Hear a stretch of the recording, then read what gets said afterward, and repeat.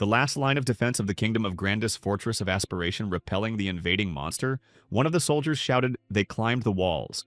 Hearing the exclamation of his subject, the general pointed to the enemies and shouted, "Fight with all your might, soldiers of aspiration, to finish off all the orcs to the last." At the same time, on the other side of the fortress, the orc general raised his axe and shouted, "Kumi Hato."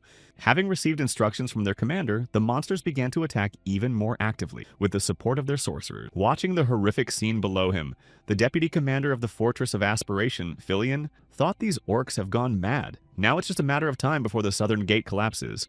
The next moment, turning his gaze deeper into the enemy's depths, the deputy commander mentally added their sheer numbers were disturbing. Continuing his thoughts, Filion looked at the leader of the monsters and added that the real problems would begin when the Orc Lord entered the battle because the Orc Lord was different from ordinary orcs. He was a master of aura. Seeing the giant image of the enemy's fighting spirit above him, Filion mentally added, which means he can use special aura skills. Staying on top of the defensive wall, the deputy general mentally said, "Have the orcs already captured the castle walls, or could this really be our end?" Meanwhile, an active battle between soldiers and monsters was taking place on the walls of the fortress, and shouts were heard to stop them no matter what. Defend the castle at the cost of your lives. At that very moment, a person appeared among the crowd of soldiers who could turn the tide of the battle and used his magic. Seeing something unusual happening on the battlefield, the old-timers began to shout out what kind of light the dead were rising. When the bodies of all the dead came back to life to continue the battle, the soldiers exclaimed in confusion, "There's a necromancer here. Why is there a necromancer here?" Later, the owner of the necromancy skill himself appeared on the battlefield and said,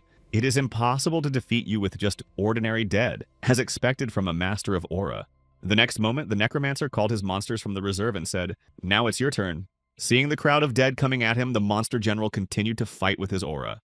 At the moment when the general let his guard down, the dead panther quickly closed the distance and struck the first blow to the opponent's body. Continuing to swing his fist, the panther struck several blows at the enemy general, and then completed the series with a straight hook to the body and threw the orc back with the rest of the monsters. The idea that a necromancer so skilled in sword fighting would be on this battlefield is confusing. The other members of the necromancer's team also joined the battle and began to destroy the enemies one by one. Watching from the sidelines as the battle changed dramatically, the soldiers mentally said, "Wow, he managed to turn the tide of the battle alone, even though dark magic is forbidden in the Empire." Smiling slyly after being injured in the battle, the orc general said, "I would never have thought that only the dead could make me stop, but don't you dare think that you can defeat me with them alone." At the same moment, a necromancer appeared on the battlefield and attracted attention by exclaiming, "What an incredibly adventurous body you have. You fit the bill to become one of my companions." Picking up his sword, the boy immediately rushed into battle against the orc to strike him first. Noticing the approach of the necromancer, the monster general intercepted the bone sword with which he was about to strike. But something unusual began to happen. Having lost his weapon, the necromancer began to destroy his body, which surprised the monster. Then the orc general drew his sword and was about to kill the weirdo who decided to take his life. But at the same moment, a giant skeleton appeared in front of him and prevented him from realizing his plan. After an unsuccessful attack on the enemy leader, the necromancer stepped back and mentally said, "I must become even stronger." Starting to create an armor of bones around his body, the guy added, "For my own survival, and for the sake of those who are dear to me in this world as well." Seeing that his opponent had put on the armor, the orc general exclaimed, "Come on, attack. Great warrior who wants to change the world, entertain me in battle for the last time." Hearing the provocation from the opponent's mouth, the necromancer did not hesitate to rush into battle, with the thoughts that I could continue to live as Andreas Cromwell. Rodlin Academy is the most prestigious academy in the Empire, where those who are recognized as promising come to study, while those who hide their identities gather here. While in the academy's laboratory, the boy heard Andreas say, "Hey, didn't you say it should be here?" Having received a remark from his mentor, the boy put his hand behind his head and apologized guiltily. Hearing the apology from his student, the man said, "You can't even remember where the body you worked with last week is." Researchers of forbidden dark magic, necromancers, if anyone finds out about this, Andrian will be executed on the spot, which is why he secretly conducts his experiments. After completing the creation of the magic circle, the mentor said, "I'm starting, so step back." Having failed during the experiment, the mentor said, "Damn, another failure. Let's call it a day. Clean up here and go up the mountain." Hearing the instruction, Andreas thought that today I have learned nothing again. Staying in the lab to clean up the traces of the experiments, he thought, this may be a dangerous job, but I think I'm getting a lot out of it. Putting the books back in their places, he added disappointedly, but it's not something I could leave with the others. It's the only place where I can read decent books about dark magic. After finishing the cleaning and turning to his mentor, Andreas said, "I'm sorry for taking so long to respond, but if it takes you half a day to clean up, how are you going to do all the work yourself?" And then thought, "Since you don't teach me anything, I have to learn on my own." Continuing to reprimand the boy, the man said, "I trusted you with a simple job and you are already so puffed up, I will not tolerate another failure." And I said, "I will do my best."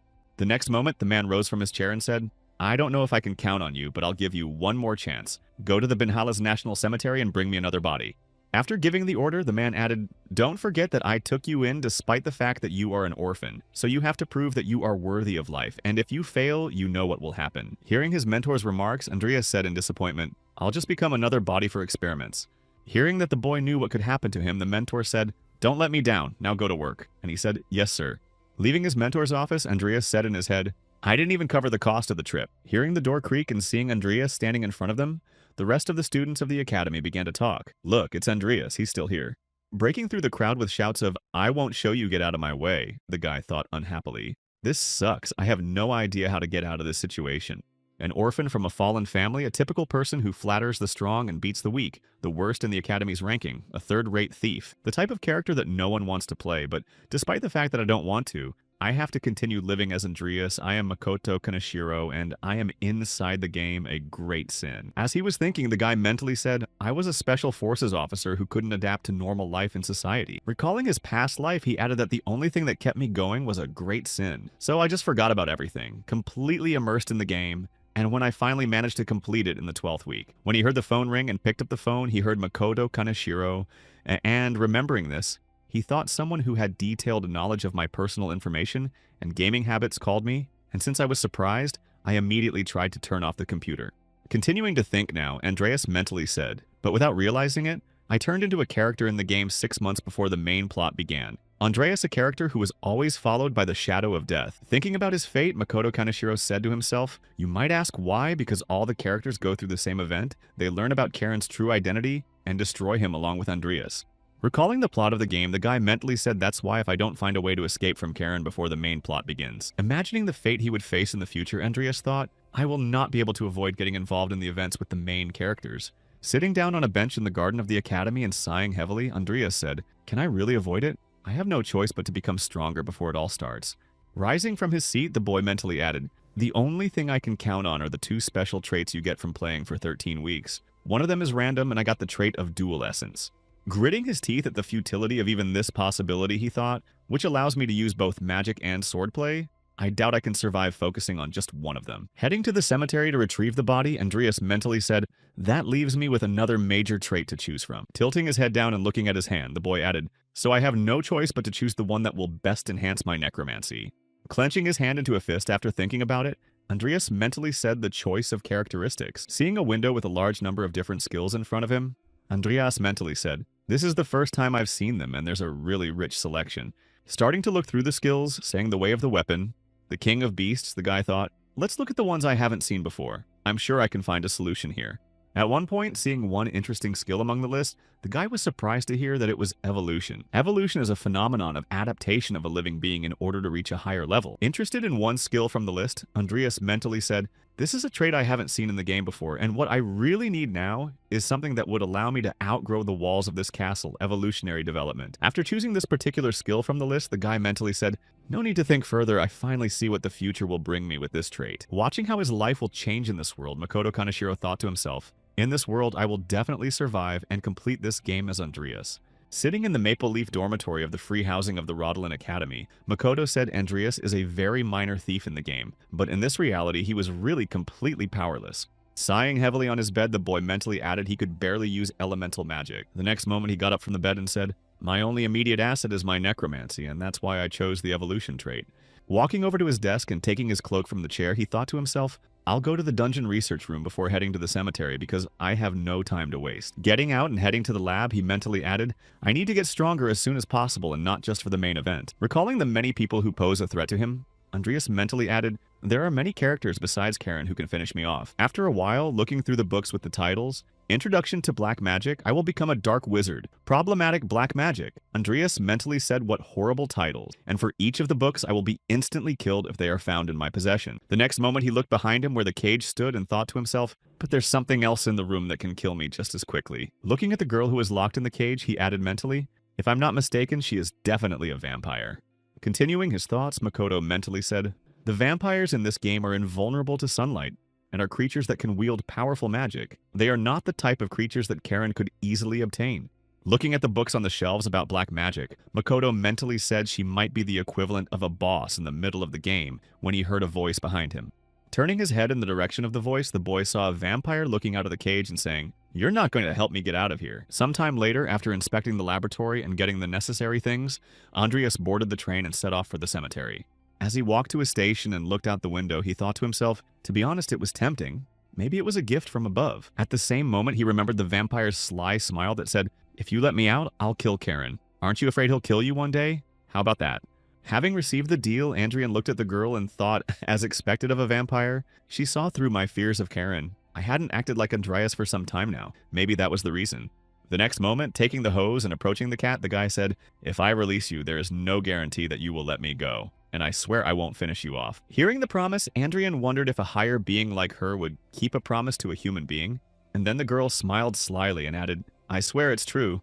Hearing the conviction again, Andreas thought, I should just take her word for it. And then he gave the girl the hose that was stuck in the canister of blood and said, "I'll think about it. If I betray my teacher like that, it will be a problem." And he heard, "Hey, there's no time for that. Fire me now." Recalling that moment from the lab, Andreas said to himself, "I'll try to learn more about vampires. Maybe there's a book on how to deal with them." And then I heard the next stop, the National Cemetery. Right now we're arriving at Harfell Station. Exit on the right side. Leaving the train and heading to the cemetery with his suitcase, Andias, breathing heavily, said this is indeed the body of a magician. Dragging a heavy chest to transport the body, he added, "Money is important, but now I need to invest in physical development." After a while, arriving at the gate of the cemetery, Andreas said, "The National Cemetery where black magicians collect bodies for their needs. I came from Jenny's house. I am her third grandson." Hearing the password from the boy who had arrived there, the guard asked if you had brought flowers, and Andreas replied, "I brought 13 blue irises." When the guard opened the gate with the words, "Then, go ahead." Andreas mentally said, "I had a vague idea of the password. It was good that it worked." After a while, having arrived at the Undertaker, Andreas heard him stretching after the work he had done and exclaimed, "My poor me." The next moment, hearing a noise near him, the man looked in the direction of the client and said, "You're just in time." Pointing to the coffin in which the body was lying, the Undertaker added, "As I promised, take the knight's body and get out of here." Hearing the instruction of the man who had dug one of the graves for him, Andreas awkwardly said, "Thank you very much." Later, when he tried to carry the body to his suitcase, he cursed with heavy groans, saying it was so heavy. Or, having finished his work of packing the body, the guy accidentally noticed another grave near him. Peering at the inscription on the grave, he mentally said, "I feel like I've seen this name on a gravestone before. It can't be the Aura Master Nickel Lifehill." Recalling this figure, the guy mentally said the one who spent decades in isolation training and following the path of the sword. Continuing to recall the story of this person, he mentally added, "But even though he had devoted decades of his life to the sword and became an Aura Master, at that moment he died of old age. It was one of the Easter eggs in the game." Clenching his hand into a fist, the guy mentally said after this story, "I still don't understand why they added it." Continuing to stand still and watch the Undertaker work, Andreas mentally said, "But no one here knows that Nickel became an Aura Master at the end." The next moment, the boy was lost in his dreams and thought, "But what if I create a Knight of Death from his body?" Also remembering the skills of his mentor, the boy thought, "Of course, even Karen cannot create a high-ranking dead man." Continuing to watch the Undertaker's actions, Andreas added in his mind, "But after my evolution, the situation will change dramatically, so I definitely need a body with good latent abilities." Immediately after his reflections, the man went to the Undertaker with the words, "Sir Paimon," to which he heard that you want another body in any case. You do not understand me. Throwing the shovel on his shoulder after the refusal, the man added, "First get Karen's permission. Please think about my situation." After receiving a sharp refusal from the Undertaker, Andreas held out a ring to Paimon and said, "What if I exchange this for the body?" Looking at the object the Undertaker held out to him, he thought to himself, "A ring engraved with the Count's coat of arms. If I sell it, I'll make a fortune." He was really offering. Continuing to hold the ring in his hands, the guy added, "I have nothing but my old ring, and as a magician, results are more important than anything else, so I am happy to offer it," to which he heard him say yes. The next moment, taking the man's hand and placing the ring in his palm, Andreas added, "I will definitely keep this from my teacher, so please take it." Hearing Paimon exclaim, "Well, I surrender," Andreas mentally said, "Despite the fact that this is the ring of a fallen noble house, he cannot resist." Later, having received what he wanted, Andreas said, "Thank you very much. Well, let's dig this out. Wait, this is heavy." Closing the coffin with the body of the Aura Master, the guy mentally said, "The clear future I saw yesterday is finally beginning. When I return, I will start training my necromancy. As soon as possible, I will be in your hands, my first follower." After a while, seeing the body brought in, Karen spoke, "Looks like a suitable body. Take care of the reagents while I'm gone." Continuing to give instructions, the mentor said, "And of course you will be responsible for further care." Hearing this, Andreas thought in shock, "I just got back, and he's already giving me work to do." Continuing to scrub the body of the dead knight, the boy mentally added, "I work better when I'm irritated. Maybe it's a body memory. Stopping to wipe the sweat from his face, Andreas mentally said, I need to finish quickly so I can start practicing sooner. Left alone in the lab, the guy stopped cleaning and thoughtfully said at my current level, can I really use Nickel's body? Continuing to think, the guy mentally said at this skill level, the skeleton is the best I can work with. Putting a hand to his forehead and sighing heavily, he thought, maybe I can improve things with my evolutionary trait, but I'm not sure since I haven't tried it yet and I don't even have the money, so I can't practice on another body. At one point, Andreas heard a disgruntled voice behind him asking how much longer I have to wait. Receiving the question from the vampire sitting in the cage, the boy looked around and asked in surprise, were you awake? Feeling her anger rising, the girl exclaimed, I told you I wouldn't kill you, let me out. Do you really want to be Karen's bedpan for the rest of your life? Hearing the girl's cries, Andreas approached the cage and mentally said, I've been waiting for the moment when you would speak to me. Seeing that the boy had just approached her, the vampire exclaimed hopefully, he had decided to do it. Continuing to stand near the vampire's cage, Andreas said, I always wondered how Corin was able to tie you up, but when I read this book, I found the answer. The vampire shouted something wrong, not hearing anything in response to her exclamations. Why are you just staring at me in silence? The next moment, turning her back on the boy and walking backwards, the girl said, You're still hesitating. Hurry up and make a decision. Otherwise, I might still finish you off even if you free me. Hearing the words of the girl who was moving away from him, Andreas said, I'll let you go. I can't stand to suck up to Corona anymore. Hearing what she had been waiting for, the vampire rushed to the boy and stretched out her arms in front of her and exclaimed, You dared me. Now take off my chains. After the girl's exclamations, Andreas said in a completely cold tone, But you must swear on the name of your family that you will not kill me. Seeing the girl's hands drop and she instantly sank, Andreas thought that judging by her reaction, the content of the book was true. When vampires swear by the name of their family, they cannot break that oath. Without thinking much about the boy's proposal, the vampire said, I understand. I swear by the name of Lucifer. Hearing the promise from the girl's lips, Andreas mentally said that it was just like that. And then receiving a notification that said the condition was met, a specimen capable of evolution was found. Angela Lucifer's chances of successful evolution were 55%, he mentally added. Waving his finger in front of the girl's camera, Andreas mentally added, Simply because she swore it seems that I can evolve not only the creatures I summon, but others as well. The next moment, he put his hand to his chin and mentally said, This is my chance to test the trait before using it on Nickel, and if something goes wrong, it won't be my fault. At the same moment, Angela caught the boy's eye and exclaimed, What's wrong? Did you really fool me? Immediately after hearing the girl's question, Andreas confirmed the start of the girl's evolution, and she felt a sharp pain throughout her body. Feeling a little bit weak, the girl angrily exclaimed, Hey, you bastard, what the hell are you doing? Seeing that she began to squirm in pain again and suddenly fell to the ground, Andreas mentally wondered what was happening to her. Watching the girl who showed no signs of life, the guy exclaimed in confusion, Hey, vampire, get up, damn it. Now I don't even know if I did it, but I learned something new about this trait. Returning to the center of the room and preparing everything for the summoning of the dead, Andreas mentally said, If I can start the process of evolution of entities that are not summoned by me, then I can evolve those that are. Starting to draw a circle of summoning around Nickel's body, he added mentally, Then everything will be fine if I summon Nickel right now.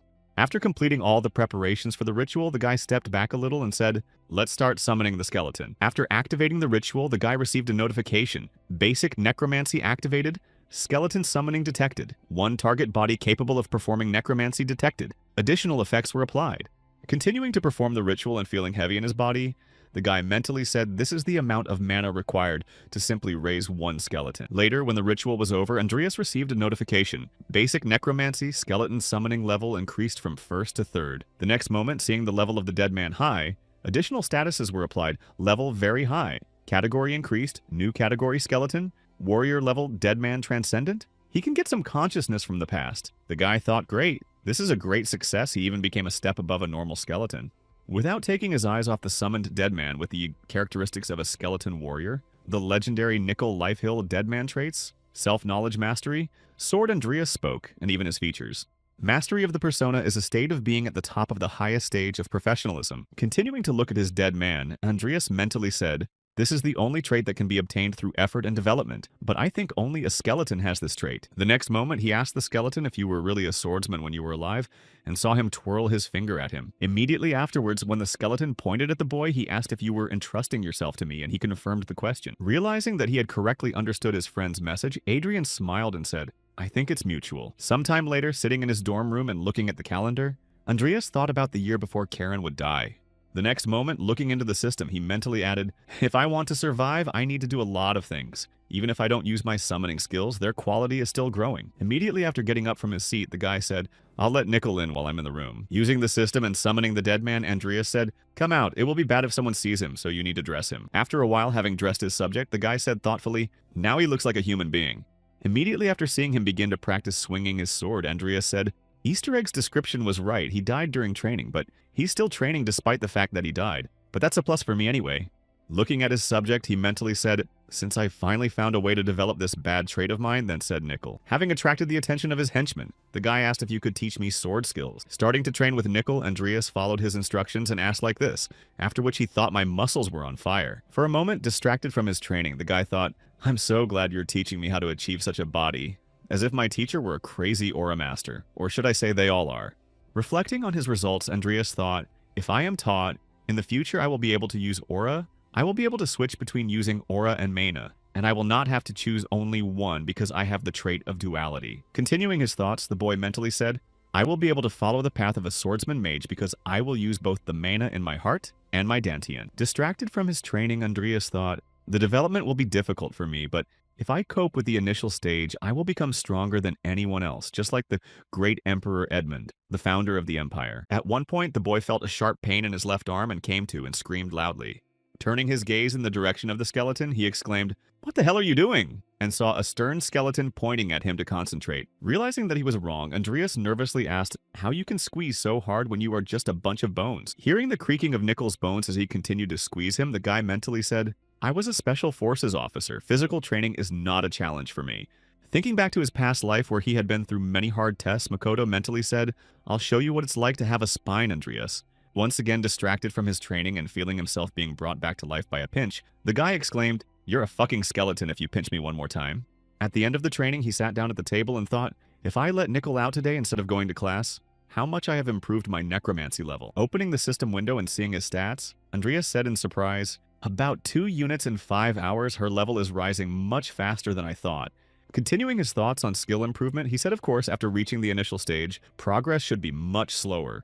Rocking back and forth in his chair at his workstation, he added, come to think of it, Karen hasn't called me for quite some time. Also remembering the girl he had used evolution on, the guy mentally said, the vampire still looks the same, so he probably didn't know anything about it. Continuing his thoughts, the guy bowed his head down and mentally said, it takes a long time to complete the evolution, so everything is probably fine. At the same moment, when he heard the swing of a stick next to him, Andreas turned his head to Nickel and said, for God's sake. Picking up a towel and wiping the sweat from his face, he said, I realize you don't get tired because you're a dead man, but you're just something. Imagining his abilities with a constant source of energy, Andreas said in his mind, if I had potions, I could train and heal myself forever, but a poor man can't afford them. As he thought about it, Andreas said to himself, if I made them myself, I could probably spend less money on them. But it's not as easy as the game. I know the ingredients, but I don't know the specific ratios. The next moment, getting up from his seat and looking at his notes on the table, the guy mentally added that I should attend a few classes and get more knowledge. After a while, when the other students saw Andreas at the door of the classroom, they began to talk about why he had come to potions class, probably to seduce girls. Continuing to walk to an empty seat and hearing his family still wondering what he was doing here, Andreas thought, I can actually hear you bastards. Continuing to look for a free seat, the guy mentally added, I'm not here to draw attention to myself. Also, while waiting for the lesson to begin, one of the students sighed heavily and there was silence. Let's start the third lecture.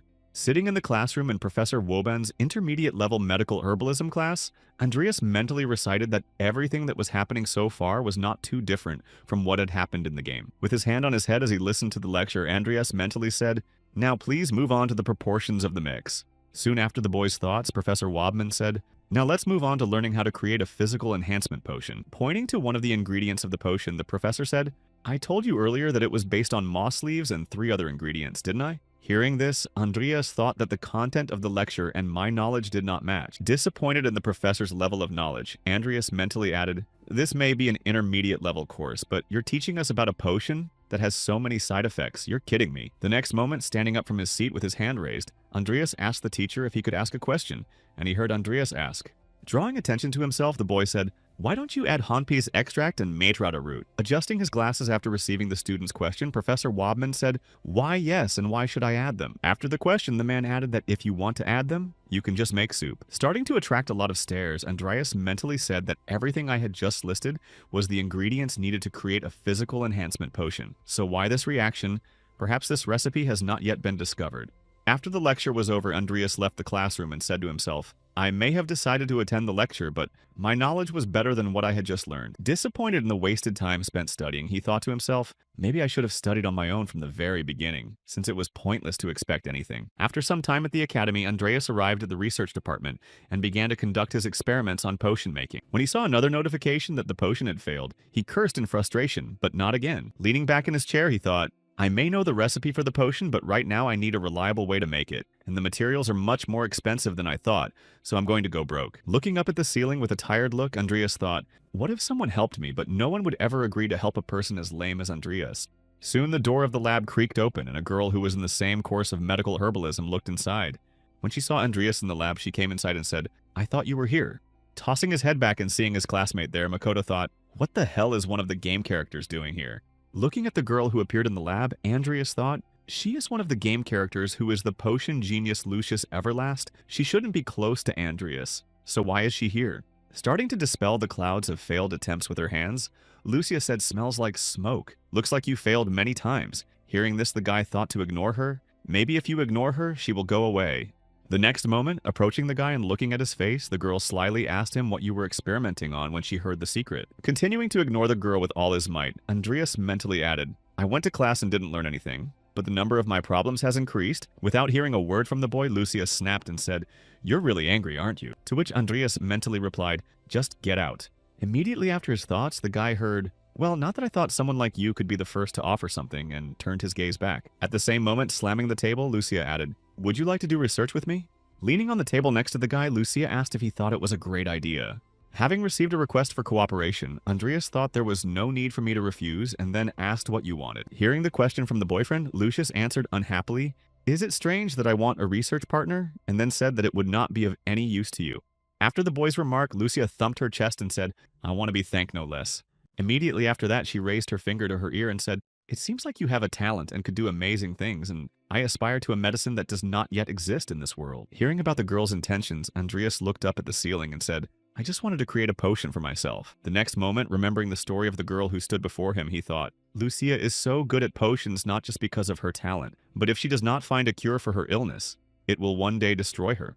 Continuing his thoughts, Andreas added that even the most famous doctors and pharmacists could not heal her, and she had to study her disease on her own. Recalling the story of the girl who stood in front of him, the guy thought that this disease was quite serious, and was given to the girl by the system itself. Also recalling the results of his long behavior in the game, Makoto thought, however, someone like me who played this game so much can find a cure, and even I don't know the exact ratio of ingredients. The next moment, he imagined how the girl could easily finish him off, he added in his mind. But for me to meet someone as smart as her, but as I said, the last thing I need is for someone to find out who I really am. Turning his gaze to Lucia, who was looking at him, and asked why you have such an irritated expression on your face. Andreas thought it was probably because she heard what I said in the lecture, and that's why she came. Later, Andreas began to make the potion again, ignoring the girl, thinking that if I recklessly let her get involved with me, my life would only get shorter. And then he said, I'm not interested. Go away.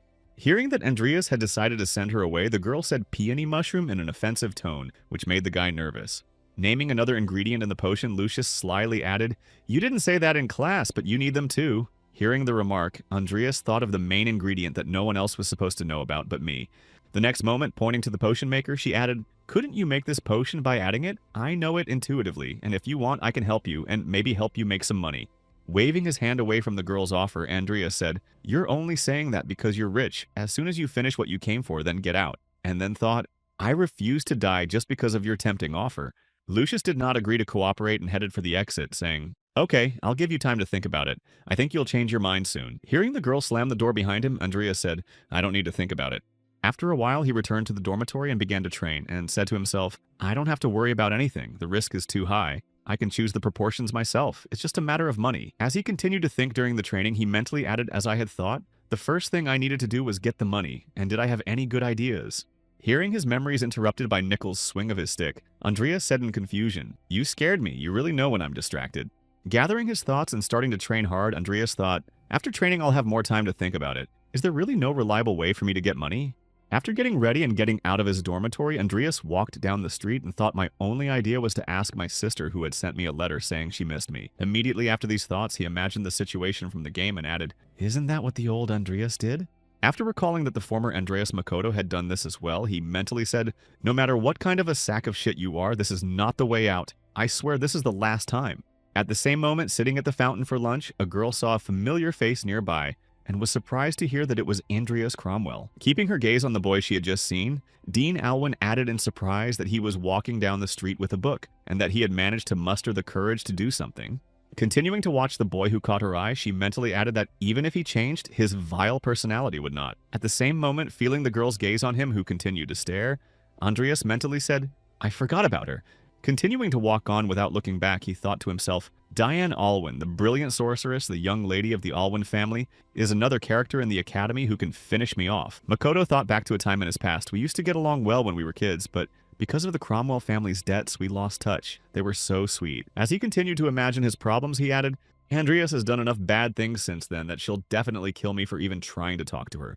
Imagining his worst possible fate, Makoto mentally said, "But no matter what, my death will not surprise anyone." Feeling the girl's scorching gaze on his back, Andreas thought to himself, "I thought asking my younger sister for money was the best way out at the moment." After a while arriving in the capital of Rodland, Andreas thought to himself, "This place must be around here." Later, when he arrived at the restaurant where his sister worked and met her, he heard Andreas say, "You're here. I sent you so many letters, but you never answered any of them, so what happened?" Hearing his sister's remark, Andreas said, "I'm sorry you have to work, even though you are a lady of the Count's estate." Surprised by the words of the boy, Emmy Cromwell, Andreas's younger sister, said, "It's not like you to say something like that, and it's not your fault." When she saw her brother looking down, she smiled gently and said, "Don't look so serious, you need money again." Immediately after the question, holding out the envelope to the boy, Emmy added, "I thought about it and prepared it in advance. Just don't spend it thoughtlessly well." Andreas pulled the envelope with the money to him and said, "Thank you, Emma, I'll give it back to you." And then the girl suddenly froze. Looking at the boy's hand, she said in surprise, "Andreas, where did your ring go?" Receiving a question from his younger sister, the boy awkwardly said the ring was engraved, "So I took it off so as not to lose it, and then he heard you take care of it faithfully." Trying to justify himself, Andreas mentally said, "I can't tell her the truth." And then the girl asked, "You didn't do it right." Feeling her chin trembling, the girl asked, frightened, "No matter what happened, you didn't have to do it." And Andreas bowed his head down and said, "I'm sorry." Realizing that the guy had lied to her and sold her a family heirloom, the girl abruptly jumped up and said, "Get out, I don't want to see you anymore." Seeing that his sister was offended by him, Andreas shouted after her, "Wait a minute!" And heading for the exit, she exclaimed, "Don't come here anymore, you don't owe me anything." Trying to somehow resolve the situation that had just occurred, the boy nervously exclaimed, "I'll bring him back." After hearing the shouts, Andreas said that it was probably very important to her, and then sighed heavily.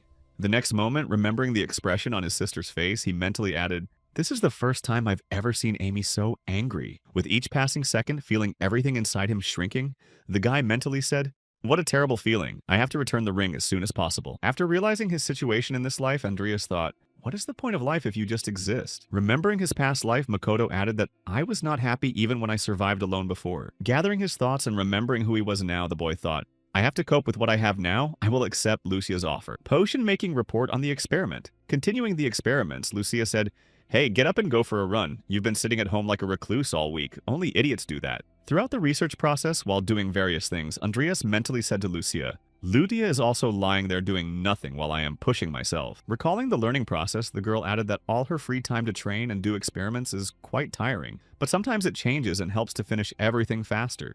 One day, while lying on the couch behind Andreas, she heard Lutia call out to her and replied, "Hey, what's up?" Without interrupting the process of preparing the potion, the boy added, "Why, it seems to me that I am the only one here who is trying to do my best, and now give me some candy." Irritated by the girl's demand, Andreas mentally said, "She always pisses me off." And then he heard instead of doing anything. Raising her head and reaching out to her friend, the girl said, "Reduce the amount of matarata and increase the amount of Todorsa wood." And he understood. Having received the advice on the preparation of the potion, Andreas mentally said her intuition is accurate, and sometimes it gets right to the root of the problem.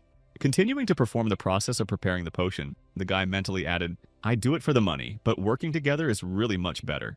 After completing the last brewing process, Andreas received a notification that he had made a medium-level physical enhancement potion. Seeing that he had succeeded, Andreas jumped up and down and laughed happily. Lucia asked what happened. "You failed again." Receiving the question from the girl, Andreas looked back at himself and said, "No, it didn't work," and then mentally added, "I know it's too harsh, but the experiment report is complete." Subsequently, after receiving a notification, the talent of potions temporary enhancement, normal was obtained, conditions met, Andreas Cromwell's. Talent is fulfilled. Probability of evolution of temporary enhancement. Normal level of potions, 32%. To develop the guy mentally said I got a new talent. What the hell does that mean? Recalling a similar notification when he had contacted Angela, Andreas mentally said, I can evolve traits. Does that mean I can evolve anything if the conditions are met? The next moment he heard that it was impressive. It had almost no side effects, and he cleared the system alert and thought 32%. That's even lower than when I started the vampire evolution. Better leave it alone for now. Continuing to look at the potion made by the boy, Lucia happily added, it can be drunk every day. Let's immediately make an application to the potions committee. Receiving the request from the girl, Andreas bowed his head and said tiredly, you can do it, since I have done almost all the work before. Hearing the boy's request, Lucius jumped up and down and exclaimed, but I told him I would be busy with exams that start tomorrow. That's right. But since you have made my job easier, I will do it for you. And Andreas exclaimed in confusion. Continuing to be surprised by Lucia's words, Andreas exclaimed insultingly, so you were deliberately idle, to which there was loud laughter.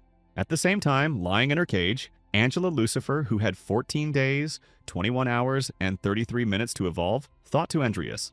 Feeling something strange happening to her body, she added in her mind that I made my whole body burn, but I feel that there is something more to this pain. Later, in the train on the way, the announcement was made that when we reach the exam venue, please gather together so that we can explain how it will be conducted. At the same moment, sitting inside one of the train cars, Andreas mentally said to Lucius that he would be able to pass the first exam with ease.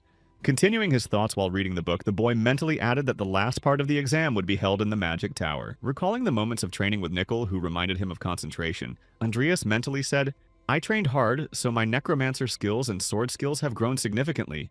Looking through the pages of the book of knowledge that he might need on the exam, the boy mentally said, everything will be fine if I can pass the exams. Also remembering the girl who was now in the process of evolution, he mentally added that the vampire's evolution was almost complete, so it was probably worth checking her out. Continuing to look at the book, Andreas thought, if I can come up with an excuse when I get back, I can go check on her. And then suddenly Diane called out.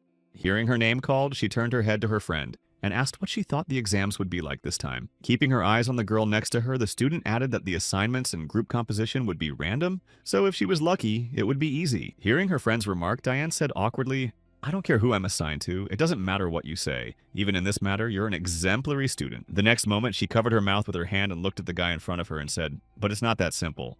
Pointing her finger at Andreas, who was sitting across from them, she added that if you were in the same group as him. Turning her gaze in the direction of her friend's point, Diane felt her eyes suddenly twitch. Then a horn sounded in the car and a voice said, we are arriving at the Orkland training station in 1 minute. Hearing that they were almost at their destination, the teacher got to his feet and shouted for everyone to get out. After a while, having gathered all the students, the professor said, as previously announced, the third-year exams will be a group assignment with random members. Each group will consist of 3 students from the Warrior Division, 1 student from the Mage Division, and a tutor. Continuing to announce the rules of the exam, the professor added that the groups have until tomorrow to complete the assignment. I wish good luck to all participants. Now let's start announcing the groups. After a while, looking at the list of his team members, Andreas mentally said, shit, there are countless thieves in the academy besides me and Heron. Raising his gaze to the students standing around him, he added mentally, and this exam, 2 of them are in my group. Looking at the members of his group, Andreas spoke. The first player who had fought the cult fanatic Hazar Gopri, and the other indiscriminate assassin of the academy, the crushed Vivian. Feeling very nervous about the composition of the team, the guy mentally said why I was in the same group with them. Even my character is like a lame character. And then he heard, hey you. Looking back from where he had just been called, Andreas heard you see the photo, right? I'm Christopher, I'm in the same group as you, and nervously replied, nice to meet you. Folding his arms in front of him, Christopher added, it looks like you're training as a warrior, even though you're a mage. You disgust me. Don't get in my way. To which Andreas replied, why the aggression? The next moment, other members of the group appeared near Christopher, and the guy shouted out, hi, I'm Hazar Harpy. Putting his hand behind his head, he added awkwardly, I guess it's bad to be an unsociable warrior. Hearing the remark, Andreas thought, here comes the fanatic. After introducing the boy, the girl who had come with him said Vivian Belkin, and seeing the whole group, Andreas thought to himself, they're all dead. Hearing Christopher exclaim indignantly, who else isn't sociable, Andreas thought, and there is even a knight in this group who looks like a bandit. Standing aside, Andreas heard you say that I should leave the mage who is copying the warrior's training alone. I don't mind. Everyone needs a little exercise. Continuing to observe the events, Andreas mentally said, "Don't quarrel, damn idiots, and they are not the end of the problems in this group." The next moment he heard if the curator just spat. Turning his gaze back to Ivy Claire, Andreas thought to himself, "Why do we have cattle in the curator's seat? This is the worst group." Then the professor said that if all the members of the group gathered, the group could get their assignment. When Andreas heard the evaluator say, "Please come back alive," he was confused and thought about coming back alive with such a group. Later, on the way to the mission, the group's supervisor said, "I'll introduce myself." Having attracted attention, the woman continued chewing on her jerkies and said, "I'm Ivy Claire, the curator of the 9th group." The next moment, the woman put up a request form that read, "We are requesting to investigate a village in Baron Ballaric's territory. There are rumors that the landowner of the village of Trim has been killed. We sent an investigator 2 weeks ago, but he also disappeared, so we are requesting an investigation by the Mercenary Guild." After demonstrating the letter, the curator said, "Here's the assignment our group received. Read it carefully. There are questions." Hearing the remark of his curator among his comrades who were afraid to ask anything, Andreas mentally said that compared to the game, it was much more aggressive. Immediately after his thoughts, recalling the plot of the game, Makoto mentally said Ivy Claire, except that she would soon become an Aura Master. No information about her personality was known. Continuing his thoughts, Andreas mentally added that her skills are quite decent, but her personality complicates things a lot. At one point, looking at the thoughtful guy, the curator said, "I heard that this algae head recently tried to play knight." Immediately after her remark, the woman took another bite of the jerk and added, "A magician like you, what kind of jokes are you making? You can at least lift weights." Tilting his head down after Ivy's remark, Andreas said, "I don't want to hear this from someone who needs to chew jerky to stay calm." Having received a remark from the student, the curator displeasedly remarked, "I can't smoke here. Do you want me to start chewing you instead?" Later, having arrived at the destination, the group's curator was surprised to hear that this is a rather large castle for a baron. Meeting with the mercenaries who had arrived at his request, Baron Ballaric said, "You have traveled a long way, welcome." Sitting at a table in front of the mercenaries who arrived, the baron added that it was tragic that this all happened, but I will explain the situation to you briefly. Continuing the conversation with the mercenaries, the baron said, "The landowner of the village is my nephew. He was a baronet, but he had no family." After telling them everything they needed to know, Ballaric said, "This is all the information I have." After listening to the details of the mission they were to carry out, Ivy looked back at the mission sheet and said, "Thank you for the details." The next moment, the butler approached the baron and said, "My lord," followed by a whispered young gentleman. At the same time, while the castle inhabitants were whispering among themselves, Andrea stood aside and carefully observed their strange behavior. After listening to the entire report of his subject, the baron rose from his seat and said, "I have to take care of business, so please excuse me, and I sincerely wish you success." Hearing his lord's words, the butler bowed before the guests and said, "Please forgive our rudeness to the young gentleman who is unwell." After receiving the apology, the curator of the 9th detachment said, "Everything is fine. We have received all the necessary details and will soon leave." Hearing the words of the woman who was the head of the squad, the butler raised his head, and then it was noticeable how his eye was drooping. After finishing the conversation with the baron, Ivy left the manor and saw Christopher and said, "You did a good job." And he was sure to respond. Picking up the sword and pulling the blade out to look at the reflection, Ivy heard he was very calm. Even though his nephew had disappeared, he stunk. Sheathing her sword, the curator asked, "Hey, you algae head, is that why you insisted that we go to the meeting immediately? She heard so many things that seemed suspicious to me." The next moment, approaching his curator, Andreas added that the part about the missing investigators with whom the connection was cut off sounded like a fabricated story. Continuing to recall the story of what happened, Andreas added that it was also strange that they sent investigators only once, although a whole month had passed. But the most suspicious behavior was that of the butler. After the dialogue with the baron ended, the butler said that if you leave now, you will definitely get there before nightfall, but it would be better for you to rest tonight and leave tomorrow.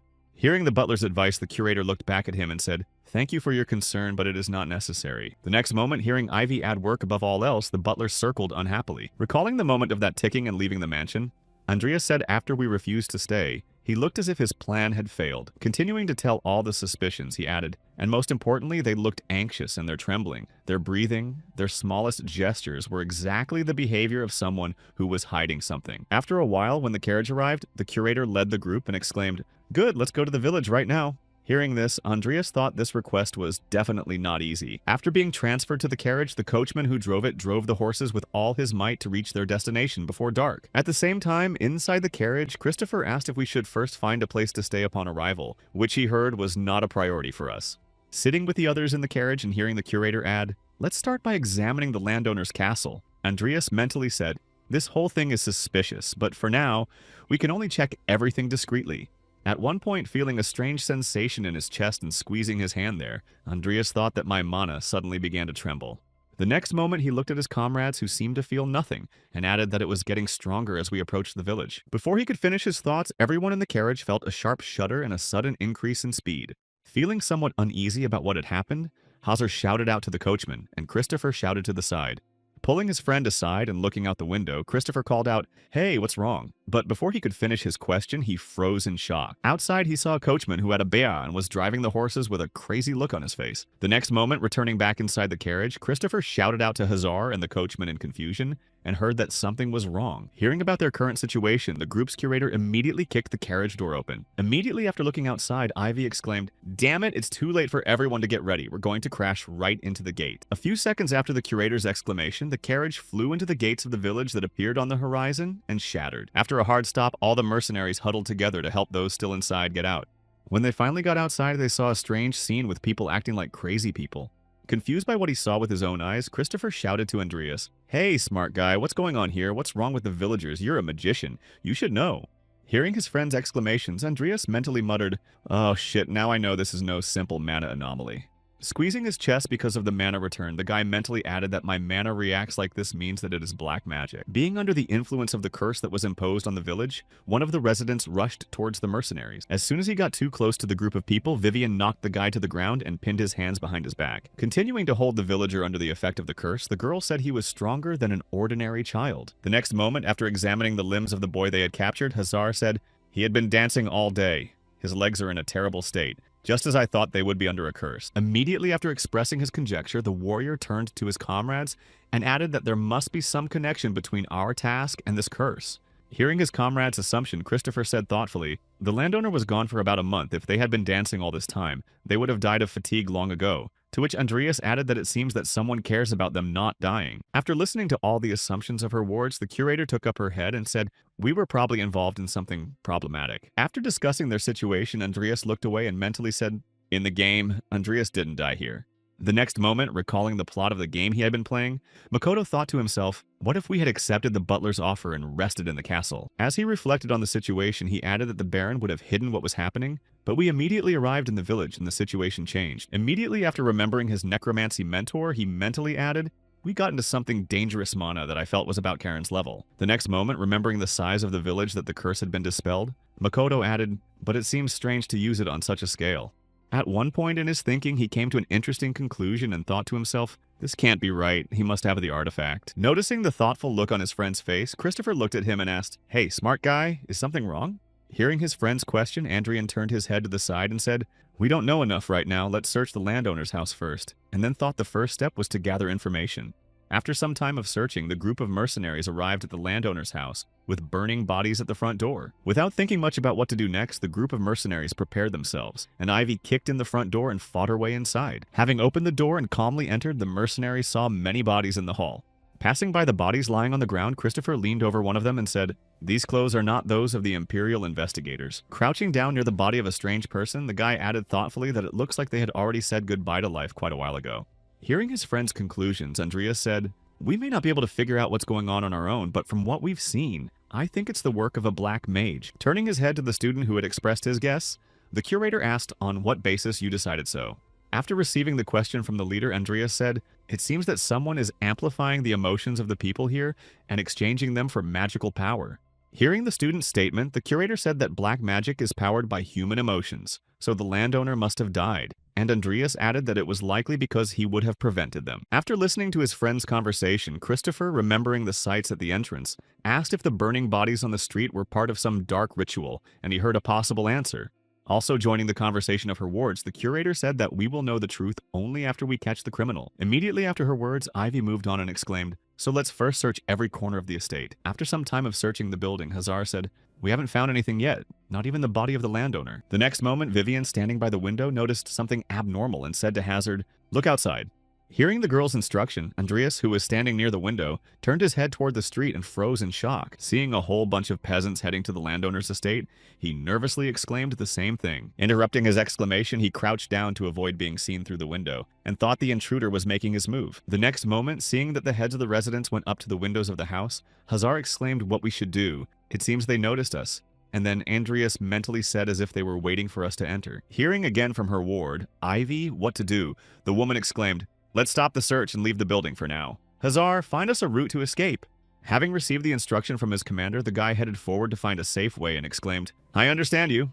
As soon as he approached the stairs, he saw a crowd of villagers heading for him and exclaimed in confusion, they are already on the second floor in trouble. Seeing that his friend had just been caught by one of the peasants and was being dragged into the crowd, Christopher rushed to his aid and Hazard shouted. Having fought off the crazy peasant who had grabbed his friend and taken the front line, Christopher shouted out to protect the magician in the rear. Continuing to repel the onslaught of the peasants, the boy looked back and shouted, I'll take care of the front. But something strange began to happen to the peasants. Inflated like balloons, a few crazy villagers exploded and threw the guy back to his comrades in a blast wave. Seeing his comrade who had just fallen to the ground in front of him, Andreas felt his heart pounding loudly. Looking at his friend lying on the ground covered in blood, Andreas remembered his friend from his past life and began to fall to the ground as well. Losing consciousness after what he saw, he fell to the ground and saw Ivy running up to him and hearing Christopher shouting, Hey Christopher, they're still coming. Hey Seaweed Head, what are you doing? The next moment, throwing the wizard on her shoulders, the curator exclaimed, Let's get out of here, Vivian. The window. Hearing the instruction from her leader, the girl immediately kicked the window, thus creating a way for her comrades to escape. Jumping out of the window into the front yard where there were few enemies, Ivy shouted out to everyone to leave immediately. On the ground of his handler's house, Andreas regained consciousness and thought, Oh shit, I fell into flashbacks from my last operation at the most inopportune time. Immediately after his thoughts, deciding to somehow help his comrades escape, Andreas used magic and spilled oil behind him.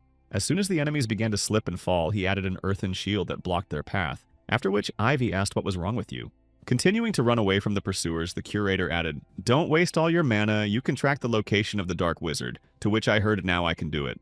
Having received an assignment to find the enemy, Andreas mentally said, He is so obviously using his mana that I can easily find him with a mana search. While doing some research and tracking the trail of mana that was coming from one of the houses in the village, Andreas mentally exclaimed, I found him. While on the back of his handler, Andreas shouted at the house at 9 o'clock about 100 meters away, which was answered by the young Algae Head. Seeing that their leader suddenly accelerated and headed forward, Hazar tried to catch up with her and shouted out to the curator, Wait a minute! Ignoring the shouts of her wards, the woman continued to head to her destination, where the enemy was already watching her from the window. Arriving at the house and knocking the door down, Ivy went inside and said, It looks like we're in the right place. The Dark Wizard is hiding somewhere here. Hearing the words of his curator, Andreas, who was standing behind the threshold, said you had to knock down every door on your way, after which a barrier appeared at the entrance.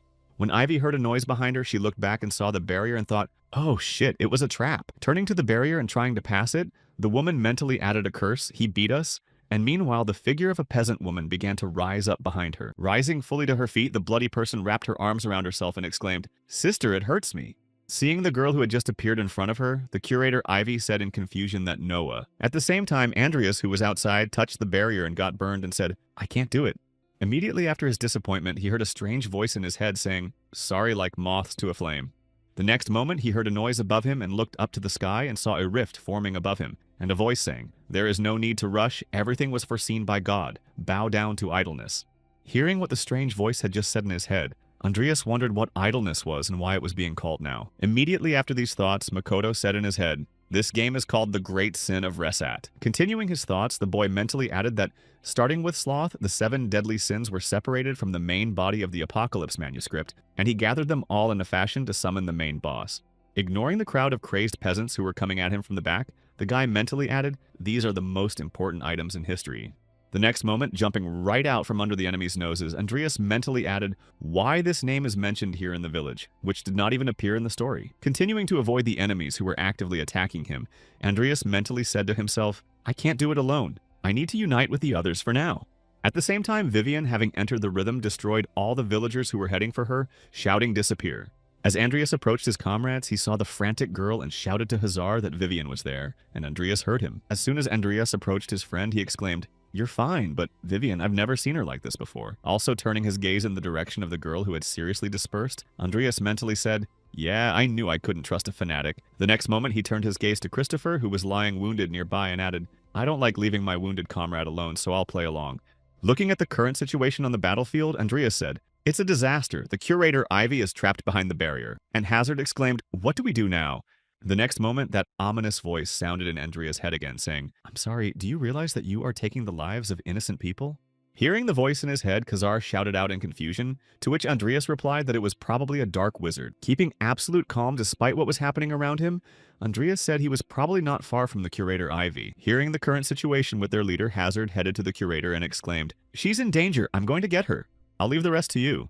Having received the instructions from his comrade, Andreas continued to stand still, thinking it was easy to read, but it was better than betrayal. At the same moment, Andreas heard a loud thud from nearby, caused by Vivian, who was fighting the crazy villagers.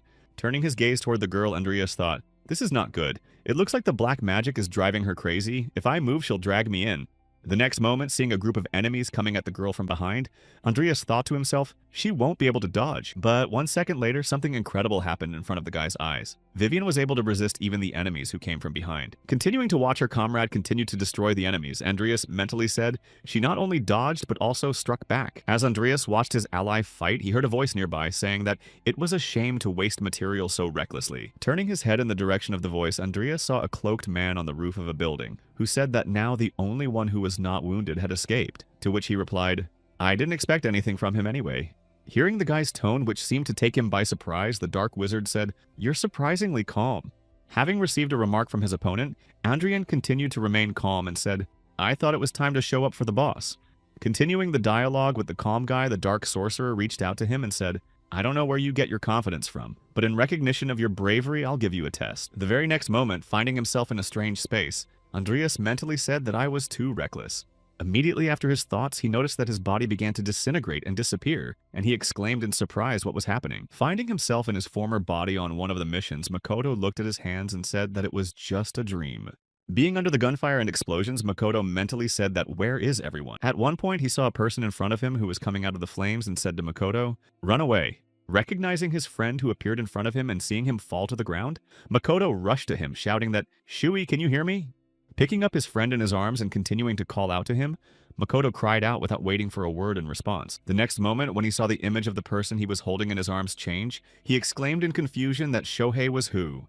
When the image of Makoto himself began to change into Andreas, he mentally said, "Father."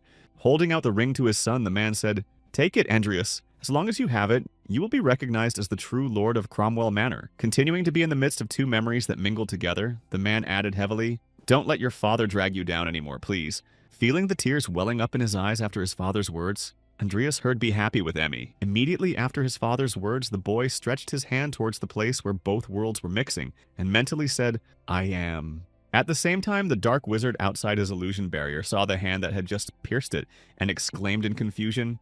Seeing the boy who had just left his trap of illusions on his own, the dark wizard added in confusion, "How did you manage to escape my curse of laziness?"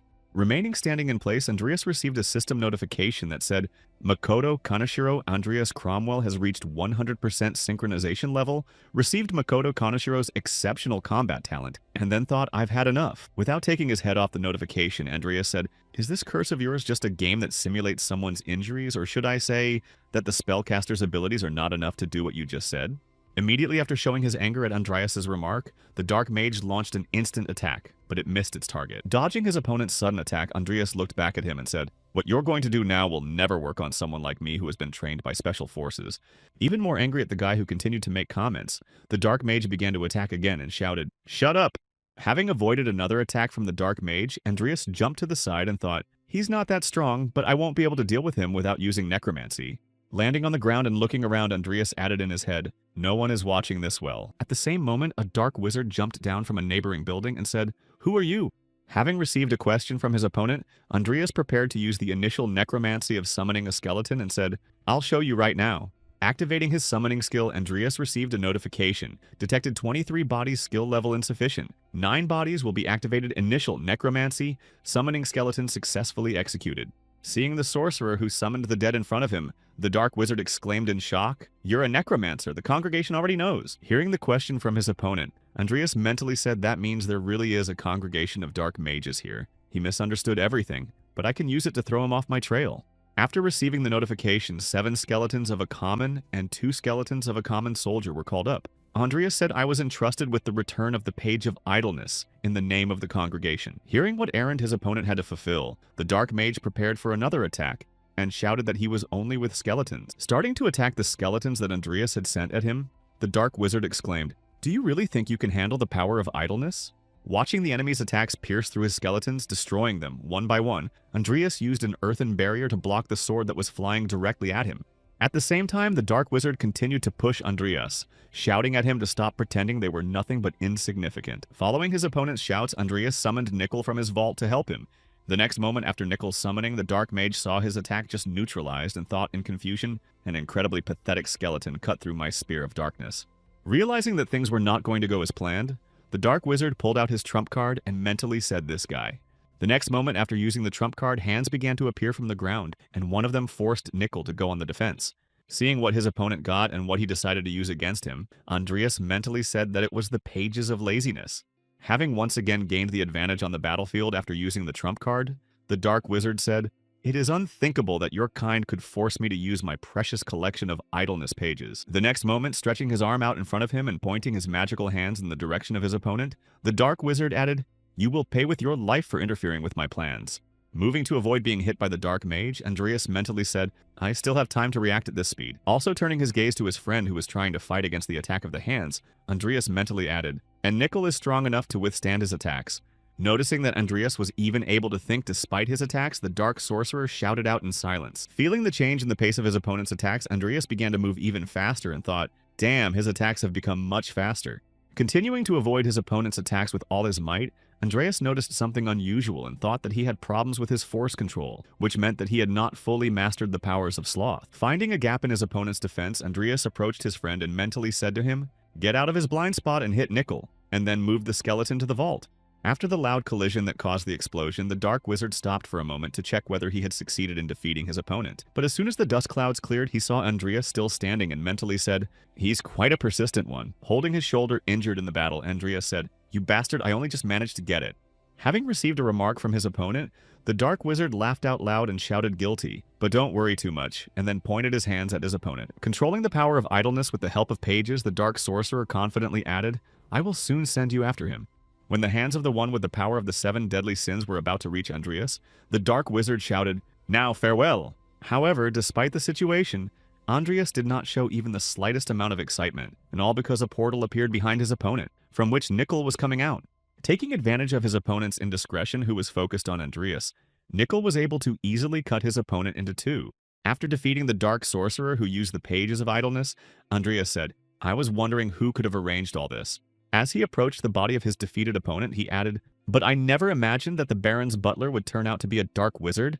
Recalling the butler who had tried his best to stop them, Andreas thought, so the Baron is also somehow involved in this. The next moment, taking the pages of the Book of Mortal Sin from the butler's hands, Andreas said, "But whatever it is, it's not that." Holding the item in his hands, the guy received a notification manuscript, Apocalypse, Chapter 7, Proper Idleness Recovery Rate Magics, 321%. Then thought, what should I do with it? Not that I could just walk around with such a thing.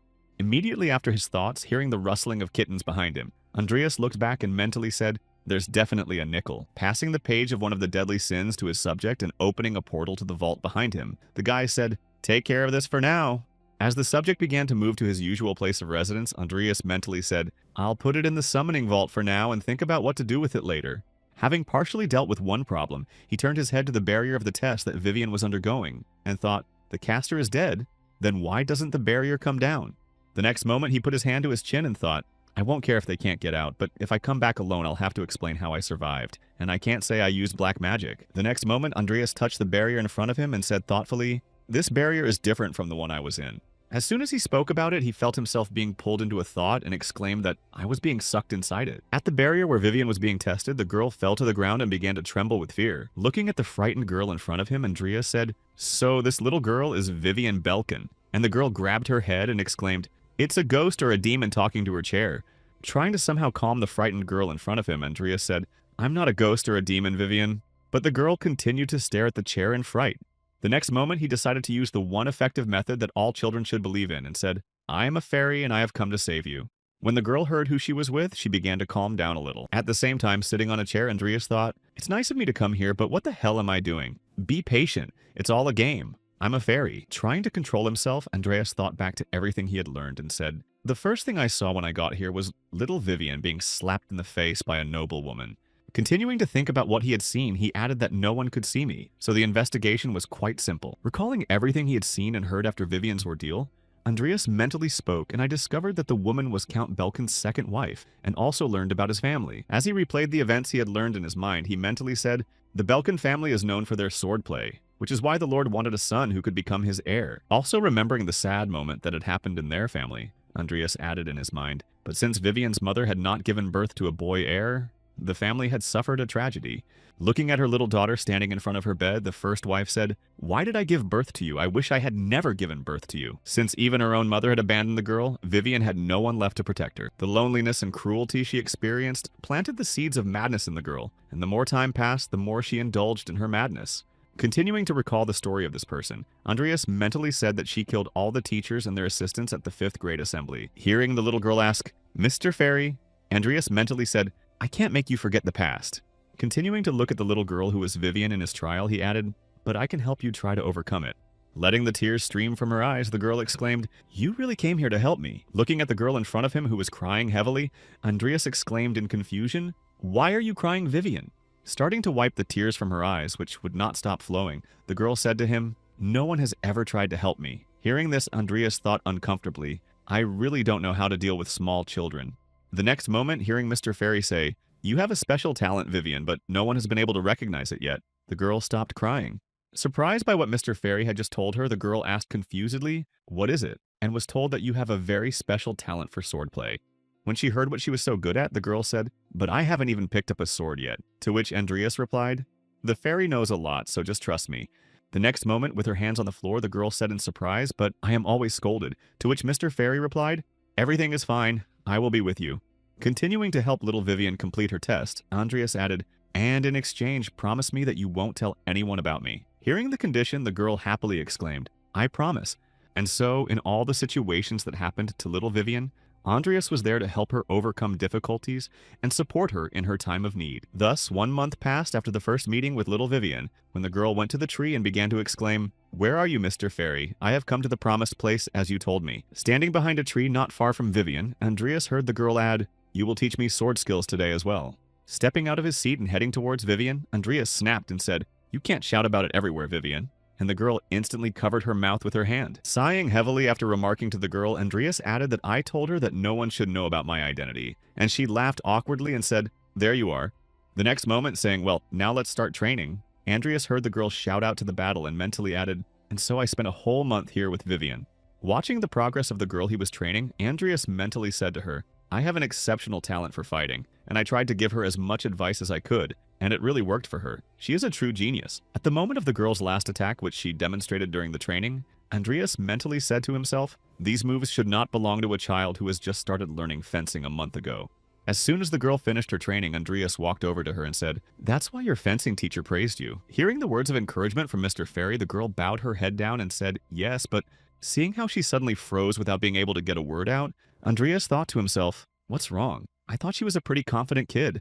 Deciding to help the girl say what she wanted to say, Andreas asked what was wrong. "Vivian, your movements were perfect." And she replied that it didn't matter how many times the teacher praised me. The next moment, when the girl added, "Mr. Fairy won't show up," Andreas froze in place and a gust of wind blew the leaves into the air. Feeling somewhat embarrassed by the girl's words, Andreas said, "Well, I am a fairy, that's why I didn't tell you." To which Vivian replied, "I'm a bad child, that's why you don't show up." Vivian continued to look down and said sadly, "I thought that if I tried harder, I would be recognized, but even though I tried so hard, you still won't show up." Without taking her eyes off the ground, the girl added in a sad tone, "It's all in vain no matter how hard I try, isn't it?" At the same moment, a man's voice sounded behind the girl and said, "You surprised me." Vivian instantly looked up when she heard this.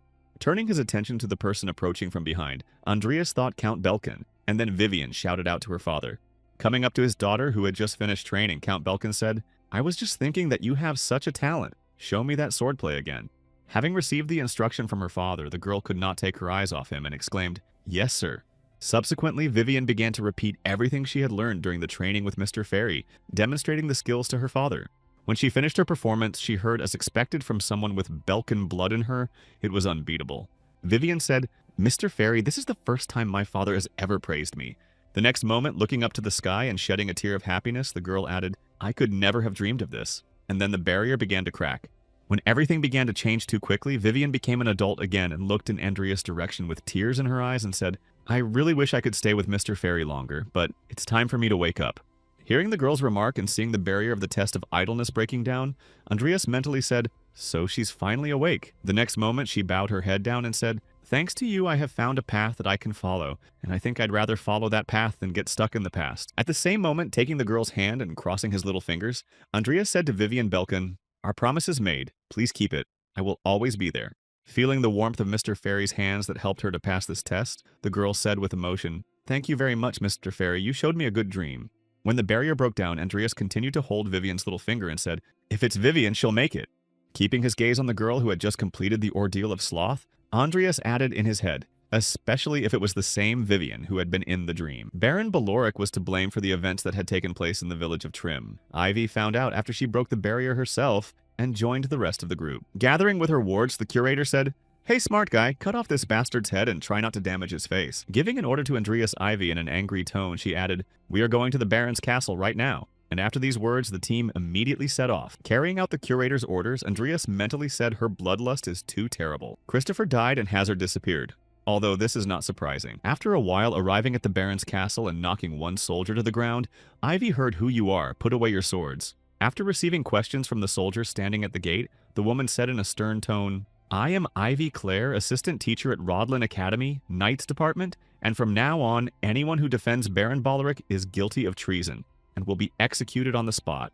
Hearing the words of his handler, Andreas, who was dragging his fallen comrade on his shoulders, thought to himself that she was not going to just kill them all. The next moment, taking out the butler's head that they had taken with them and showing it to the soldiers, Ivy shouted out that she recognized him. Seeing that the knights were stunned, the assistant teacher added that he was the one responsible for what happened in the village of Trim. "So take us to the Baron immediately." Once in the castle, Ivy knocked down the door where Baron Baloric was supposed to be, and entering heard that you were already here.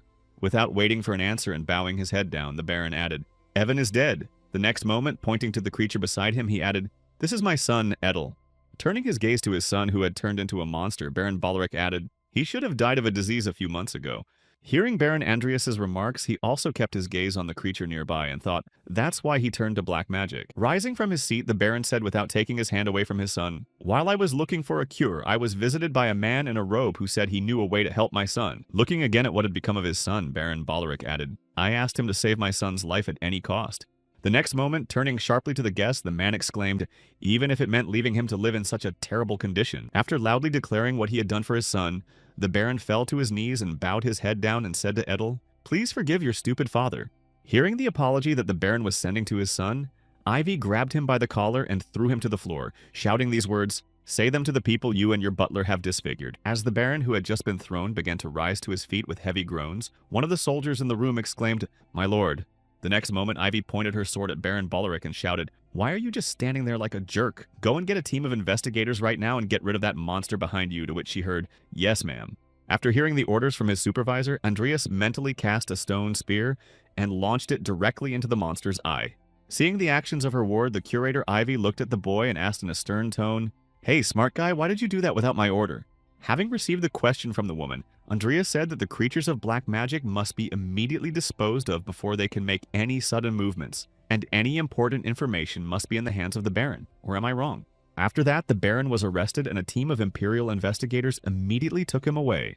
Also, after returning to the academy, Andreas and Vivian were called to a separate room to take their testimony about the case of Baron Baloric. After giving testimony on the case, the investigator said it was obvious that he had collaborated with the Black Magician. "Bring the Baron, and we will hold another meeting." After giving the order to his subject, the investigator stretched out his hand to the students and said, "Thank you for your time. You two can go home." After a while, leaving the walls of the academy and walking with Vivian, Andreas mentally said to Baron Baloric, "The consequences of getting involved in black magic will definitely be severe."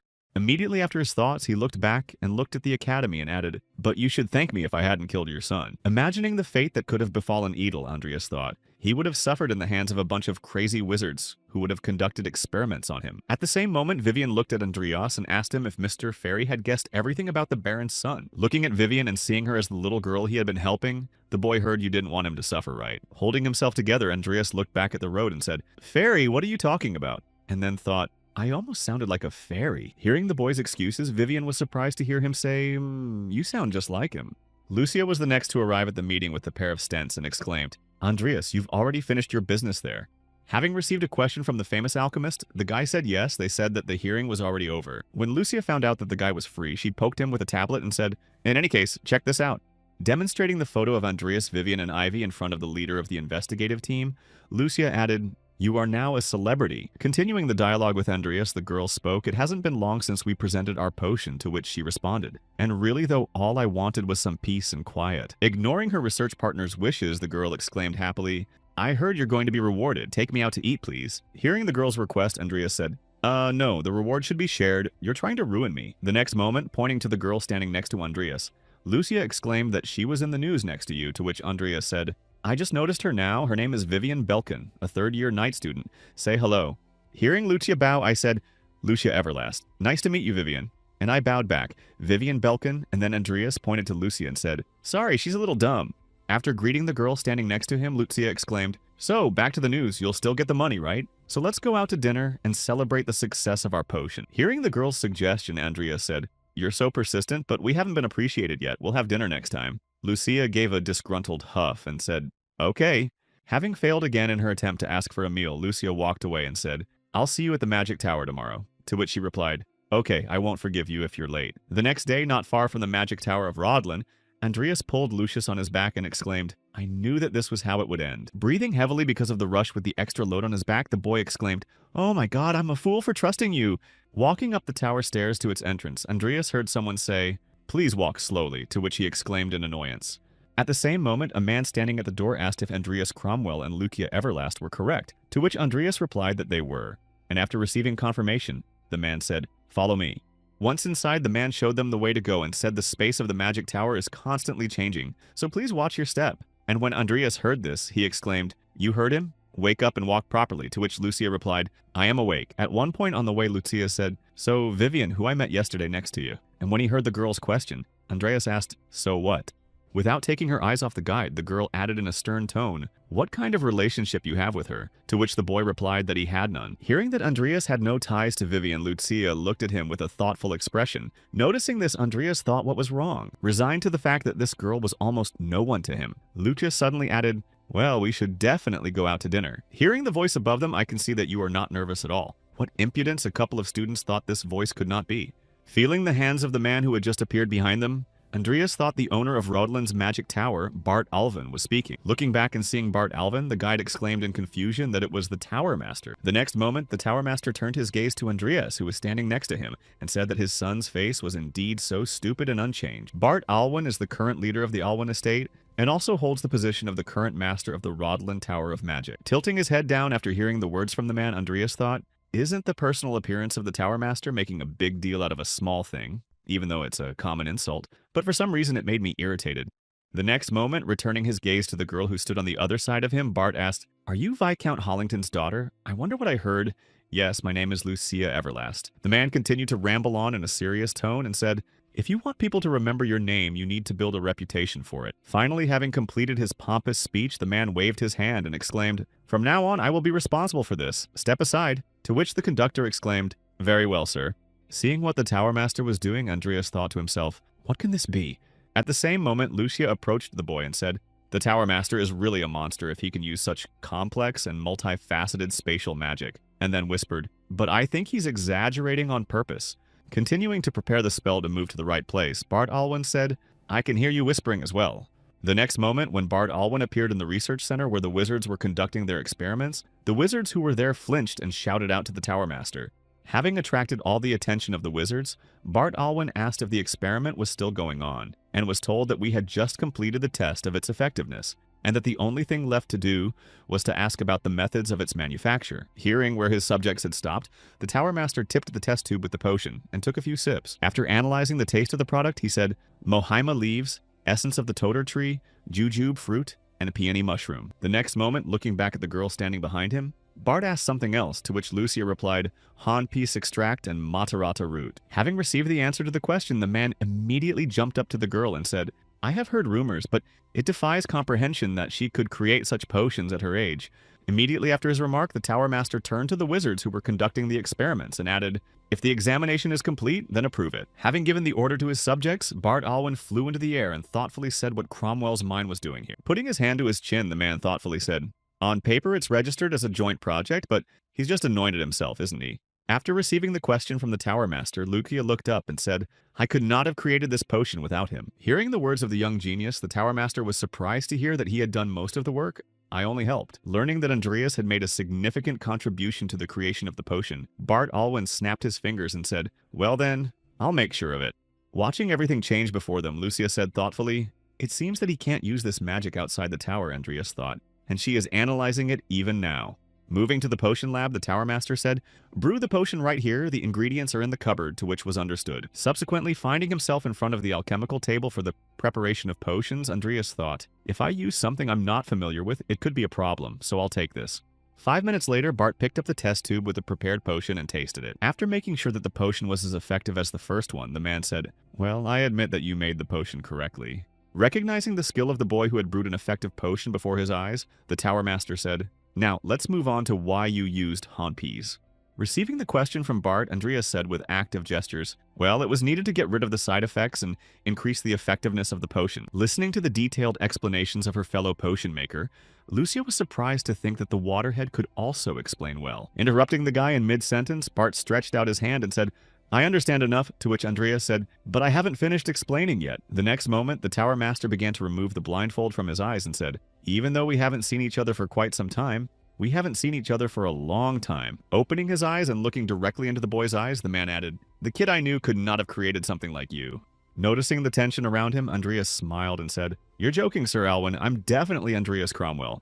Immediately after his denial, he instantly frowned and added the same Andreas Cromwell you had been mocking as if he were an insect. Hearing the remark from the man standing in front of him, the man remarked, you've become quite an interesting fellow, you know. The next moment, Bart smiled slyly and said, okay, then let's make a deal. If you invent another cure this year and bring it here, I will pay off the Cromwell family's debt. Starting to blindfold himself, the man added, I will also grant you one wish, but only if you fail. Standing in front of the Tower Master, Andreas heard that you would have to leave the academy. Rodalena heard the conditions and asked Lucius in surprise. After announcing the terms of the bet he offered, Bart Alwyn put his hands to his sides and said, so what do you think about it? Without thinking much about the offer, Andreas thought the terms were harsh, but then bowed and said, I accept the bet as a descendant of the Cromwell family. I cannot refuse this offer. When the Tower Master heard that his bet was accepted, he smiled and said, well, let's hope you can really achieve the result if you are so confident. Immediately after his words, the man saw even through the bandage how much the boy standing in front of him resembled his father. Immersed in the memories of his former comrade, the man added that, I will be looking forward to seeing you. At the same time, Angela's timer showed the remaining time until the evolution was complete. 10 minutes, odd minute, 42 seconds, 10, 5, 3, 2, 1. As soon as the evolution process was complete, the vampire got to her feet and raised her hand to look at the shackles that held her back. The next moment, with a single wave of her hand, she broke the shackles and knocked out the bars that held her in the cell. Feeling a strong surge of strength, she remembered the words of the boy who had told her earlier, you must swear by the name of your family. Continuing to recall how the boy added that you will not take my life, the vampire suddenly smiled. The next moment, that sly smile spread across Angela's face, and she mentally said Andreas. After the conversation and the bet, Andreas thought as he walked back home, I was partially reimbursed for the cost of the ingredients, so my need for money has subsided a bit, and as long as I can brew the potion, I can concentrate on my training. Continuing his thoughts, he mentally added that right now the problem is the idleness page, no matter how much I think about it. I can't find a way to benefit from it. I should probably exchange it for something I need right now. Realizing that the situation was not going well, Andreas tensed up and thought that he would have to use Karin. Leaving the train carriage and walking some distance, Andreas arrived at Sharon's house where he lived and conducted his experiments. Continuing to walk to his mentor's house, the boy felt something strange and thought, I'm imagining things or what? After some time in the building and taking a seat at the table with Heron, the guy heard the star of the academy finally come down to visit me. Picking up the bottle of liquid that Karen handed him, he asked if it was the potion he had heard about. I came to report right after the last examination. Hearing his student's words, Corin said, so you've been studying it secretly from me and now you're acting like a proper student. To which Andreas replied, I didn't plan to, master. Interrupting the boy's apology, Karen opened the passage to the basement and said, shut up. Now come here and without complaining, I will teach you what it means to be my student. Hearing this, Andreas thought how petty he was and how angry he was over such a trifle. As he followed Karen to the dungeon, Andreas thought it was probably not the time to bring up the subject. Talking to him when he was in a bad mood would have to do. He would have to settle for checking on the vampire. A few seconds after arriving at the dungeon, Karen saw that his entire laboratory was destroyed. Also seeing what had happened in his teacher's lab, Andreas mentally said that it looked like the evolution was successful. Later, Karen walked over to the cage where the vampire was and began to examine her. While Andreas thought it was a pity that we would not meet her again, she was a good example. Grabbing the broken chains that bound the vampire and clutching them in his hand, Karen said to Andreas, "What have you done with Angela's chains?" Standing behind the angry man, the boy said, "I didn't do anything. I was worried about my life." The next moment, swinging the shackles and throwing them to the ground, Karen screamed in anger even though she was only a hybrid devil. At the same time observing his teacher's behavior, Andreas mentally said what an idiot he was and he needed it. Leaving Karen alone until he calmed down, Andreas walked along the path in the evening and thought, "I'll bring a page of sloth next time." The next moment, he heard an ominous voice speaking from Andreas, and something strange began to go down his head and he froze in place in fear. When he felt Angela's warm fingers touch his neck, he was confused and said in his head, "She was waiting for me in the ambush." Angela came out of her hiding place and walked up behind the boy and said, "I've been wanting to ask you something since I woke up, and I hope you can answer me." The next moment, she looked out from behind the boy's shoulder and said with a sly smile, "Look at me, Andreas." As soon as the boy looked at her, Angela said, "Good boy, now tell me about the power I have received." Trying to avoid a dialogue with the girl and get away as quickly as possible, Andreas thought, "Why are you doing this? Didn't I keep my word? You should know the price for breaking your oath in the name of your family." Hearing the warning that Andreas had given her, the girl sighed and said, "I know her too well, but I can't help but ask you something." As she continued to hug the man who had helped her escape, Angela said, "I couldn't break free of my own power no matter how hard I tried, so I found another way." She licked her lips slyly and leaned over to Andreas and asked him what an impressive way I had used. The next moment, having smelled something strange from the guy, Angela abruptly froze and thought why this guy smelled like a great sin. Immediately after her thoughts, the girl smiled ominously and said, "I wonder if I understand what it is now." Starting to stroke the guy's face, Angela said with a sly smile, "I wonder what you're talking about." And Andreas asked what the hell you're talking about. The next moment, the vampire grabbed the guy by the neck and without any explanation pushed him against the tree so that he could not get out. Holding the boy at arm's length, she said, "I have a lot I want to ask you, but this place is too visible, so I'll stop for now." The next moment, raising her head and removing the hair from her eyes, Angela added, "Since we will meet again soon." Smiling slyly after finding a promising person, the girl added, "In the meantime, I will find a good use for this power, and since you helped me, I can't help but repay you." Grabbing the girl's hand to somehow loosen her grip, Andreas mentally said what kind of power it was, and then heard, "Don't worry, I won't make you suffer." With a sly smile and a lick of her lips, the girl added lustfully, "Since you can be my destined partner." Somewhere in the illusion dormitory, a couple of students were sitting on the terrace and having a nice conversation. If you can call it that, Diane Alwyn, who was engrossed in a book about knights, was telling her friend about each of them. Pointing at the pictures in her book, she spoke again, and then Lord Philip, armed with a one-handed sword. Tired of her friend's stories, Jülich said to Diane, "Stop preaching for a while." And Jülich replied, "If you try, you will find a knight to root for." Trying to change the subject of their conversation, Jülich said, "By the way, did you hear that Lucia Everlast passed the potions test at the Magic Tower?" Dean exclaimed, "Unbelievable for someone her age." Immediately after her exclamation, she bowed her head down and took a sip of tea and added, "I've heard that she's lazy, but it seems that she's really talented. A real sleeping dragon, yes." The next moment, disappointed that one of her peers had achieved so much, Diane said, "That's so cool, I never thought of that when I was a freshman." Hearing her friend's remark, Jülich rummaged through the information on her tablet and said, "But that's not all, the most amazing thing was this." Turning the screen with the image of the people who took part in the creation of the potion, Jülich exclaimed, "Look, you can believe it." Looking at the photo of her childhood friend among the researchers of the new potion, Diane said that Andreas Cromwell. Seeing Diane's reaction to the photo she had just shown her, Jülich said, "It's unheard of that someone so talentless could help create a potion. When I heard it, I thought it was a lie at first too." Picking up her friend's tablet and looking at the photo in more detail, Diane mentally said, "After the fall of his family, he did nothing but blame circumstances and lack of talent." Also recalling the moment when they were traveling together in the same carriage to the exam, she added mentally, "And now he's suddenly achieved something on his own. Has this trash really changed?" As she continued to look at the photos of the research team members, Jülich exclaimed, thinking that only Andreas, the king of parasites himself, had achieved something like this. Not wanting to believe everything that was written in the news, Diane called her family doctor and mentally said, "I need to see for myself." Somewhere in the classroom at a lecture on medical herbalism, Lucia saw Andreas's appearance and asked why you were wearing so many clothes, which she said was not good for me. Having received an answer to her question, she added, "Then why are you here and not resting?" To which Andreas replied, "I need to attend enough classes to graduate." The next moment when the teacher entered the classroom, Andreas mentally said last night, "No one should see the giant scar on my neck." Remembering what exactly happened last night after meeting Angela, Andreas mentally added that she said something about a destined partner and a certain smell that she was talking about. As he watched the teacher approach the lectern, he added in his mind, "She just suddenly bit me. I'm wearing too much. It's getting hot in here." Taking his place in the middle of the classroom in front of the students, the professor asked everyone to answer yes and said, "Well, let's start the lecture." The next moment, the professor looked up and saw Henrias, who was heavily dressed, and immediately recalled the news of his participation in the creation of the new potion. Then, focusing all his attention on the boy, the professor said, "Andreas Cromwell, why are you wearing so many clothes and you are sick?" Hearing the teacher's question, the boy coughed and said, "I caught a cold." Upon learning that his student was sick, the teacher said, "You must be tired from studying potions. I have already marked you as present. You can go to class. I'm smarter."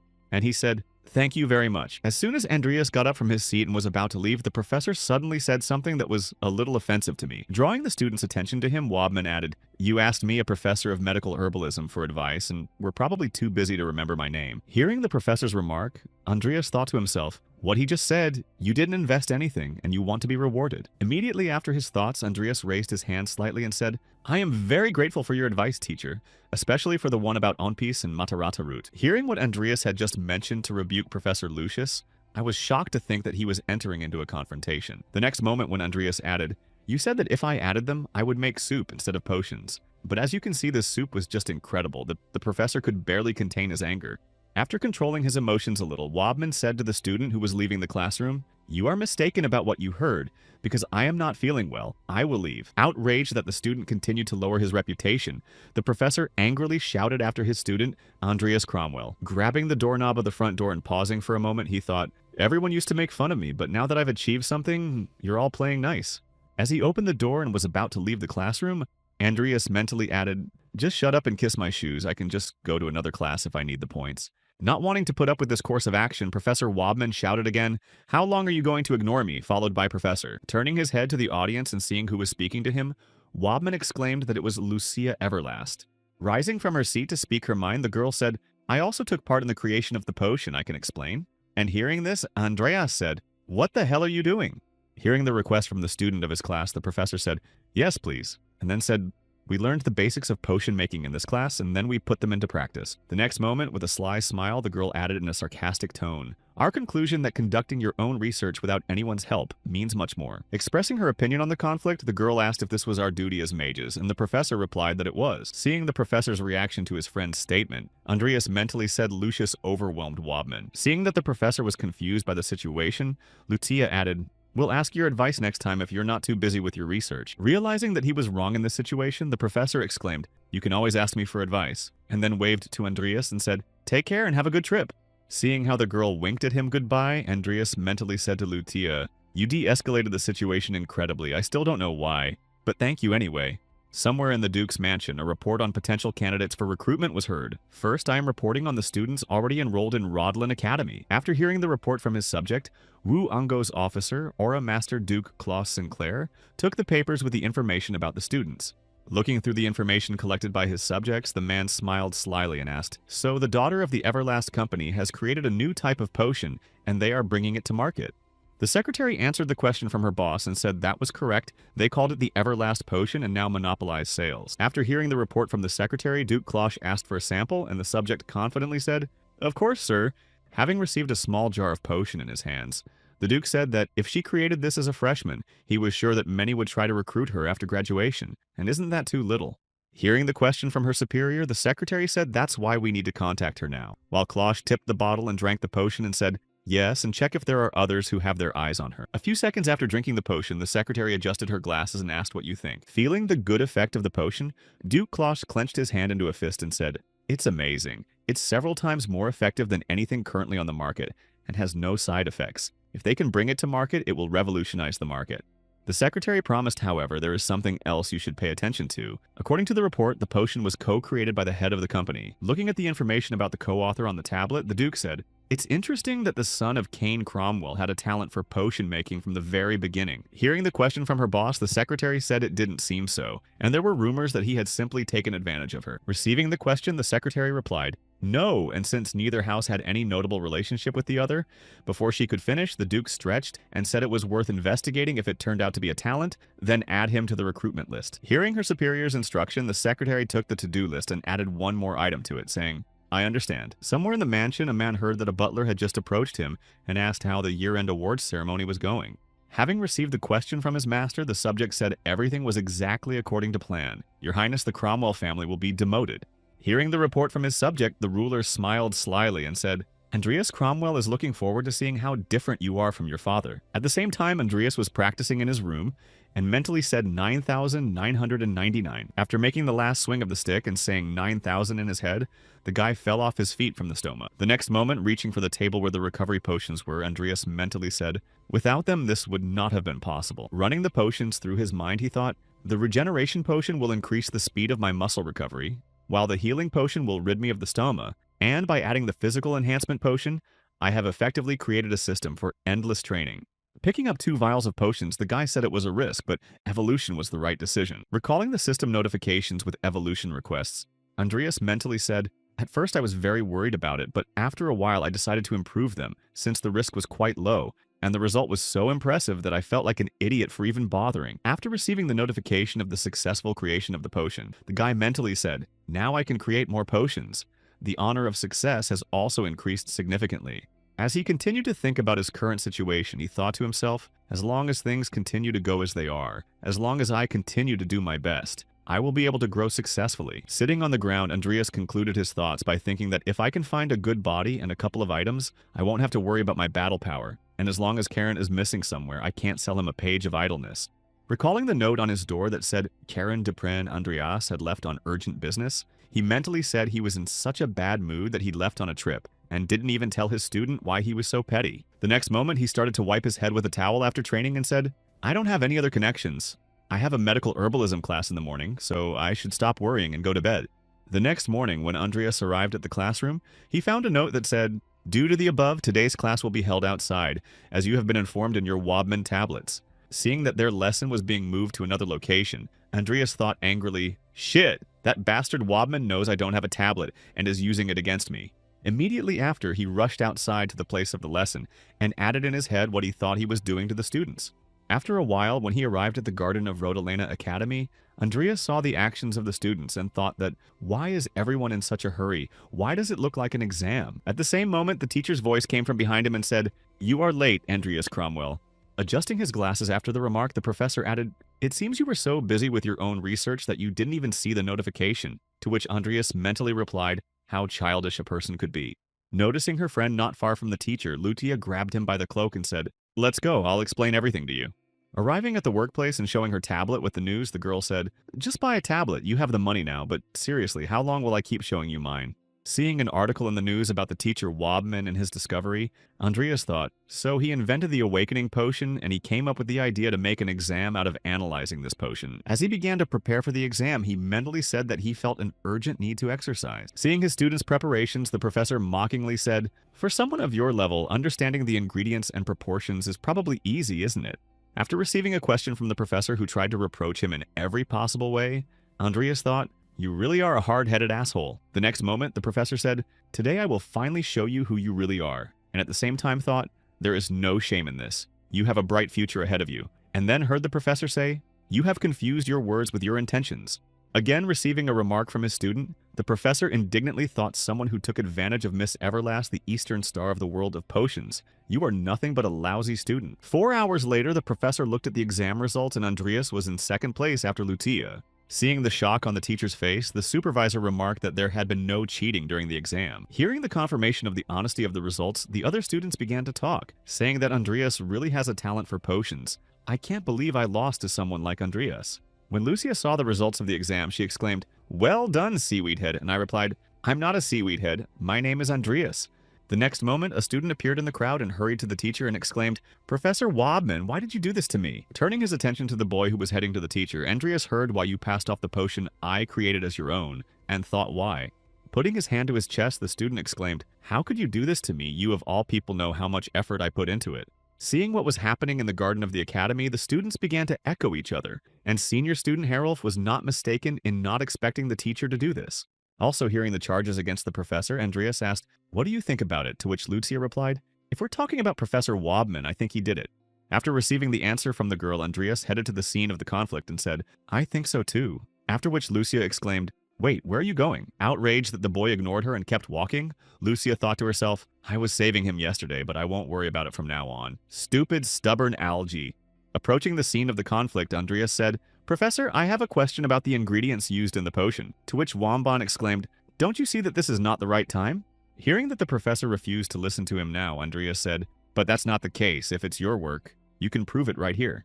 Feeling nervous after his student's remark, the professor gritted his teeth and thought, What a fucking asshole. Hearing what Andreas had just said, the senior student Harolf looked back and said unhappily to the 200 that he had created it. You are talking about the expertise in the magic tower. Trying to get the professor to come clean, Andreas said, If you really created the potion, you can easily explain why you used those ingredients. Or maybe you're not confident enough. Having received the question from his student, the professor adjusted his glasses and exclaimed tensely, not confident enough, saying, What nerve I have to be a professor at the prestigious Rodlin Academy. When he heard that the professor had fallen for his provocation, Andreas said, Well, then answer the following questions. Why did you replace apricot kernel resin with cytamine petals? Hearing the first question from his student, Professor Wobman flinched and thought, Oh shit, I was so distracted by the presentation that I forgot to clarify this point. Turning his gaze to the teacher, the senior student Harolf asked why you didn't answer, and then added that the use of petals reduces the price. If you were creating a potion, you would know about it. Under pressure from the student, the professor exclaimed that what do you think you are doing? Only the magic tower has the right to conduct an examination. After some time of interrogation, Andreas asked the last question why he should use more expensive Yuli beetles instead of paprika powder, but there was only silence in response. Hearing the noise of the students around him who were talking about why the professor was not answering, Wobman swallowed hard with nervousness. When he heard that he had indeed been kidnapped and thought of passing off his students' research as his own, Wobman felt despair begin to consume him. Finally, unable to withstand the chanting from the students, the professor exclaimed that it was because paprika powder has a hallucinogenic effect, which is why I used beetles, even though they are more expensive. Hearing the reason for replacing the ingredients in the potion, the senior student Gerolf said unhappily, Professor, that's not why I didn't use the powder. Watching the process, Andreas heard that the powder is heated for a long period of time during the brewing process, which can lead to stomach pain in the consumer. Trying to somehow justify himself to the crowd of students, the professor waved his hand and exclaimed, You're wrong. It's definitely because of the hallucinogenic effect. Hearing the professor's excuse, Harolf said, By the way, I just remembered something. You did tell me about the side effects of the powder. Hearing that he had just buried himself even deeper, the professor, breaking out in a cold sweat, said, But you didn't say it was a hallucinogen, so could you explain how you came to that answer? When the students learned the truth about what the professor had done, they began to shout out to you that they were completely unfamiliar with the concept of scientific ethics. I can't believe you would steal the achievements of your student, so resign now. Listening to the thief and fraudster being addressed to him, the professor broke down and shouted, They are frauds here.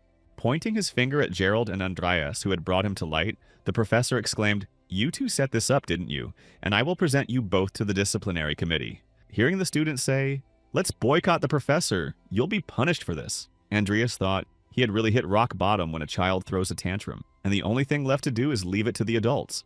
Immediately after his thoughts, Andreas said, If you are so outraged, I can ask Sir Alwyn to make an appointment for you to explain everything to him. Wobman's mouth dropped open in shock. The next moment, taking out the Tower Master's card from his inner pocket, Andreas added that it was possible because he was sponsoring me. Seeing her friend's blatant cheating, Lucia was surprised to think that he was threatening to use the card issued for the purchase of materials to buy it. Seeing the professor just shaking in his seat, Andreas asked what was wrong. Don't you want to explain everything?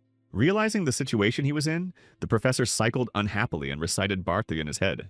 At the same time, sitting nearby on a tree and watching the whole process, Bart Alvin mentally said to this Wobman, if he made such a fuss, he would have to pay for it. Immediately afterwards, the Tower Master smiled with displeasure and added, But this kid is really into research. I wonder what kind of nerve he has to use my name.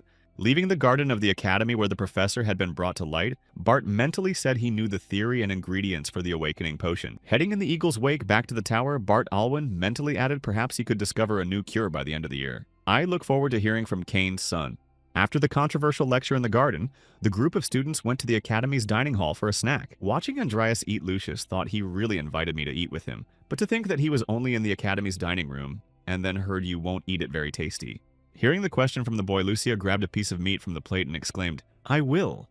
The next moment, she threw the piece of meat into the air and grabbed her hand and exclaimed, Yo-ya hot. Seeing the absurdity of Lucius's actions, Andreas took a piece of meat from his plate and said, This is how a wealthy lady does it.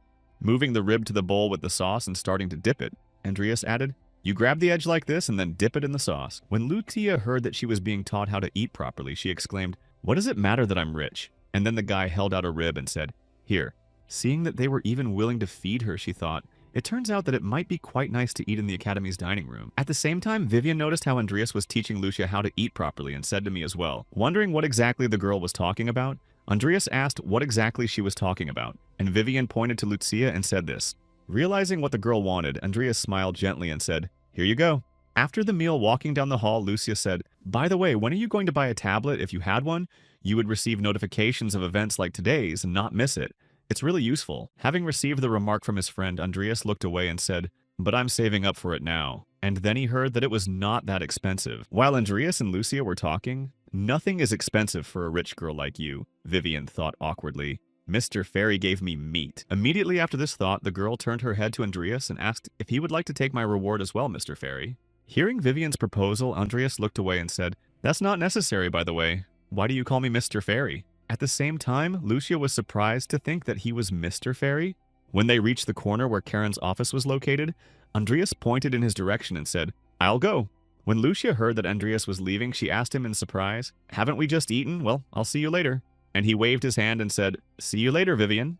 Walking down the corridor, Andreas saw the image of Karen coming through the window.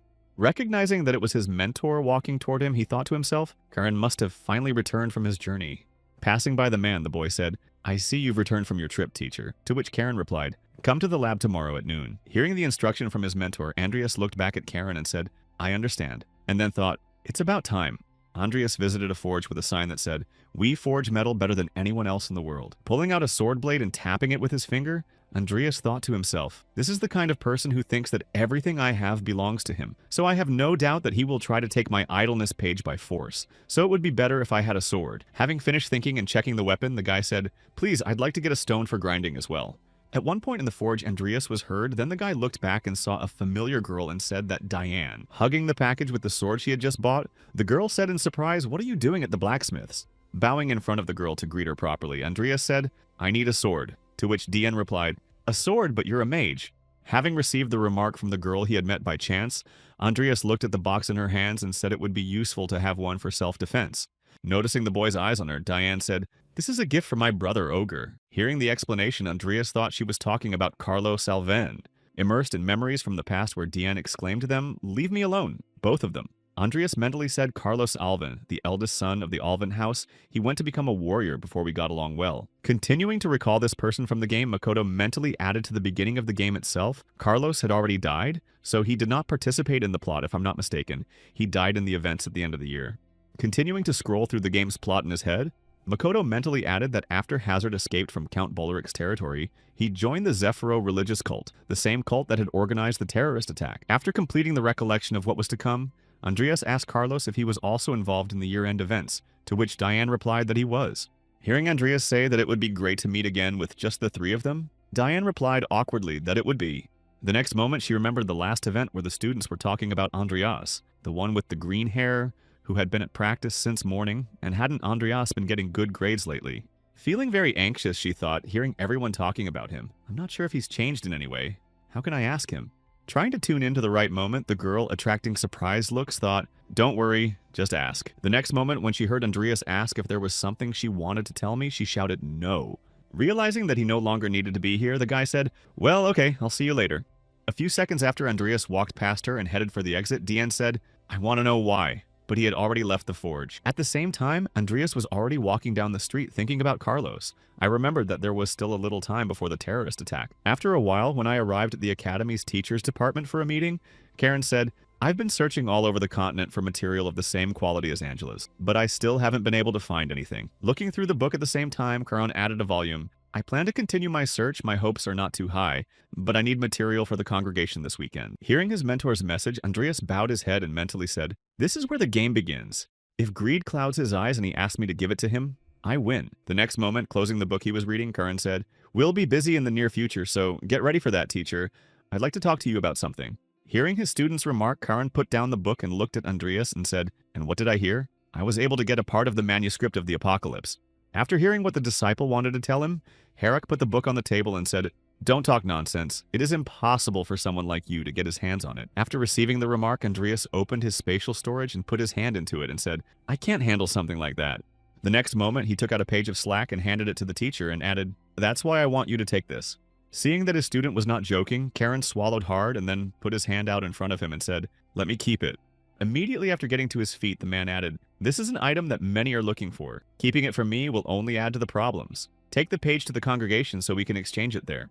When he was refused the item, Andreas smiled slyly and thought, "I thought you would say that considering you are the kind of person who values his life more than anything else." Shoving his hands in his pockets after the conversation, Heron said, "Since we have to go to the congregation this weekend, clear your schedule and prepare for what you heard the teacher was going to do." After some time, the carriage with a couple of people set off for the eastern part of the city's forest detention area.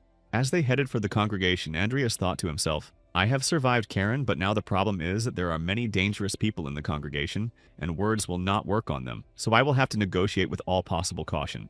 The next moment, Andreas turned his gaze to his mentor and said, "I can exchange the page of idleness for items for my growth. I'll take whatever I can get for it." Then he bowed his head down and smiled imperceptibly, thinking Karen is absolutely sure that the page of idleness is already in his hands. But if it comes to a fight, he will use me as a shield. The next moment, there was a rumble inside the carriage, and somewhere outside, there was a very quiet noise. Stopping the horses, the man who came across the road headed for the carriage where Andreas and Karen were sitting. When he reached the carriage, the man threw his hand out the window and said, "You are going to the congregation, right? Do you mind if I come with you?" Turning his head to look at the men on their way and seeing who they had encountered, Andreas thought the same thing. A few minutes later, after going inside and sitting comfortably in the carriage with the others, the man sighed and said, "You helped me out, even though this trip is not so good."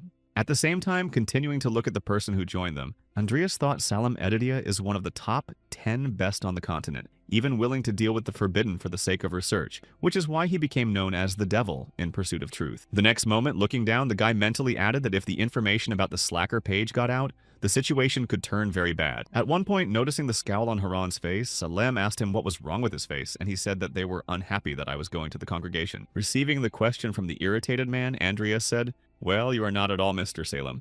Hearing that Salem was fine, Edidia joyfully exclaimed, "Don't worry, I've been there several times." Seeing how quickly the mood of the man who had joined them on the trip changed, Andreas thought, "I knew he was crazy, but I didn't expect it to be this bad." The next moment, Salem stood up from his seat and leaned toward Andreas, saying, "By the way, boy, what's your name?" Hearing the request of the man who was walking with them, Karen turned his head to the student and said, "Introduce yourself. He is your elder, Salem Edidia." Receiving the instruction from his teacher, the boy said, "Andreas Cromwell." Hearing who was sitting in front of him, Salem exclaimed in amazement, "Oh, you have laid your hands on another Cromwell." Hearing the man's exclamations, Andreas turned his gaze to Karen and wondered what he was talking about. The way he said it suggested some kind of secret in the Cromwell family. Seeing the reaction of Andreas, who immediately looked at his teacher, Salem put his hand over his mouth and said, "I don't think the boy knows anything." The next moment, Salem stood up and leaned over to Andreas and added, "Well then, let me give you a special piece of advice. Fight with all your might." After receiving the advice and the absolute silence that reigned in the carriage, Andreas thought, judging by his face, I should not ask what Karen was hiding from me. After a while, seeing an obstacle on the road through the eyes of his coachman, Karen said, "What do you want if you want to talk about something? Do it in person, Dragon." Hearing the remark from the man whose carriage he had just stopped, Dragon said, "I apologize for not seeing you for a long time, Haran Depren." Seeing that Salem had also gotten out of the carriage, Dragon was surprised to hear that you had come with Mr. Salem, and Salem said, "You can shut up, your breath stinks." Walking behind the others, Andreas mentally said to Dragon from the depths of his mind, he probably wanted to steal a page from the Book of Idleness, but he did not expect Salem to be with us. At one point, noticing a tall tree ahead with a light on it, Karan pointed in its direction and said, "Look over there." Pointing to the place where they should go, Karan added, "Sir Morsha has noticed that we have arrived and is showing us the way to the congregation," after which Salem asked why he had chosen a place so high up. The next moment, with a sly smile and a step forward, Salem added, "Just as I thought, it looks like greedy black magicians are sitting there." Hearing the devil's remark in pursuit of the truth, Dragon thought in confusion that you were completely idiotic to try to steal the manuscript in Salem's presence. As the man reached the plane and raised his staff above him, he said, "Well, let's see how many black mages there are here." The next moment, Salem struck the ground with his staff and released his magic, causing the magic cores of all the sorcerers to respond. After analyzing the situation after each opponent was detected, the man said, "Ah, so there are only 7 of you here." Immediately after these words, Salem Edidia smiled madly and exclaimed, "Well, no more hide-and-seek games."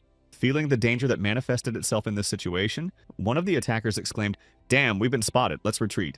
But before the attackers could react, Salem was already in front of them and began to cast his spell, saying, "Here you are." A few seconds later, a powerful explosion was heard not far from the congregation, which Salem caused. After a while, several dark wizards who had arrived at the meeting were sitting around a round table in the room, waiting for the other participants to arrive and drinking tea. At one point, the lock of the door to the room clicked and drew the attention of all present to the entrance. Opening the door and confidently stepping inside, Salem exclaimed, "How are you, Morsha? Long time no see." The next moment, Heron, who appeared behind Salem, bowed in front of the other participants and said, "I am glad to meet you, Morsha Jester." To which even you came, Salem. Hearing that the meeting participant was surprised, Salem joyfully exclaimed, "No need to be so rude, it's thanks to me that the laziness page is safe. Hey guy, open the bag." With Salem's instruction, Andreas untied the bag and dumped out the heads of all the attackers they had encountered, and then said, "Look at this." Seeing what had just happened, Morsha called for an emergency meeting, to which few showed up. "And yet you organized it anyway." Hearing the Dark Mage's remarks, Andreas thought they were all mid-level and higher black mages, who were quite difficult to deal with in the game, and he was able to deal with them all by simply releasing his magic. The next moment he turned his gaze to the man and mentally added, "Salem Edidia is indeed a very serious power." After which Salem exclaimed that without me you would not even be able to look at laziness. Having received a remark from the devil in pursuit of the truth, Morsha said, "In any case, enough of these trifles, hurry up and show the page of idleness." Hearing the Dark Wizard's instruction, Andreas turned his gaze to Karen and saw him nodding. Realizing that he could get the page of idleness, Andreas began to pull it out, and at the same time Salem, standing behind him, thought this Andreas Cromwell was quite interesting. Moving to recent events, the man mentally added, "He did not even flinch at the sight of that massacre." Continuing to think about the Salem boy, he added, "He didn't hesitate when I told him to cut off their heads." Also recalling the moment of releasing his magical power and discovering the boy's unique skill, he mentally added that he had a dual essence like me. Having finished his thoughts about the features of Salem's boyfriend, Edidia decided to do something unusual while Andreas was getting the page. He began to sneak up behind him. As soon as he got close enough to the boy who was busy taking the page of idleness out of the storage, Salem blew into his neck. Feeling the chill that appeared on his neck, Andreas immediately grabbed his arm around his neck and looked around and exclaimed, "What the hell are you doing?" And then heard the boy say, "I like you." And Andreas wondered if Salem was gay in the game. Also indignant at the behavior of one of the participants, Jester exclaimed, "What do you think you're doing, Salem?" The next moment, Morsha joined the conversation and said, "Let's stop joking." Hearing the remarks of the other members of the congregation, Salem said to the boy, "I will definitely help you someday. Just this once. Consider it a favor since I have some connections with the Cromwell family." Immediately after these thoughts, recalling the characteristics of the person, Andreas mentally said Salem is a person who never breaks his promises in the game. There were many times when he kept his promise no matter what. Remembering the principles of the devil in the pursuit of truth, Andreas thought, if I have his support, shouldn't I change my plans a little? And then Nickel appeared. Seeing the dead man who had endured centuries of idleness, Morsha said it was indeed true proper idleness without any doubt. Looking at Nickel, who was holding the pages, Salem asked you entrusted the manuscript to the skeleton, to which he heard yes at the same moment Karen thought when Andreas called. Continuing to look at the skeleton holding the pages of one of the 7 deadly sins, Salem said, "He must be pretty strong." At the same moment, noticing the eyes of all the members of the congregation on him, Andreas mentally said, "Calm down. It's not worth taking any chances with these monsters." Continuing to stand next to Nickel in front of the Dark Magicians, Andreas mentally added, "I must not hesitate even for a moment." Sensing the intentions of the Dark Wizards, Andreas immediately ordered his subject to return to the vault through a telepathic connection. While Nickel was returning to the vault, Andreas drew his sword and prepared to act. But what happened the next moment was not expected by anyone at all. Grabbing the sword with both hands, Andreas drove the sword into his chest.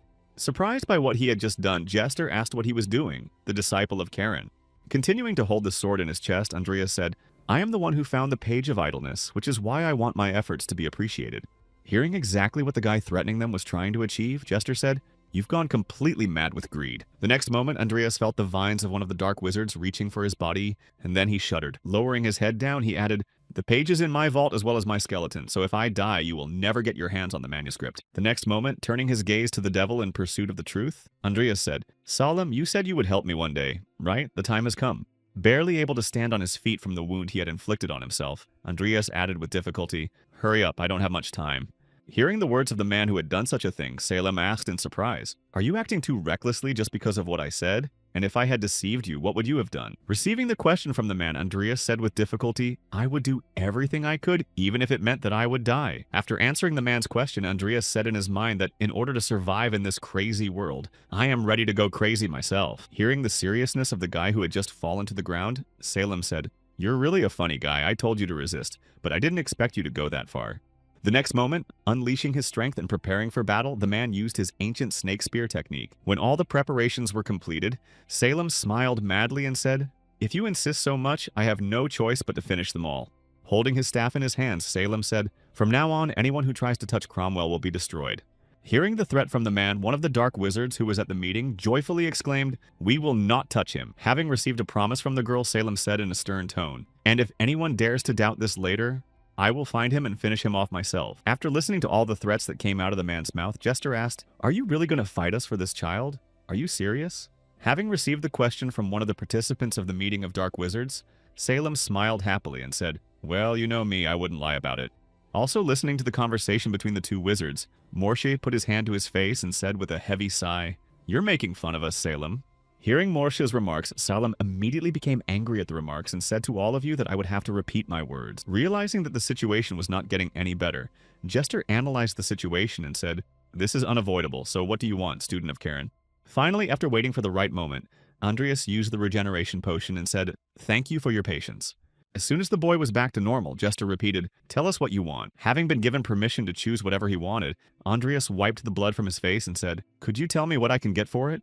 Hearing the boy's question, Jester took out a scroll with a list of available materials and said, "What a stupid thing to say. You don't even know what you want. Take 5 items from this list and choose wisely. As I remember, there were bodies in this list as well." Starting to look through the list of things he could take, Andreas mentally said that bodies are a congregation, so they should have good bodies. When he found the names of 2 of the bodies they had on the list, he was surprised to see that they were the former fairy queen Milena and the tiger king Timur. They were first-class material, and I should have them. Hearing what their friend had just told the boy, one of the gathered mages said, "Jester, these bodies have already been sold to Morn. If you give them to him, Morn will be furious."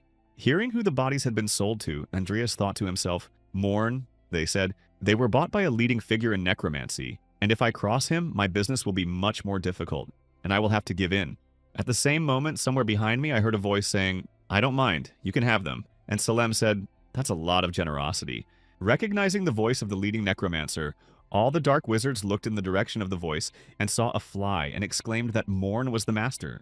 Hearing that Morn himself had given the boy permission to take Karen's bodies, Andreas exclaimed that he still had no way to handle these bodies. Having attracted everyone's attention, Morn, communicating through the fly, added that I did not mind Karen. "Hey, you have the bodies in my spatial bag. Take the whole bag." After Morn's instructions, Salem added with a smile, "You deserve it, kid." Then Andreas thought, I have no idea why Morn is so generous, but I can't miss this opportunity.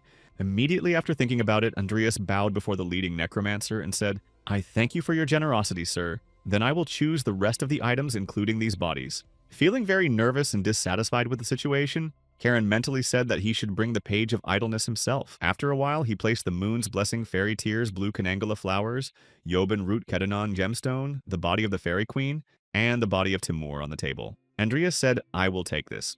Looking at the objects that Andreas had chosen, Salem said, "Boy, there are much more valuable things there. You surely need this." To which he replied, "These things are very valuable to me." Packing the items into the spatial bag, Andreas thought to himself, I can make a total of 4 potions with it, but they cost several 100 million liberties, and I also picked out the ingredients for Lucius's medicine. When the boy finished putting all the things he had chosen into the bag, Jesse said, "Now pass the idleness page."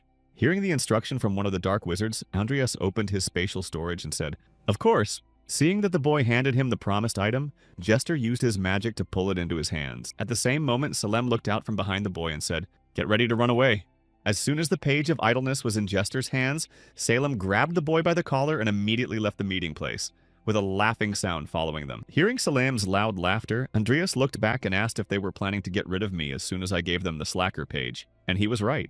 The next moment he looked back at the boy he was rescuing from the gathering of dark wizards. Salem asked, "Promise is a promise. I will get you to the safe place you want me to take you." Receiving the question from his rescuer, Andreas said, "I would like to return to the academy. Please take me to the nearest train station." Continuing to fly in the sky, Salem asked Rodlin's academy, which he heard, and then he added, "Bart knows you are a dark wizard." Having received the question from his rescuer, Andreas was surprised to ask that if he had known about it, would I still be alive today? In response to Andreas's question, Salem replied that fate is a pretty interesting thing, isn't it? Continuing to drive to the academy, Salem added that you will understand when the time comes, what you heard, and what you are talking about. Again, receiving a question from his passenger, Salem smiled and said, "As I said on the way here, just keep resisting, that's all. If you can survive, then you will understand who you are." After a while, when he arrived at his dormitory and pulled out the bodies of the Fairy Queen and the Tiger King, Andreas said, catching his breath, thinking that only something so big could fit in that subspace bag, it was quite convenient. The next moment, using his spatial magic, Andreas said, "I had no choice but to summon Nickel as a skeleton. But for these two, it would be better to raise my necromancy skills and summon them as high levels." Placing the bodies of the 2 powerful creatures in his vault, the guy said, "I'll keep them there for now." The next moment, he turned his gaze to the last item he had received and said, "And now what about the book?" Picking it up and receiving the notification, Morn's grimoire. A high-level skill book written personally by Morn Andreas thought a gift from Morn. He opened the book and began to look through its contents and thought, it contains a lot of knowledge that I couldn't find in Karen's library. If I read it, I can turn those bodies into high-level summons. The next moment, hearing the sound of another notification that had just appeared, Andreas said something else. Turning his head back to Nickel and seeing the notification skeleton soldier, legendary evolution chance 100%. There are 66 possible evolution options. Do you want to start the evolution process? Andreas thought, I wondered when I would be able to improve it, and it looks like the time has finally come. Recalling the time Nickel had the idleness page, he mentally recited the fact that the status window appeared immediately after I gave the idleness page to him. It seems that the manuscript somehow influences the evolution. Reaching out to confirm the actions, Andreas mentally said to himself, the worry won't give me answers, so there's no point in even thinking about it. And it's 100% true, so let's start with it. Having started the evolution process and not seeing any effects, the guy thought, it doesn't look like he was suffering like a vampire. Maybe it's because he's dead. The next moment, hearing someone knocking on his door, Andreas opened the spatial storage for Nickel's transference and shouted out to the door. Hearing that the boy was in his room, Lucia called out to Andreas, "Do you have a minute?" Recognizing the voice, the boy was surprised to hear that it was Lucia. At the same time, somewhere in the office of the leading necromancer, looking through the book, Salem said to Grandpa Morn, "I can ask you about something I heard." Sipping his tea, the elderly man heard that the reason you gave me the information about the sloth was because you needed someone to protect Andreas. I'm right. Hearing only silence in response, Salem suddenly laughed and exclaimed, "You take such good care of Cain and even his son." Sitting across from him and hearing no weight, he was imposed on you by the Empire, wasn't he? And it was hard to teach him, because he had no talent. Morn said Salem.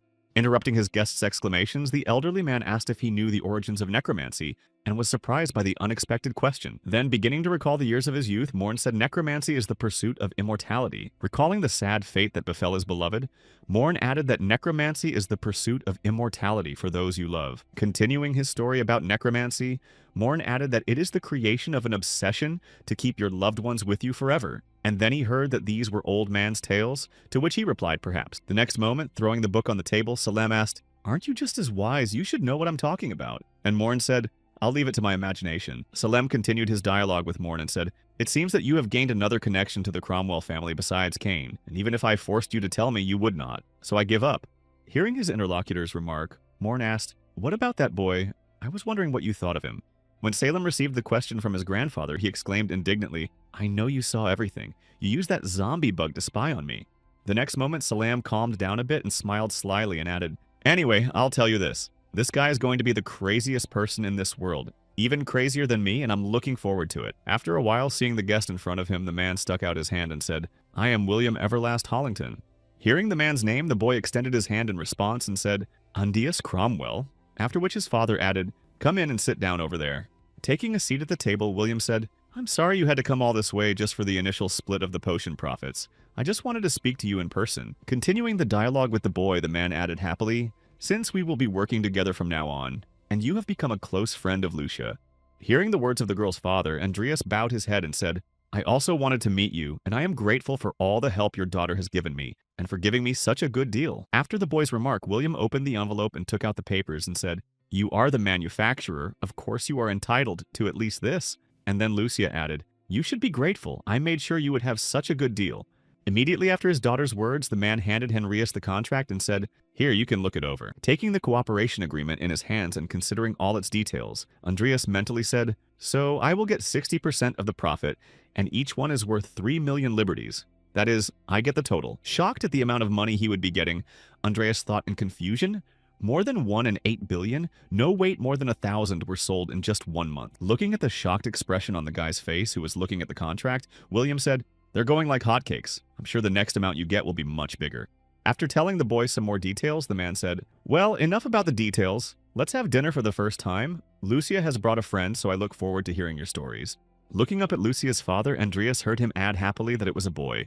After 1 month, thanks to word of mouth, the Everlast potion has become very popular, not only for competitions but also among the high society. And in order to increase production, the trading company has decided to expand its supplier lists and production building. While riding the train and looking at the sales report, Andreas mentally said, "I never would have thought that they would sell more than 2,000 units in 1 month. If I had known that this would happen, I would have bought the tablet earlier." Continuing to think about the business, Andreas added, "I honestly didn't think I could make that much money with just 1 potion."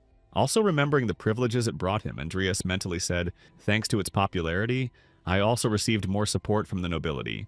Looking out of the window and looking at his reflection in it, the boy mentally said, and now I have 6 billion freedoms. The next moment, remembering his family estate, Andreas thought the Cromwell estate is worth 3.5 billion, including VAT.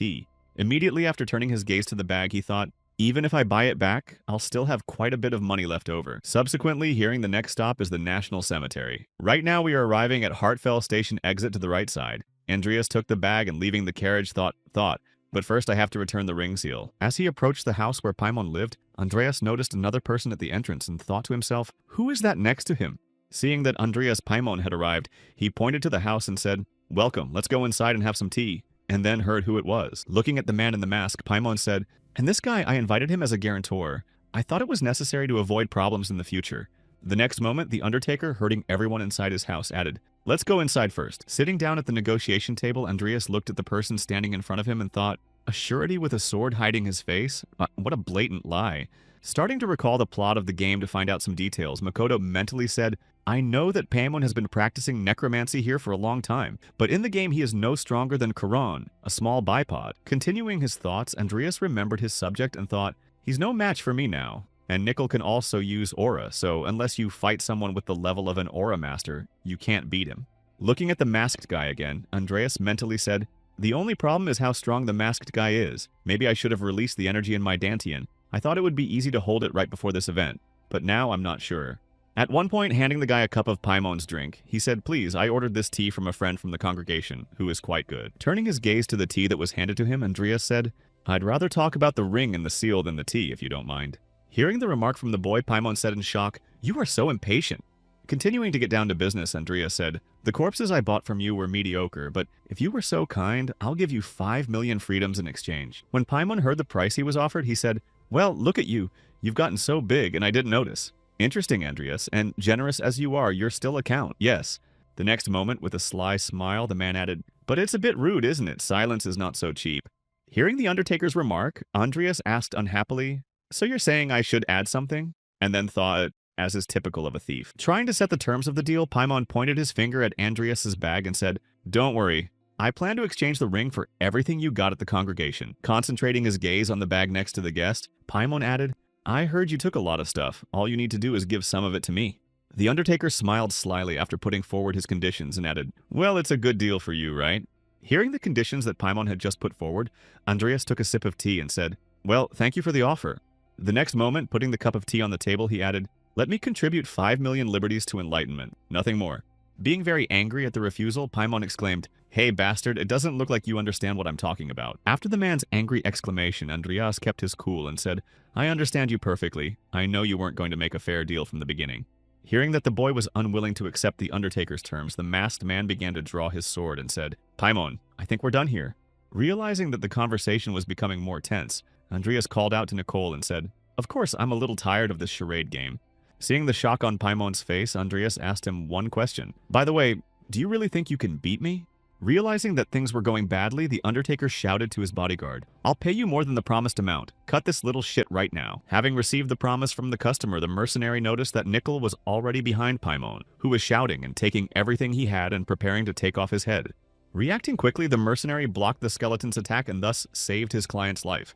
At the same time, Andreas continued to sit at the table and watch everything that was happening in front of him. Looking up at the game where the cloak was flying overhead, Andreas saw the shells and mentally said, Velcro bombs, I use them a lot in the game. Easily dealing with the bombs and turning his attention to the battle again, the guy thought he not only stopped Nickel, but also took the time to me. This is no ordinary person. In the middle of a fierce battle, Nickel noticed a good moment and grabbed his opponent's leg and knocked him down. While the enemy lost his balance and was falling down, Nickel instantly filled his weapon with aura to gain an advantage. Seeing what had just happened on the battlefield, Andreas was surprised to think that Nickel had filled his sword with aura. Continuing to observe the changes in his subject, the boy mentally added, after evolving and becoming a Dantian, it is not surprising that Nickel can use aura, but...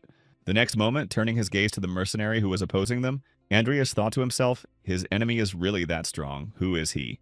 In an instant, the mercenary disappeared from Andreas' sight and again started a fierce fight against Nickel. Having inflicted a few minor cuts on his opponent, Nickel jumped up and flew at the mercenary, keeping the initiative. At the same moment, seeing a great opportunity to attack, the mercenary lunged and pierced the skeleton's head. At least he saw it that way. The next moment, Nickel turned into a ghost form and easily got out of his opponent's attack. As soon as the enemy's attack was negated, Nickel returned his knee to its normal physical form and punched the enemy in the jaw. As a result of this blow, the mercenary flew through the window into the street, simultaneously breaking the table where they had been negotiating until recently. Looking outside after the mercenary who had just flown out the window, Andreas and Nickel saw Paimon catch the masked man and say, "What are you doing, Dan?" Continuing to use his dark magic, the Undertaker added, "If you want to get paid, you'd better start trying harder." Seeing what exactly happened after the fight moved to the street, Andreas thought, "The bastard summoned the dead while I was distracted." At the same moment, having completed the analysis of the skill used by Nickel Paimon, he exclaimed that it must have been a phantom, that's what it was. As he continued to summon his army of undead, the Undertaker added, "Looks like you got a great body at the congregation, but let's see how long you last against my best." The next moment, when the dead began to crawl out of the ground, Paimon added, "Don't forget that you're standing in a cemetery." Assessing the situation and realizing how complicated it was, Andreas thought, "We're surrounded, Nickel. Let's split up for now and stab Paimon in the back when we have a good opportunity."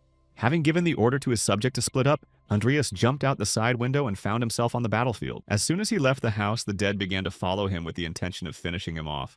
Seeing the danger approaching him, Andreas used his Earth Shield skill and repelled the first wave.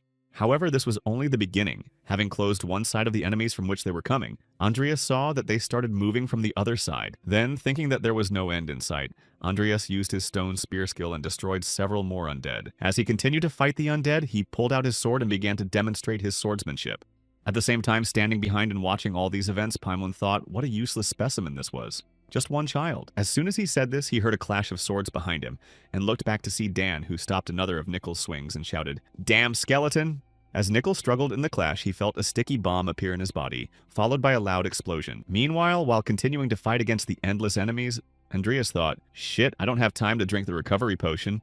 Hanging on with his last strength in the battle against the skeletons, the guy mentally added at this rate things could end very badly to Nickel. "My body is going numb." At the moment when Andreas was mentally saying as if every muscle in my body was being torn apart, one of the dead spat acid at him. Seeing that his cloak was being eaten away by the saliva of one of the dead, the boy mentally said until Nickel returns. Quickly eliminating the dead man who posed a greater threat, Andreas mentally added, "I'll see if I can hold out." As soon as he had dealt with one dead man, another giant skeleton loomed over him, an axe in hand, ready to strike. Managing to block a direct blow from the enemy, Andreas slipped backward from the strength of the skeleton. As soon as the enemy stopped pressing with the axe and Andreas relaxed for a moment, the dead man quickly approached him and hit him in the forehead. Falling to the ground and being punched in the face, Andreas thought to himself, "I can't believe I'm going to die here at the hands of a miserable skeleton knight." The next moment, remembering his younger sister with whom they had not said goodbye on the best of terms, Andreas thought to himself, "If I die here, what will happen to Emmy?" Then, remembering two other girls who were quite close to him, he added, "What about Lucia and Vivian's illness? I finally have a reason to live. I can't die like this." At the same moment, Andreas received a notification that said that due to long training and fierce battle, the Dantian's aura had been activated and could be used in connection with the dual essence trait, and both mana and aura could be used simultaneously. Seeing that he had a chance to survive, Andreas picked up his sword from the ground and swung it at the enemy, thinking, "I'm going back to where I belong." Having gained new strength and headed in search of Nickel, Andreas heard help nearby, then looked up and saw Paimon with a sword to his throat. Approaching the man who was begging for help, Andreas asked where my ring was. Hearing the boy's voice, the Undertaker looked back and exclaimed in confusion, "Let's first remove the sword and then we'll talk. Think about it." Paimon added, "Now that one of them is dead, you can negotiate a better deal." Hearing Paimon's suggestion, Andreas looked to the side and thought, considering what is about to happen now, I should probably make better use of this guy's sword. Seeing that Andreas had just picked up his mercenary's sword, Paimon screamed out in fright, "Hey, where's the ring?" Trying to negotiate with the guy who was heading toward him, Paimon exclaimed, "Wait a minute, don't rush." However, Andreas was not going to waste much time talking to the Undertaker, and to speed up the process, he cut off his hand. After demonstrating his seriousness, the man said, "I don't want to discuss this with you any longer than necessary." To which Paimon replied, "I don't want to talk about it any longer than necessary," and then looked in the bottom drawer of the dresser at home. As soon as Paimon told him where the ring was, he immediately turned blue and fell to the ground without any signs of life. Surprised by what had just happened and looking at the sword, Andreas mentally said, "I was going to get rid of it in the end, so it's poisoned, right?" The next moment, turning his gaze to the mercenary's body, Andreas mentally said to the skilled swordsman with the poisoned blade, "Who is he?" Immediately after, remembering Paimon saying what you do is Dan, Andreas mentally said that Dan is Bloody Dan. As he realized who they were dealing with, Andreas mentally said, "If it is indeed him, then this mask is the one." The next moment, reaching for the mercenary's head and removing the mask, Andreas thought, Just as I thought, it has changed. Without hesitation, Andreas tried on the mask and felt his image begin to change rapidly.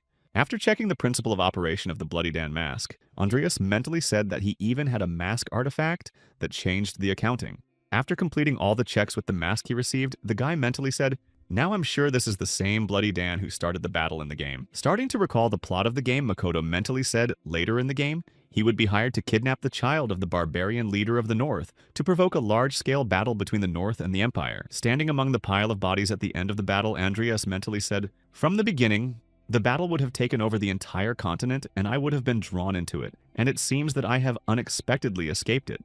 Continuing to reflect on what had happened, he added that a character like him would not have lived long and happily anyway. "Thank you for the mask. I will put it to good use, Bloody Dan." After completing his thoughts, Andreas decided to finish his work and said to Nickel, "Look for the ring and I'll clean up a bit." Sometime later, in the hospital of Alvin Street, lying on a hospital bed, Andreas was watching the news where it was written that black mages are among us.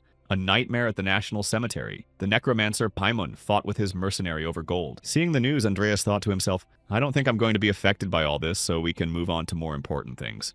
Having found his estate on a real estate website, Andreas purchased it for 2.5 billion liberties, including taxes. As soon as he made an important purchase and thought about how Emmy would react to it, someone closed his eyes and said, "Guess who?" Without hearing any options from Andreas, Lutia removed her hands and approached the patient and said, "You're so boring," and was met with a hello.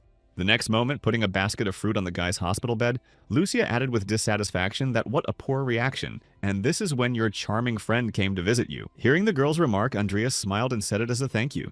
Hearing the boy's remark, Lucia tried to mock him and said, "Thank you," and hearing this, Andreas thought about what to say to her in return. The next moment, folding her hands in front of her, the girl asked, "By the way, what happened to you?"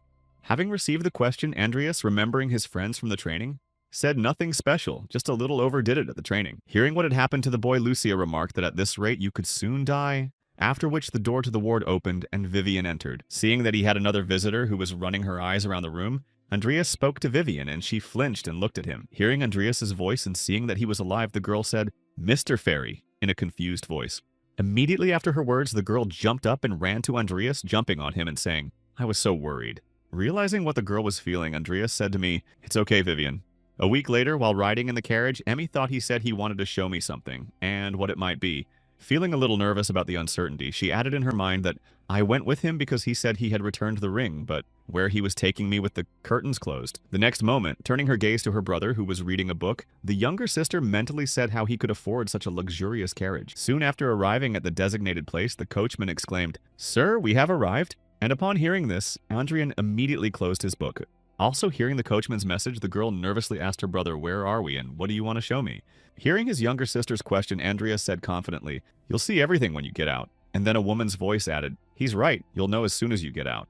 The next moment, the carriage door opened and a maid looked in and announced the return of Lady Emma. Seeing who had just greeted her, Emmy exclaimed in surprise that Lupin, what was going on? Why was Lupin here? To which Andreas replied that I had asked her to be our maid again. After receiving an explanation of why Lupin was here again, Emmy exclaimed in confusion, "Hey brother, you know we can't afford that right now." The next moment, grabbing Lupin's hand, she awkwardly said, "I'm sorry, my brother doesn't understand how things work in this world yet." But at the same moment, raising her gaze a little higher, she saw something incredible in front of her and began to leave the carriage. Getting out of the carriage and looking at the building in front of her, Emmy said in surprise, "The Apple Tree Manor is our home." Immersed in her memories, she looked back and asked why you brought me here. And Andreas handed her a letter and said, "Read this." Seeing what was written inside the document, the girl immediately asked if it was true that you had bought our house, but how? Turning her gaze to her brother, she exclaimed, "Don't tell me you bought it by doing something bad." And Andreas pulled out a tablet and said, "I invented a potion." Continuing to show his younger sister his achievement, Andreas added, "It allowed me to buy back our estate. You don't have to work so hard anymore, and from now on, I will make sure that there is money on your card every month." Having learned everything that was unknown until now, Emmy bowed her head down and said, "I didn't know it," even though he worked so hard just because of the ring. The next moment, she recalled the moment of their last meeting where she left the room and exclaimed, "Don't come here again. You don't owe me anything." Crying because of what she had said, she said, "I said such terrible things to you. I told you not to come back. I didn't mean to say it." Putting his hand on his sister's head and stroking her, Andreas said, "Silly girl, of course I know that. From now on, I will behave like a responsible older brother." Standing aside and also wiping away the tears of happiness that had begun to flow, Lupin heard, "I always believed in you, but then I got so angry. I know it. I know it." As he sat in his room looking at the book, Andreas remembered how he had recently achieved his second awakening. Continuing to study the book Morn had given him, Andreas added in his mind, Thanks to the trait I received as a reward for my achievement, I can learn necromancy much faster. The trait of enlightenment is an epic trait. The deeper one dives and explores, the higher the chance of understanding the theory. It is a trait that increases the speed of learning skills and gaining knowledge. After reviewing everything he had accomplished, Andreas looked over to Timur and mentally said, "Now that I can even summon a revenant, it's time to try summoning Timur." Stretching out his hand in front of him and preparing himself for action, Andreas mentally said, "Everything will be fine. I have checked all potential causes of failure dozens of times. Let's get started." Activating his magical power, the guy received a notification from a low-level necromancer of the execution of the revenant's summoning. One body was detected. Continuing to perform the process and receive notifications, the material for necromancy has been detected. Andreas thought, now I can fully utilize the dual essence. Starting to imagine what he would soon have, the guy mentally said, and Nickel has also evolved if I add to this mix the mighty power of Timur. Even if I am alone, I will have the power of an entire platoon. Reaching the beginning of the rising process, Andreas spoke a rising uprising about the monarch of the tiger tribe that made the continent shudder, then received a notification the value of the summoned material's abilities outweighs the summoner's decreasing stability. In the process, several more notifications appeared, saying that additional effects were applied, low-level necromancy summoned, revenant successfully summoned, revenant legendary. When Timur woke up and started to get up, more notifications appeared, summoned undead level high, received additional statuses, summoned undead level very high, undead category upgraded to a new category of revenant fighter. Later, when the draft was over and Timur roared, Andreas received another notification. Level of summoned dead transcendent returned part of the previous personality. Revenant fighter legendary Timur dead, category 5 mana, 891 traits, consciousness skill, fist fighting berserker. Feeling his hair stand on end from the dead man's roar, Andreas thought, even his roar was loud and strong. It's a good thing I conjured up the noise insulation. When all the processes were completed, and Andreas said, "From now on, I am your master." Timur, the king of the tigers, bowed his head and knelt before his master. After a certain period of time, the next exam of the Rodlin Academy was held on the snowy mountain of Vilbor, in the territory of the Marquis of Magna. Having reached the right place, the teacher said, "Now I will tell you how the exam will be held. The topic of the exam is survival and collecting points." Standing in the crowd among the other students, Andreas heard that you will all spend 72 hours on this mountain, and you will need to collect points hidden all over the slope. Hearing the conditions of the exam, Ulick turned to her friend and said confidently, "I'm sure you'll beat everyone again, Diane." Continuing to announce the conditions, the professor said, "The bracelet you are wearing also counts your points, so you can take other people's bracelets, but please note that if you are evacuated, you will not be able to continue the exam, or if your bracelet is damaged, you will be immediately disqualified." After the students' reaction to the rules, the professor added that this is the end of the explanation. Please put on your blindfolds and the curators will take you to your starting points. About 45 hours before the end of the test, one of the students tried to climb the slope of Mount Wilbur. Upon reaching the desired location, Andreas said, "The plateau at the top of the slope looks impressive for both attack and defense. Maybe I'll set up my base here." The next moment, in the blizzard, he noticed one person walking on the top and thought, Dian Alwyn uses extensive search and magic barrier at the same time, so she is able to protect herself from the blizzard and make a path, but the mana consumption is huge. A few seconds after the meditation, Andreas saw the girl's magic spell dissipate, and she fell to the ground. Seeing what happened to Diane, Andreas started walking towards her, thinking, she's used up all her mana. If I take her bracelet now, I'll take out a powerful opponent. Continuing to walk toward the confused girl who had lost her strength, he added, "But if I get her support, I can easily get the best result." Sensing the potential danger that was approaching her, the girl used her magic to shout out to whoever was approaching. Seeing how the girl reacted to his approach, Andreas said, "It looks like you've been doing too much magic, Diane." And Andreas replied. Moving even closer to the girl, he said, "Magic is useful, but using it so recklessly in a setting like this is asking for trouble." Continuing to hold the magic spell in her hand, the girl exclaimed, "You want to take my bracelet away while pretending to give me advice, don't you?" Continuing to threaten the guy, she added, "I may be exhausted, but I'm not up against someone like you." And then she noticed that her magic supply was completely depleted. Continuing to walk toward the girl, Andrea said, "I have a proposal." And Diane began to crawl back and shouted, "Don't come near me, stay where you are." Hearing the girl's exclamations, Andreas thought disappointedly, "I am so unpleasant to you," and then asked what you want. Looking with a frightened look at the guy who found her in a bad situation, Diane heard, "Would you like to team up with me?" Having received an offer to join forces, the girl was surprised to hear that I would. Hearing the question from his friend, Andreas extended his hand to her and said, "In private, I am vulnerable if something happens. It is much better to have an ally just in case, don't you think so?" Having received the offer of cooperation, Diane imagined the image of Andreas in her mind and thought, "Maybe so, but I can't trust someone like you." The next moment, grabbing her head, she exclaimed in embarrassment because of her pride, reputation, money, or maybe personal gain. Realizing that this was not going to work, Andreas took out a chocolate from his bag and asked what it was. Seeing how the girl immediately became quiet and started drooling, Andreas smiled and said that we'd better get along, to which he heard, "Don't get me wrong, it was," and then added, "Don't want to." Meanwhile, somewhere on the slope of Wilbur, holding the head of the dead student, the monster asked if it was not him either. Having received the question from his accomplice, the goblin pointed at the letter with the photo and exclaimed indignantly, "No, not even close." Then, throwing the human out of his hands, the orc said, "I have bad eyesight," to which the goblin exclaimed, "How many times have I told you green hair?" The next moment, looking back and looking around, the goblin exclaimed, "The weather sucks and I'm stuck in this disgusting job," and then said, "We've been paid. We have no choice."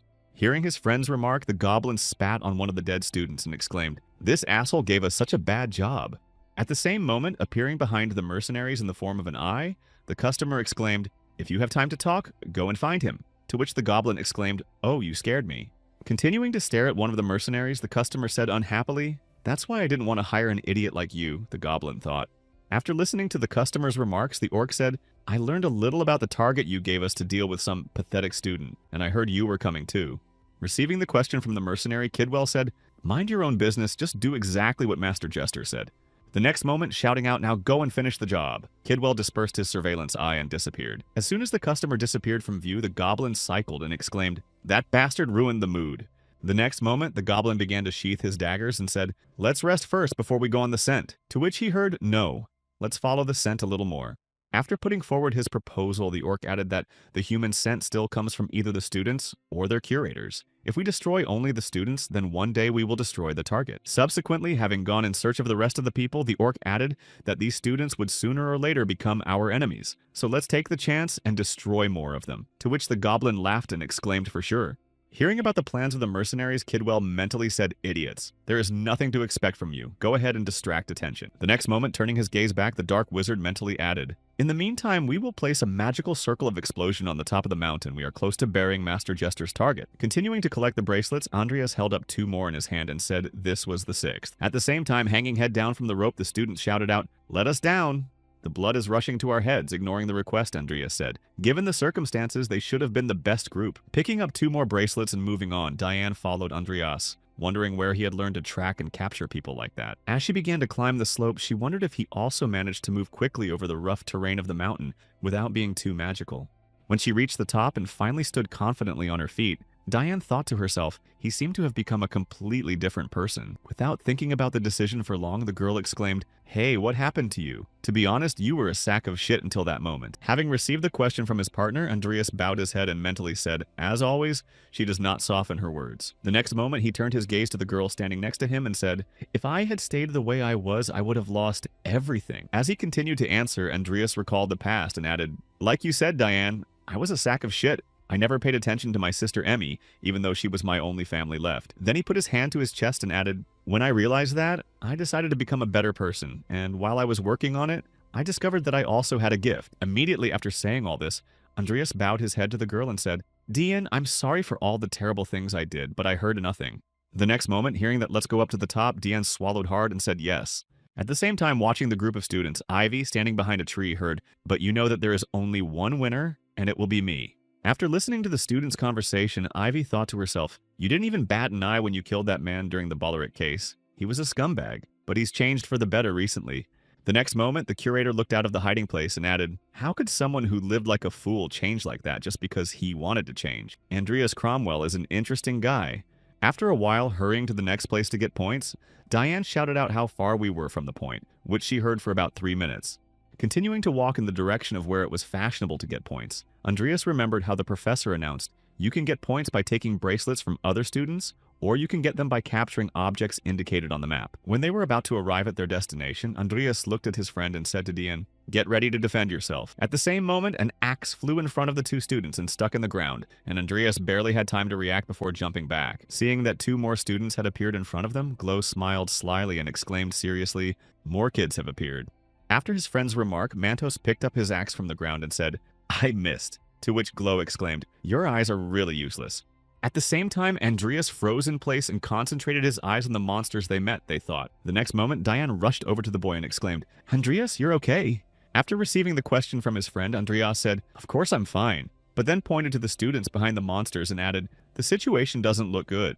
Also seeing the wounded students lying behind the monsters, the girl exclaimed in confusion what had happened. At the same moment, pulling out his letter with the photo of the order, Glow exclaimed, "Rejoice, Manto's green hair is him." Instantly grabbing his dagger and laughing, Glow exclaimed, "It was worth the wait," followed by "You know me."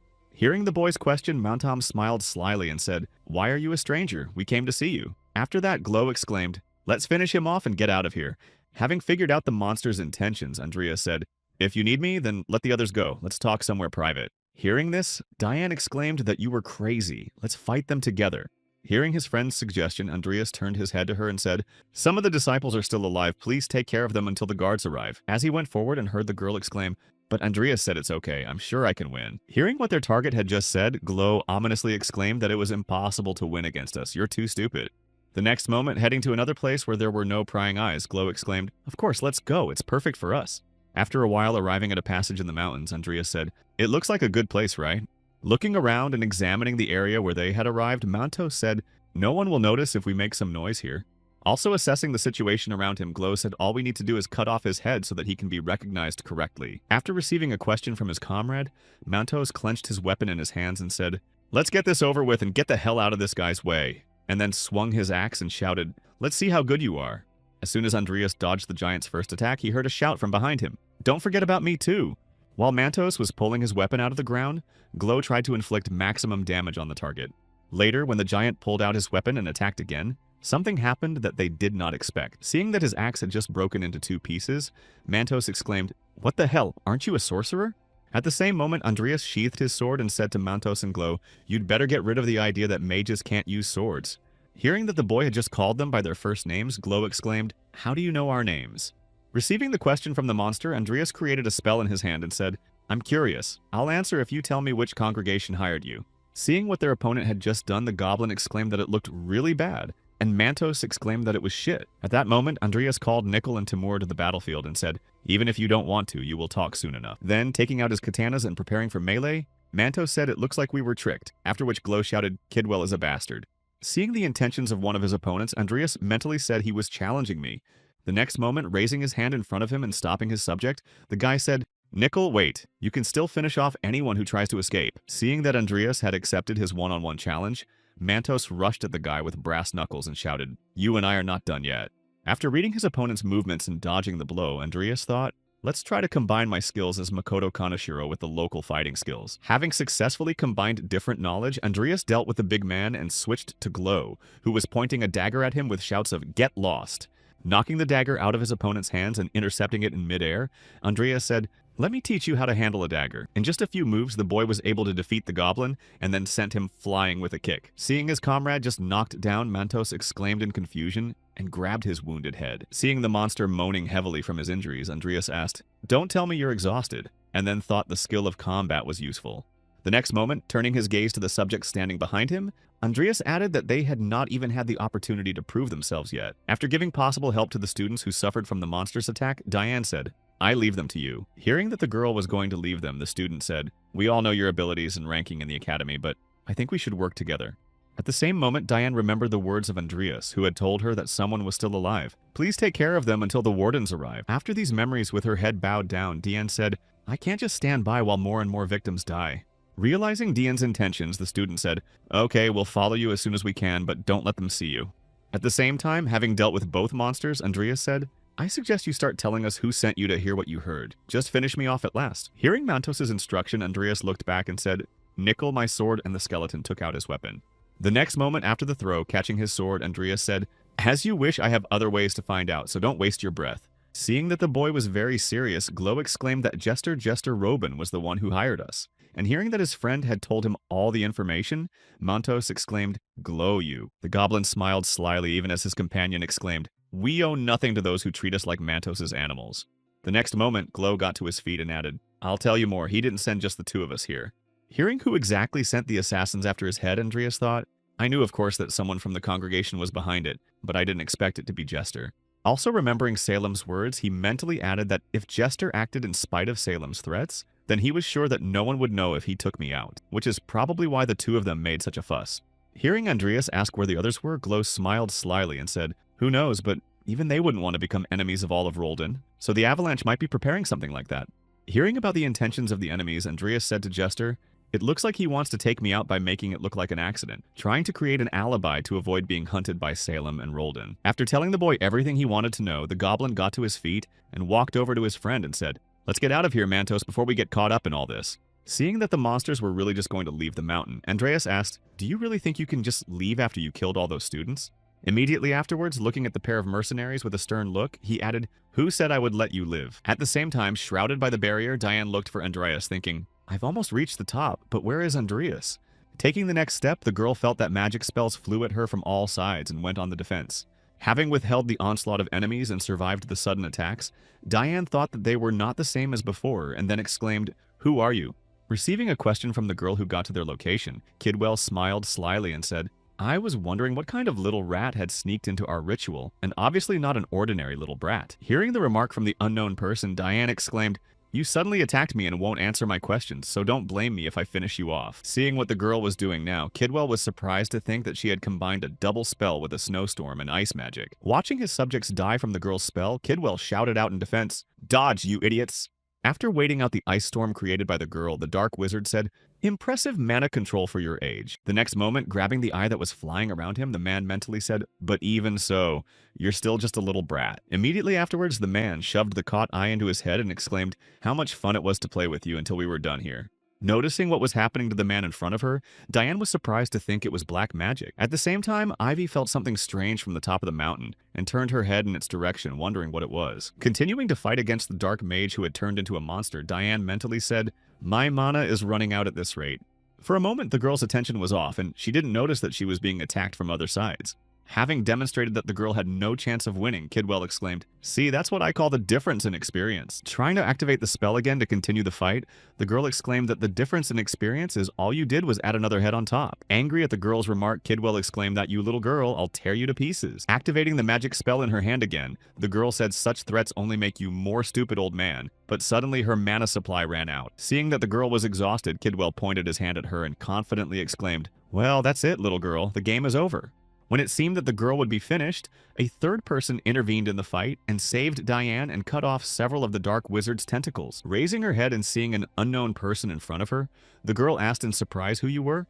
Receiving the question, Andreas, who used the mask of the Bloody Dan, said, "The mercenary from Rodlin? I'll take care of this, and you run." After receiving instructions from the guy who had just arrived, Diane asked that mercenary, "You appeared out of nowhere and think you can handle them alone. You are crazy." Continuing the dialogue with the wounded girl, Andreas said his goal is not me and not you, and then thought, "I can't call Nickel and Timur now." The next moment, taking a fighting stance, the guy said he was going to unleash an avalanche on the entire area, so get out quickly. Hearing that his plans had just been revealed, Kidwell angrily shouted out, "You bastard, who are you and how do you know my plans?" Receiving a question from his opponent, Andreas said in a stern tone, "Why would I tell this to someone who is about to die?" Angry at the guy who interfered in his fight, Kidwell shouted out what a fool he was and started a fight. In the course of the battle, Andreas managed not only to fight the tentacles, but also to repel the magician's spells. At the same time, watching the battle, Diane was surprised to think how fast it was, but seeing that the enemy was about to attack, she shouted out to beware.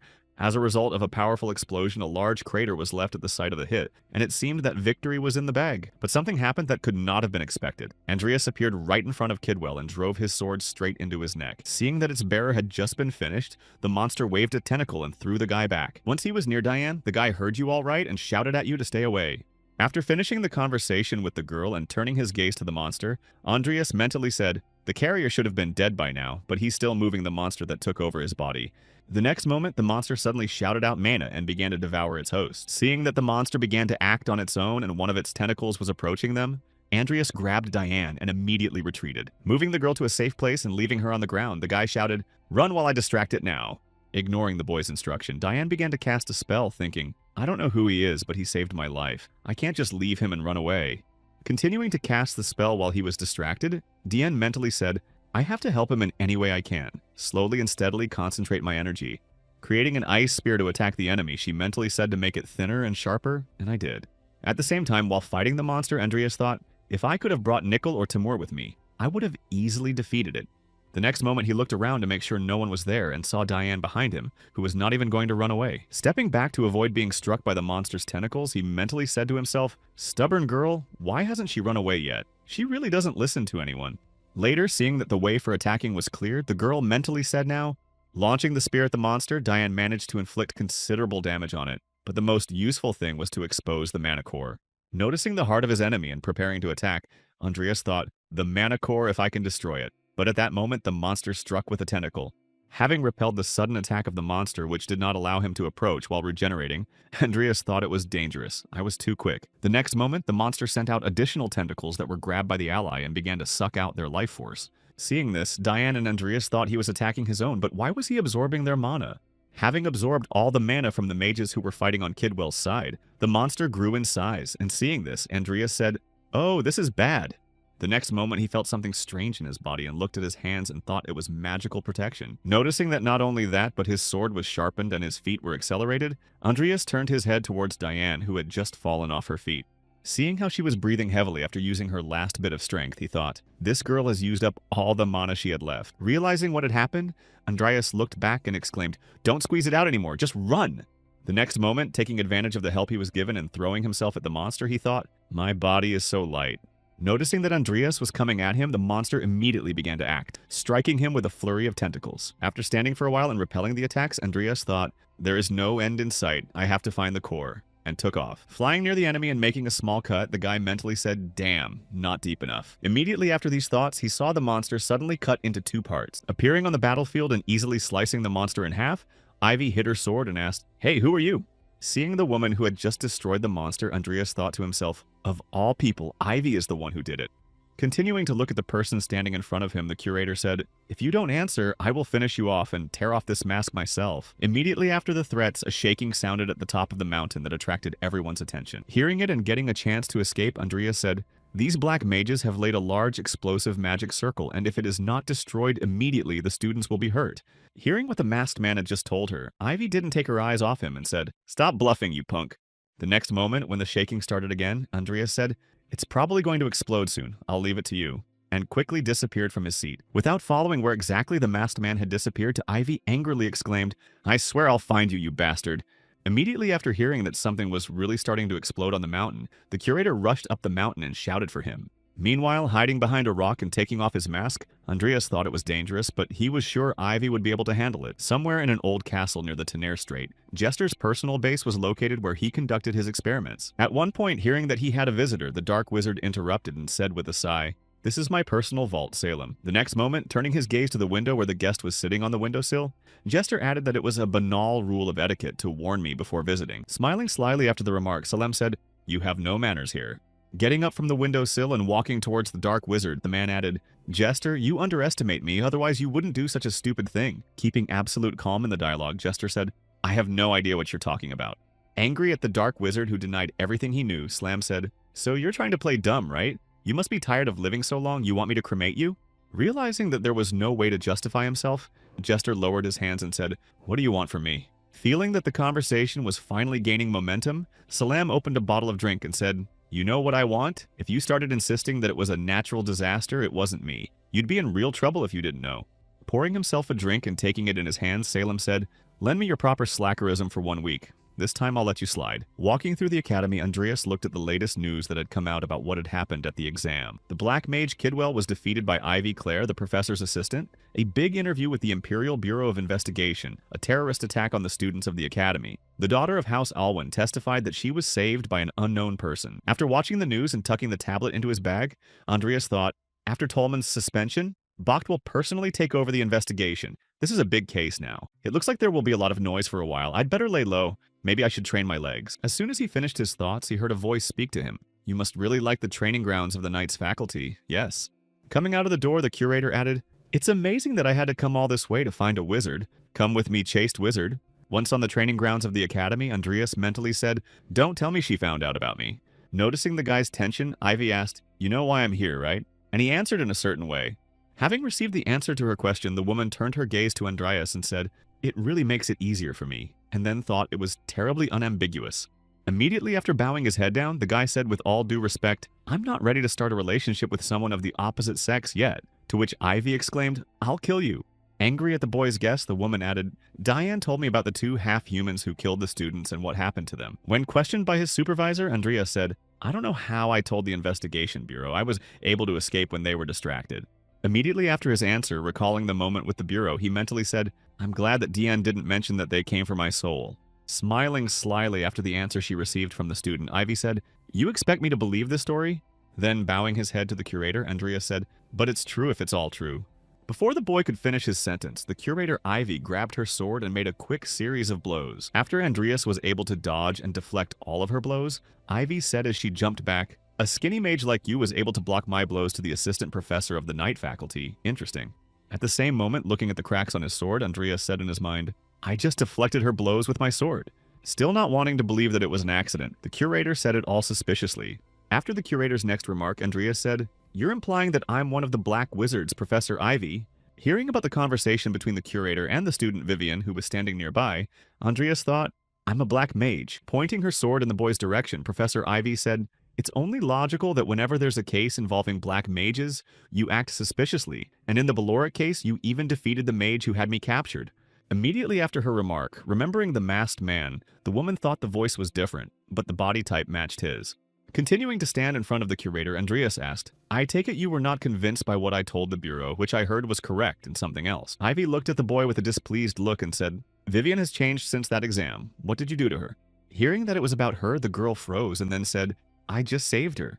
Hearing the answer from the boy, the curator asked what he had done, and then Andreas said, I entered the barrier and saved her, that's all. Hearing Andreas's remark, Vivian bowed her head down and said, I knew it. Andreas was Mr. Fairy. At one point, the girl's tender thoughts were interrupted by Ivy, who exclaimed, Stop lying to me. She pointed her sword at the student's head and exclaimed how a loser like you could slip in and out of the magic barrier. Hearing the accusations against Andreas continue, Vivian suddenly shouted out the truth. Attracting attention, the girl came out of her hiding place and added, Andreas saved my life that day. Realizing that some of the details did not add up, Professor Ivy sheathed her sword and walked away, saying, I will be watching you, Andreas Cromwell. As soon as the teacher left them, Andreas bowed to the girl and said, Thank you for your help. To which Vivian replied, You're welcome, Mr. Fairy, and then thought, Here's the confirmation.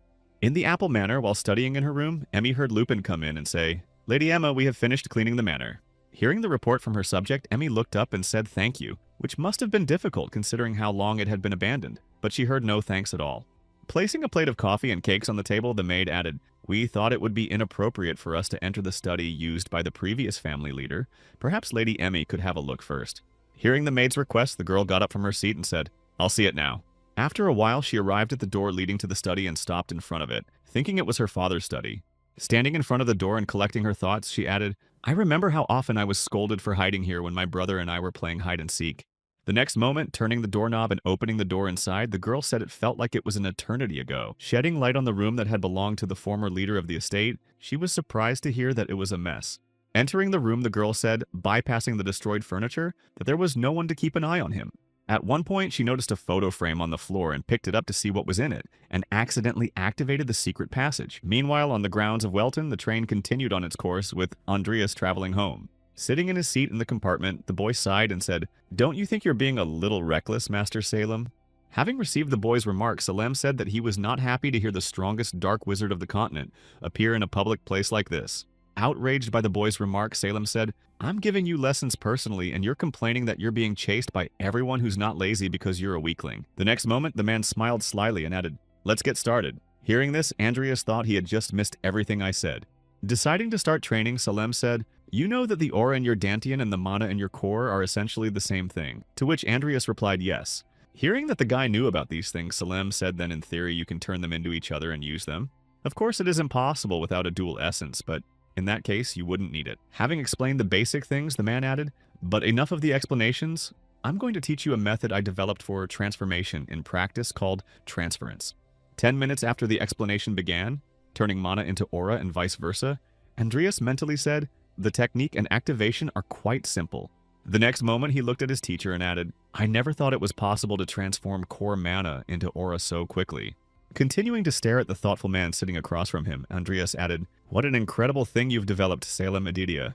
Seeing that the boy had reached a certain level in his teachings, Salem got to his feet and said, Well, it looks like you've got the principle. Keep practicing like that. As the man was about to leave the train, Andreas exclaimed, Wait, please, just tell me something. And Salem stopped and looked at the man and asked what it was. Catching the attention of the greatest dark wizard on the continent, Andreas asked, Do you know something about my father and House Cromwell? Hearing what exactly the boy was interested in, Salem said, Kane was a student of Grandfather Morn, but as I said, you find out the details yourself, it's a lot of trouble to explain everything. Having been instructed to find out the rest himself, Andreas exclaimed that you mean Master Salem, but he had already jumped out of the train. Without learning anything else, Andreas thought, Kane Cromwell was a black wizard. I never thought about that in the game or after I came to this world. After calming down a bit, Andreas continued to walk on and thought it was good that I was going home. Maybe I would find something if I searched the house. After a while, arriving at his father's office, Andreas heard Lupin say, well, Lupin did a great job cleaning up the place. Surprised by what he saw, Andreas said, this was my father's office, and was told that it was in ruins, so I furnished it with new furniture. As he began to examine the interior of his father's study, Andreas said, thank you, it can be used as an office again. And then Emmy exclaimed, but I made sure to leave all the important things in place. The next moment, turning abruptly to her brother with a family portrait, Emmy exclaimed, I'll give you our family photo when we were kids. Continuing to hold the family photo in her hands, she added happily, it brings back memories, doesn't it? Leaning over to the photo and looking at it, Makoto thought, it's a strange feeling. I feel nostalgic, but at the same time, it's like someone else's feelings. At one point, touching the photo frame and seeing a bright light shining from it, Emmy exclaimed what was happening. The next moment, hearing a rumble behind her and seeing a secret passage open, she wondered what it was. Frozen in place after what had just happened, Andreas mentally said, when I touched the photo frame, it activated the magic circle, activating the secret door. Thinking of Kane Cromwell, Andreas said to himself, if it only activated when one of us touched the bottom, then it means that Kane's legacy or his will might be inside. Continuing to think about what awaited him inside, the boy added, I'll try to be the first to enter it. If it was so hidden, then there must be something impressive inside. Approaching the secret passage, Andreas stopped and looked back at his sister and said, I'll check it out. You should wait outside. And then heard that I couldn't let you go in alone. Hearing his sister's remark, the boy said, this is a magical device for you. It's too dangerous. And Emmy exclaimed, but, trying to somehow get the girl to listen to his instructions, Andreas shouted out, go! To which the girl nervously replied, yes. Leaving her father's room, the girl said, be careful. To which she replied, I will. You don't have to worry. Going down lower and lower, Andreas felt his body begin to react, and thought the black magic object felt the same as being lazy. Going down to the bottom and seeing a plant at the end of the corridor standing under a red light, Andreas was surprised to see that it was a tree. Looking a little closer at the plant that was in the dungeon, and noticing the floral tablecloth nearby, he mentally added so many rare flowers here. Approaching the tree closer, the boy received a notification that read the manuscript of the Apocalypse, Chapter 0, the purest original sin and waiting for the fruit. After reviewing the message he received and looking at the tree again, Andreas was surprised to find that this was the main part of the manuscript. Swallowing hard after realizing what he was looking at, he thought, why is something I've never even seen in the game here? The next moment, seeing a scroll hanging from a tree branch, Andreas thought to himself, what is this?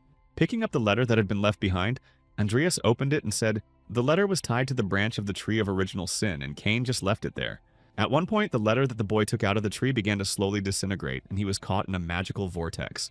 After a few seconds of confusion about what exactly was going on, Andreas felt someone put their hand on his head, and then his heart started to pound. Feeling the strange effect, Andreas saw before his eyes a scene from the past. First, the Emperor gave Kane the seed of original sin. Taking instructions from the Emperor, Kane grew the original sin to the size of a sprout, and demonstrated his achievements to the Emperor. After achieving a certain goal, the Emperor first removed his wife because of Kane's uselessness. Subsequently, having fallen ill with an unknown disease, Kane realized that he did not have much time left and put a spell on the family photo and gave access to the dungeon with the original sin only to his children. After reviewing a brief history of all the events that Kane had experienced, Andreas mentally said, this is what happened. Reflecting on the information he had received, he thought to himself that the Empire and the Black Wizards were conspiring with each other. Continuing to think about the situation from the past, he mentally added that Salem said the Emperor left Kane in Morn's hands, Kane studied black magic and grew up with original sin. The next moment, switching to another time period, Andreas mentally said, but as soon as he reached it, he was disposed of because he was no longer useful to the Emperor. Recalling the moment when his illness reached a critical point, he mentally added the death of his wife and his mysterious illness to the downfall of his entire family, and Kane soon realized that the Emperor had arranged it all. Scrolling through the story in his head, Andreas mentally said, and then he took his revenge in his own way by hiding the original sin where only my sister and I can enter. The next moment, a man appeared behind the boy and said, you have a good look at the memories your father left behind, Andreas Cromwell. Drawing the boy's attention to him, the man with red eyes smiled slyly and said, may I call you Makoto Kaneshiro? Quickly pulling his sword from its sheath and pointing it at the man's throat, Andreas asked who he was. Seeing the guy's reaction to being called by a name from another life, the man said, I'm sorry, I thought you'd figure it out right away, being a nerd and all. Immediately after, the man said, thank you for playing our game. How familiar does Makoto Kaneshiro sound? And Andreas thought this guy can't be. Continuing to hold the sword at the man's throat, Andreas asked if you were the developer who brought me here, and the bingo was played. How do you like the world of mortal sins? Hearing the man grind his teeth in anger, Andreas said, "It's a great fantasy world, isn't it?" Having calmed down a bit after the surge of anger, Andreas asked without removing the sword why you brought me here. The next moment, grabbing the tip of the sword blade with his fingers, the developer said, "Nothing special, I just wanted you to play this game." Hearing the developer's desire, Andreas asked him to complete the game, saying that what he heard was so simple. Immediately after his question, recalling the passage for other characters, the developer added, "Of course you have seen the end of this world many times through the eyes of Luis, Lucia, and Diane." Continuing his story, the developer added that in the end they all ended up in the apocalypse, didn't they?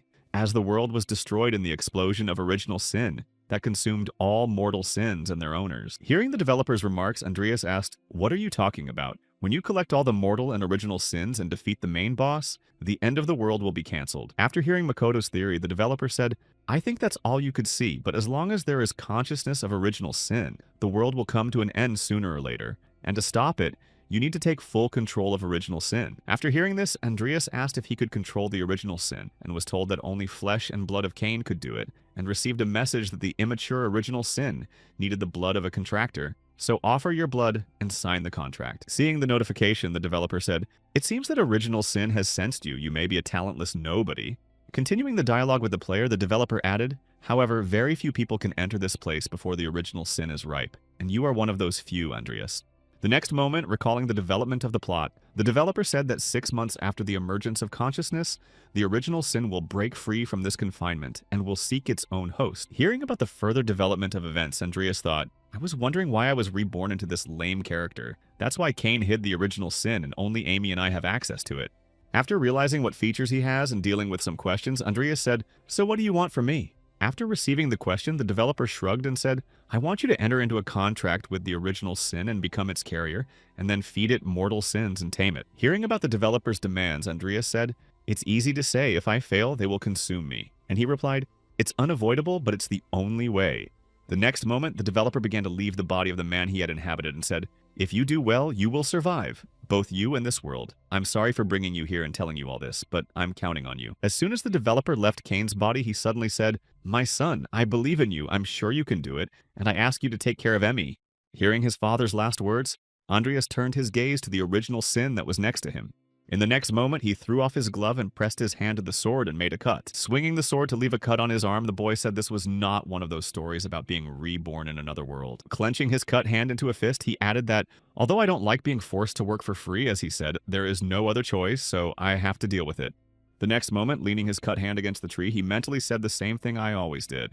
A few seconds after Andreas received the notification, Apocalypse Manuscript Chapter 0, Unadulterated Original Sin, inhabited the user's body. Apocalypse Manuscript Chapter 0, Unadulterated Original Sin, recognized the user as its master. As soon as the sin entered Andreas, he received the following notifications. Mana recovery rate increased by 144%. Mana density will increase over time. Mana element will become closer to darkness over time. Ability increases as mortal sins accumulate, unlocks more abilities and features as mortal sins accumulate. Seeing these notifications, the boy saw the images of his family members in front of him and said, "Cain Cromwell, father of the other half of my soul, you can leave Emma and the Cromwell family to me." Standing on the flower meadow and looking in front of him, Andreas confidently added in his head, "Please rest in peace. I will also avenge all the tragedies that have befallen you, I swear."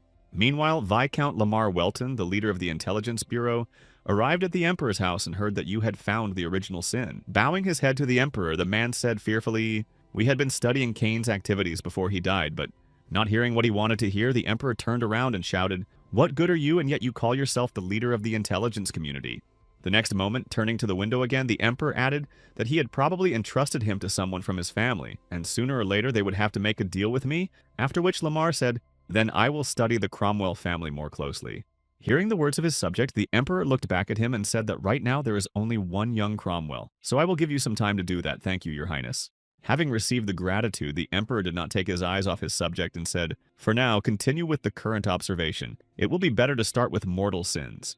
Holding up the sword he was polishing, the ruler added, "And what about the cult of Zipar? I'm sure they keep a mortal sin somewhere for their invocations of the god." To which the subject replied, "We have detected suspicious activity, and we think they will soon begin to gather people for the Zipar ceremony." After receiving the report, the Emperor told the Dobes to establish close surveillance, and meanwhile, preparations were underway in the dungeon. Somewhere under the arena on the territory of the academy, preparing for a terrorist attack, a henchman heard the festival this year. You know how important it is, and replied, "Yes, Mr. Payat, we have carefully prepared everything." Continuing to report to the leader, the guy in the cloak added the number of guards and our entry points. And of course, we also studied everything about the dungeons under the arena. Hearing the subject say we will be able to make many sacrifices to our Lord Superior, Payat exclaimed happily, "That's great.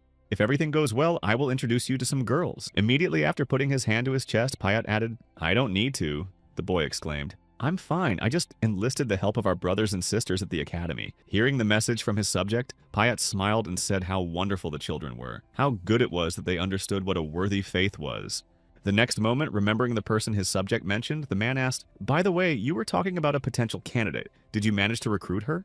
After receiving the question from Payat, the guy remembered the moment of the conversation with the girl and mentally said, he must be talking about Vivian. After finishing his thoughts, Hazar said, "I talked to her directly. She didn't seem interested.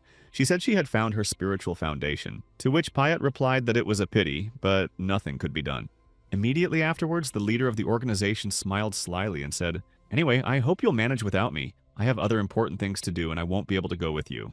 Meanwhile, back at the dormitory, having received the notification traits, Dual Essence Evolution, Unique Enlightenment, Epic Original Sin, Unknown Talents, Black Magic Necromancy, Outstanding Water Magic, Weak Potions Amplifying Type, Outstanding Movement, Combat, Exceptional. Andreas thought a week after returning from the Cromwell estate.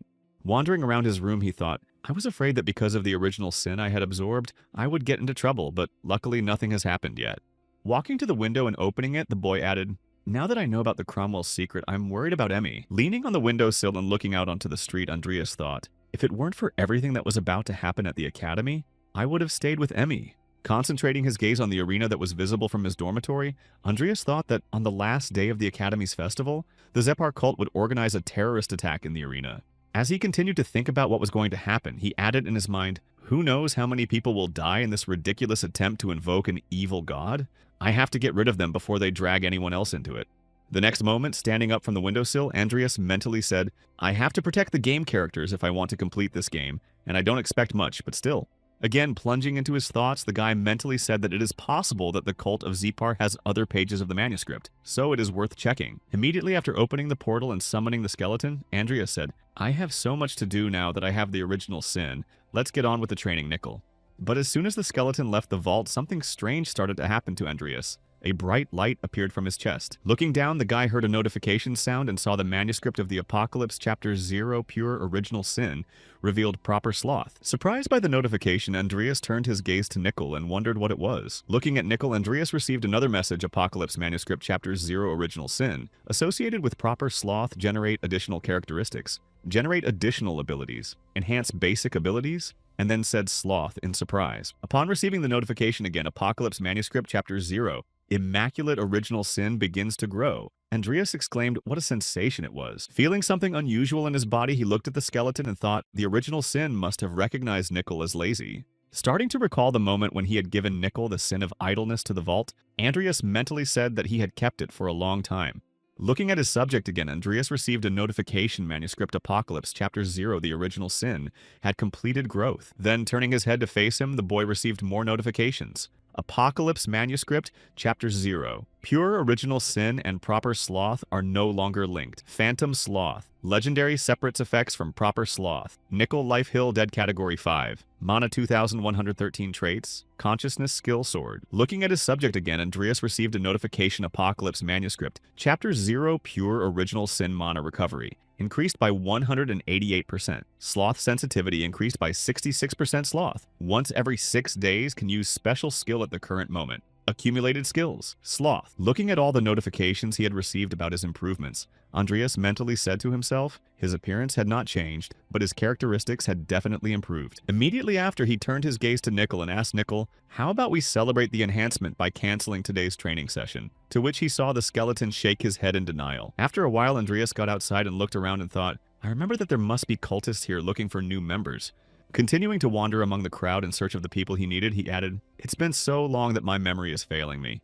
Trying to see where there were any members of the cult among the crowd, Andreas wondered why I didn't see any familiar faces. At one point, he noticed his former comrade in the crowd and thought that Hazar, the missing guy, was appearing before a terrorist attack, which meant that I should keep an eye on him. After some time of surveillance, Andreas reached the sewer where Hazar was entering, and after a short wait, he followed him. Going downstairs, he heard footsteps and looked down to see a girl patrolling the area. Hearing suspicious noises coming from above, she looked up and saw a man with a dagger in his hand flying towards her.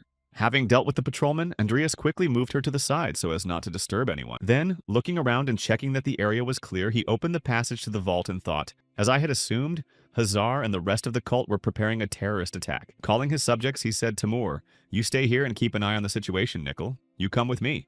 Having given orders to his subjects, Andreas shouted out, let's go, and headed in the direction where the cultists' base was supposed to be located. After a while, having arrived at the rest of the cult members, Hazar thought that it was difficult to bring explosives, but it should take no more than a day to set up. Watching the process of preparing his comrades for tomorrow's events, he mentally added that it did not seem that there would be any problems before tomorrow's ceremony. Continuing his carefree thoughts, Hazar thought, I hope I'll be promoted for my efforts, when he saw that one of the cultists had lost his head. Seeing an unknown person with a sword in his hands, the guy did not hesitate to shout out to us attacking infiltrators to finish him off. Hearing the warning from their commander, the other cultists immediately grabbed their weapons and rushed into battle. However, it took only a few seconds for the attacker to deal with all of them. Seeing that all the cult members who were on the spot were dead, Khazar grabbed his sword and shouted, You useless idiots, it's just one person.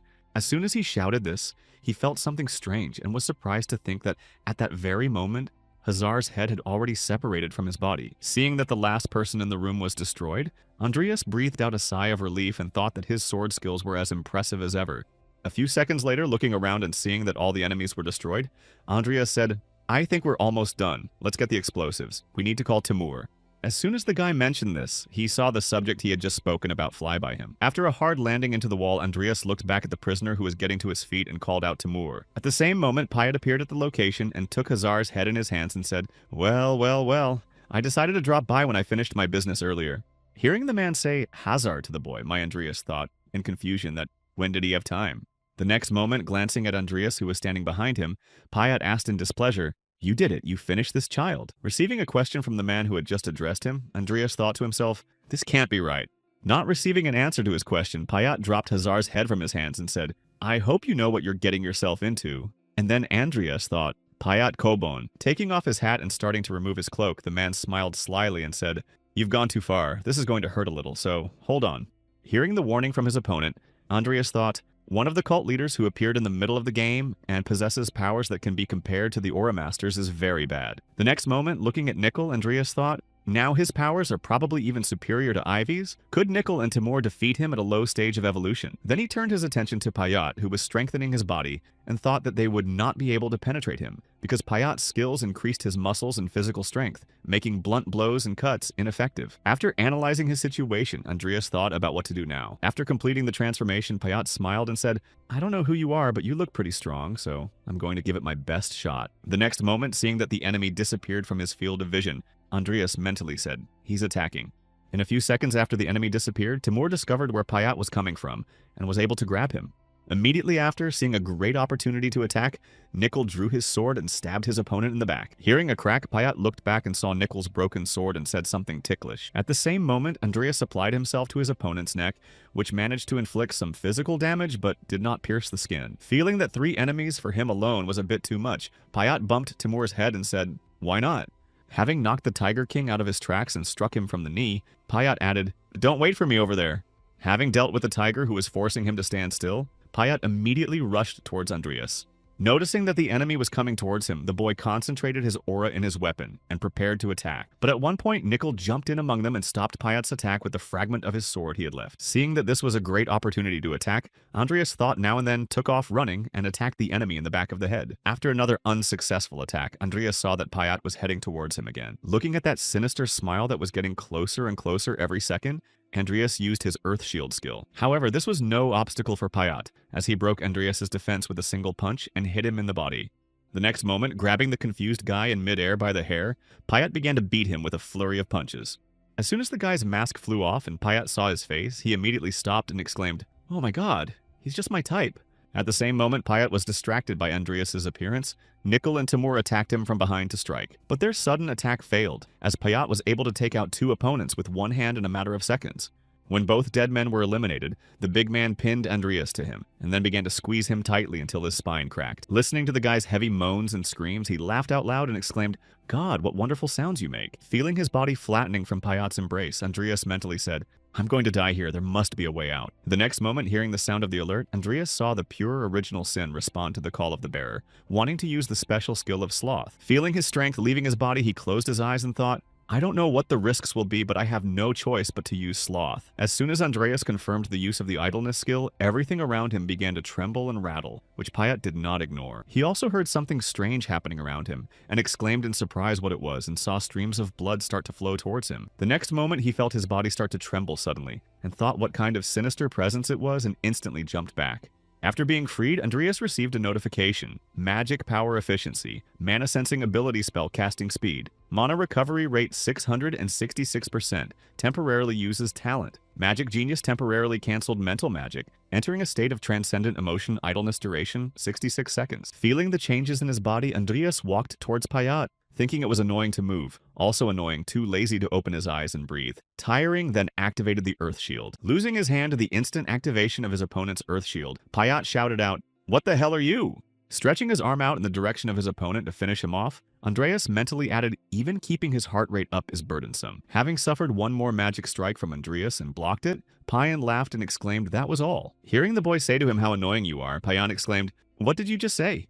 Then, looking up at the man who was annoying him, Andreas said menacingly that he would rather finish him off and rest. At the same time, somewhere on the surface of the arena, one of the people close to the Emperor heard a noise coming from underground. While the dueling was going on in the arena, Bart Alwyn turned his head to the side and thought that it was clearly the presence of black magic, but it seems that the installation of a magical barrier against black magic had played a cruel joke on me. Noticing her father's strange behavior, Diane, who was standing nearby, asked her father what was wrong and was told to stay here. I had a problem. At the same time, in the sewer standing in front of his enemy, Andreas used a stone spear to accumulate energy. Seeing what the guy Payat was going to use against him, he was surprised to think that a stone spear was basic magic. He smiled slyly and exclaimed, "I was wondering what would happen, but it turns out that this and all these stones won't even scratch me." As soon as he exclaimed this, Nickel rushed at him and punched him in the body until he let his guard down. Gritting his teeth in anger and preparing to attack back, Payat shouted, "You vile skeleton." As Payat attacked back, Nickel used his phantom form to avoid the damage of the blow, and then what now sounded. At the same moment, Andreas continued to hold his stone spears ready to launch an attack.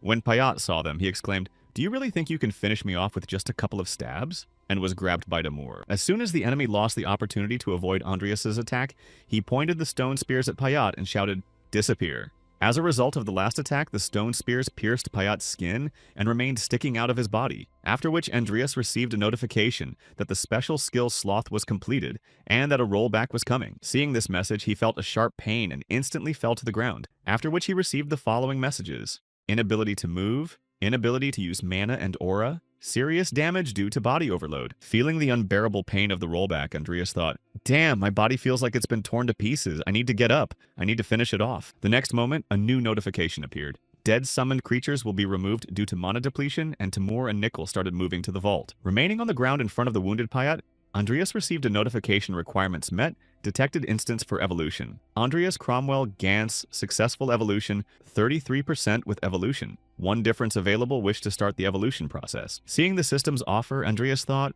"What do you want from someone who is dying? You want to give me a souvenir to take to the grave?" And then said, "I accept." At the same time, going down to the sewer and finding the body of an occultist on the way, Bart thought, "These vulgar garments of the Zephyr cult are interesting." Continuing to examine the body, the man added in his mind why they were in the sewers, Rodlin. They must have something to do with that strange feeling I had earlier, but deploying a protective sphere around himself and heading in the direction where he felt the dark energy, Bart mentally added that there was no point in speculating. It was better to investigate the area first. Heading in the direction of the investigation, Bart thought to himself, "It's weak, but I can feel the trace of dark magic coming from there." After a while, when Bart arrived at the battlefield, he noticed something shocking. There were several bodies after the struggle and traces of a fight. Starting to spin his head around, the man mentally said that they smelled like so much gunpowder had exploded under the stadium. Realizing the considerable risks of what could have happened in a different scenario, he added that many people would have died, including my children. At one point, noticing the body of a guy he knew near him, Bart thought it was Andreas Cromwell. How did this guy get here? Approaching the guy who was lying unconscious on the ground, Bart mentally said, "This is where the trace of dark magic is strongest." Looking at Andreas, who was lying on the ground, the man said in shock in his head, It can't be that he inherited the original sin from Cain. After a while, seeing the notification in front of him, time left 0 seconds. Andreas Cromwell evolved Change, Completed Trait, Dual Essence, Epic, Lost Trait, Receptacle Unique, Gained. Andreas opened his eyes and thought, Evolution, I have accepted. As soon as he opened his eyes, he heard a voice beside him saying, Your wounds were so severe that you had to die. Turning his head in the direction of the voice, Andreas saw Bart there, who added that after only 2 weeks you had almost completely recovered. Seeing who was talking to him, Andreas quickly got out of bed and called out, Sir Alwyn! Interrupting the boy's shock, the man said, Answer me one question, what were you doing there? I'm talking about what happened in the sewer. Hearing what exactly Sir Alwyn was interested in, Andreas thought that it was better to keep it a secret for now. Having decided to keep everything to himself until the last, he said, I was walking near the drain and saw a group of suspicious people and tried to run away, but I was dragged into it with the others. Bart replied, So you were involved, then let me ask you where everyone else was when I arrived. You were the only one left. Realizing that Bart wasn't going to give up so easily, Andreas mentally said, No matter how many times he asks, I'll say I don't know. Receiving only silence in response to the question, Sir Alwyn asked, Are you hiding something, boy? After hearing the question, Andreas turned his head to the side and said, As I told you before, I don't know. Again, without learning anything useful for himself, Bart remembered the words of Cain, who told him to take care of my children, Sir Alwyn. Immediately after these memories, deciding not to put too much pressure on the patient, he said, well, instead of interrogating someone who knows nothing, I'd rather go catch Zepar's servants who are scurrying around the city. After telling him that there would be no more interrogations, the man added, I doubt that someone who barely survived could have any useful information. Hearing that Sir Alwyn had just given up the questioning, Andreas was surprised to think that he was giving up just like that. The next moment, as he headed for the exit, Bart threw a farewell glance at the boy and said, The interrogation is over. Please excuse me. Immediately after his words, the man added, By the way, we have a bet on your improved potion. You haven't forgotten about it. You have 1 week left. I look forward to it. As soon as Bart left his room, Andreas mentally said, Despite the fact that he knew who I was, he let me go. But why? The next moment, remembering the moment of the conversation with Salem when they were fleeing the congregation, he mentally added, Salem also sounded like he didn't care if Bart found out that he was a black magician. As he continued to think about what had happened, Andreas said, I saw Bart in a vision at Cromwell Manor, so I'm pretty sure he knows who my father and I are. The next moment, when he heard the door to his room click open, Andreas immediately turned his gaze to the entrance. There he saw Diane and Carlos, who said, How are you feeling? I hear you've been through a lot, Andreas. It's been a while. When he saw who had decided to visit him, he was surprised to hear from them and asked, Where are you guys from? Receiving the question, the girl said awkwardly, My father told me, so I'm here to visit you. And Carlos added, You look better than I expected, which was followed by a clear response. Thank you for coming. Continuing the dialogue with the victim, Carlos said, I'm glad to see the three of us here again. It reminds me of old times. To which Dean replied awkwardly, Stop it. It makes me embarrassed. Hearing Carlos ask about you, Andreas thought, All my life I've always tried to save someone, but I never could. Not in this life. Immersed in the memories of his childhood days, he happily replied, Yes, I'm glad to see that the three of us are together again. And then mentally added that now I can protect what is important to me with my own strength. Walking to the tower and looking at the news that Carmen Ragov had won the competition at the Academy's end-of-year celebration, despite the large number of people thanks to the authorities' careful preparation, Andreas mentally said, It looks like Bart had controlled the news. No articles about the Zepar cult's terrorist attack had leaked. The next moment, he tucked the tablet into his bag and added, not surprisingly, given that an external threat had penetrated the heart of the Academy, the original sin in the dungeon hadn't come up either, so I guess I don't need to worry about that anymore. Seeing Andreas in front of him, the leader of the Magic Tower said, You're early, Sir Bart is expecting you. Please follow me. After a while, arriving at the office of the Tower Master, the guide said, The Tower Master, Andreas Cromwell, has arrived. And it was answered, Come in. As soon as the conductor and Andreas entered, the Tower Master spoke just in time. With a sly smile after the boy's visit, Bart added, Well, show me the potion.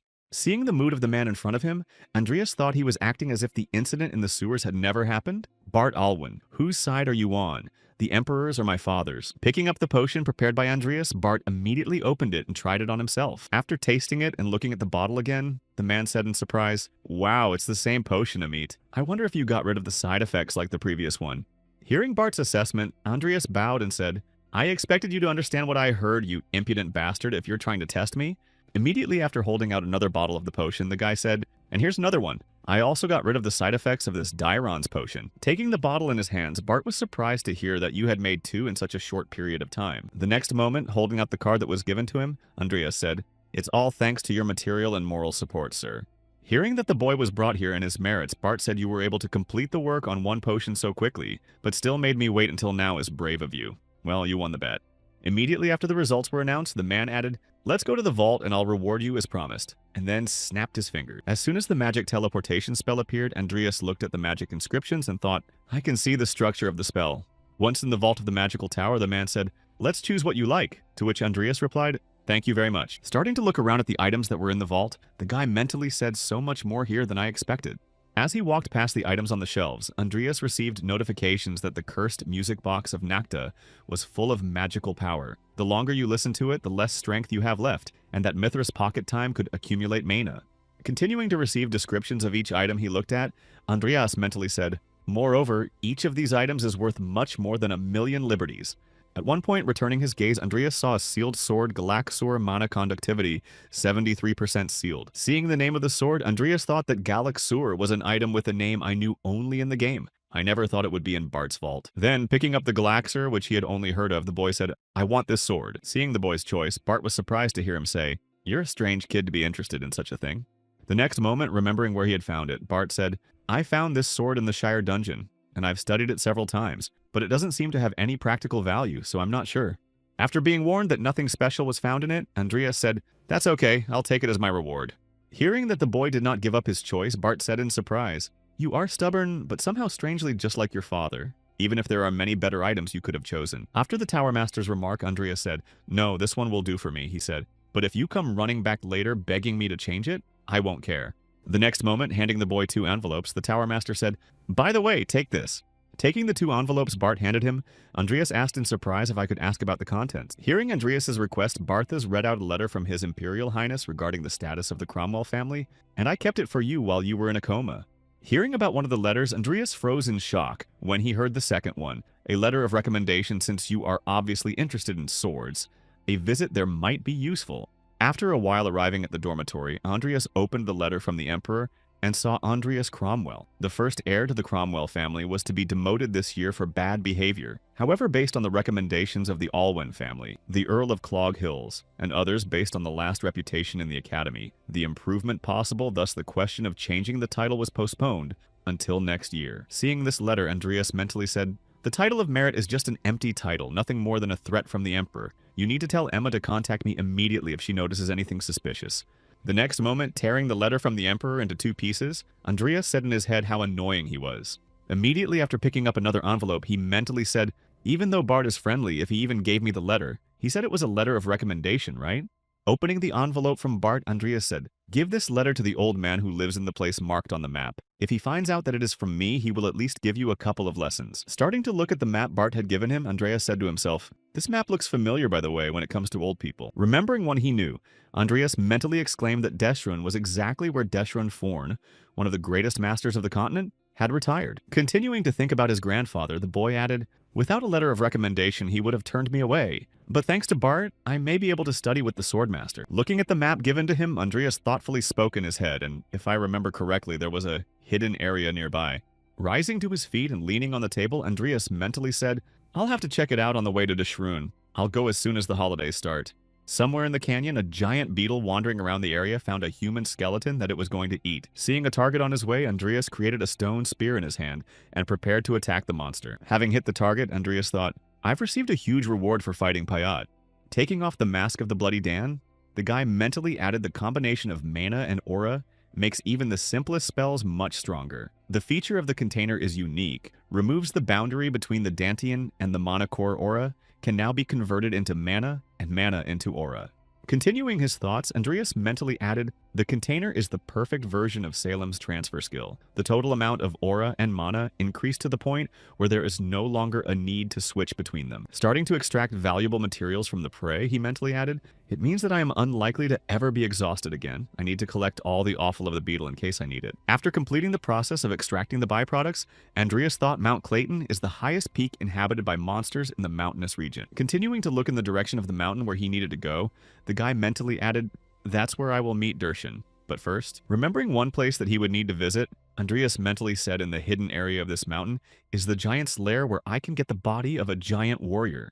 Taking all the necessary materials from the captured beetle, Andreas placed them in different jars and placed them in a spatial bag. The next moment, he handed the bag to Nickel, whom he called Andreas, said, "I've gathered everything I can use as materials. It's time to go." As soon as he said this, he heard a noise not far from him and quickly pulled on his Bloody Dan mask to see what it was. Looking out from behind the rock in the direction of the noise, he noticed a beastman near him and was surprised to hear that it was a leopard. Quickly approaching the beastman and giving him a restorative potion, Andreas asked, "Hey, can you tell me what happened?" Hearing the beastman groan heavily, Andreas thought that even though they lived in a remote area due to the Empire's repressive policies towards other races, every leopard man was a skilled warrior who was skilled in close combat. Thinking about who could have done this to him, the boy heard a buzzing sound behind him and looked back to see a giant beetle heading towards him. Pulling out his sword, he easily sliced the beetle into 2 pieces. After dealing with the danger and hiding his sword, he set a monster beetle that can fly at high speed. The next moment, remembering someone from Jester's entourage, he mentally added, "I remember that only Ranix, the Beetle Master, could control it." Continuing his thoughts, the boy mentally added that his army of bugs was so strong that it could destroy an entire village in half a day. He was hunting for treasure by order of Jester, and if he was here, it meant that he was here. At that very moment, the leopard he had saved came to and shouted out that it was the beetles. The beetles attacked the village. Hearing what had happened to the leopard race, Andreas thought to himself, "He is here for the sake of the Lunapal crystal, the only treasure of the leopard race." The next moment, Andreas called his subjects and demonstrated his strength by saying, "Can you take me to the village? Maybe I can help." Hearing the request of the person who had saved him, the leopard bent his head down and groaned, thinking that the matter was urgent. But was it worth the risk of bringing the mysterious man to the village? Without receiving an answer, Andreas said, "You doubt it, right? But think about this. If I were an enemy, I would not offer my help from the very beginning." To which he said, "Yes, please save my village." Heading in the direction indicated by the leopard man, Andreas mentally said that this was the same direction I was heading in, that everything would soon become clear. After a while, having arrived at the place where the village was located and seeing a bunch of beetles, Andreas mentally said, "I knew it was the same place." Looking at the passage that was in the cave behind the village, the boy mentally added, "This cave is a hidden area where the body of the giant is located." The next moment, he turned his attention to the Lepardians who were fighting the bugs, and added that the Lepardian village right in front of him had been destroyed by the Ranix attack. Having finished thinking about what exactly happened to this place in the game's plot, Andreas said first, "As I promised, I will get rid of these bugs." Activating his magic, Andreas received a notification low-level Necromancer, summoning golems 63 bodies detected summoner level, sufficient responded 24 bodies low-level Necromancer, summoning golems success, beetle golems success. Seeing his summoned monsters engage in battle against the beetles terrorizing the village, Andreas mentally said 24 ghoulas were summoned. Fleeing from the beetles' pursuit, the leopardess crouched down on the ground and hugged her child, protecting him. Preparing to die, she heard a strange sound, then opened her eyes and saw Timur in front of her, who had protected her from the monster. Later, Nickel joined the battle against the beetle monsters and used his sword to slay enemies left and right. At the same time, looking out from behind the rock, Ranix was surprised to think that, "Who is he? I was just looking for mortal sins by order of Mr. Jester." Realizing that his plan had failed, the Dark Wizard said with a grudging smile that he needed to get out of here, my bugs. Just as he was about to run away, Andreas, who appeared in front of him, drove his sword into his shoulder and said, "I knew you were around, Ranix." Hearing that he had just been called by name and wounded, the man angrily exclaimed, "You bastard, who are you and how do you know me?" Continuing to express his dissatisfaction, the man added that there was no reason for you to attack a black mage like you, to which he heard a silent question, and I asked, "Hearing Andreas ask if you were here on Jester's orders in search of mortal sins?" Ranix exclaimed in surprise at where you were coming from. Sighing in frustration after the man's exclamation, Andreas said, "Just answer the question, or I'll cut off your hand," and then thought something was wrong. Maybe I should push him harder. Immediately after his thoughts, the guy said, "Considering the situation, it seems that you are looking for the leopard's lunapult crystal. You attacked it because you thought it was one of the deadly sins." Continuing to hold his sword in the man's shoulder, Andreas added, "Think carefully about your answer. You can die right here, or you can tell me everything you know." Not hearing any response, Andreas said, "If you refuse to answer, I guess your choice is to die." To which he said, "Wait, I'll tell you." The next moment, handing the man a leaflet, the man exclaimed, "It's not quite accurate, but here's our list of possible mortal sins." He said, "I'll check it out." Removing the sword from Ranix's shoulder, Andreas looked at the postcard and wondered what it was. For the first time, I saw mysterious treasures from the depths of the ocean to be auctioned off by Muriel. After reading the postcard, Andreas folded it several times and put it in his pocket, thinking that this was the most likely mortal sin. As soon as Andreas hid the postcard, Ranix said, "The port city of Muriel is my destination. You will have mercy on me." Before the Dark Wizard could finish his sentence, Andreas finished him off and thanked him for the useful information, and then thought it was worth keeping his body for experiments. Looking down at the body of Ranix that needed to be taken somewhere, he mentally added to the auction. There's not much time left. I'll go to Muriel as soon as I get back. At the end of the battle, the elder approached the boy who had saved them and said, "Thank you for saving our village. As you can see, we cannot thank you properly, so please at least accept this lunapult crystal." Seeing what he was being offered as a thank you, Andreas said, "I don't need it." And when he was refused, the elder exclaimed in surprise. Pointing to the cave behind him, Andreas said, "I would like to go there if you allow me." Hearing the request of the boy who had saved their village, the leopard people gritted their teeth and thought it couldn't be that he was also interested in the mine, as they had expected. People could not be trusted. After thinking about the boy's request for a while, the elder bowed her head and said, "You can go through." Hearing that their leader had decided to allow a stranger to enter the mine, one of the tribal members exclaimed, "But elder, no matter how much we owe, it's just that simple." After receiving the tribal member's remark, the elder looked at him and said, "If it wasn't for this man's help, our village would have been destroyed and there would be no mine or anything else here." Hearing the active discussion about the mine, Andreas said, "Don't worry, I don't need the lunapult crystal." And the elder was surprised to hear that and asked why. Again, pointing to the cave behind him, the boy said, "I'll explain when we get inside, there's what I need." Arriving at the wall that was in the cave, Andreas wiped it with his hand and said it must be somewhere here. Seeing the place where the boy had led them, the elder said in surprise that it was just a solid stone wall. Despite the surprise of the leopards who did not understand what was happening, Andreas said to Timur, "Break it down." Having received the instruction from his leader, Timur broke the wall with just one blow. At the same time, standing behind and watching everything that was happening, the elder was surprised to think that the tiger warrior had such a frightening strength. Hearing the cracking of the walls in the cave after the strike, the guard standing nearby exclaimed to the elder that it was dangerous and he should leave the place. Later, as soon as the wall collapsed and the passage opened, the leopard men noticed countless riches in front of them and exclaimed, "There are so many crystals here." Seeing the countless reserves of precious crystals in front of them, the tribe's elder said, "So this is what you were looking for." Hearing the girl's remark, Andreas looked back at her and said, "I am well aware of their value, but as I said before, I do not need them." Surprised that Andreas did not hunt for precious minerals, the elder said in surprise that the boy pointed to the statue and said this. Continuing to point to the statue of the giant that was in a hidden room of the cave, Andreas added, "This is what I need." And the elder was surprised to hear that the statue was there. Continuing to marvel at the discovery among the precious stones, the elder exclaimed in amazement at how this giant thing came to be. After all the amazement was over, Andreas said, "I will leave all the lunapults to you, but in exchange I need you to leave me here alone for a while." Having received the request from the boy who had saved their village, the elder cautiously asked why, and as the leader of the tribe, I should know. Again feeling a hint of distrust in the leopard's voice, Andreas looked back and said, "Don't worry, if I was going to harm you, I would have done it long ago." Indignant at the boy's remark, one of the guards exclaimed that you said you may be our savior, but you have no right to finish. And before he could finish, the elder interrupted him, shouting, "Madahar." Having calmed her subjects, the tribal leader put her hand to her chest and said, "Since you did not take it by force, I will trust you, but please." Looking at the village elder who trusted him, Andreas heard how the first person with whom we have made an agreement, I ask you to show him respect. After a while, when everyone else had left the cave, Andreas said, "Well, I'm finally alone since he is not fresh. It would be better to turn him into a goulash." The next moment, stretching his hand out in front of him and using magic, Andreas received a notification from a low-level necromancer summoning a ghoul. One body has been detected. A few seconds after the process started, new notifications appeared. Summoner level insufficient low-level necromancy fallen. Having failed in the first attempt, Andreas threw off his cloak and mask and weapons and said, "I thought it would be difficult." Starting to warm up before the second attempt of the ritual, he confidently added, "No matter how long it takes, you will definitely be mine."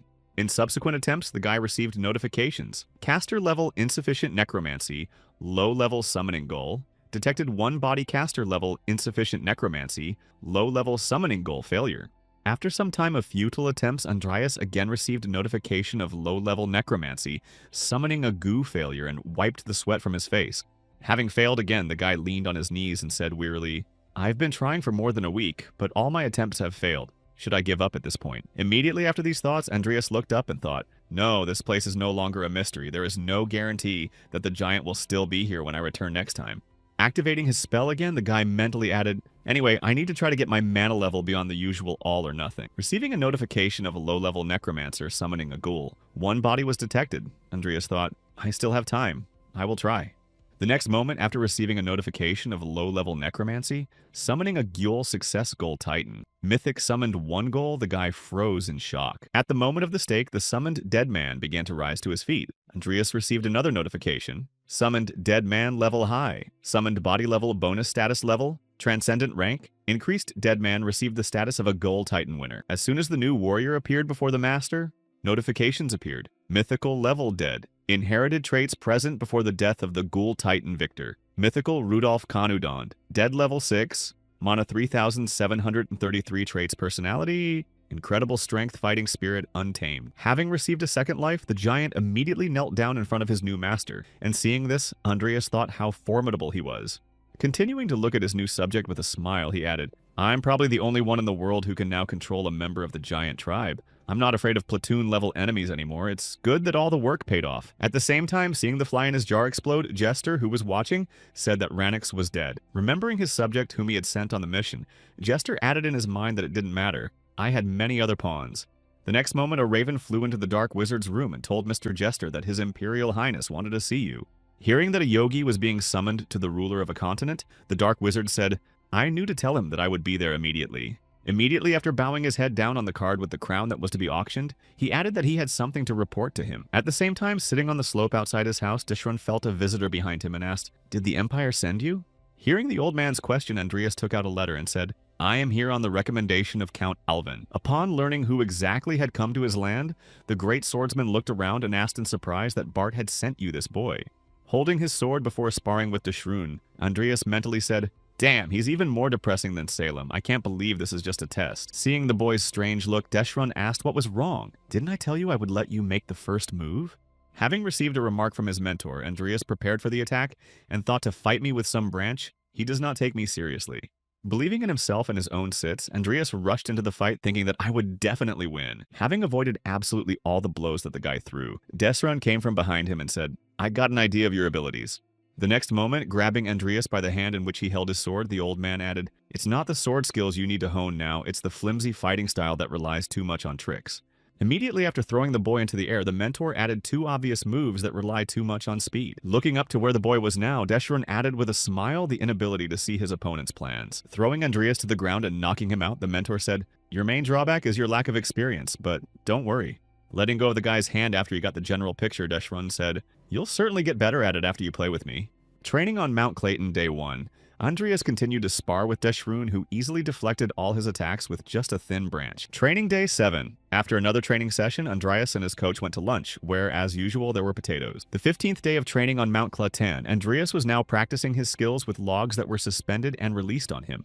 Day 22. After failing again and being caught by Deshran, Andreas slapped him on the arm and called for a break. On the 27th day of training, Andreas had reached certain heights in his training, and now it was not a big deal for him to cut the stone. On the 33rd day, he sparred with Deshan again, but this time his mentor took up his sword because of the boy's noticeable progress.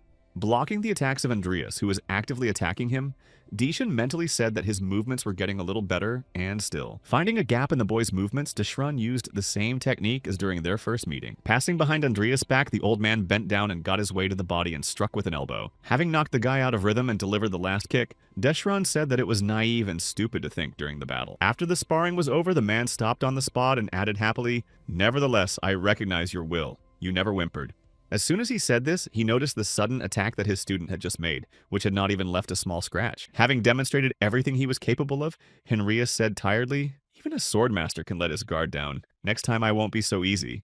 Seeing how the boy collapsed after his words, Deshran thought, even if it was a bit crude, he gathered his aura and sent it flying. I didn't think he was skilled enough to use the sword arts. Immediately after this thought, his grandfather instantly tensed up and thought he had done it instinctively. What a great talent. The next moment, remembering his other student Deshran, mentally said, By the way, Louis said that he will soon join Rodlin. It will be interesting to see if I can reach the level of this boy. After a while, hearing the boy exclaim, Deshran looked back and asked what had finally come to his senses. Looking at the guy who had just regained consciousness, the mentor asked him about the sword art you used before you passed out. Can you do it again? Receiving the question from his mentor, Andreas put his hand to his head and said, What else did I do when I was beaten to a pulp? The next moment, trying to get to his feet, he added that it was just desperation, to which Deshran said, Well, let me take this opportunity to teach you the art of swordplay and some basics of aura control. And he said, Thank you very much. Arriving at the giant tree, Deshran prepared for a demonstration of power and said, When you use the art of swordplay, think of it as wrapping your aura around the sword like a scabbard. Immediately after releasing wind currents in the direction of the tree and cutting it into several pieces, the master added, And then send those sheaths flying. Watching the tree fall to the ground, Andreas exclaimed in amazement that such a large tree could be so simple.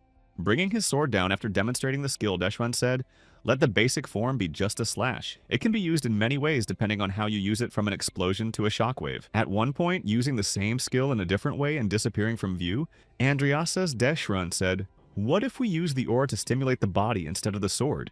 Finding himself behind the boy he was teaching, the man added, "You can move at super speed like this."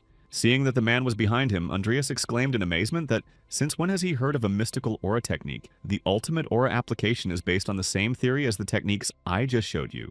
Smiling happily after the lesson, the man added, "You wrap the aura around your body or sword and adjust the power accordingly, but you have a long way to go." Saying, "In the meantime, learn to use the art of the sword." Deshran saw the boy begin to actively practice the skill he had demonstrated. Observing the boy's progress, the mentor said, "Good, keep up the good work, and when you get used to it, move a little further." At one point in his training, Andreas received a notification that the conditions were met and that the traits for evolution were detected. Andreas Cromwell's talent for fighting was 30%. So he thought, "I've been training so hard, it's interesting to imagine that only my genius-level fighting skills have evolved." Again, taking up training with a sword, the guy mentally added, "In any case, it's good, and I like to use my body more." After a while, seeing the success in training, Deshran was amazed to think that he was even a bigger monster than I thought. I had no idea that such a talent existed. Immediately recalling his former students, Deshran mentally added Walt Louis, and even he was not that good. Continuing to stand back and watch the process, his grandfather mentally added, "As long as he has clear instructions, he will definitely be able to blossom on his own, and if so, that's all I can do." At one point, when Andreas wanted to use the skill again, his grandfather said, "Okay, that's enough for today. Let's go eat. Go home and dig up some potatoes and cook them for your student." Having received the instruction from his mentor, Andreas stopped training and thought in frustration, "Every meal is one potato. It will soon start coming out of my ears." Immediately after his thoughts, remembering something else interesting, the boy looked at Deshran and asked him why he called me a student, to which he heard a "yes," and "what do you have against it?" To which he said, "No, not at all." After a while eating potatoes at the table, Andreas said to himself, "Deshran took me as his disciple, but why, even though I had been with him for over a month?" Later, in the middle of the meal, his grandfather took out a book and handed it to Andreas, saying, "Take this book I wrote on this mountain." Accepting the gift from his mentor, Andreas asked in surprise why you were giving it to me, and then received a message. "Faceless Sword, a skill book written by Deshran Forn, contains extensive knowledge about swordplay." Seeing what was in his hands, Andreas was surprised to think that it was Deshran's skill book, an item that increases the level, just like dark magic books. The next moment, he imagined Deshran using his unique skill and added, "That means I can also use Deshran's Faceless Sword." Noticing the thoughtfulness on the face of the boy to whom he handed the book, Deshran laughed and exclaimed, "You really hate learning directly from me." Receiving a question from his mentor, Andreas exclaimed in confusion that "You are not at all." The next moment, Deshran looked down and said, "No matter how much I want to teach potential students directly, sometimes overtraining can ruin a talent." Immediately after picking up a cup of tea, the old man added, "Especially someone as specific as you whose body is full of aura. That's why I want them to use it as a guide to find the right training method for you." Hearing not a word from Deshran, Andreas clutched the book in his hands and mentally said, "The Swordmaster has indeed taken me as his disciple." The next moment, he began to rise from the table and said, "Now that I have finished teaching you, perhaps it is time for me to leave this mountain. If I stay too long, my skills will fade." Hearing that his mentor was about to leave his residence, Andreas asked where you were going to go, and was told that he was going to the Alliance of the Southern Kingdoms. After learning the direction of Deshran, Andreas held up the book and said it was in the opposite direction of my direction. "Let me take you as far as I can master." Weaving through the woods in the middle of the night, the exhausted swordsman barely kept his feet on the ground. Thought, "I am so headstrong, how long have I been walking for?" Continuing to walk further, the boy thought, "Grandpa, everyone in the village is gone, only I am left, what should I do?" And then he fell down. The next moment, the clouds gathered in the sky, and after the thunder it started to rain, and later the unconscious man's body was found in the forest. Putting his hand on the unconscious swordsman's head, Andreas said, "It can't be Benjamin Anakius." Continuing to be surprised at his discovery in such a place, Andreas mentally added the same thought only a game character would think in such a place. The next moment, running through the plot, Makoto mentally set a sword-fighting specialist with the trait of a sword lord. Again, he looked at the boy who was lying unconscious in the forest and added, "This two-handed demonic sword is a Rubens." Seeing the weapon in Benjamin's possession, Andreas mentally said, "The sword that was sealed and kept in Benjamin's village for many generations." Immediately after, he began to draw parallels with the plot of Makoto's story, and added that if it appeared here, it meant that the village was attacked. Getting to his feet and looking at the unconscious boy again, Andreas thought that in the game he somehow managed to escape with the demon sword, and I can't just pass by. Continuing to think about what he should do next, Andreas mentally spoke to the others. I need the game characters to owe me a favor. After rescuing the boy, Andreas dragged him to a clearing where he set up camp and made a fire to cook dinner. When Benjamin woke up from his sleep, he saw a person tending to the meat by the fire and asked if he was awake. Immediately jumping up and preparing to defend himself, the boy shouted out who you were, to which Andreas held out a roast rabbit and said, "Eat." Confused by the strangers handing him food, Benjamin shouted out what you're up to. Observing the confusion of the boy who had just come to, Andreas calmly said, "Calm down. If I wanted to hurt you, you would have been in heaven long ago." Continuing the dialogue with the boy, Andreas added that you should first eat and recuperate, and then noticed that he turned his head in the direction of the sword and added, "It looks like it's important to you, but you'll need strength to carry it, right?" Realizing that the guy who had saved him was not really dangerous, Benjamin recalled moments from his childhood when he and his grandfather took care of the sword. Recalling everything he had to go through, the guy immediately gave free rein to his emotions and did not hold back his tears. Watching all this with a warm smile, Andreas thought, he reminds me of Shohei, a sensitive guy just like in the game. The next moment, deciding to speed up the process of summoning, he said, "And how long do you want me to hold this? My hand is tired." To which Benjamin exclaimed, "Yay!" When the boy took the roast rabbit from him and began to eat, Andreas took out a bottle of potion and said, "You have a great appetite. Drink this while you recover your strength." Benjamin continued to sob because of everything that had happened to him and gritted his teeth and said, "Thank you very much." Receiving the gratitude from the boy he had saved, Andreas smiled gently, but his good mood did not last long, as he felt something nearby. Realizing that they were being followed by enemies, Andreas said, "You are not beggars. It is rude to gather around and watch people eat." Hearing that they had been discovered, the leader of the assassins appeared on top of the cliff and said, "You are very perceptive, seeing this group." Benjamin exclaimed, "You bastards."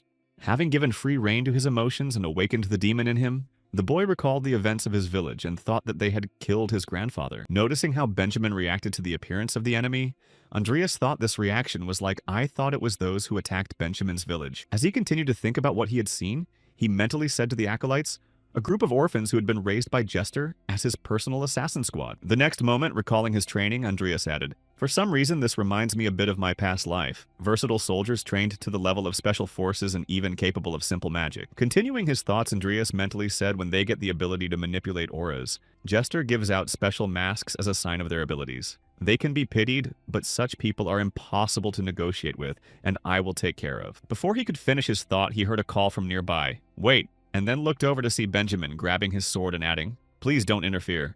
Preparing to pay the acolytes back in kind, Benjamin added in a menacing tone, "I'm the one they're dealing with." Hearing that Benjamin had decided to fight them on his own, the acolytes rushed to the attack and shouted, "Don't you dare mock, you little brat! Be a good boy and give us the sword." Not wanting to listen to his enemies, Benjamin shortened his distance and took a comfortable position and swung his sword, which sliced through the air. Noticing the attack, the acolytes quickly formed protective spheres around them to protect them from the first blow. Having survived the first attack, the assassins pulled out their shurikens and launched them at Benjamin, who blocked them with his sword. Having defended himself against the enemy's long-range attack, and having gotten close to him, Benjamin was able to defeat the first enemy. At the same time, standing aside and watching the battle, Andreas thought about what he would say as expected of a game character. Continuing his thoughts, the guy mentally added, "However, it makes no sense for him to get as seriously injured as in the original story." Watching the guy he saved being pushed around, Andreas added that he would do the same if things went badly. Having intervened in the battle and killed several Ascaliths in a few seconds, he added that it was worth finishing it quickly. Seeing that the other guy who had remained neutral until now posed a serious threat, the squad leader shouted him out first. Later, when all the enemies turned their attention to Andreas, Benjamin watched the battle and thought it was amazing how easily he destroyed the bastards who attacked my village. The next moment, seeing that Andreas had just knocked down the last enemy and finished him off, Benjamin mentally added who he was. Shaking his head and making sure that no one else was around, Andreas sheathed his sword and said, "I think that's it." At the same moment, staring at the guy who had just easily dealt with all the enemies, Benjamin thought, "I wonder if I could defend the village if I were as strong as him." Immediately afterwards, in a moment of reflection, when he heard someone ask him, "Hey, are you okay?" Benjamin exclaimed in confusion that he was noticing some changes in the boy after the destruction of the enemies. Andreas thought it was interesting that he changed his attitude when he saw my sword skills. The next moment, remembering that they had never met, Andreas said, "By the way, I haven't introduced myself. I'm Earl Andreas Cromwell." Hearing the name of his rescuer, the boy shouted out in confusion, "My name is Benjamin Anakius." Immediately after hearing him ask, "Benjamin, it looks like you were being chased. Do you have somewhere to go?" The guy put his hand behind his head and awkwardly said, "Oh, that's me."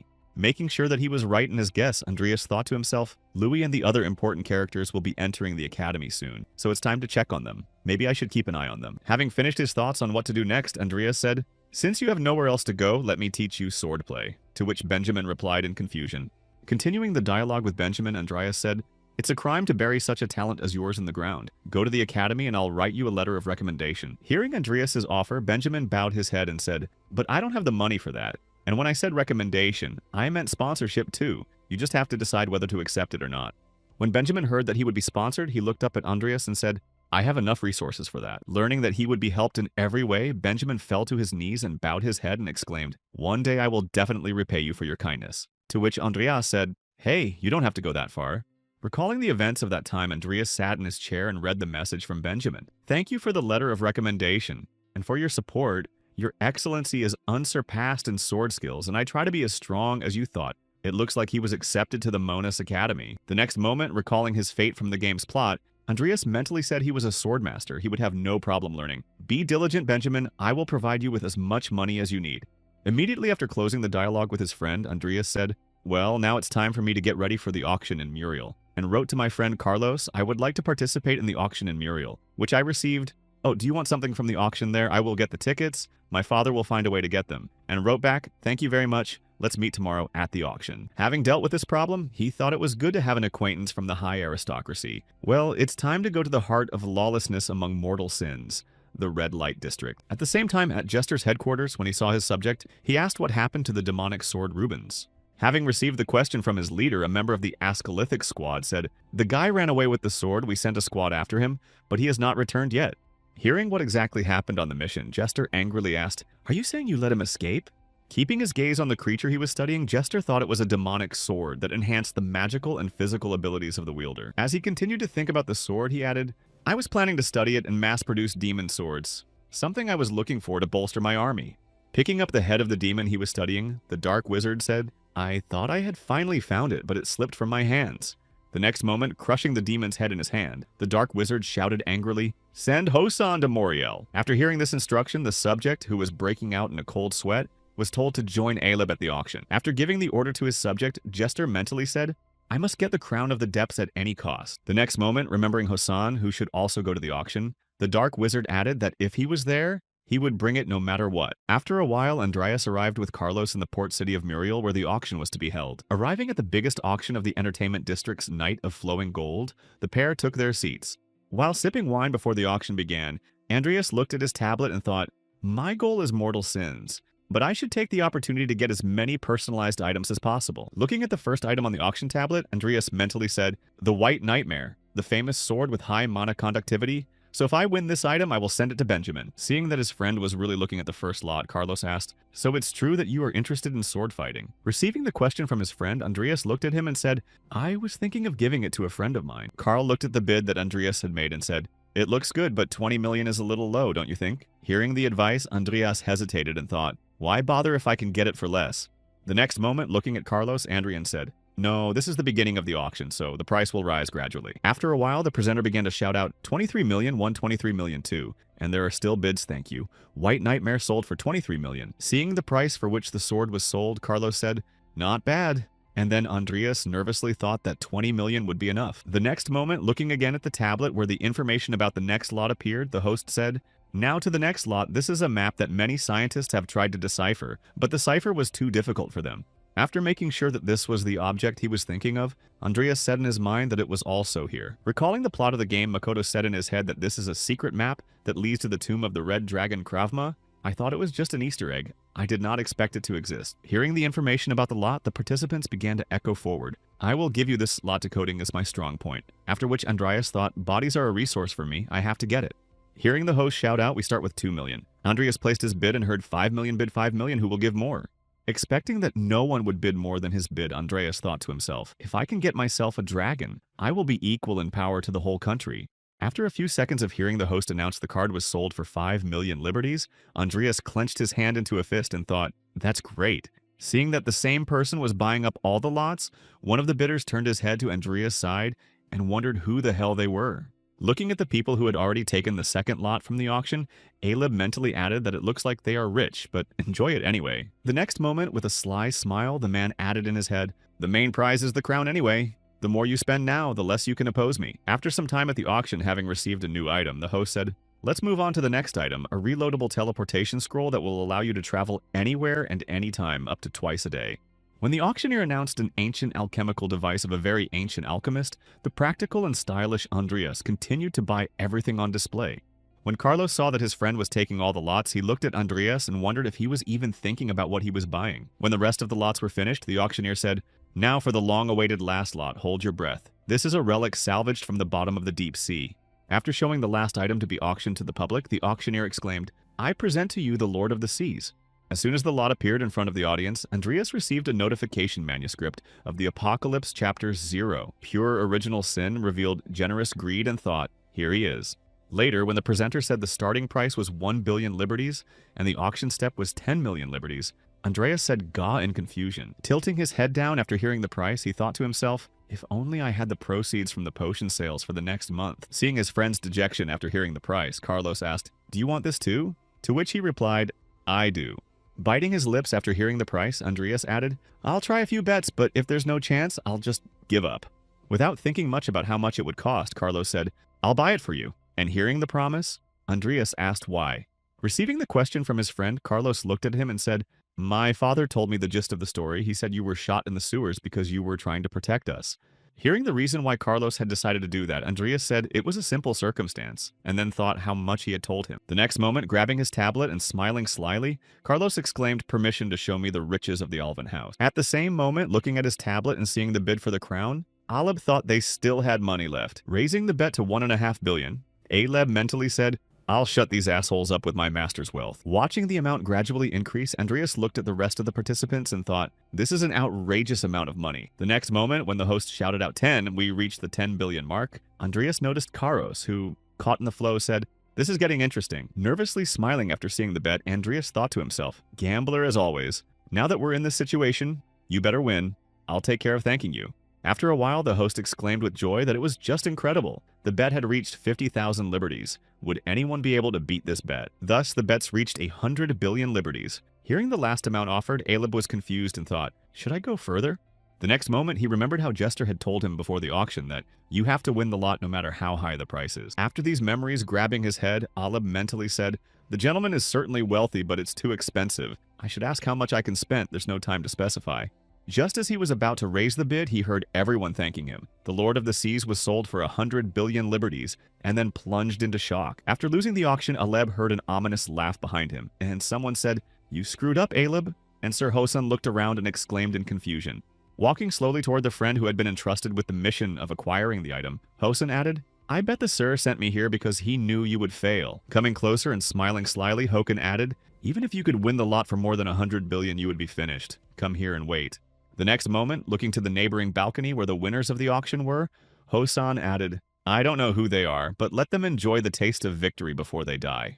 At the same time, on the next balcony, Carlos, who had won the auction, said, "I think I'll do some cleaning up when I get back. I'm hungry. Let's go find something to eat." Hearing this, Andreas thought, "You have demonstrated the wealth of the Alvan house to the fullest." At the dinner table, sitting in his crown, Andreas heard Carlos laughing loudly and then exclaiming, "You look very nice, your highness, Andreas."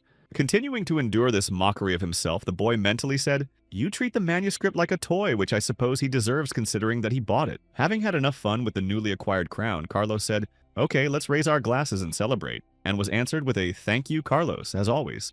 Clinking glasses and starting to drink, Andreas thought thanks to him, I was able to get greed without any problems, and it seems the congregation has not yet made its move if now we can just go with it.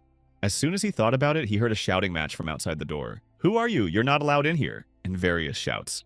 A few seconds later, the door flew open and Hosan entered the room saying, "I'm sorry I interrupted your dinner," but when Carlos saw the guest, he stood up and shouted, "Who are you?"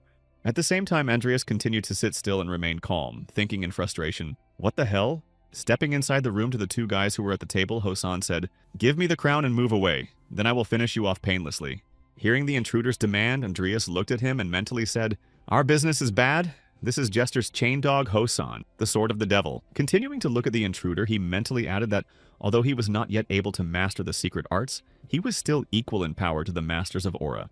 Recalling the plot of the game, Andreas mentally said, confident in his talent, he was constantly arguing with his mentor, Deshrun. Continuing to recall the story of the person who stood before them, Andreas mentally added that once their paths diverged, and Hosan fell into the underworld where he was recruited by Jester, who recognized his talent. The next moment, picking up his bag, Andreas thought, I thought I could easily take away my greed without consequences, and then he told Carlos things are bad. Let's run away. Hearing about the plans of the guys who took the Crown of Greed, Hosan exclaimed, "I will not allow you to do this. Take them." As soon as the enemy gave the order to his henchmen, Andreas and Carlos jumped out of the window and ran away. Seeing that it would not be so easy, Hosan said, "Well, don't be easy prey or I might get bored. It's time to hunt." After a while, having arrived at the river, Carlos got out of the bushes and said, "Great, they won't be able to catch up with us if we cross the river."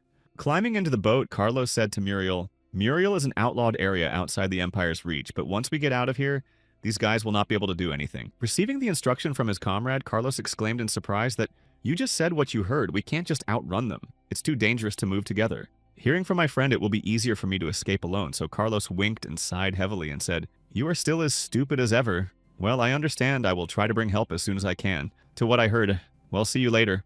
As he watched his friend sail away from the shore, Andreas thought, well, now that Carlos is safe. Hearing his enemies shouting behind him, "We found him," Andreas added in his head, "I can't hold back any longer." Having blocked the way for retreat, one of the attackers shouted out where the other guy was, and this one had the crown. Hearing his enemy's guesses, Andreas threw the bag on the ground and picked up his sword and said, "Come and get it if you have the courage." Hearing the provocation that Andreas had just made, a group of Ascolites rushed at him and shouted, "How dare you, we will cut you to pieces."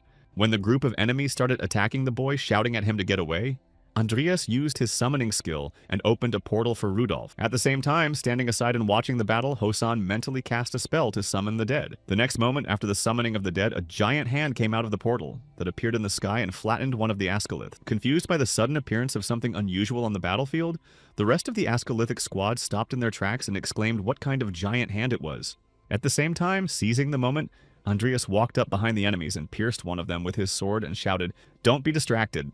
Standing aside and watching his comrades being destroyed one by one, Hosan thought, he is skilled not only in black magic, but also in handling a sword. What an interesting boy, and this style of fencing. After analyzing Andreas's fighting style, Hosan immediately joined the battle, trying to strike by surprise, but he failed. Crossing swords with his opponent, Hosan shouted to the bastard, "Who are you? What did he hear? Who knows? Try to guess." Outraged by the boy's response, Hosan kicked him and threw Andreas back and shouted, "You insolent little shit." Later, standing one-on-one against the boy who remained on the battlefield, Hosan said, "I think I saw this sword in a book. A personalized sword like this one in your hands only disappears." At the same time, while catching his breath after the fight, Andreas mentally said, "Hosan is stronger than Payat. I may be able to win if I use laziness, but consequences." Hosan smiled slyly after evaluating the weapons in his opponent's hands and exclaimed, "Good, I'll add your sword to my collection." Hearing his rival's remark, Andreas got to his feet and sighed, saying to the collection, "What a pretentious thief." Hearing the bastard's remarks, Andreas called Nickel and Timur and said, "As I said before, try it if you can," and then thought he was relying on the power of the items. The next moment, activating necromancy and starting to raise the members of the Ascolithic squad, he mentally added, "I will defeat him by numbers." Seeing that Andreas had just summoned a few more dead, Hosan smiled slyly and said, "You're really interesting to think of as a necromancer swordsman." Immediately after placing his sword back in its sheath, Hosan shouted out the sword that destroys the evil Gynos, and the weapon on his belt changed. Seeing what his opponent had just done in front of him, Andreas exclaimed in surprise that the sword was against the dead. Changing the weapon to a more suitable one for the battle against the Necromancer, Hosan said, "I'm sure Mr. Jester will be happy if I bring him your body as well." Realizing that things were bad, Andreas pointed the raised dead at his opponent and thought about how many swords he had in these subspace sheaths and started a battle of attrition. Hearing the guy shouted out an attack and a group of undead flew at him, Hosan shouted out, "Do you really think you can beat me?" Having made a swing with the help of Gynos and defeated all those who were rushing at him, Hosan added with such and such garbage. Having defeated all the henchmen who had once been Ascolites, Hosan confidently exclaimed that the dead were simple enemies because they were stupid. At the same moment, Nickel rushed at the man and almost caught him off guard. The next moment, in combination with Timur, they struck at the place where Hosan had just been standing, who had just fled from the place.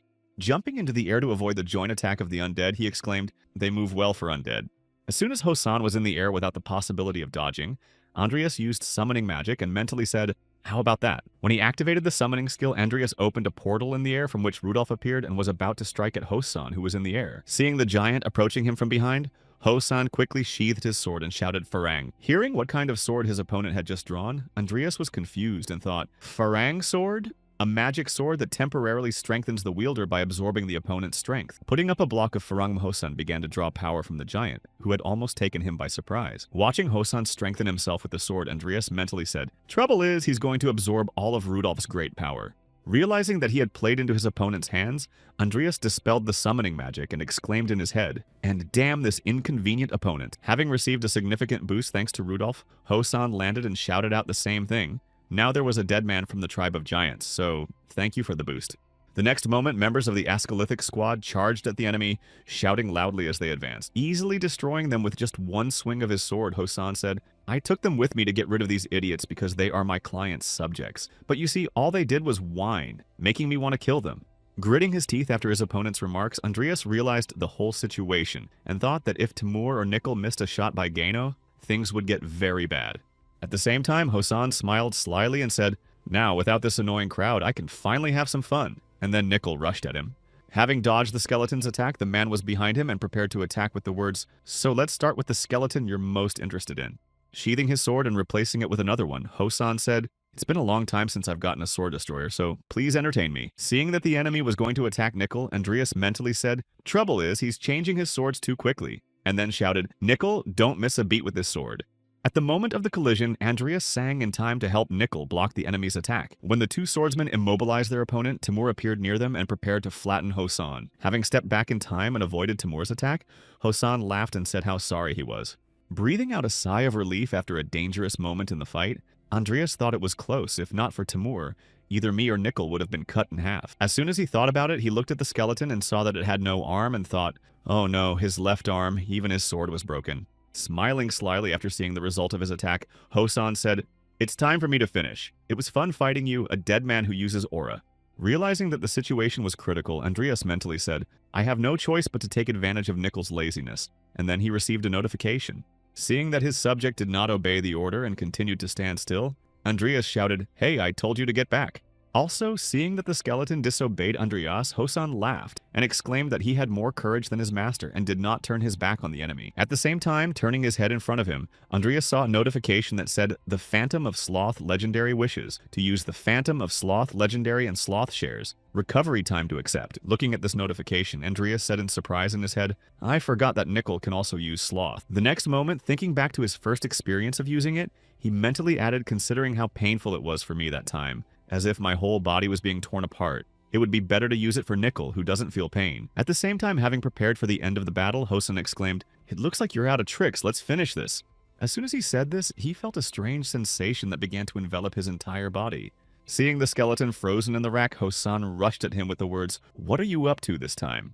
Intervening in the enemy's attack to prevent him from carrying out his plan, Andreas shouted out, "Don't even think about interrupting him." Switching his attention to the charging Andreas for a moment, Hosan spoke with impressive sword skills for a mage, but starting to film the guy in a crossed sword fight, the man added a too smooth, "I'll get back to you later." Just as he was about to finish off Andreas, Timur intervened and forced Hosan to retreat. Jumping back to avoid being hit by Timur, Hosan exclaimed, "This cat is already annoying me, so I'll take care of you first." As soon as he said this, he felt something abnormal happening behind him, and looked back to see Nickel, who had almost finished cooking. Feeling the pressing aura coming from the skeleton, the man wondered in his mind what a colossal aura it was for a dead man. The next moment, when Nickel made his strike, Hosan was surprised to hear that it was only one strike after collecting all that aura. Immediately after seeing the same compressed aura flying at him, Hosan thought in confusion, "No, this is not a secret art." Looking at his subject at the moment after the skill was activated and seeing the image of the old man, Andreas said in surprise that Nickel, but the next moment the skeleton took its dead form again and began to move to the vault due to exhaustion, at which point Andreas said, "Thank you." After thanking his subject for his help, the guy looked in the direction where the enemy flew and saw that he was standing on his feet and was surprised to think that he was still alive. Meanwhile, Hosan looked at his broken weapon and said in confusion that it couldn't be the destroyer of swords or even a farang. The next moment, seeing Timur coming toward him, the man quickly changed his weapon to Hanos and was about to strike, swinging his blade and shouting, "You're a damn corpse!" Hosan failed, his attack blocked by Andreas, who joined the fight at the last moment. By blocking the opponent's attack, he also gave Timur the opportunity to attack, and he launched the enemy a few meters back with a direct blow. After Timur's last strike, Andreas grabbed his sword with both hands and prepared for battle, thinking, "I will finish him off with an impersonal sword." Noticing the boy's readiness to strike him with the last blow, Hosan stood up and said, "Now you dare to fight, you fucking brat? Go ahead and try." Andreas was provoked and thrown into the fight with the enemy, thinking, "I will finish him before he has time to recover," and crossed his sword with the enemy.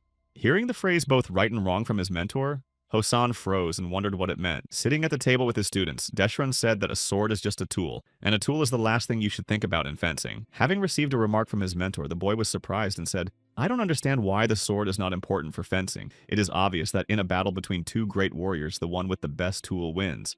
Hearing the remark from his student, the man said that this is true in a battle between ordinary people. And that is why I said that you are right and wrong. In the fight of those who have reached the stage of an aura master, the one whose understanding of the art of fencing is deeper win. The next moment, leaning over to his student, the man added, when you lack understanding, an opponent armed with a stick can still be dangerous to you. And yet you both have enough talent to become aura masters. Remembering Nickel, who had defeated him with his skills, Hosan said that if you depend too much on your tools, you will destroy your talent. Falling to his knees after being defeated in battle, the man added in his head that a dead man can use a secret technique with a broken sword. So he should have listened to the old man. Lowering his head down after defeat, Hosan said, you are the old man's disciple, you are right. And Andreas confidently replied yes. Continuing to laugh even in such a situation, Hosan said, no wonder I can smell the potatoes on your sword. Somewhere on the other side of the river, Carlos arrived at the shore where the boats were standing and shouted to the soldiers to get to the boat immediately. When everyone got into the boat, the guy continued to urge the soldiers and shouted, hurry up before it was too late. As soon as he said this, Andreas emerged from the water near the shore, apparently having swum across the river on his own. Seeing his friend on the other side of the river where he was gathering reinforcements, Carlos shouted out in confusion that it was Andreas. Getting out of the water and onto the land, Andreas said, breathing heavily, I thought I was going to die. Pull me out quickly, please. Pulling his friend out of the water and onto the boat, Carlos exclaimed, what are you doing swimming all the way here? He heard those people attacking me with a crowd, so I left marks on the ground and swam like a madman. Angry at the enemies who dared to attack his friend, Carlos grabbed his weapon and shouted out at the bastards, to which Andreas shouted, calm down, Carlos. Putting his hand on the bag that was lying next to him in the boat, the guy added, our cargo is fine, and Muriel is just such a place, right? Hearing the remark from his friend, Carlos was surprised to hear that one of them had a decent level of aura. The next moment, looking at his friend, Carlos suddenly said, now I understand. And Andreas heard this and asked what he meant. Continuing to stand on the riverbank after the events that had ended well, Carlos added, I understand why everyone calls you seaweed. After a while in the cave, having sewn a new arm to Nickel, Andreas said, ready, try to move it. It's the devil's sword arm. It should work out well. Having finished repairing the damaged dead man, he said, well, now that Nickel's arm is in place, we can move it. But before he could finish, he received a notification. Looking at the contents, he saw a Phantom of Sloth legendary chance of successful evolution, 32% with one difference available. Start evolution, Revenant Fighter, legendary chance of successful evolution, 88% with one difference available start evolution process. Seeing these notifications, Andreas mentally said their chances of evolving have increased significantly after the battle with Hosan. Evolving Timur now looks like a good idea. Without hesitation, Andreas confirmed the start of Timur's evolution and received a notification the Revenant Fighter Legendary is evolving with 342 hours, 28 minutes, and 3 seconds remaining. Seeing the astonishment of the tire from the strange sensations, Andreas mentally said maybe I'll work on elemental magic when I get back, and there is something else I want to explore. At the same time, having arrived at Jester's base, Karin Depren heard Morn's disciple ask why you are here. Standing in front of the Dark Wizard, Kron said, sweating with anxiety, I heard that I was expelled from the congregation. Hearing the question with which his guest had come to him, Jester said quite correctly, it was my suggestion. Continuing to stand at his desk, the Dark Wizard added that there was no place in the congregation for the unworthy, let alone those who could not even handle their own students.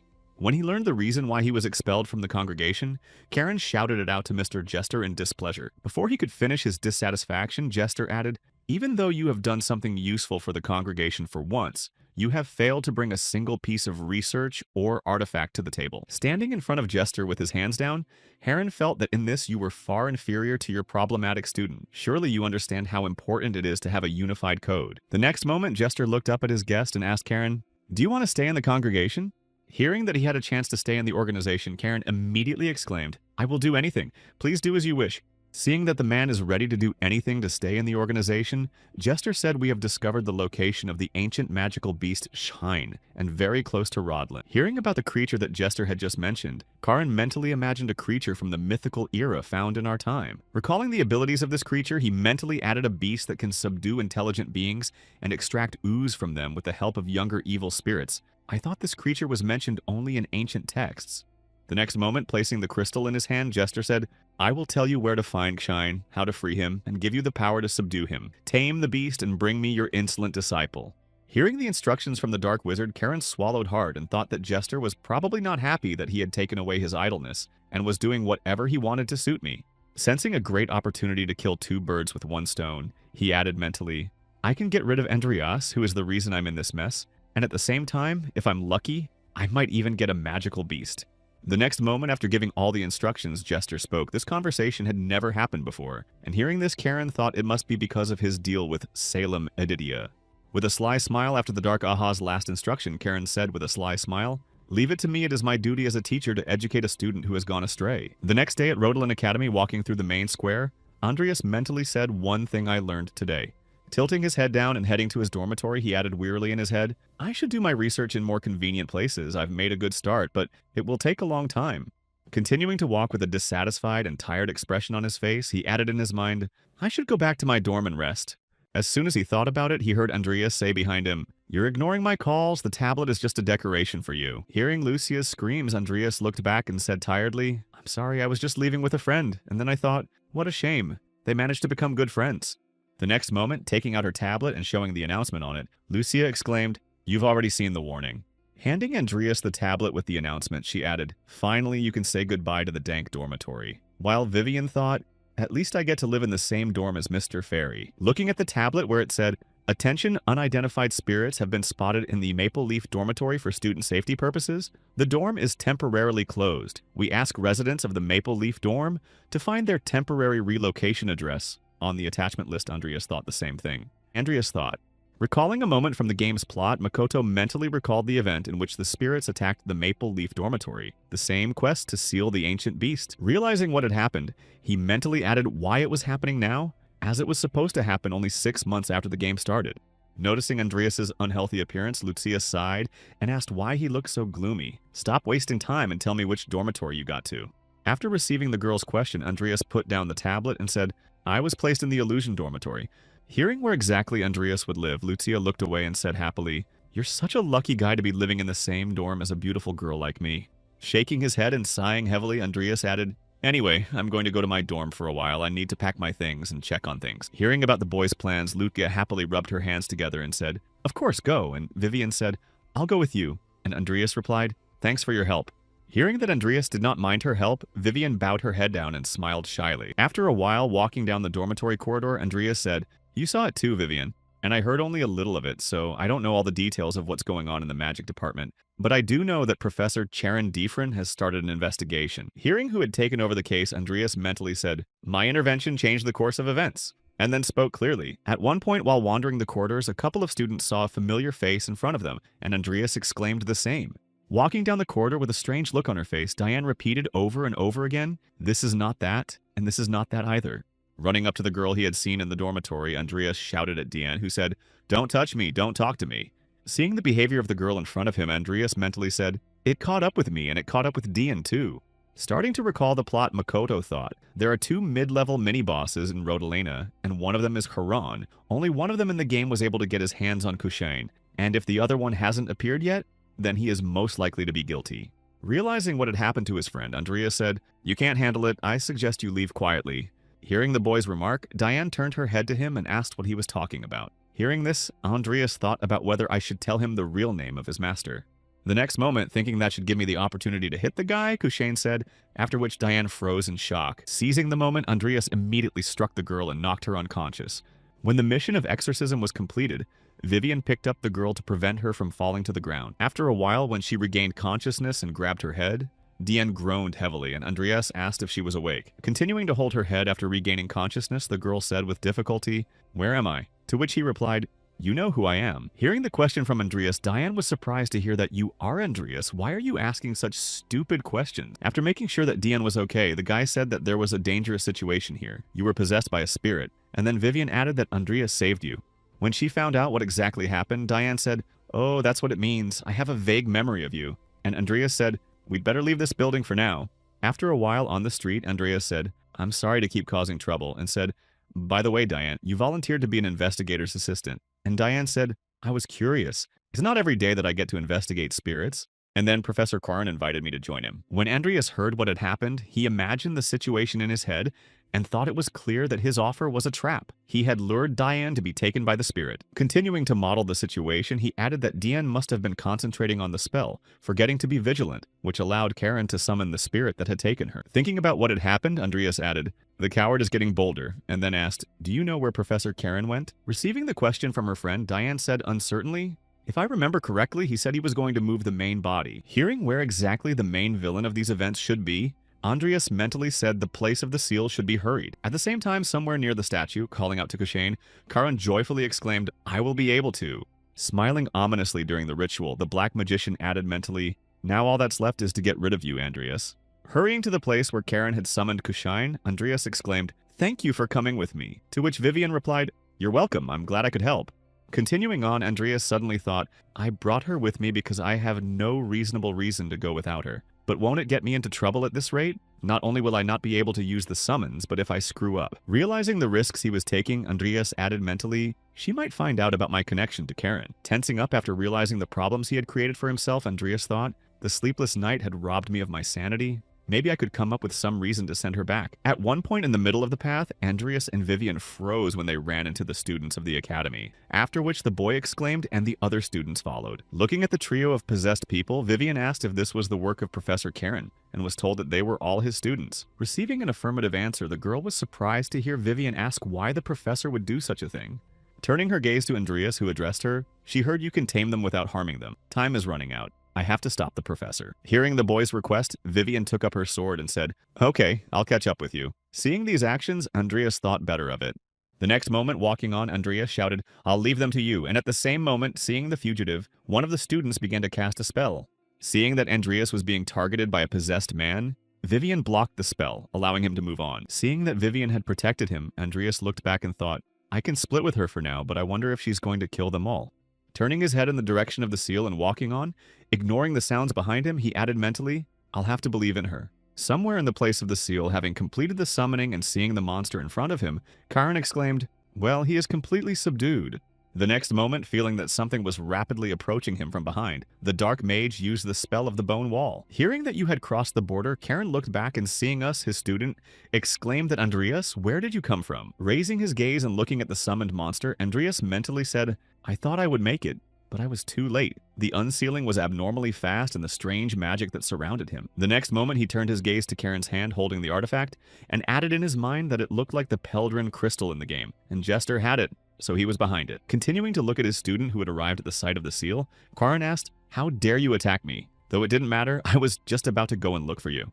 Hearing his teacher's remark, Andreas said, "I'm surprised. To be honest, I didn't expect someone like you to be able to get to Diane." As soon as he was addressed, and especially by such a small bipod as you, Karen could hardly contain his discontent. The next moment, the professor, having mastered his emotions, laughed and said, "I knew I hadn't taken you for nothing when I overheard the conversation between your father and Mr. Moore." Hiding behind the door, Karen heard that if we raised him, it would change the foundations of black magic or even the whole world, a really scary thing. Recalling the fragment of the dialogue, Karen added, "Your change in behavior must have something to do with the fact that you were able to get the thing they were talking about, or you learned how to use it." And he recalled Salem's remark that Heron had finally gotten himself one of the Cromwells. The next moment, the professor smiled slyly and stood in front of the monster and said, "Well, you can use it or not. Show me the Cromwell heritage." Hearing Karan's threats, Andreas called his subjects and said, "How boring. I was wondering what you would say, but it turns out you are planning to rob a child, so enough talk." Seeing who his disciple had just summoned, Karan thought in confusion that it was the Tiger King Timur, whom he had received from the congregation, and who was already capable of ruling over high-ranking dead. Immediately after thinking, "But as long as I have the Peldrin crystal," Karen smiled and said, "Remember who your teacher is, Andreas." Having received a remark from Professor Andreas, he said, "I have not learned anything from you, but as they say, the student surpasses the teacher." Hearing another insult from the boy's mouth, Karen used the crystal and shouted, "You really are a very impudent little shit." Seeing the army that his opponent was able to summon, Andreas mentally said to Kushine to amplify all his summonses. The next moment, grabbing his sword and preparing for the battle, Andreas said, "I'm done here, and now I'm severing all ties with you, Karen Dyfern." Hearing the boy's words, Karen smiled ominously and said, "We'll see if you can do it, because I'm going to finish you off and take Kane's legacy." Hearing the professor shout out to him and then, "I will raise your lifeless body to become my slave," Andreas frowned. At the same time, while continuing to restrain the possessed, Vivian mentally said, "I must catch up with Andreas," but watching the new possessed arrive, the girl mentally added more and more of them, and there was no end in sight. Taking a fighting stance again and preparing for further confrontation, Vivian mentally added, "Maybe I should just finish them off." Immediately after these thoughts, remembering Andreas's request before the separation, she thought, "No, Mr. Fairy will not approve of this." Blocking the attack from the back and seeing the possessed man coming at her, she thought to herself, he must have said some kind of spell. Trying to figure out what exactly Andreas was saying when he was saving Diane, Vivian shouted out a precise guess and knocked out the attacker. When she saw him hit the ground after her blow but still in spirit, she wondered what she had done wrong. Continuing to strike the attackers, Vivian continued to recall what she had heard saying, Kushuin, Pushin, Kuchin, Kuhin, Kuhin, Kuhin. Tired of going through the options, Vivian took a breath and thought, it doesn't make sense. If I keep going like this, I'll really kill everyone. And then said, maybe Kushaint. Seeing how the possessed suddenly froze in place after hearing the name, Vivian mentally said, it worked. Well then. Clenching her hand into a fist and preparing to subdue the possessed, she mentally said all that was left to do was to beat them. As soon as the spirits crawled out of the students' bodies, Vivian rushed to them and thought she had to finish them off before they did anything. Trying to strike at the spirit, she missed and noticed that she was completely enveloped in darkness. Finding herself in another space, Vivian heard the spirit speak to her. You're hiding, Vivian. Everyone will leave you anyway. Moving into the body of a little girl chained to a chain, she heard that it was your fate to try to cling to life, to trust a stranger so foolishly when even your mother had abandoned you. Plunged into the abyss of despair, she began to see images of her mother repeating to her, I hoped for a son. I wish you hadn't been born. After hearing all this, tears welled up in the girl's eyes and the spirit added, your whole existence is a mistake and everyone around you will die because of you. Continuing to emotionally break Vivian, the spirit said, then why don't you just die quietly? Almost succumbing to the spirit's words, Vivian put the sword to her throat and asked if I disappear. Mr. Fairy will be fine, to which she heard a promise. After repeating the promise, the girl suddenly remembered a moment from the past promise made to Mr. Fairy, who then said, please. Standing in front of the girl at the moment of the destruction of the illusory world, Mr. Fairy added, keep this promise, I will always take care of you. Recalling all these moments from the past and the promise made to her, the girl instantly came to her senses and stopped bringing her sword closer. At the same time, in another place, Karn continued the battle against Andreas and shouted, let's see how long you can hold out when there are only 3 of you. The next moment, turning to Kushane, Karen shouted, get it, and directed his attack in the direction of Andreas. Seeing that he was being targeted by an enemy attack, Andreas used summoning magic and mentally said Rudolph. Receiving the instruction from his leader, Rudolph reached out from his hiding place and struck Kushine, interrupting the attack he was preparing. Hearing a noise behind him, Karan quickly looked back and saw a giant hand in the sky and wondered what it was. With one problem taken care of, Andreas returned his gaze to the giant who was heading for him and mentally said, Timur, the big guy is on you. When one of his comrades went to follow orders, Andreas turned his gaze to the other and mentally said, Nickel, take care of the small stuff and hide. I'll take care of Karen. Pulling out his weapon and finding the target with his eyes, Andreas thought that instead of wasting mana on Rudolph, he would rather take on Karan and steal the crystal from him. Jumping over Timur, who was fighting the giant, the boy mentally added, we need to finish this fight before anyone notices us. At the same time, looking at Kushane, who was still on his feet, Charon exclaimed, you really couldn't have fallen from such an attack. The next moment, hearing a noise behind him, Karan looked back and noticed Andreas flying towards him.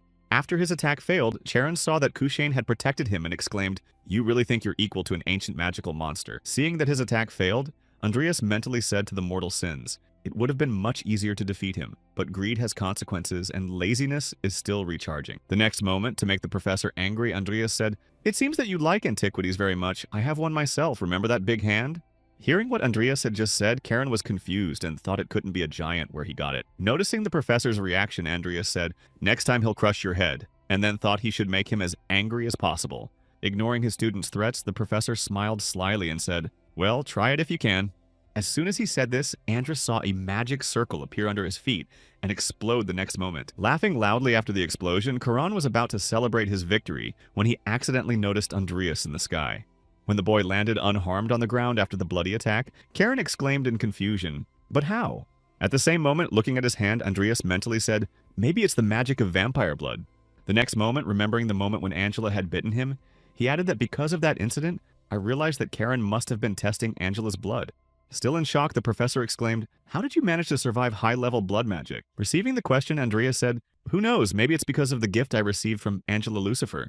Feeling fear and hatred for the guy who stood in front of him, Karen exclaimed, don't tell me you released the vampire. Seeing that this was a great topic for provocation, Andreas said guilty, but you should have treated your student better. Finally, the professor lost his temper and rushed at the boy, shouting angrily, how dare you, Andreas! Indiscriminately attacking the boy who had managed to anger him, Karan exclaimed, how dare you ruin the only opportunity in my life. Avoiding the enemy's attacks, Andreas looked back and saw only Timur, and thought that Nickel had managed to hide. The next moment, using his aura and aiming at Karen, he thought now and then attacked the professor. Having blocked the guy's attack with Kushane's hand, Karan thought angrily, this bastard is better with a sword than I expected. Immediately after hearing something snap behind him, he looked back and saw that Kushano had just avoided a surprise attack from behind. Flying backwards and taking all the attention to himself, Andreas mentally said, oh shit. But at the same moment, Nickel emerged from his hiding place and cut off Karen's hand, which the enemy was holding the power crystal. Seeing that his plan had succeeded, Andreas, who had just fallen to the ground, raised his head and laughed happily. After the plan was realized, Andreas got to his feet and said to Neil, "You did well." At the same time, Karen, who had lost his arm, painfully exclaimed and saw a magical object near him, and mentally said, "Crystal." The next moment, as soon as the crystal's effect was over, Kushane got out of the professor's control. Seeing that the monster had rebelled, Andreas looked up and thought, what the hell is wrong with controlling Kushane? Rushing in the direction of the magical object he had just lost, Karen thought in confusion without the crystal. But before he could reach the magic item, Kushane caught up with him before he could, and bit him into 2 pieces. Seeing that one enemy had already been dealt with, Andreas looked at his comrade and mentally said to Nickel, "Divert attention to yourself and get the crystal." As soon as he gave the order, Kushane grabbed the crystal and crushed it in his hands. Immediately after that, all the dead who had been summoned until recently quickly lost their strength and retreated, causing Timur to become confused. The next moment, Kushane began to aim a volley at Andreas, who was the last thing he needed in the current situation. Realizing the danger he and his comrades were in, he looked around and shouted, "Things are bad, Dodge." With a magical attack, Kushane forced everyone to turn around and kicked up a large cloud of dust that limited visibility. Shielding himself from the flying debris, Andreas didn't notice that Kushane had already caught him and pulled him to him. Clutching the boy in his hand, the ancient monster saw the dead coming, and with one swipe of his hand, he demolished Nickel and Timur. Immediately after lifting the boy above him, the monster began to squeeze him. But at that moment, Vivian appeared and cut off the monster's hand. As soon as the boy flew down after being freed, the girl immediately rushed after him to catch him in the fall. After making a hard landing, Andreas opened his eyes to see Vivian above him and Kushane right behind her, about to attack, and shouted out to look out. The next moment, as the monster swept the girl away with a wave of his hand, Andreas looked back in the direction she had flown and shouted, "No, Vivian!" As soon as the dust cloud cleared, Andreas saw that Timur had managed to grab the girl and cover her with his body at the last moment. With a sigh of relief and getting to his feet, Andreas gathered his thoughts and said, "There's no time to worry." The next moment, opening the vault and taking out the crown, Andreas thought, it would be good to investigate the sin first, but immediately after putting it on his head, he received a notification that the original sin was found to be greed to use greed. After reviewing the message, Andreas mentally said that it is better than dying here and then said to use it. At the same moment, Vivian came to her senses and saw Andreas continuing to fight the monster and said in surprise, "Mr. Fairy." As soon as the sin of greed took effect, Andreas's face changed dramatically. A sinister smile spread across his face and he laughed. The next moment, grabbing his sword and rushing at his enemy, he shouted, "Ugly ancient monster, I will make you dead and raise you up as my servant." At the moment of the attack, the monster blocked his attack and reduced the amount of damage to 0 with the help of skills. Flying back after the unsuccessful attack, which the enemy could see, Andreas mentally said, "That's what it means." Looking closely at the spot on his arm where he had just hit, Andreas added an absolute defense that responds only to attacks that can be predicted. The next moment, remembering the sudden appearance of Vivian, who was able to cut off the monster's arm, Andreas said that he would miss the surprise attack. Thinking of a tactic to follow, Andreas looked at his companion and called out to Nickel to distract him. At the same time, watching the battle between Andreas and the monster and seeing Nickel, the girl was surprised to hear that they were dead. The next moment, hearing Timur's growl and looking up, the girl said in surprise, "Mr. Cat." While Nickel was distracting Kushane's attention, Andreas came up behind him and prepared to attack, shouting out a wonderful...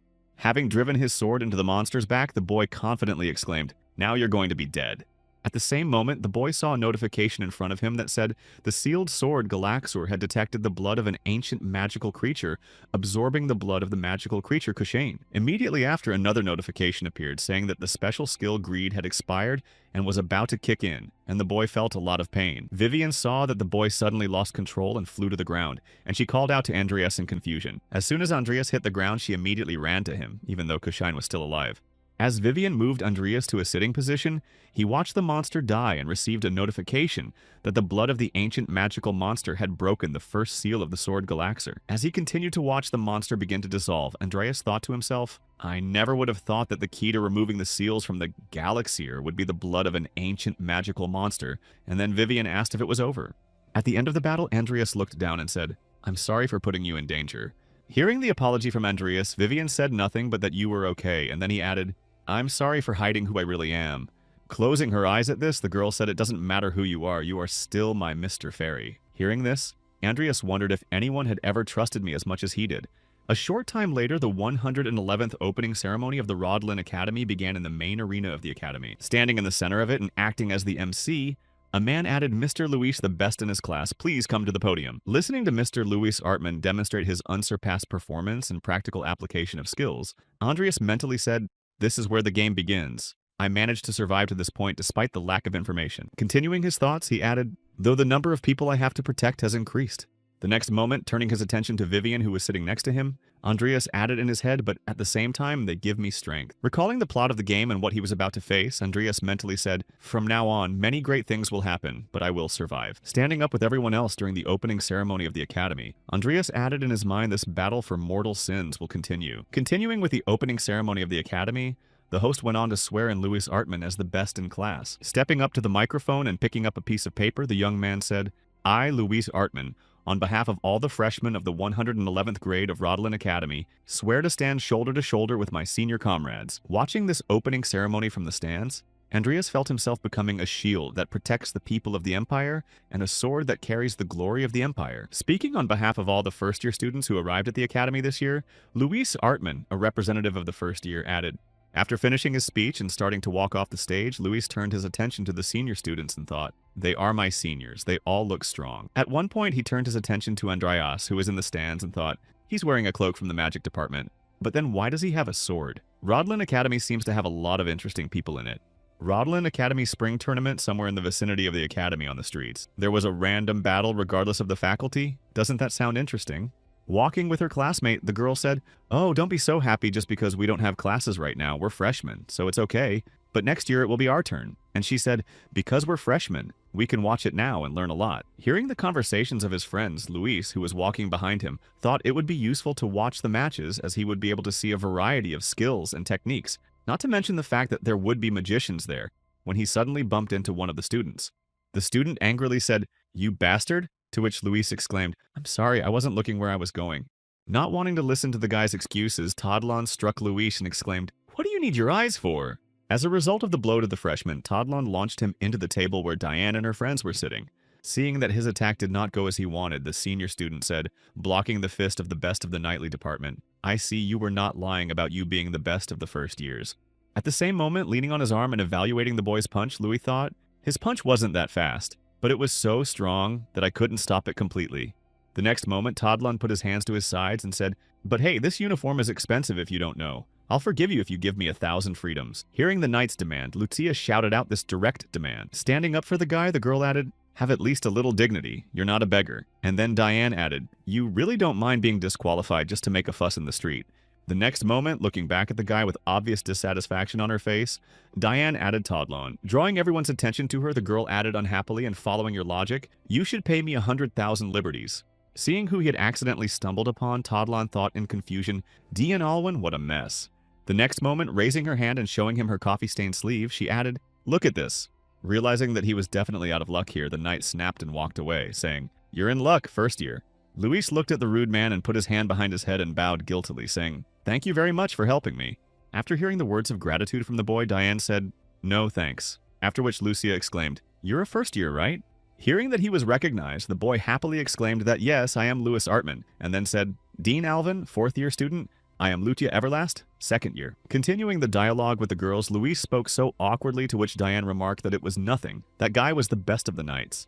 At one point in the conversation between the newcomer and the girls, Vivian got up from her seat and said, I'm going to go. Andreas's match is about to start. Hearing that the last girl suddenly spoke, Luis extended his hand to her and said, you're from the upperclassmen of the Knights. Nice to meet you. Vivian looked at the boy's hand but did not greet him. Seeing this awkward situation, Lucia laughed and exclaimed, I'm a little peculiar. I also want to watch the match. Maybe you can join us. And then Dian added, you are too, Lucia. I didn't think you'd be interested in that. Having received a question from her friend, Lucia winked and exclaimed, don't say what you hear, but you won't participate, right? Hearing the question that flew at her immediately after her remark, Lucia looked away and said, well, no. When she heard that Lucia was only going to watch, Diane turned to Luis and said, we'll be leaving soon, but what about you? Hearing the girl's message, Luis said, I was going to watch the tournament myself. Hearing that everyone was going to go to the tournament, Diane said, well, then let's all go there together. And everyone said yes. Sometime after arriving at the arena, after watching the fight, Duis exclaimed the match was impressive as expected from Rodlin, a completely different level, and then Dian added, well, it wasn't too bad. The next moment, when the host announced that it was time for the next match, Luis said, yay, it looks like the next match is starting. Turning his attention to the first participant of the match, the host said in the blue corner, the best student of the Knights Department, Terry Todlin, as the best student of the Knights Department, we expect great things from him in this competition.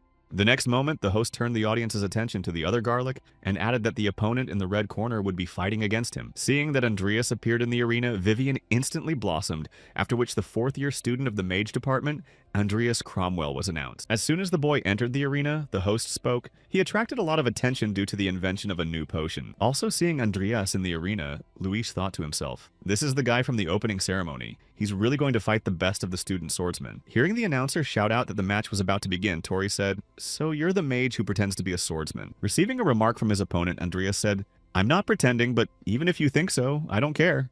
Outraged by his opponent's words, Tori shouted out the insolent bastard, after which the host shouted, "Let the battle begin." Hearing that the fight had begun, Tori immediately rushed at Andreas with his sword, shouting, "I'll show you the true weight of the sword." And then the host said, "Without wasting a second, Todlon is off to a furious start." Watching the sparring between Andreas and Todlon, Lucia said, "By the way, Dian, you know what I mean."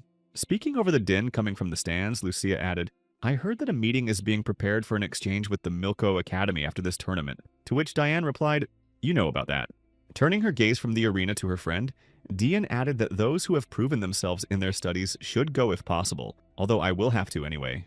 Recalling how her father had told her, "Dian, if you join us, we can demonstrate to Milko the difference between them, and us even more clearly, so come on," Lucia said awkwardly. "That sounds terrible?" The next moment she looked at the arena where Andreas continued to dodge, and Lucia added, "I heard that if you place high enough in this tournament, you can join." Hearing what her friend had just told her, Diane looked at Vivian, who was sitting next to her, and said, "Then Vivian can go too." As she continued to speculate about the possibility of getting a spot, Diane added, "I think that after the beating she gave yesterday's favorite, she will be invited as well." Meanwhile, in the arena, Terry Todlon, still swinging his sword, shouted out to the bastard, "Stop dodging my attacks and finally take the fight." Terry did not get through to his opponent and angrily said that, "I will have to use the technique on someone like you." After applying his technique, Terry Todlon rushed back to the attack and started to act even faster, but still could not reach Andreas. Later, when the battle became more lively again, the host exclaimed, "What an impressive attack from Terry Todlon! Andreas Cromwell is in danger." At the same time, watching the battle, Luis mentally recited his movements. "I think I've seen them somewhere before." The next moment, Vivian, who had been silent all along, confidently said that Mr. Fairy would win. Continuing to mindlessly attack the boy who was only dodging him, Terry exclaimed, "Your sword is just a decoration. Then show me the magic you're so proud of." Later, when I called out, Andreas Cromwell from the magic department was too busy dodging at the same moment, and Andreas dodged another attack and spoke to me. Seeing that the guy had defeated the best in the knighting department with his bare hands, the host shouted it was over.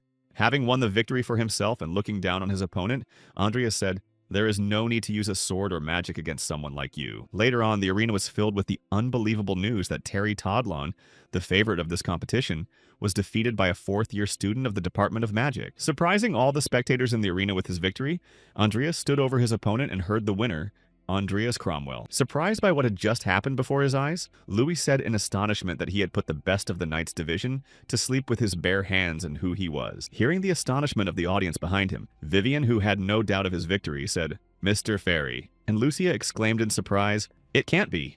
Also staring at the winner of the match, Dian said the wizard who had used the Knight's aura to speed up his body. At the same moment, Bart Alwyn, watching the events in the arena from the balcony, said the dual essence was interesting and he used it here. Looking at Andreas leaving the arena after the victory, the Tower Master added that he no longer needed to hide it. It looked like a storm was coming. Leaving the arena, Andreas heard the last match of the day was over. The matches of the best 16 participants will begin tomorrow. All information from the latest match update on your tablets. Then he heard Lucia's voice next to him as she walked with the others to him, exclaiming, "Andreas, you were incredible." Seeing the 4 people who had come to meet him, Andreas thought what a strange group and then asked why you were here. After receiving the question, Diane looked him in the eye and said, "Who knows, we just kind of got together." The next moment, turning his gaze to Luis, who was also part of the group, Andreas thought, "And by the way, why is Luis here at all?" Seeing that the winner of the sparring match looked at him, Luis bowed and said, "My name is Luis Artman, nice to meet you," which was answered by Andreas Cromwell. After greeting the guy he met among his friends, Andreas thought, "Seeing the first character I played in The Great Sin alive in front of me is impressive and a little bit confusing." At the same moment, without taking her eyes off Andreas, Diane said, "That was amazing, by the way. I didn't know you could use aura." The next moment, she began to scrutinize the boy in front of her and added, You didn't try to learn swordplay before because you didn't know about your specialty, right? And that's why you suddenly started learning it. Receiving the question from the girl, Andreas hesitantly answered yes, that was the case, and then thought she had analyzed all my actions. Hearing that Andreas had only recently started fencing, Luis asked how you can move so well if you have only recently started learning to use a sword. While Vivian noticed a fairy friend nearby and thought that Lucia had been standing so close to him for a long time. Wanting to know more about the person standing in front of him, the boy said, "Perhaps you have some special training method that is not taught at the academy." Hearing the boy's question, Andreas thought he was already quite strong. Although we first met, his desire and excellent learning ability must have helped him grow. After finishing his thoughts, Andreas said nothing special. "I just use my aura to speed up my body, that's all," he thought, although I still haven't achieved instantaneous movement like my teacher. Immediately after remembering his mentor, Andreas mentally said, after Hosan left, Deshrun's only student was me and Luis. He only trained him a little because he was interested in his abilities. Looking at the boy in front of him again, Andreas thought that maybe that was why he didn't know how to use the teacher's aura control method, and then Luis asked him to use his aura to speed up his body. The next moment he put his hand behind his head and asked awkwardly if he could show me once. It was hard to grasp the essence of the technique from words alone. Having finished his thoughts and raised his hand, Andreas said, "I'm busy with the tournament now. Maybe another time when I have more free time." And I heard him say, "Thank you very much." Having received the words of gratitude, Andreas said awkwardly, "Your thirst for knowledge is impressive because you just got here." To which Lucia elbowed him and said, "You're just terrible." She folded her arms in front of her and added, "We've been researching potions together for over 6 months, but you never told me about it." Andreas said, "I'm sorry, I didn't want to stand out too much at the time." Vivian thought about that for over 6 months. When she found out the reason why Andreas had been silent before, Lucia asked him why he was standing out now. Interrupting her discontent, Andreas said, "I thought I'd try to get into the exchange. You know how hard it is to get up with just magic? And then I thought, to tell you the truth, I'm hiding my abilities because the game characters might kill me if I stand out." Hearing Lucia's excuse, she said, "That sounds reasonable considering that you have absolutely no talent for magic." And then added, "You know, I've been working on my fire magic lately." And Andreas replied, "Good luck with that." And then said, "Thank you for your support." Remembering the exchange, Andreas mentally said, "This is an event that I haven't seen in the game. I don't have to work so hard for it, but there is someone I would like to meet at Milko Academy, another game character, Keshrun Violga." Hearing why the guy was trying so hard, Vivian said, "I'll try to get into the exchange with Andreas too." And Lucia said, "Wow, my seniors are so ambitious." Looking at her tablet after talking with her friends, Dean said, "Well, if we're going to the exchange, we should aim for first place, right? Let's take a look at the tournament grid." Looking at the tablet to Dean and seeing the placement of the participants, Lucia said, "Provided that you all continue to win, Vivian and Dean will meet in the semifinals, and the winner will compete with Andreas in the finals." After finding out how the events would unfold, Dean said, "I'm confident in myself," after which Vivian and Andreas added, "I'm not going to lose either." Turning off the tablet and taking it out of her hands, Dean said, "Well then, let's all try together." Hearing about the course of events, Lucia said 2 newcomers who became contenders for the victory, and one who was the favorite in the competition from the very beginning, if you think about it. All the contenders for the victory are here now. After which Luis said, "I accidentally stumbled upon an impressive sight I heard, and it is really a great honor for you, newcomer." 5 days later, the day of the tournament finals in the arena, the final of the 58th spring tournament of the Rodlin Academy was sounded open. "Finalists, please enter the arena." Continuing his monologue before the finals, the host said that this year's tournament had many unexpected things, but the person who was most memorable and reached the finals was 4th-year magic student Andreas Cromwell. When one finalist appeared in the arena, the host added his rival, and the one who defeated Vivian Belkin, and another unexpected contender for the championship title. 4th-year student of the Department of Magic Diane Alvin, for the first time in 12 years when a student of the Department of Magic became the champion. Watching the final from the stands, Vivian said, "Mr. Fairy, try to hear this." And Lucia looked at her friend and thought she looked like a completely different person when she was fighting. When all the participants took their places in the arena, the host said now that everyone's attention is on these surprises, it's time to start the fight. Finalists, get ready. When Diane came face to face with Andreas in the arena, she said, "I'm sorry, but I'm not going to give you the title, Andreas." Hearing that his opponent's mood was quite serious, the guy replied, "Then you'll have to give it your best shot." As soon as the host shouted, "Let's get started," Diane prepared her fire magic and said, "As you wish, then I'll end it." Seeing that the girl was already fully prepared for the confrontation, Andreas grabbed his sword and said, "Well then, it's my turn." Watching Andreas' movements, the girl repeatedly threw fireballs in his direction to prevent him from approaching. However, this was not enough, and after avoiding all the fireballs that came at him, Andreas found himself in front of Diane. Noticing that the danger was right in front of her, the girl immediately used the magic of teleportation and escaped. Seeing Diane disappear before his eyes, Andreas was surprised to think that she already possessed spatial magic, and she exceeded all my expectations. Starting to catch her breath after the dangerous situation she had gotten into, Diane mentally said to herself, "What kind of terrifying speed does he have?" At the same moment, looking back at his opponent who had teleported behind him, Andreas said, "Entertain me some more, Diane." Feeling her body tremble, Diane clenched her teeth and thought indignantly, he's enjoying the fight. He's saying he's not afraid to be annoying. The next moment, she gathered her thoughts and became even more serious and exclaimed, "Don't you dare underestimate me." Watching the magic that Diane was using, Lucia noticed that Diane's magic power was far superior to that of the students, and Vivian replied that Diane was strong. Continuing to fight for the title of tournament champion, Diane thought, "I've never been able to do this trick before, but I feel like I can do it now." At the same time, continuing his attack, Andreas exclaimed, "Wow, a fire spear with an explosion effect. A great idea, but if you dodge it." As soon as he said that, he felt the danger coming from above, and Diane used spatial magic to cast a spell. The result was a loud explosion, and Andreas managed to react at the last moment and jump aside. Wiping his face of sweat and dirt, he mentally said, "If I hadn't protected myself with mana, it would have ended badly for me." Spatial magic is heavy enough on its own, and she combined it with a double spell attack. At the same time, seeing that her opponent was still on his feet, Diane gritted her teeth and thought, "I sent a fire spear straight at him, and he was able to withstand it with sheer physical strength. He is a human being." Having withstood the strongest blow from his opponent, Andreas took a stance and thought, "Diane's growth rate is beyond my imagination. Seeing the growth of game characters is amazing." The next moment, when a loud explosion sounded in the arena, Lucia remarked that it was a strange thing for Andreas to be caught in such a thing. Immediately afterwards, she felt an oppressive aura near her and looked at Vivian from whom it was coming, and she thought, frightened, bloodlust. Meanwhile, in the arena, already tasting her victory, Diane smilingly said, "I did it. I made it mine."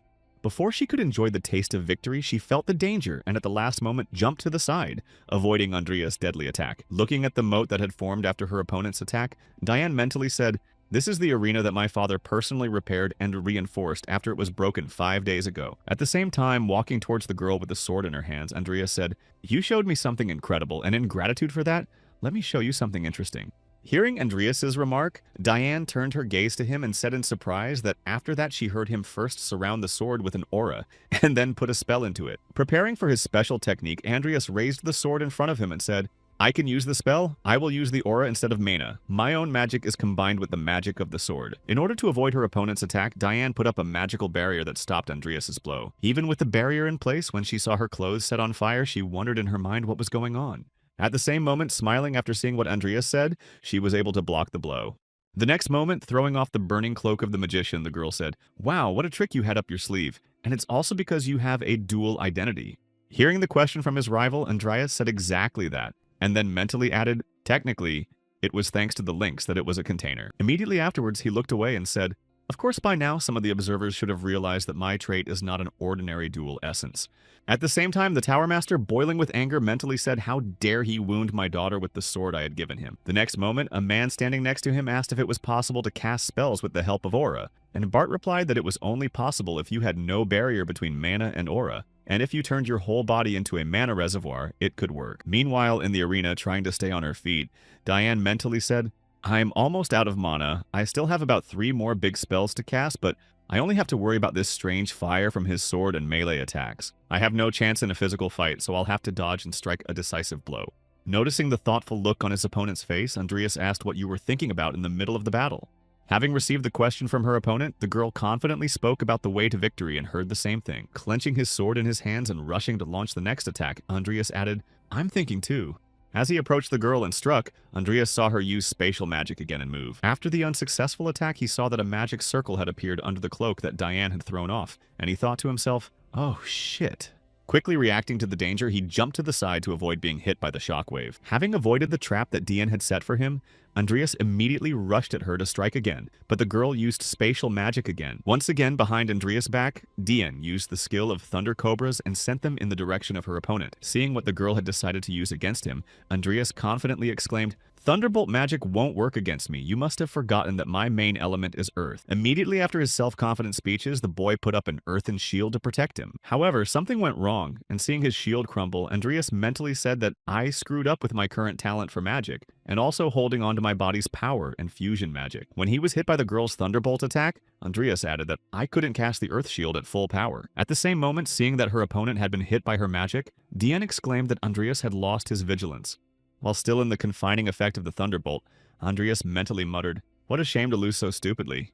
The next moment, using another magic, Diane clenched her hand into a fist and exclaimed, "I won." Later in the arena, the match was announced as over. Listening to the announcer's shouts and catching his breath, Andreas thought she had a good chance to knock me out, but she decided to push me out of the arena to ensure a guaranteed win. Interesting. Bowing his head and accepting his defeat, he mentally added a great decision. It seems that experience on the snowy mountain left a deep impression on her. At the same time, while catching her breath after a hard fight, Diane heard Diane cunningly push Andreas out of the arena and secure her place as the winner of the 58th Rodlin Academy Spring Tournament. The tournament was over, with the second place prize bringing Andreas a full scholarship to study, and Diane receiving a full scholarship and an elixir for the magical reserve, and Vivian receiving a scholarship for her final year of study. After the awarding ceremony was over, he arrived at his room and said, "It's a little smaller than Karen's lab, but it's just as secure, and it'll be easier for me to fix my dead and research black magic here." Turning his gaze to the interior of the room, the guy mentally added, "Thanks to the winnings, I saved enough to buy a laboratory." Continuing his thoughts, the boy mentally added, "I have a lot of work to do, such as finding attacking and defensive skills on black magic. So I need it thanks to the scholarship I no longer need to work to pay for my studies." Looking at his tablet and seeing the amount of his capital, he mentally said, "I have 9 billion in my account now. Even after deducting the house and other expenses, the potion payments still give me enough money." Convinced of his finances, he thought to himself, "To be honest, I have enough money, but I wish I had received the elixir instead of the scholarship. Now Dian will be even stronger." Continuing his thoughts, Andreas thought, "Of course, thanks to the receptacle trait and the original sin, I already have a lot of mana, but considering what is coming in the future, I need to increase it as much as possible." The next moment, remembering the incident after the battle with Kushane, he mentally said, "However, after that incident, my mana level has increased significantly, so I can probably manage." After the victory, Andreas saw something come out of his chest and grabbed the crown, and then a message appeared. Watching what was happening to him, Andreas received a notification: Apocalypse Manuscript. Chapter 0, Pure Original Sin Temporarily Captured. Generous Greed. Apocalypse Manuscript. Chapter 0, Pure Original Sin. Now combined with Generous Greed, Base Ability Enhancement, creating additional skills, 126 hours, 43 minutes, until the link is complete. As Andreas read what was happening, he saw the Apocalypse Manuscript Chapter 0, Immaculate Original Sin. Mana recovery rate increased by 220%. Slothful Greed mana sensing ability increased by 77%. Slothful Greed special skills can be used once every 6 days. Mana properties increase over time. Magic focus tends to become darker over time. Recalling the events of that day, Andreas mentally said with synchronized greed, "The amount of mana I can use has increased significantly." The next moment, remembering the moment he had summoned Nickel, he added in his mind that when I first summoned Nickel, I had used about a quarter of my mana. Now it was 1% or even less, and Nickel was no longer just a skeleton. Continuing to think, Andreas said in his head, "If I summoned ordinary skeletons, I could probably raise 100 at a time."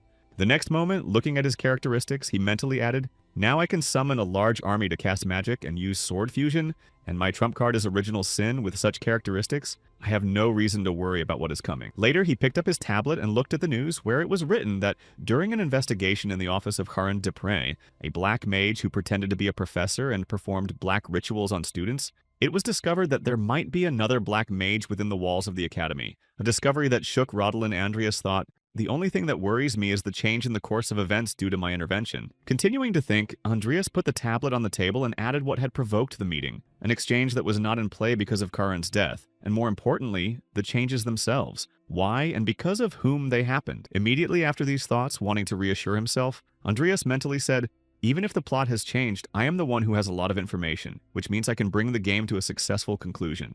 After a while, Lucia came across Andreas and exclaimed joyfully, "Hey, you also chose this subject." Hearing his girlfriend's question, Andreas said, "You've already gotten into the habit of slacking off, but when it comes to studying potions, you're right there. What did you hear?" Immediately after her remark, Lucius exclaimed, "Of course you're free to go after class is over." Pushing back her chair and sitting down next to Andreas, she added, "I'm working on a new potion and could use some help." Hearing this, Andreas thought it was probably a potion to cure her. When Andreas heard what his friend was doing, he looked at her and asked what kind of potion she was making.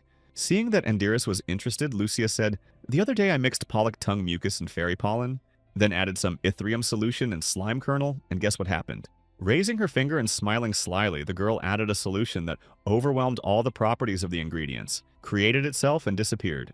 Hearing what Lucia had just told him, Andreas was shocked to think that this could not be true. I did not tell her anything, but she was able to find her own way to her cure. Continuing to think, Andreas added in his head that both she and Dean were also talented game characters, after which Lucia sweetly stretched and spoke, but then everything stopped. When Andreas found out what the girl's problem was, he asked, "So, how can I help you? I don't have much time right now, but I'll make time for you later, I promise." The girl sat down on the desk and covered her head with her hand and said, "Even when a nice girl like me asks you, I'm not going to listen to you." Hearing Lucia say, "I'm probably nothing to you," Andreas thought, "There's still time. Lucia is determined to survive until her chronic illness kills her. I'm sorry, but right now there are 3 others in greater danger." Thinking of a couple of people he has to protect, Andreas mentally said Chris and Selena, the game characters who were enrolled in the same course as Luis. Continuing to think about the plot, Andreas added in his mind, "The first act will start during the midterms. I need to somehow make these 2 stronger by then." Tilting his head and looking down at the board, Andreas added in his head, "This is the first act of the game, so it's not that hard, but if they don't grow fast enough, they might die there." The next moment, he turned his gaze to the girl who had taken offense to him, and added in his head that luckily Lucia would not be affected by this, thanks to her work on her healing. Also mentioning another game character from his environment, he added in his head, "Diane has already exceeded my expectations."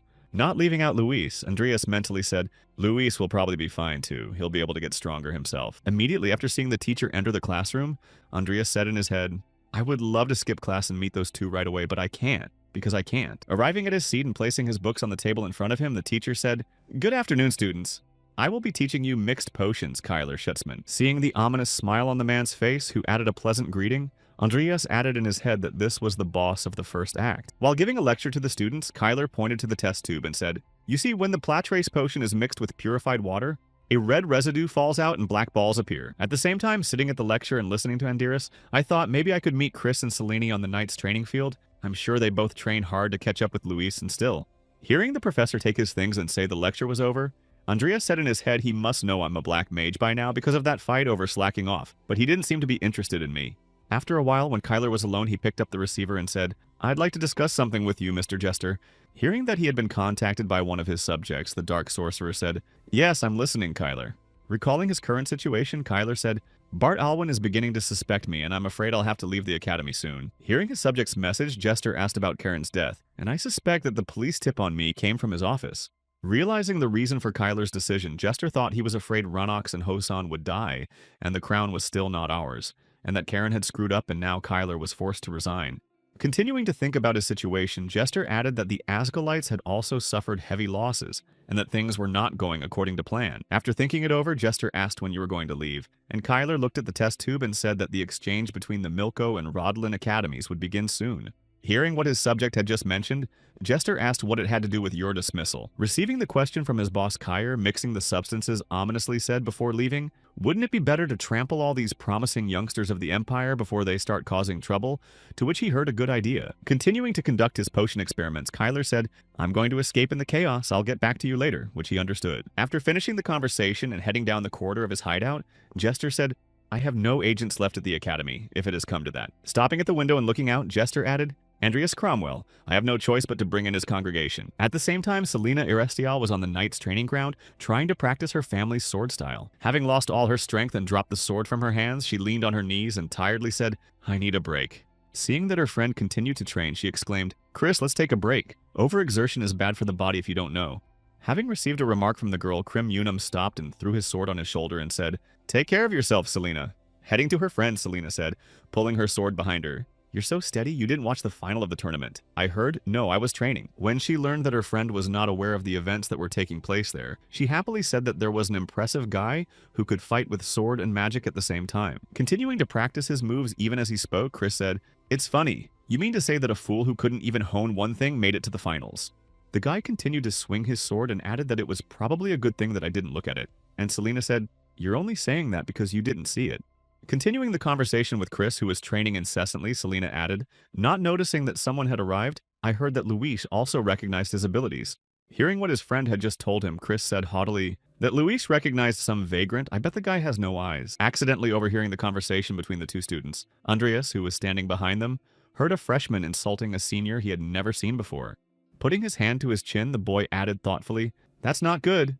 And at the same moment, Selena saw Andreas standing next to her. She exclaimed in confusion. Standing between the two boys and hearing her friend ask who the hell you are, the girl nervously exclaimed, "Chris, wait." And then Andreas said, "I am." Hearing the senior student say I'm a fool from the Muggle department with a sword hanging from a sling, Selena looked at him nervously. Realizing that Andreas had overheard their conversation, she bowed in front of him and exclaimed, "Please forgive this boy. He has too much pride when it comes to swords. He can't keep quiet." After receiving the girl's apology, Andreas said unhappily that pride, but I don't see any conviction in his fencing. Standing aside and hearing Andreas speak as if he were a snot-nosed kid who couldn't decide whether to press his girlfriend for cheating, he felt like he had hit the nail on the head. After listening to the remark that came in his direction, Chris thought irritatedly, not in the eye, but in the eye, as he realized at a glance. The next moment, deciding to respond to the insult, Chris said that he would understand a mage who masquerades as a knight, after which Selena exclaimed in confusion. Andreas said with a sly smile, "I think I know more than you do." Gritting his teeth at the remark, Chris said, "If so, why don't you show me?" With a sly smile after the provocation, Andreas thought, as I thought, he does not know how to accept defeat, and then said, "Of course." At the same moment, standing between the two guys, Selena exclaimed, "Calm down. You two will be suspended from school for fighting at the academy." Hearing the girl's remark, Chris said, "Come on, Selena, we're just going to spar on the training field." And he said, "There's no point in pretending to be smart." Later, interrupting the argument between the two knights, Andreas took a training sword from the stand and said, "Sparring will not be a problem. I guarantee it." Hearing the assurance from Andreas, Chris exclaimed that for a mage you are too impudent and said, "Well, attack the first year." Biting on the provocation to fight, Chris stood in a stance and said, "Just don't regret it." After which Selena exclaimed, wanting to take part in the sparring, the girl added, "I can also fight with you in a duel with a mongrel who has both aura and mana. That is, to fight with another person is such a rare opportunity." Hearing the girl's request, Andreas looked at her and said, "Get ready, your turn will come soon." Hearing the words of the senior student, Chris said confidently, "I'm sorry, Selena, you won't get anything." Immediately after his words, the boy rushed to attack Andreas, but he easily repelled his attack. Then, jumping back, Chris again rushed at his opponent. Only this time he tried to attack from above, but again failed. Smiling at the moment of sparring with the freshman, Andreas thought he was fast, but Junior's style did not look like one of the top 5 fencing styles. Throwing his opponent away from him and coming in from behind, Andreas mentally said his style of play specializes in this skill, but as he kicked Chris in the back, Andreas added in his head that right now he was not using the style that maximizes speed to deliver an ever-changing blow. After landing his kick, Andreas was able to throw his opponent to the ground, and Selena exclaimed to Chris. Seeing that the guy started to get up, Andreas thought it looked like he was grabbing at too many things at once, trying to catch up to Luis, and with the rest of him making strange movements, he took the opportunity to guide him. Standing in a stance and holding his sword out in front of him, Andreas said, "Stop messing around and attack seriously, Chris." Hearing something that touched his very dignity, Chris swung his sword and shouted these words, "I will make you regret them." The next moment, Chris jumped up and rushed toward his opponent, using the Nora Howling sword style of fencing. But even this did not change the outcome of the battle, as Andreas destroyed his opponent's weapon with a single swing of his sword and then said, "You call it the Unor style." Hearing the question and standing in place behind Andreas, Chris heard and really thought that you can become stronger just by grabbing the best of everything. The next moment, looking back at his opponent, Andreas added that following his path without hesitation is the only right way. Having dealt with one student, Andreas looked back at the girl and shouted out the next. "Selena, now it's your turn," to which he heard, "Yes." Picking up her weapon and taking a stance, the girl exclaimed, "I'm ready." And Andreas thought, she's the exact opposite of Chris. Her family fighting style is destroying her strengths. Saying to the girl, "Come on," Andreas added in his head Selena's family style is only suitable for those who have an innate high level of physical strength. In other words, it does not suit her due to the lack of necessary strength. When he heard the girl coming at him and exclaimed, "Here I am," Andreas smiled slyly and said, "Attack me. I have so much to teach you." As a result of sparring with Selena, Andreas was able to knock her down when she was just stepping on him. After making a few turns and stopping, the girl said in surprise, "But I was hitting with full force." Hearing the girl's remark, Andreas said, "A heavy sword is not suitable for you." Hearing this remark, the girl exclaimed. Immediately after getting to her feet and putting her hand to her chest, the girl added, "But I've always fought with this sword." After which Chris exclaimed, "He's right, Selena." Having attracted the girl's attention, the boy added, "As he was right about me." Selena looked back and said, "Chris?" At the same moment, Andreas joined the conversation of the knights and asked why you both took swords in your hand. Having drawn their attention to him, the guy added what led you to constantly hone your skills and then heard where such a sudden question came from. After asking Chris again, Andreas said confidently, "I took the sword in my hands in order to survive," which surprised the first-year students. The next moment, the guy shrugged and added, "As a mage, it's hard for me to admit that I don't have much talent for magic, you know." Immediately after placing his hand on the hilt of his sword, Andreas added, "And then due to certain events, I almost died. And since then, I've been holding onto my sword as a lifeline, and now you two who have devoted half your lives to your swords have been defeated by me." Looking again at the two knights in front of him, Andreas added, "You understand what this means." After receiving a question from the senior student, Selena asked about the difference in talents, to which a sharp no was heard. Holding out his hand to the freshman, Andreas added, "It means that you have not yet met your swords? You take a sword to outdo someone else or out of sheer pride, even if it is not right for you." The next moment, Andreas turned to the students and said, "So why do you pick up your swords? Think about it. And when you find the answers, come, and I will accept the challenge at any time." When the senior student was about to follow him, Andreas said, "I will definitely challenge you to a fight again." To which he smiled and replied, "I look forward to it." 1 week later, a large number of students gathered in front of the Rodlin Academy Administration Building. Standing at the entrance and ignoring the students who were passing by and saying, "Wow, it's Vivian Belkin," the girl mentally said to Andreas, "He's late." At one point, she suddenly reached for her sword and began to pull it out of its sheath, frightening the students who were passing by.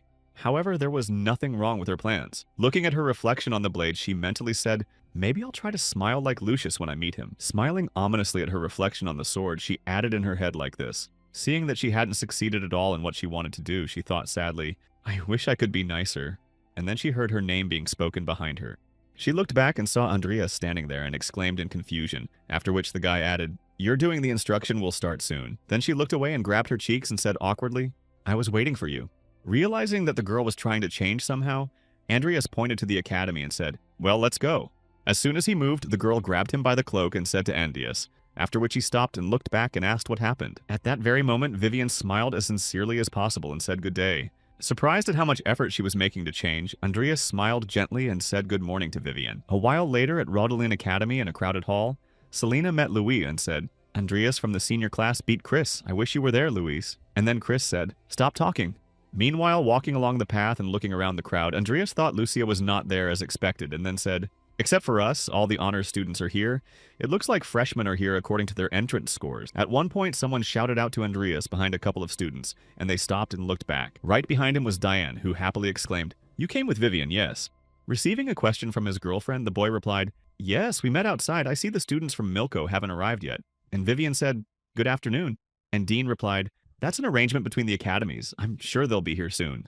The next moment, the front door opened, and students from Milko Academy came in, and one of them said, "Wow, Rodlin has a lot of cute girls." Immediately recognizing one of his friends, the representative of the director of Milko Academy, Grace Malone, said, "It's been a long time, Diane. When are you going to come to me and become my wife?" When the fat man asked her a question, the girl replied with a disgruntled look of arrogance, "Stop being so familiar and don't talk to me, you disgust me." Offended by the girl's remark, Grace said, "With such behavior, you will never find a husband." To which Diane exclaimed, "Fee." At the same moment, surprised by the dialogue, Vivian asked, "Are you getting married?" And she exclaimed in shock, "No, he is the son of the director of the Milko Academy. So I met him several times as a child when my father took me with him."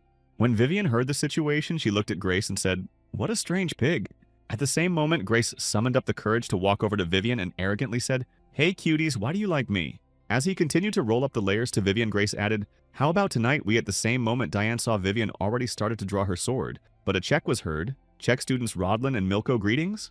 Hearing that the event was about to begin, Grace cried out and said, "Everything was going so well, but they ruined it." Dean was shocked to hear that, thinking, "You just got your life saved by a pig." Stepping to the center of the room and grabbing everyone's attention, the presenter said, "In the coming weeks, we will be holding a series of exchange meetings where you will have the opportunity to develop your skills in friendly competition with each other." Then the announcement was made. "First, please line up in accordance with your branch, regardless of your branch affiliation. Knights, please line up on the left side, mages on the right." When Vivian heard that she would have to split up, she turned her head to Andreas and said sadly, "I'm sorry we can't stay together." To which he only laughed awkwardly. And the next day, the exchange began with an event that Andreas did not even know about while in class. The professor was drawing a magic circle and said that if we put an inversion spell in the spell of rotation, it would work. After demonstrating the result of his efforts, the professor said, "Now you all try to recreate this magic circle yourself." At the same time, somewhere among all the students was Andreas, who propped his head up with his hand and mentally recited the magic circle. The next moment, he turned his head and saw Keshrun Viogla, the game character who was unrivaled in support magic and magic circles, sitting next to him, and he mentally added Keshrun was a standout in this class. Noticing the boy's gaze on him, Keshrun put his hand behind his head and awkwardly said, "I'm sorry, something's wrong." Noticing that he was being looked at, Andreas said, "I'm Andreas Cromwell. Let's try to get along this week." Hearing the proposal with which the neighbor was staring at him, the guy stretched out his hand and said, "Keshrun Vyugla," and said, "I'm glad to meet you." The next moment, he turned his gaze to Diane, who was sitting in front of him, and Andreas thought to himself, the stage is already set, so I can see the play between Keshrun and Diane. They are both celebrated geniuses.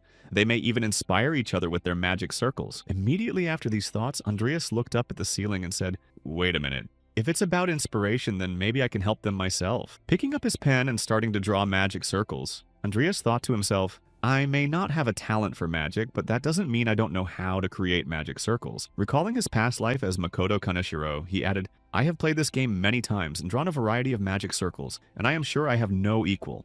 Creating a magic circle on paper to inspire everyone, Andreas added, I have a few ideas in my head.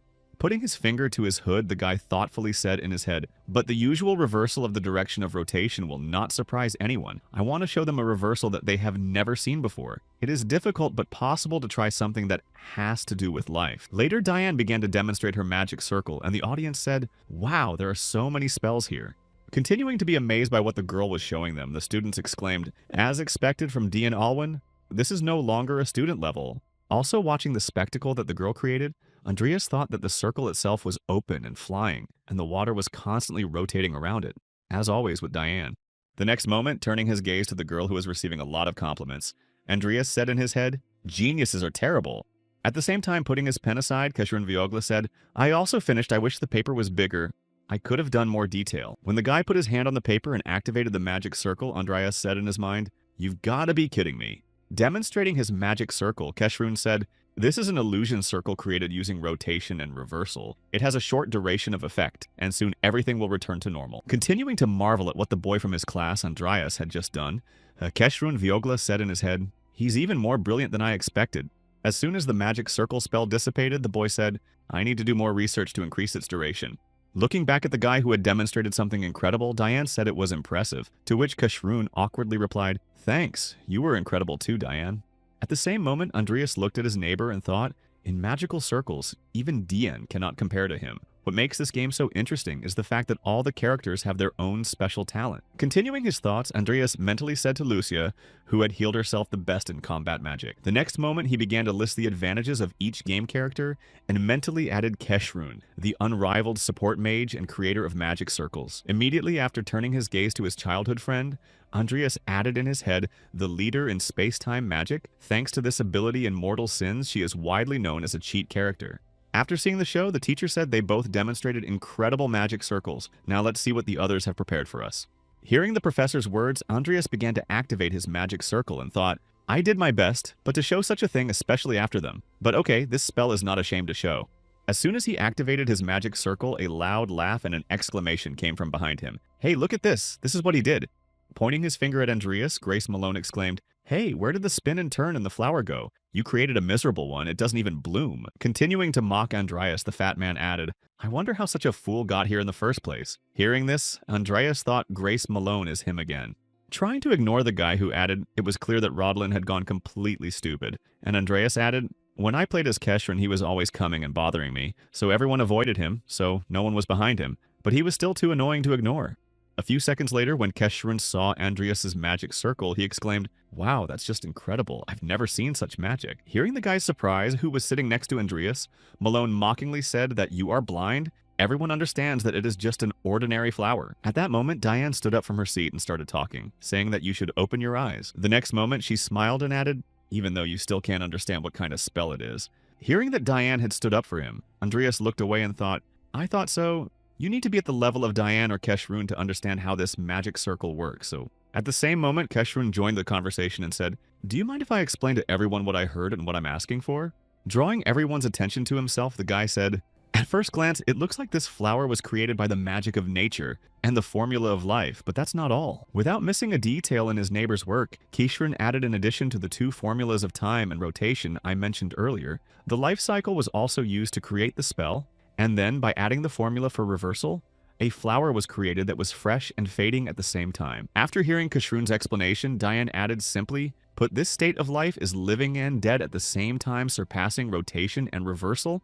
it created a contradiction. Listening to the explanation and looking at Diane, who added that there is also life, Andreas thought they both explained it perfectly.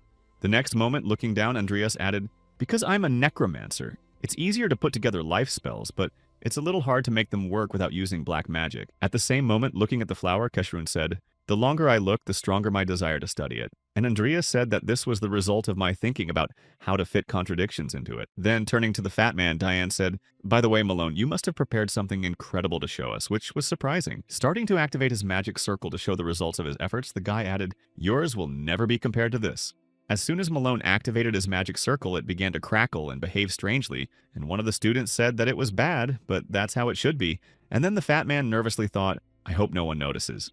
But it didn't take long for Diane to say, "What's wrong? You just imitated my magic circle." Hearing the girl's remarks, Malone indignantly exclaimed that, "How can you prove that I am repeating after you?" And when Andreas heard this, he thought, "Well done, Diane." After which Diane sighed heavily and said, "Except for the formula of the element. The composition is exactly the same as mine."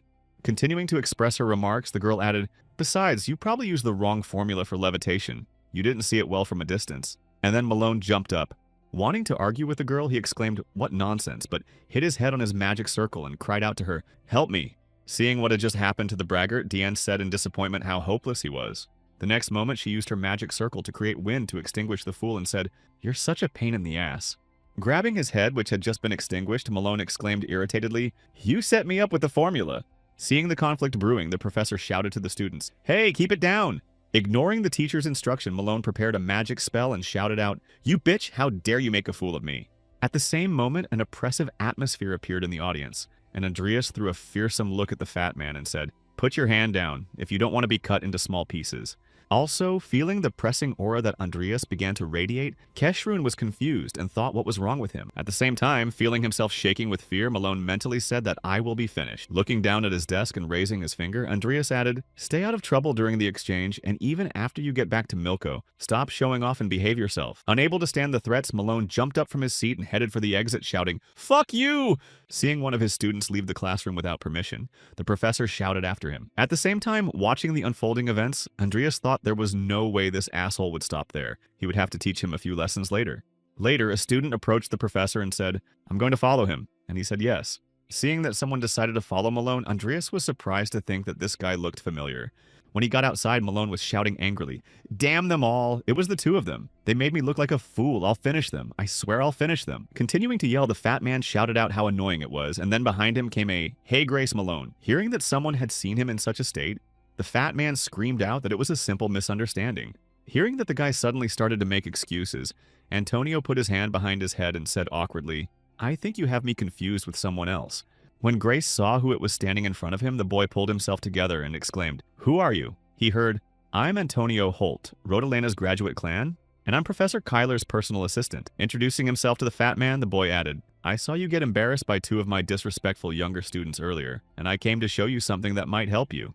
Hearing the reason for the strange boy's visit, Grace exclaimed in surprise at what he had said while Antonio looked around. After making sure no one was around, the boy pulled out a bottle of potion and said, "My professor has created a potion that temporarily increases physical strength and mana, but there are side effects such as temporary loss of taste, and to fix that, he is looking for people to test it." When Grace saw the boy hand him the potion, she wondered if it was not patented just because of that. Handing the potion to the fat man, Antonio smiled ominously and said, "Please try it. I'm sure you'll easily outperform those rude younger men I mentioned." Hearing that this potion would help him get even with Diane and Andreas, Grace smiled ominously and thought of surpassing those two. The next moment, when he saw that Grace tipped the bottle and began to drink it quickly, Antonio exclaimed that you drink it like that. Later, when the potion was completely drunk, Antonio asked his subject how it felt. Feeling a surge of energy after drinking the potion, Grace mentally said, "Mana overwhelms me just like physical strength," and created a fireball in his hand. Immediately after releasing the fireball into the sky, Grace heard, "Wow, incredible with this. You will easily win," to which he exclaimed,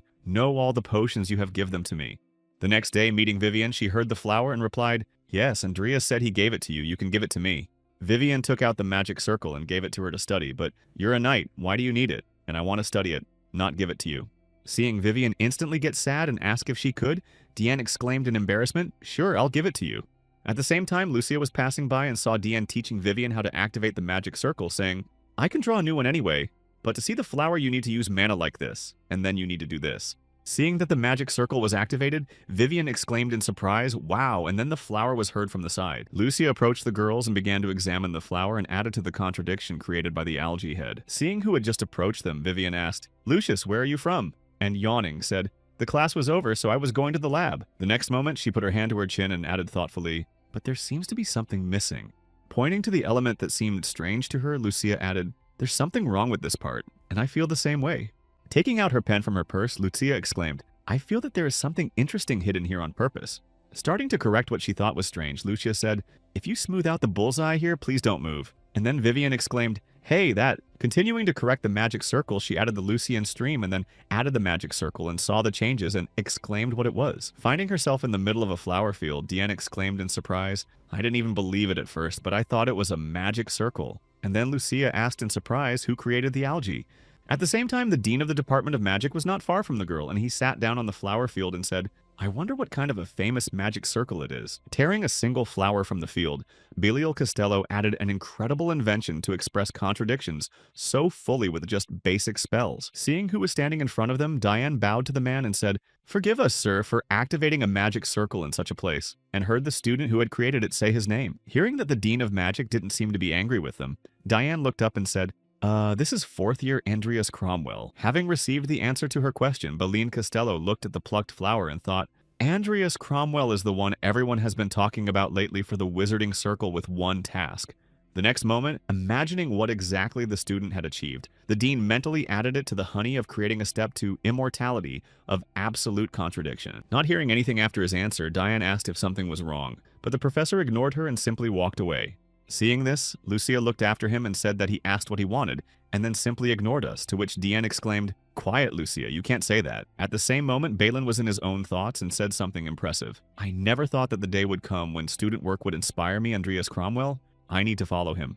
Somewhere on the knight's training ground, Luis approached his sparring partner and said, "Thank you for sparring. You are very strong." After hearing the guy's gratitude, Vivian said, "You're not a wimp either." And the guy just laughed awkwardly and thought our conversations with Vivian were always short. At the same time, while sparring with Chris, Terry shouted out, "You're the second best in your class and that's all you can do." Continuing to defend himself from his opponent's attacks, Chris shouted, "Shut up," and then got hit in the body and flew backwards. Keeping his feet on the ground, Chris leaned on his sword and thought, "With my shoddy fencing, he will be hard to beat." The next moment, remembering the words of Andreas, who told him to follow his own path without hesitation, Chris thought, "But as Andreas said, you can't doubt your sword." After this memory, Chris took up his fighting stance again and thought, "The very essence of the Uner style is already imprinted in my body." Seeing that his opponent could still continue to fight, Terry rushed at him and shouted that whatever you do, the result is one. Crossing swords with his opponent, Chris mentally said, "The Uner style is a sword that confuses the opponent by constantly changing attacks."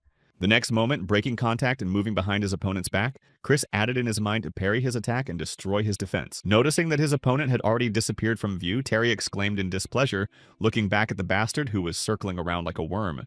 Finding the perfect moment for the final action, Chris put his sword to his opponent's throat and mentally said, and then delivered the decisive blow and said, "I think I won." Seeing that he had lost the sparring match to the freshman, Terry cycled unhappily and knocked the guy's sword away, exclaiming, "Damn you!" The next moment, throwing the sword out of his hands and heading off the field, he added, "Losing to such trash is ridiculous. I've had enough of this shit." Seeing his opponent's intentions, Chris shouted out, "Hey, this is not funny. This is decent fencing called Hey." Getting even more angry at the shouting of the guy he had just lost to, Terry gave him a menacing look and said, "Hey, you better watch your mouth." The next moment, seeing Terry throw a real sword at him, Chris exclaimed, "What does that mean? It's a real sword." At the same moment, Chris took out a potion and opened the bottle and said, "Shut up and pick it up, and I'll make you sorry for making fun of me." Hearing Louis call out to him, "Hey Chris, just apologize to him," the boy noticed the bottle and thought it was a potion. Also noticing that the student was doping at the sparring session, the teacher exclaimed, "Hey, what are you doing?" Continuing to approach the guy who had just drunk the potion, the professor said, "Todlon, how a student like you would get caught in an exchange. Hey, this is a real sword." Trying to calm the students down, the professor said, "Put it back down." But before he could finish, Terry swung and finished the teacher off. Having finished off the teacher who could have stopped him, Todlon smiled ominously and said, "Well, rookie, let's go for round 2. Meanwhile, somewhere in the academy, walking down the corridor, the boy heard Mr. Andreas calling behind him. Stopping and looking back, he saw Keshrun catching up with him and saying, "Call me Andreas," to which he replied, "But I'm 2 years younger, so you can just call me Mr. Andreas." Hearing the permission he had just received from Keshrun, Andreas asked, "Are you sure about this?" and was told that he was sure. Continuing to catch his breath after the sprint, the guy added that the magic circle was actually a double circle, just like you said. Having received a question from his friend, Andira said, "Isn't it more interesting when there is a hidden element?" Hearing this, Keshrun asked in surprise that this was the whole reason. Also, remembering the correspondence with Lucia where it was said that the magic circle you drew was double when you learned it. I noticed it was impressive. I discovered it when I was looking at the circle with Vivian and Diane. If you have time for such things, please help me with my research. I have not made any progress lately. Andreas added mentally, I tried to hide it, but those two solved it in just a day, and Vivian was with them. The next moment, Keshrun added, by the way, I heard that the Everlast potion was also invented by you, and you're going to show us in potions today. Receiving the question, Andreas looked at the boy and said, I didn't plan to stand out. I can't show all my trump cards in class, and then I thought about it, and I wouldn't want to stand out in front of Kyler. At the same moment, a loud explosion occurred in the building, and the wall in front of the boys was blown out. Noticing that his friend in the protective barrier also appeared from the explosion, Andreas thought that Diane was the monster. Later, the image of Malone began to appear behind the girl, and he angrily shouted out to Dean Alwyn, how dare you mock me? Seeing that the events of the first act of the game had already begun, Andreas heard that Malone had mentally said that to the asshole. Looking at Malone, who had just appeared in the academy building, Andreas mentally said to himself, the body's blackened sclerae were getting bigger and bigger. Continuing to walk toward the girl he was hunting, Grace shouted, I'll show you what happens if you cross me. And when he heard that, Andreas mentally added the same side effects of Kyler's potion. Hearing the threats from the boy who was hunting her, Diane exclaimed, you hit your head? Do you think you're allowed to do that at another academy? Gritting his teeth at the events he was now witnessing, Andreas mentally muttered that this should have happened during the next session and not before. I relied too much on the information from the game. I should have been watching him from the beginning. Kyler is a bastard. At the same time, somewhere in the courtyard of the academy, Kyler Schutzman smiled and said, let's get started on my farewell party. Meanwhile, in the academy, he created a fireball in his hand and pointed it at Diane Greist, shouting, I'll make you swallow my words. Choke on them. At the moment of the attack, Andreas intervened and deflected the fireball that was aimed at Diane. After saving the girl, the guy said, hey, asshole, you can't forget this? You understand that? And when she heard that, Diane opened her eyes and said in surprise that it was Andreas. Seeing another self-loathing face in front of him, Grace exclaimed, you're the same arrogant bastard. Hearing that, Andreas thought, great. He's still a little bit funny, so he must have taken the potion not too long ago. The next moment when Grace exclaimed, I'll finish you both off in one go, Keshrun turned to his friend and said, Mr. Andreas, you're fine. Receiving the question from Keshrun, Andreas looked at him and said, you two stay behind me for now. And then Dian exclaimed, he's finished the student from Milko. Continuing to look at his comrades, Andreas added, leave the cleanup to the teachers. I'll buy us time, Dian. Prepare something powerful so that he is taken out with one hit. After receiving the instruction from Andreas, Diane was surprised to hear him speak so well and then thought why he was so calm. The next moment, she turned her attention to the enemy she was about to deal with and noticed that his body was strengthened to the limit. Hearing that there was a problem in dealing with the enemy, Andreas said, it doesn't matter. With Keshrun's support, you should be able to do it. Having been instructed to work together, Keshrun exclaimed, I understand you, and then Diane called out to Keshrun. Noticing that the two students decided to run away from him, Grace prepared a fireball and shouted, hey, where are you going? Immediately after throwing it at Andreas, who was blocking his way and preventing him from rushing after him, the monster shouted, get lost. Blocking his opponent's attack and grabbing his sword, Andreas said in a stern tone, you're too loud a pig if you can't talk properly. The next moment, swinging his blade, Andreas added, then you'd better be quiet. Unfortunately, Andreas's attack failed to reach the enemy's body, as he had put up a protective barrier. Gritting his teeth after the unsuccessful attack, Andreas mentally said, even though he is a spoiled wizard, he is still a wizard, and the potion made his shield much stronger. Immediately after enveloping his sword with an aura and preparing for the next strike, Andreas added in his head, but it doesn't matter, I will break through his defense. At the same time preparing the spell for the decisive blow, Diane watched Andreas fight, and thought he was wrapping his sword in magic even faster than in the tournament. As Andreas charged at the enemy, he heard Keshrun shout out, Mr. Andreas, beware! And then Grace activated his battle magic. Quickly reacting to the danger, Andreas placed an earthen shield in front of him that was able to block the opponent's attack. The next moment, he noticed how close the light spears were to him and thought he was crazy for using an attack spell while keeping a barrier around him.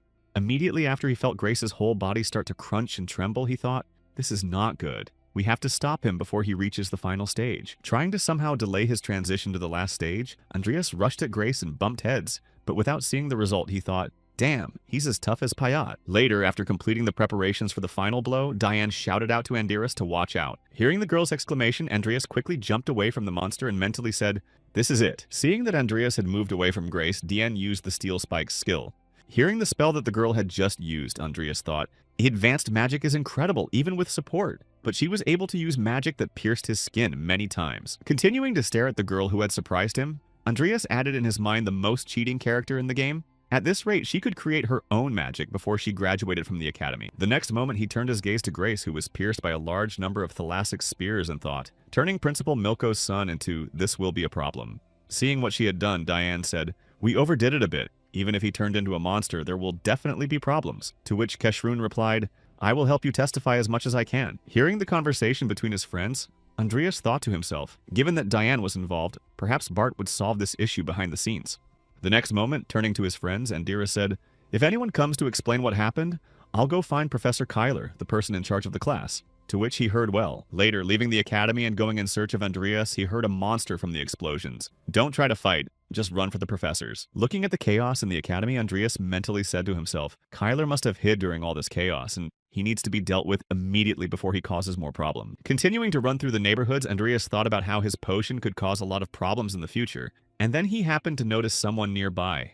Looking closely at the guy who was running by, Andreas said in his head, "I remembered him. Antonio Holt, the 6th year of Kaler. He didn't show up much, so I forgot about him."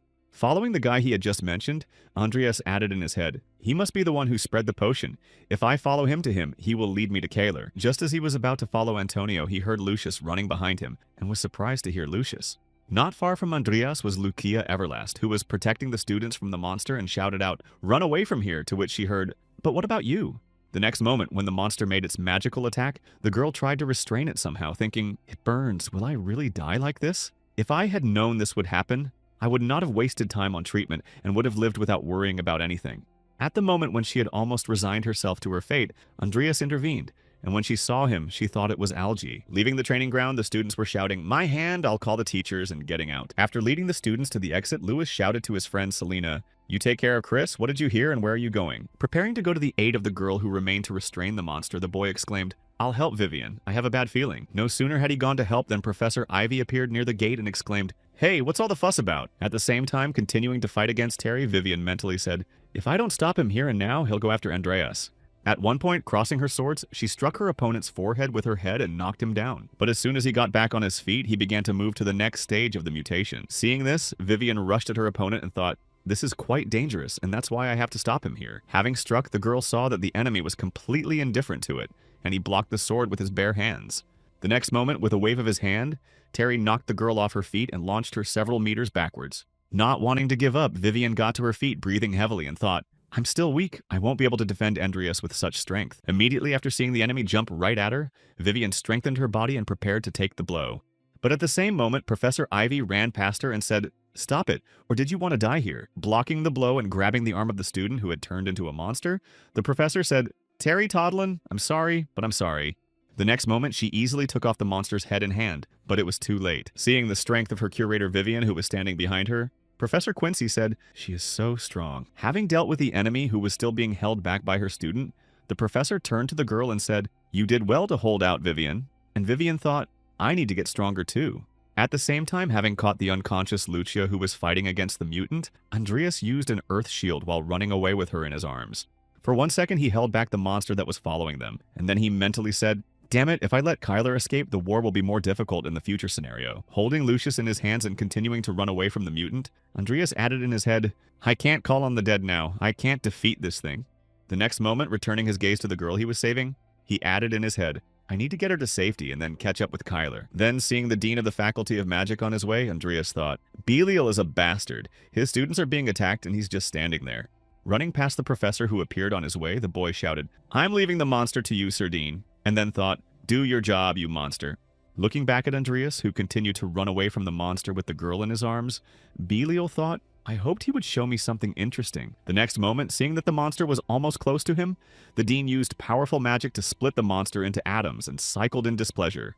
After a while, Andreas arrived at the nurse's station and handed Lucius to a nurse who began to examine the victim. After completing the analysis of the girl's condition, the doctor said she was fine. She was just in shock from mana depletion. She would rest a bit and be as good as new. The next moment, seeing that the girl began to open her eyes, the doctor said, "It seems that she has already woken up." Hearing Andreas say to the girl, "Hi, you're a doctor," she gathered her instruments and said, "Well, I'll be leaving now." Left alone with Andreas in the nurse's station, Lucia turned her gaze to him and said, "So it wasn't a dream. I thought I was going to die, and then I heard you were close. How did you come to fight that thing?" With a disappointed sigh after receiving the question, Lucia said, I didn't want to fight, but there were people there who couldn't escape, and I had no choice. Hearing his friend's words, Andreas said, "You sound like a heroine," and then thought that if everything had gone as it should have, she wouldn't have been there, and it was my fault. The next moment, Lucia abruptly got up from the bed and exclaimed, "Hey, I almost died," to which I replied, "There's nothing wrong with you if you can snap like that," and then thought that she must have been terrified, maybe even enough to lock herself in her room and turn into a scientific hermit. Immediately afterwards, heading for the exit, Andreas said, "Well, I have other things to do, so I left, and what did I hear?" Hearing the remark, Andreas stopped in front of the exit and said, "I forgot to tell you, when it's over, we'll start working on your potions." Having received the promise, the girl heard the door slam behind Andreas and she was left alone in the infirmary. At that very moment, she remembered the events that had taken place before her execution, how Andreas had sung to her at the last moment, and also when he interrupted the monster's attack and immediately rushed to her rescue, calling out Lucius. After nightfall, Andreas went to the place where the fugitives were hiding, and he thought that if everything went as in the game, then the battle with the boss Kyler should take place in this hiding place. Looking at the small house in the woods to which he was heading, he added in his head, but the timing of the events did not match. I wonder if it was really here. The next moment, calling on Nickel and Timur, Andreas mentally added in the game to defeat him, requires NPC companions in the squad. But me. Immediately after his thoughts, Andreas shouted out to his subjects to the house ahead. Seeing the bright methods they used to get inside, he thought uncomfortably, it was not necessary to make such a mess. The next moment, seeing that Timur had grabbed one mutant and Nickel had already cut him in half, Andreas thought it was Antonio Holt, which meant Kyler was somewhere nearby. As Andreas approached what was left of the house, he thought, Timur is a beast. After evolution, even a monster in his final phase was easily defeated. Looking at Timur after the evolution, the boy saw a notification: Revenant Fighter, Legendary Timur, Dead Level 6, Mana 2010 traits, Consciousness Skill and Melee Berserker. The next moment, he turned his gaze to Nickel and added, I also have Nickel, who is enhanced by Mortal Sin, so the mid-level boss shouldn't be too difficult. Starting to unwrap the rubble of the house that Timur had destroyed, Andreas said, it should be about here. Putting his hand to the place of the secret passage, the guy used a spell to open the locks, and then the door opened. Then, getting to his feet and looking inside, Andreas said, well, let's go, guys, and pay the terrorist a courtesy call. Just as Andreas was about to take the first step into the enemy's hideout, he noticed shadow spears flying out of the hideout. The next moment, Professor Kyler Schutzman himself began to come out of the hiding place and said, how did you find this place, student of Karen Andreas Cromwell? When the enemy first came out, Andreas immediately used the summoning, and a giant's hand appeared behind Kyler and reached for him. Dodging the sudden attack from behind and looking behind him, the professor exclaimed in surprise what it was. As soon as he let his guard down because of one sudden attack, Nickel launched the next one, which resulted in the severing of the enemy's arm. Feeling the pain of losing his limb, the man used his shadow magic and quickly began to regenerate his arm. Seeing that his opponent was still alive, Andreas smiled and said, it was a bit awkward, I was aiming for his neck. Having almost completed the restoration of the lost limb, Kyler Schutzman said menacingly, you're a bastard, now I understand. So you killed Karen. The next mistake of laxity resulted in Timur appearing behind him and preparing to deliver a devastating blow. Seeing that his subject was already in position, Andreas mentally said, finish him off with one punch, Timur. And the tiger pushed the professor into the ground. After the blow, Timur immediately rushed after Kyler Schutzman to finish the job. But at the moment of landing, the tiger hit the shadow barrier that Kyler had created when he hit the ground. Covering his entire body in shadow armor and restraining Timur's movements, Kyler Schutzman said, I can't believe we dark mages are selfish, but we're going to kill Karen, the one who raised you. Noticing that the professor had changed again, Andreas mentally said, this is his final boss stage, shadow armor, so it can also replace lost body parts. The next moment, taking out his sword and preparing for battle, Andreas said, interesting shadow armor. When the professor heard the boy name his armor, he exclaimed in confusion, how do you know such nonsense about it? No one knows about it except Mr. Jest. Before he could finish his remark, Andreas struck his first blow with his sword, which he used to free Timur from his shadowy shackles. Having rescued his subordinate from the shackles of the enemy, the guy added to me that it is a well-known rare high-level artifact that has both offensive and defensive properties. Hearing the remark from his opponent, the professor laughed and exclaimed, then you should also know that you have no chance of winning. Hearing Kyler Schutzman's remark, Andreas began to apply the element of fire to the sword and said, but it is vulnerable to fire, which is true. Before he could complete his fire spell, the professor launched his attack, which interrupted the process. Continuing to prevent Andreas from using fire magic, Kyler Schutzman exclaimed, if that's the case, I just need to stop you from casting the spell. Concentrating only on Andreas, the professor did not notice how Timur got to him and struck him in the body. Seeing that the enemy had just been knocked off his rhythm, Andreas said, good Timur, take him along with Nickel. Hearing the order the guy had just given to his subjects, Kyler Schutzman exclaimed, you really think these dead people can buy you time? The next moment, the professor began to cast a spell in his hand and directed it at Andreas and exclaimed, that's ridiculous. Having noticed the enemy's intentions, Nickel and Timur rushed at the enemy to prevent him, and then there was an explosion. At the same time, Andreas turned his sword into a bone whip and thought, "This is taking longer than I expected." Meanwhile, having caught both of his opponents dead, Kyler Schutzman exclaimed, "Even if I were attacked by a whole crowd of such stupid dead." Before he could finish his sentence, he saw that Timur had just managed to break his shadowy shackles with his teeth. The next moment, he turned his gaze to Nickel, who had just freed himself with his sword and thought that he had done the same.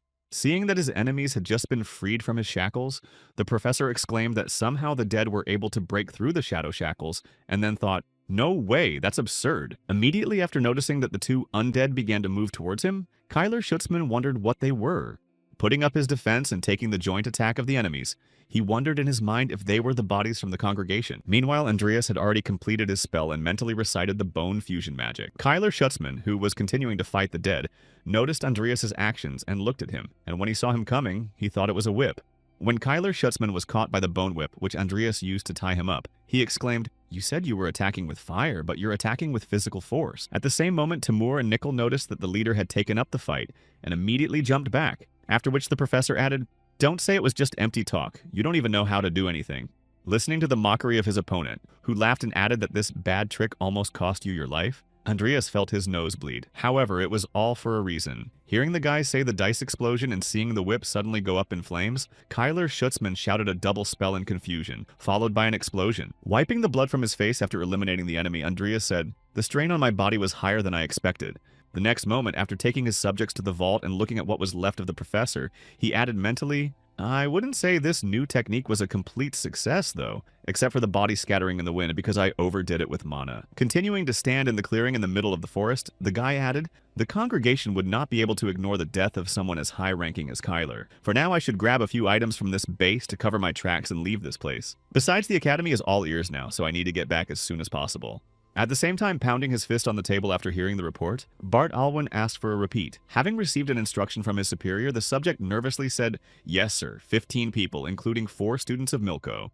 Continuing the report, the guy added that, according to witnesses, the student who distributed the potion was Antonio Holt, and they are looking for him now. He is Professor Kyler's assistant, which means, before the subject could complete his report, the master of the magic tower said, "Enough is enough to stop all activities of the academy until the investigation is completed. Details will be announced after a conversation with Director Zeus," to which he heard, "Yes, sir." As soon as the subject left his office, Bart Andwin frowned and muttered in his head what was happening to Rodlin Academy. After the battle was over, Andreas said, "Maybe it's the inconsistency of the game time in which the events took place, but there are a lot of items here that I've never seen before, though they're mostly crap." The next moment, while searching the bookshelves, Andreas mentally said, "Kyler's magic book with entries on shadow magic? I hadn't paid much attention to it before, but now I'm curious as a black mage." Handing the found book to his subject who was with him, Andreas said, "Nickel, take this book as well." At one point, Andreas turned his head and saw a chest and mentally said a mimic of chaos under the guise of a treasure chest. Imagining what kind of creature he had just found, Andreas thought, "I've come so close and he still doesn't respond. Someone has separated the chest from his body."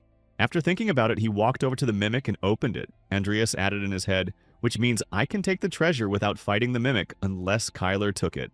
Looking inside, the boy mentally said, "When all 3 items are taken out of it, it will become an ordinary chest. They are very rare, so the items in them are of great value." Sticking his hand inside the mimic and taking out 2 objects, Andreas said interestingly, "The key is the core of the chaos mimic." Putting his hand inside again to take out the last object, he added, "I don't need it now, but I'm sure it's valuable."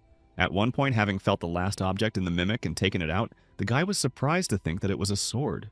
Pulling the item out of the chest completely, Andreas received a notification of a changing mana conductivity of 0%. The shape of this sword and its characteristics change depending on who owns it. Looking at the characteristics of the item, Andreas said in surprise, "It changes shape to the person holding it. Interesting, but I already have galaxies, so I don't need it." The next moment he turned back and saw that Nickel had his hands outstretched to him, and Andreas thought in surprise that he was asking him to give the sword to him. Heeding his subject's request, Andreas threw the object into his hands and said, "Take it, I was planning to buy you a new sword anyway."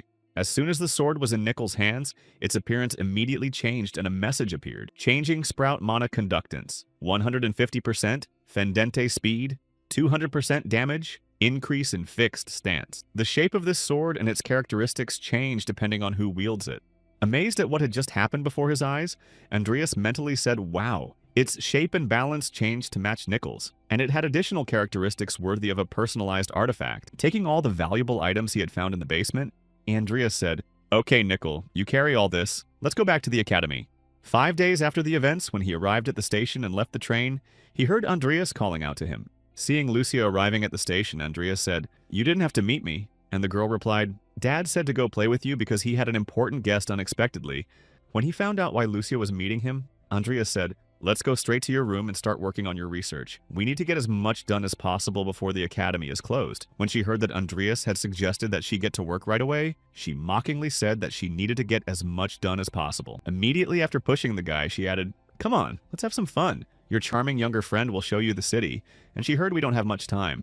Having received the remark from Andreas and seeing him heading for the carriage, the girl huffed in offense. After a while walking in the carriage, Lucia said, "I heard that the director's son Milko was among the dead in the incident, to which I heard was a pain in the ass until the very end." Then she put a hand to her cheek and said, "But since Diane put an end to it, she was obviously not prosecuted for it." Hearing his friend's words, Andreas spoke up no doubt because of her father, Bart, a duke and member of the top 10 greatest on the continent. Before he became the owner of Rodland's Magic Tower, the incident had surely damaged the reputation of House Alwyn. After hearing what the boy had to say, Lucia remarked, "How nice that you have a whole dossier on her. Oh sure, you heard that Professor Kyler died." To which Andreas replied, "I heard that he was killed by a monster he created." Hearing Andreas's version, Lucia leaned on her arm and looked out the window and said, "What an idiot to create a monster you can't handle, and just being alive is a miracle." After hearing from Lucius, Andreas thought about those events and thought that the official reports exactly matched my staging. But I am sure that the investigation is secretly ongoing, and I need to be more careful in the near future. After a while arriving at the Everlast family home and stopping the carriage, the coachman spoke to us on the spot. Leaving the carriage, Lucius looked at Andreas and said, "By the way, why did you suddenly decide to take the initiative if you're always so busy?" I heard that and thought that since I was signing a contract for a new potion, I might as well help you. When Lucia found out why Andres had decided to help her, she exclaimed, "You're kidding me." Arriving at the family's estate, the pair of young people heard Hollington say, "I never thought you would manipulate me. As I said, the orc of the Great Forest is a strong opponent, making it difficult to gather materials." Hearing what the problem was with the lack of materials, the girl indignantly asked, "Do you think orcs are scarier than me?" To which William replied, "No, but that's not the point at all." The next moment, the conversation between the two was interrupted by Lucia's exclamation, who arrived home and shouted out her dad. Seeing the girl who had arrived home, Salem pointed to her and asked, "That's your daughter, right?" And William exclaimed, "What are you talking about?" Before William could finish, Salem moved behind Lucia and grabbed her and said, "Come with me, dear." Hearing Salem's proposal, the girl exclaimed in surprise that she had heard what, your father did not fulfill his promise. At the same moment, standing next to her and feeling that oppressive atmosphere, Andreas mentally said, "What a power she is." Seeing what Salem was about to do, his father rushed to Lucia and exclaimed, "Please don't, Lady Hagenthal, she's here now." But before Hollington could reach his daughter, Lady Hannethal teleported from her seat. Once on the roof of the mansion, she exclaimed, "I will bring her to our next meeting. Hollington, make sure you have the neutralizer by then." And then the girl exclaimed, "I don't want to." The next moment, turning her back and preparing to leave, Lady Hagenthal added, "Well, good luck to both of us." After which Lucia exclaimed to Andreas, while he noticed the tattoo on the woman's arm and thought the tattoo was created by magic. Recognizing who was standing in front of him, Andreas suddenly exclaimed, "Salem," after which the woman suddenly stopped. Realizing that his disguise had been revealed, Salem looked back at the man and said, "Hello, Andreas, it's been a long time." Seeing that the man paid attention to him, Andreas asked if he could leave the girl alone. Hearing Andreas's request, Salem grimaced and said, "You're a nerve. I helped you once and you're already getting carried away and daring to order me around." Having received a remark from the Dark Wizard, Andreas said, "I do not order, I negotiate in exchange for information of appropriate value." Hearing the offer of an equivalent exchange, Salem asked how you will prove it. It is not for nothing that they say that your words are the source of all troubles. Immediately after Salem's remark, Andreas said, "The book was written by a god of mythological ages, and I will tell you where to find it." After which Salem thought about it. Interested in the boy's offer, the dark magician jumped down and asked where it was. Hearing that the man wanted to know the location of the object, Andreas said, "I'm sure I should answer here in front of strangers." William and Lucia immediately covered their ears, and Salem said, "Answer me. If I don't find it there, I'll just get rid of you altogether." Making sure that no one would overhear their conversation, Andreas said, "Lake Irva on the southwestern border of the Empire? There should be a cave under the water at 7 o'clock. Having received the information about the valuable object, Salem thoughtfully said Lake Irva. "I wonder if you didn't just make that up, did you?" After the boy's remark, Salem sternly asked where you got this information from, to which Andreas bowed and replied, "That's all I can say," and then thought about the rest of the information I got from the game. After finishing the conversation with Andreas, Salem said you and your secrets, and then looked at William and said, "Hollington, this time you were lucky, but you know what happens next time." Bowing his head to the great dark wizard, William said, "A promise is a promise, so I will gather the materials no matter what it takes. Hearing the man's words, Selim sighed and said, as they say, a merchant lives as long as his reputation lives, and then looked at Andreas and said, well, by the way, how did you recognize me from what you heard? I recently learned to see mana flows, looking at his characteristics where it said talents, black magic, necromancy, gifted magic elements of water, weak dexterity, incredible mana. Gifted, Andreas mentally added, I would never have thought that my mana talent obtained along with the trait of container would be useful in a situation like this. Later, looking in the wake of the man who said that he would see him later, Andreas thought to himself, Selim has written many magic circles on his body to increase his magical abilities, but because of this, his body will one day crumble. Hearing the girl breathe a sigh of relief after Selim left, Andreas added in his mind that like Lucius, he was like a ticking time bomb. Immediately after remembering the object he had mentioned, Andreas mentally said, the book I told him about contains knowledge about harmony. If he reads it and can maintain harmony between the magic circles in his body, he will be able to survive. The next moment, putting his hand on his daughter's back, William said, thank you, Andreas, I owe you a debt of gratitude. At the same moment, Lucia approached the boy and asked him how you know Selim Ididia, to which Andreas replied that we met by chance and asked a much more important question. Where is your laboratory? Lucia shook her head and said, then I won't tell you either. I can't let someone who is possibly an accomplice of the most wanted criminal in the Empire into my lab. Hearing the girl's remark, Andreas asked, so you won't let the Viscount in either? And William said, yes, I'll be waiting for you inside. And Lucia replied, of course I won't let my father in either. Why don't you go sign the contract with your father? That's why you're here. Sighing sadly after the girl's remark, Andreas said, don't be angry. You don't have to sign the contract right now. And then he heard her cough. Opening his eyes and looking at Lucius, Andreas saw that she was trying to cover herself with her hand, but it was already bloody. And then Andreas called out to Lucius. Noticing that she was bleeding, the girl began to run away and exclaimed, no, I didn't want you to see me like this. And then the boy exclaimed, hey, you're okay.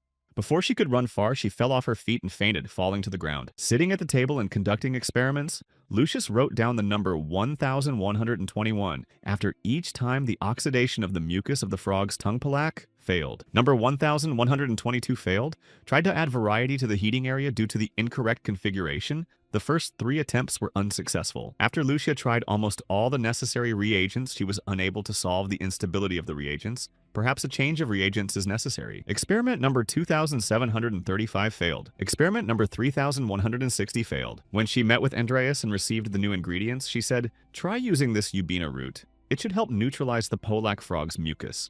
Sitting down in the lab again to try again to create a cure, she mentally said to herself, I wonder if the new ingredient is not enough. Remembering how Andreas had said, I'm very busy right now, but I'll make time for you later. Lucia sighed heavily as she sat in the lab. Recalling all the events he had seen while playing as Lucius in the game, Makoto mentally said, I saw it through the monitor screen, so I didn't really get it. Seeing the thousands of pages with the results of experiments that covered the boards, Andreas thought to himself, this is a real battlefield where she is fighting for her survival. Later, when he heard a knock on the door, Andreas looked around and saw a maid who looked into the room and said, the young lady has just woken up. You wouldn't want to see her. Hearing that Lucia had regained consciousness, Andreas asked if she had fainted before and was told no. Looking at the guest who was staying at their state, the maid added that, according to her doctor, her condition had worsened due to excessive use of mana. Learning about Lucia's condition, Andreas said in his mind, it's partly my fault Lucia wouldn't have gotten involved if I had just followed the game's plot. And now she has very little time. When Lucia regained consciousness, she opened her eyes and thought, my body is heavy. It looks like my mana flow is broken. I'm going to die soon. Then I thought I could spend the rest of my time with him. Recalling the moment when Andreas rushed after her after the mutant attack, Lucia mentally added that he was panicking. It was good that he was worried about me. Closing her eyes again, she added mentally, I'm sure he'll remember me. And then Lucia's voice came. Hearing Andreas's voice, the girl turned her head to him and exclaimed, hey, it's not nice to enter a girl's room without permission. To which Andreas exclaimed, I just wanted to see how one student was doing. Turning away from Andreas, Lucia exclaimed, damn, I just woke up and I look terrible. And then she heard your terrible temper and shouted angrily, you're going to start a fight. Hearing that Lucia was not in the mood to talk right now, Andreas said, okay, come find me when you feel better and you can move. I need to sign the contract with the vicar and then I'll help you with your research. After a while, having completed the signing of the documents, William said, I hope we will continue to have a good relationship as the leader of the trading company. I don't want a good product to go to my competitors. To which Andreas replied, I completely agree with you, thank you. You always give me good terms. Immediately after looking at the Vicomte, Andreas asked, by the way, what kind of deal did you make with Salem, that is, with Lady Hagenthal? Having received the question from the boy, the Viscount looked away and said, she gave me a recipe for a potion that I make for her every 3 months. Hearing the answer, Andreas mentally said, I'm sure it's a potion to slow down his decomposition. He didn't think he was getting help from Everlast. It seems the Viscount has a lot on his mind. Later, Lucius came into the room and asked if you had finished, to which he heard yes, just after which he added, well, then let's go. Hearing that the girl was calling him, Andreas stood up from his seat and said, please forgive me, to which William replied, thank you for looking after my daughter. Walking with Lucia to the laboratory, Andreas looked at her and thought that without the player's intervention, Lucia would not be able to create the necessary potion for treatment. Continuing to drill the girl with his eyes, the guy mentally added, now I have all the necessary ingredients. The next moment, meeting Lucia's eyes, Andreas added in his head, but since we are no longer in the game, I will need to find out the necessary proportions myself. Immediately after these thoughts, he remembered one existing problem and added in his mind that the Yuban root I had received at the meeting was almost gone. Later, Lucia asked him, hey, Andreas, what are you thinking about? She said, don't be silly, tell me how far you've come. After receiving the question, the girl turned her gaze to the road and said, I already told you that after I discovered that reaction, I had no progress and there was little Yuban root left. Hearing about the girl's achievements, Andreas thought it was impressive that she had progressed so far and then asked if this treatment was for you. After Andreas asked, Lucia suddenly stopped and said, I'm going to die soon. At first they told me I had 1 more year to live, but because I tried too hard in the battle against the monster, I have 2 years left. Hearing Lucia's story, Andreas looked back at her and said, you're not going to die, we don't have much time, so let's get started. As the moon was rising in the sky, sitting in the laboratory, Andreas said, I've tried that before, and said, I'll try this, and said, I'm good at it. As he continued to conduct experiments with Lucia and record the results, he said, I've figured it out enough so you can go to bed. To which Lucia replied, I'll stay with you a little longer. Hearing that the girl wanted to stay with him in the laboratory, Andreas said, you won't grow if you don't sleep. After the boyfriend's remark, Lucia exclaimed to Andreas, let's have fun tomorrow. To which he replied, we don't have time for that. Having received a rejection of her proposal, Lucia folded her arms in front of her and said, I'm bored. I've been locked up here for years and I'm tired of it. To be honest, it could be a waste of time. I'd like to make memories that last. Hearing Lucia's words, Andreas put the pen down and exclaimed, well, okay, but only for 2 hours. And the girl exclaimed happily that I had never really tasted beer before, so then he said, forget what I said. And the girl exclaimed, I'm embarrassed. The next day, Lucia went out and walked around the city with Andreas and had a lot of fun to make good memories.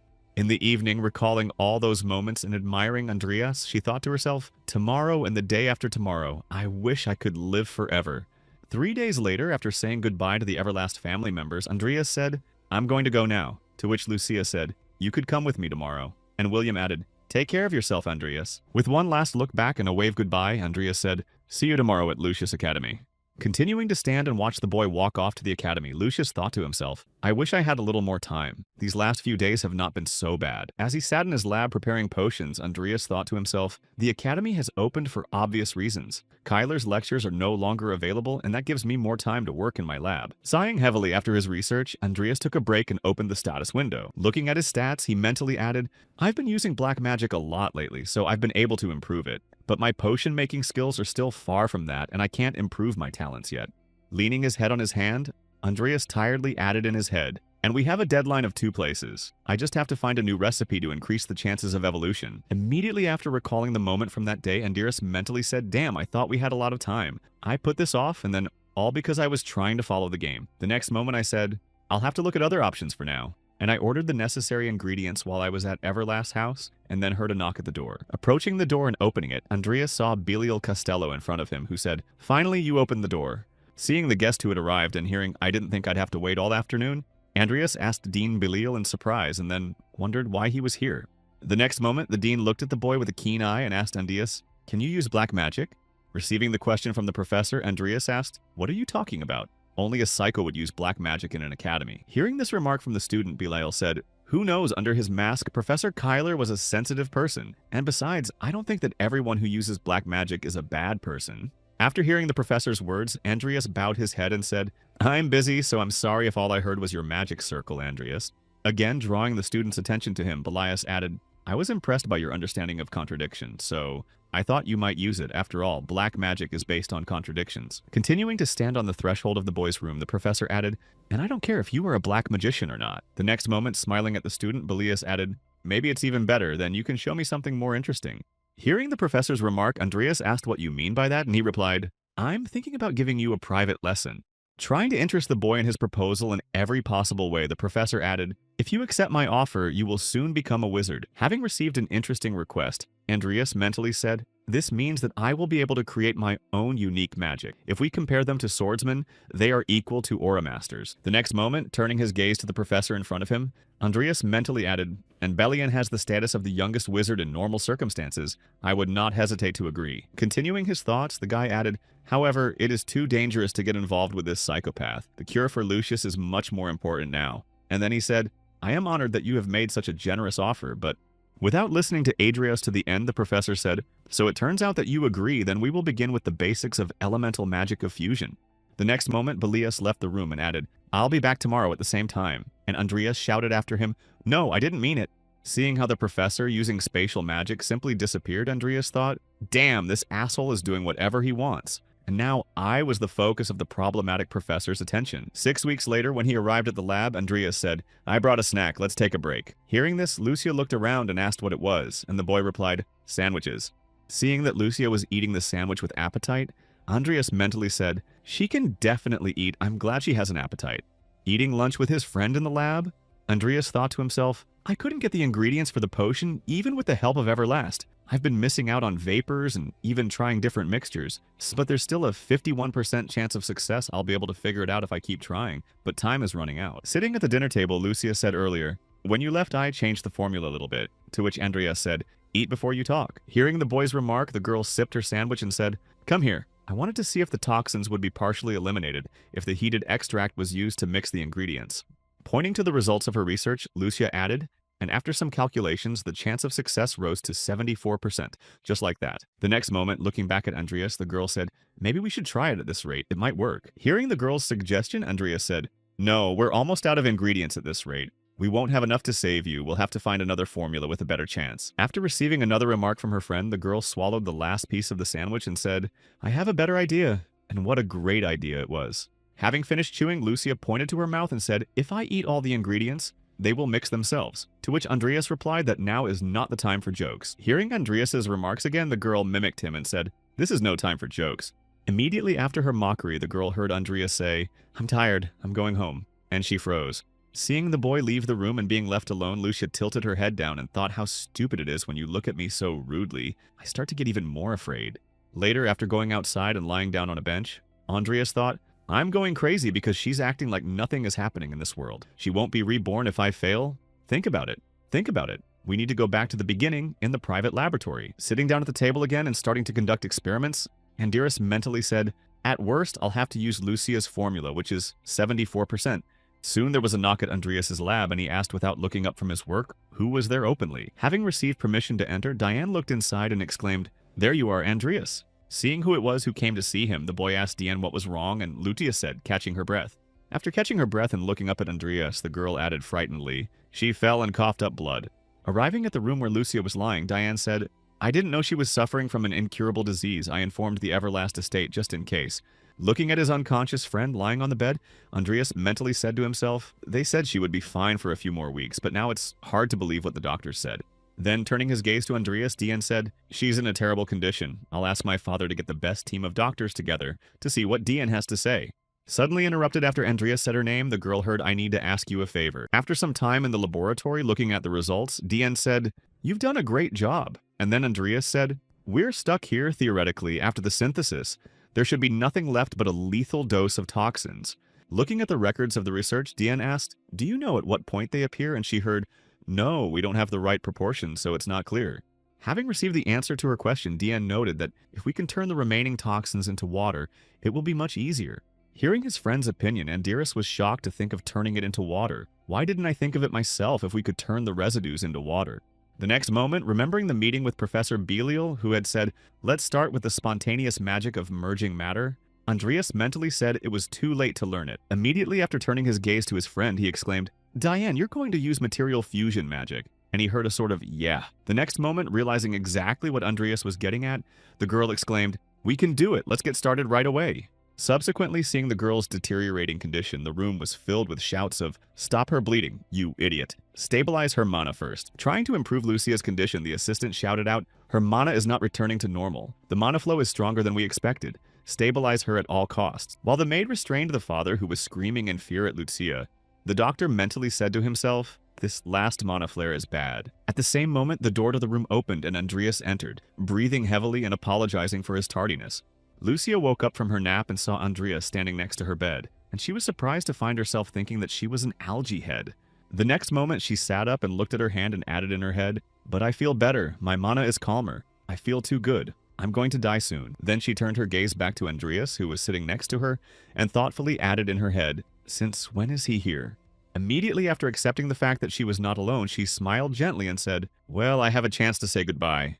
Starting to recall those happy moments experienced together with Andreas, the girl said, "I had a good time in the last few months, and it was all thanks to you, senior." Continuing to recall the moments of happiness during our time together, she added, "You gave me hope that I can be cured." She also recalled the happy memories of the last days spent in the laboratory and added, "In fact, I had forgotten that I would soon die if it weren't for you."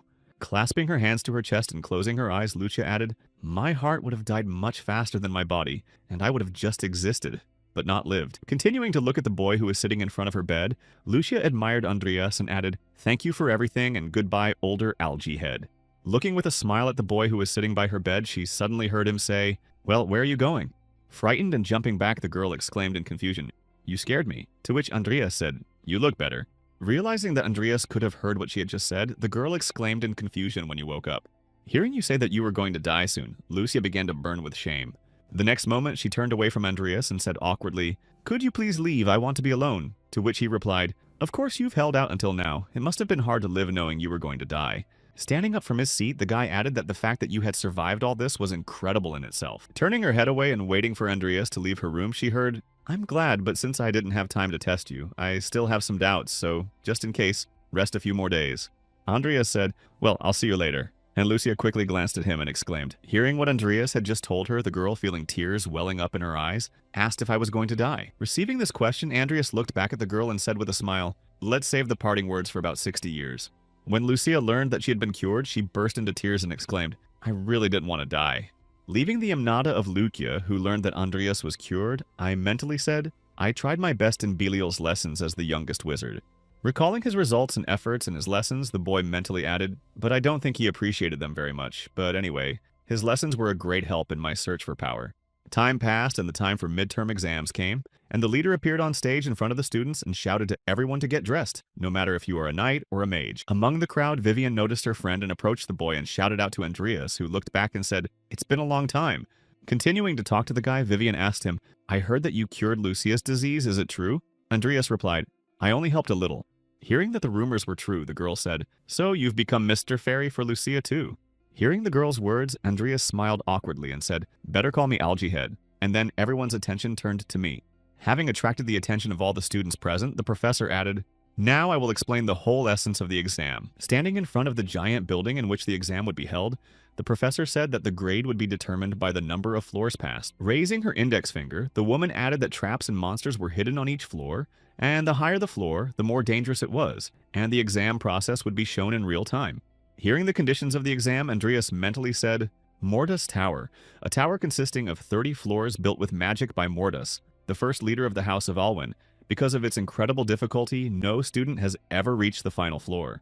The next moment, turning his gaze to the students standing next to him, Andreas added in his mind that only students can challenge her because she does not miss anything older than 25 years, so the results in this tower will determine which of Rodland's students is the strongest. Continuing to type his thoughts, Andreas mentally added in the game the exam was suspended due to the interference of the Kyler, but since he is done, I can concentrate on the exam. At the same moment, the proctor added that only 20 people can enter the tower at a time. In case of a life-threatening situation, you will be automatically moved outside, so I hope you will give your best, and now I will assign you numbers. After a while, having received my number and shown it to Vivian, Andreas said my number 38. When Vivian heard Andreas's number, she said sadly, "I wanted us to come in together." To which Andreas said that even if we had come in together, our starting point would have been different, and we would hardly have met. Later, the pair of young people were approached by Diane, who asked what your numbers were. Receiving the question from her friend who had just come up, Andreas and Vivian answered 37, my 16. And hearing this, Diane said, "I got number 3, so I'm in the same group as Vivian." The next moment, with a sly smile, Diane looked at her friends and said, "By the way, I see you two together all the time. What's your relationship like?" Hearing Diane's question, Vivian immediately blushed and looked away, while Andreas thought, "I wonder about my relationship with Vivian." And then Diane exclaimed, "Vivian, what's wrong with you?" Continuing to think about his connection with the girl, Andreas mentally said we saved each other's lives, and we have a few secrets in common. Thinking back to when Vivian had also saved him and recognized his identity, Andreas added in his mind, we are not just friends, but I don't know how to describe our relationship.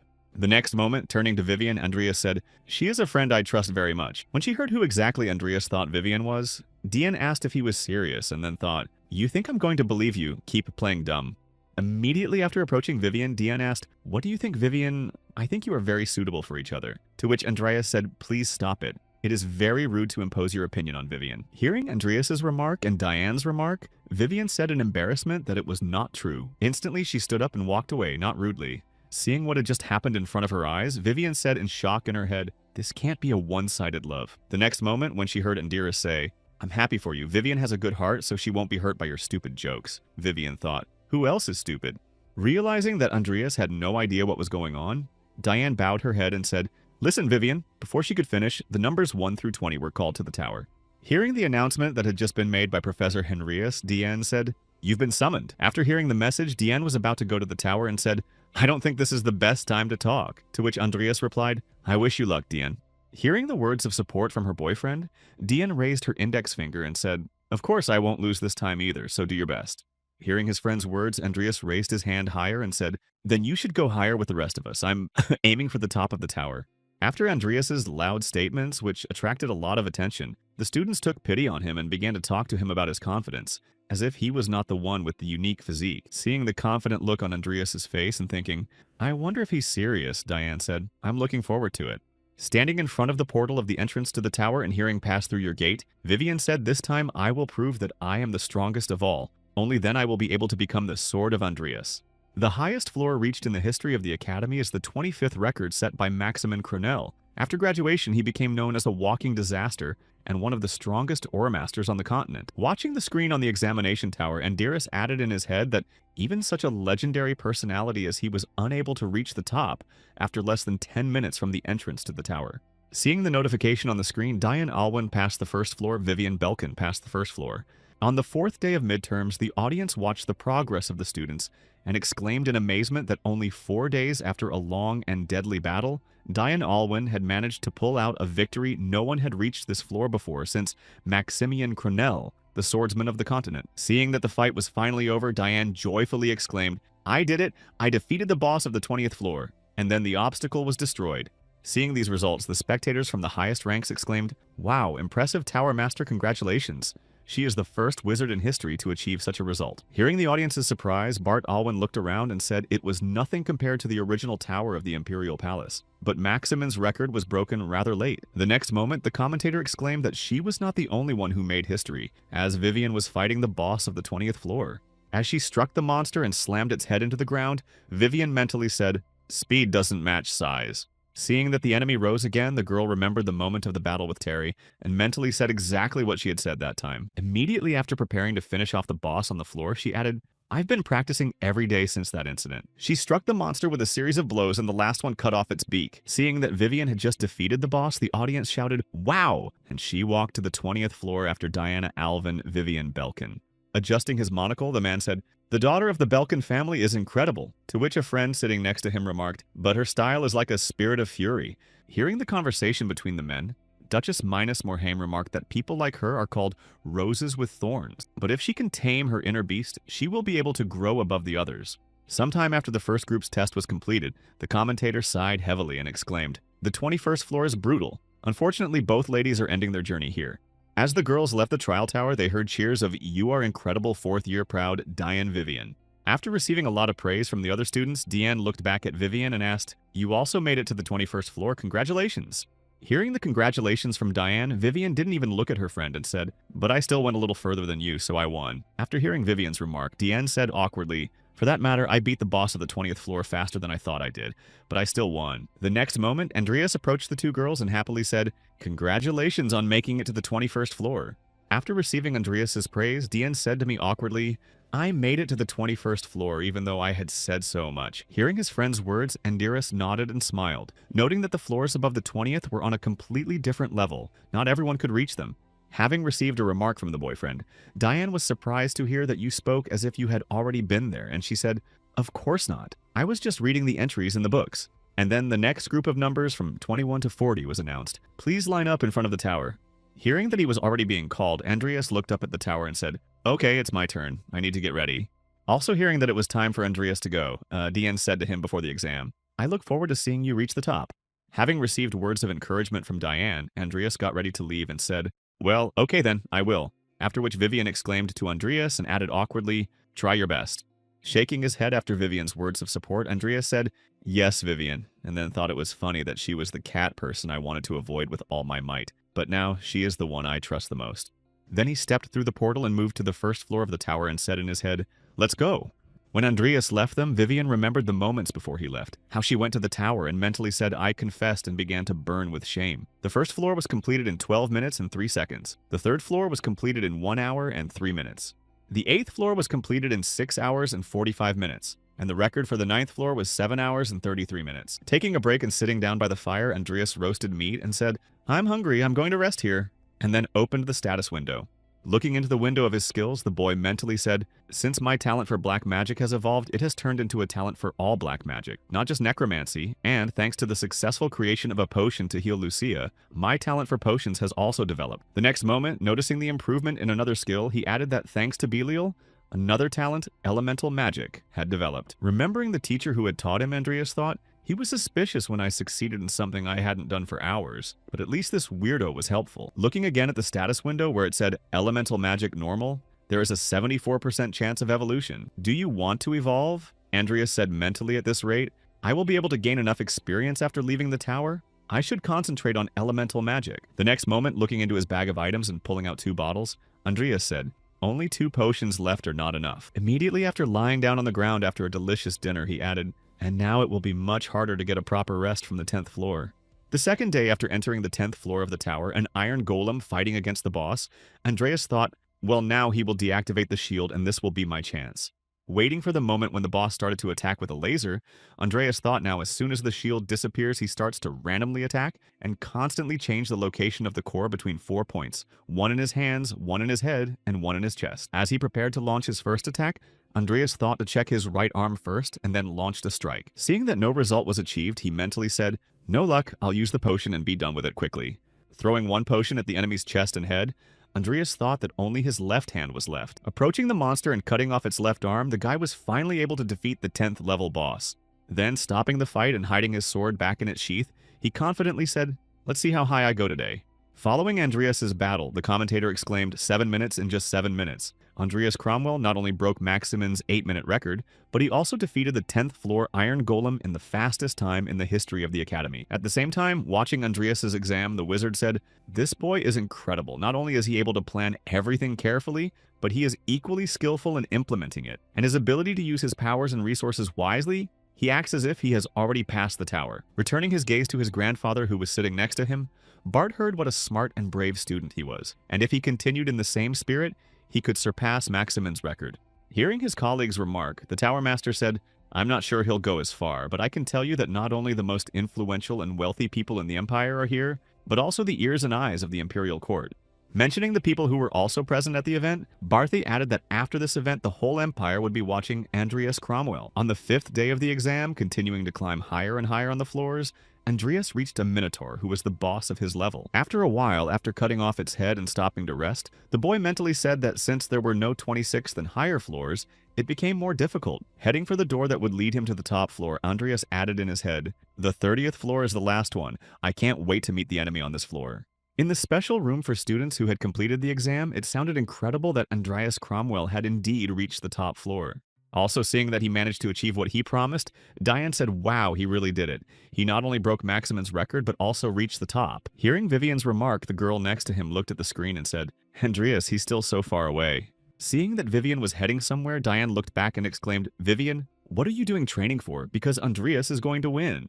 At the same time, on the top floor of the exam tower, Andreas looked around and said, I've been waiting for quite a while, but I haven't seen any monsters yet. Continuing to walk forward and survey the area, the boy added in surprise that there was no way that the 29th floor could be the last. As soon as he spoke about it, he heard a crunching sound under his feet, and the branches in the ground began to move. A few seconds later, when he saw the enemy's body begin to form out of the wood, Andreas said in his head, I remember the devil.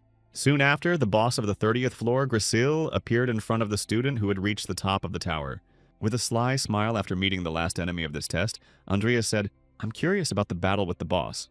Having avoided the first attack of the monster that attacked him, Andreas mentally said, "Although fire magic is effective against grass monsters, it will not do much damage in such a rain." Immediately after seeing Gracile reaching for him, Andreas instantly cut off all the fingers on his hand and stopped the attack. But when he saw how quickly the monster was able to regenerate them, he was shocked to think that the battle would not be easy with the frantic regeneration. Caught in one of the vines that grabbed his leg, Andreas involuntarily flew into the air and used the wind blade to free himself. The next moment, the boss prepared to launch another attack and released his spores in Andreas' direction. Seeing them approaching, the boy used his Earth Shield skill and thought it was so hard to fight him without realizing what he was doing. A few seconds after the spores hit the Earthen Shield, an explosion occurred, destroying the defense. Seeing what his opponent's spores were capable of, Andreas stepped back and thought, "I'm done for if those things hit me."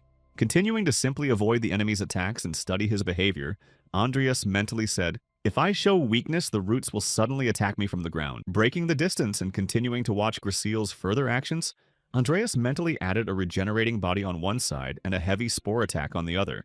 Continuing to look directly into the eyes of his opponent, the guy mentally added, "I don't have time to look for his core or weaknesses or to use serious magic. My only input is to finish it all with one blow." As soon as this thought crossed his mind, Andreas struck out with one punch for sure. Watching Andreas battle, the observers began to talk. "He's been running around for 30 minutes now. It looks like he's made it this far and even broke the record. It's a shame I really thought he would make it to the top." Also listening to the chatter of the students behind her, Diane mentally said, "He has already reached the 30th floor. I want to believe in him." At one point, noticing the strange actions of Andreas, one of the spectators exclaimed, "Look, he's so tired that he can't hold the sword properly." After paying attention to the screen after one of the viewers' remarks, Diane was surprised to hear that he was not just running. Also noticing Andreas's intentions, Bart Alwyn said, "Crazy kid?" And then Minus Morhaime added, "How big?" Impressed by what Andreas was doing now, Diane said in her head, just like she did that time. Looking from a distance at what Andreas had been doing all this time, she added a giant magic circle of amplification in her head. Then, mentally saying that he was finally done, Andreas endowed his sword with the element of fire and said, "You're screwed, Pinocchio."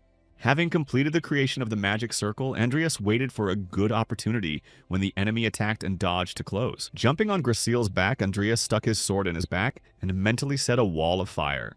At the same moment, the fire magic was amplified many times over by the giant magic circle and set Gracile on fire. When the monitor of the observation room began to show glitch from the interference, the commentator exclaimed, "Completed in one motion? Right now we are witnessing a historic moment. The 30th floor has finally been passed." At the same time, among the crowd that was exclaiming, "Wow, he did it," I wondered why he didn't attack. It turned out that he was creating a giant magic circle and Diane was there. She froze in place in amazement at what she saw and thought to herself, he had enough mana to use a magic circle of that size. Meanwhile, on the 30th floor, after dealing with the boss, Andreas looked at his remains and thought he shouldn't have to regenerate after that. Seeing that the guy managed to defeat the 30th level boss, Minus Morhaime said, "Andreas Cromwell is an incredible guy. The more I look at him, the more he impresses me. What do you think, Deputy Commander Denard Slay?" Hearing Minus's question, Denard said, "Of course he's incredible. His noble title is only on paper. I'd give us nothing to stop us from recruiting him." He said, "That's right, let's take him." Hearing the words of his commander, the man looked to the side and said, "Then I suggest we act immediately." Observing the royalty already heading for the tower, Denard added that it seemed that Her Highness the Third Princess was also eager to make her move. Hearing her subject's remarks, Minus Morhaime stood up from her seat and said, "Don't worry, I'm going to make him the most tempting offer of all." Meanwhile, after defeating the boss, Andreas looked at the item and received a notification of a Rune Stone of Desire. The Rune Stone was given to the first person to pass the 30th level of the tower, the reward doubling when used inside the tower. Looking at what he had managed to get, Andreas mentally said, "It looks like this item can be used in a real tower in the Imperial Palace, a useful thing." The next moment, seeing a portal behind him that suddenly began to appear, Andreas thought that the portal was an exit. Stretching his hand inside it, the boy added in surprise in his head, "I thought I was being forcefully teleported to the exit." At the same time, the crowd that had already gathered at the exit to greet Andreas asked why no one was coming out yet. Also waiting for Andreas's return, Minus Morhaime heard among the crowd of people, "I came here because the broadcast is over. Let's wait a little longer." Later, the tower said, "Dear guests, we would like to inform you that we are currently investigating the reasons for the delay in the return of Andreas Cromwell. Thank you for your understanding." Hearing that something hadn't gone as planned, Minus Morhaime smiled slyly and said, "Andreas Cromwell made me nervous from the start." At the same time, as he stepped through the portal and found himself in front of the stairs to the door, Andreas mentally said that this simply could not be a hidden stage. Starting to climb the stairs to the door that was at the end of the path, the guy looked around and added, "I've played the game many times, but I've never heard of this place." When he got to the door and started to open it, Andreas added in his head that it's not like I could turn back now.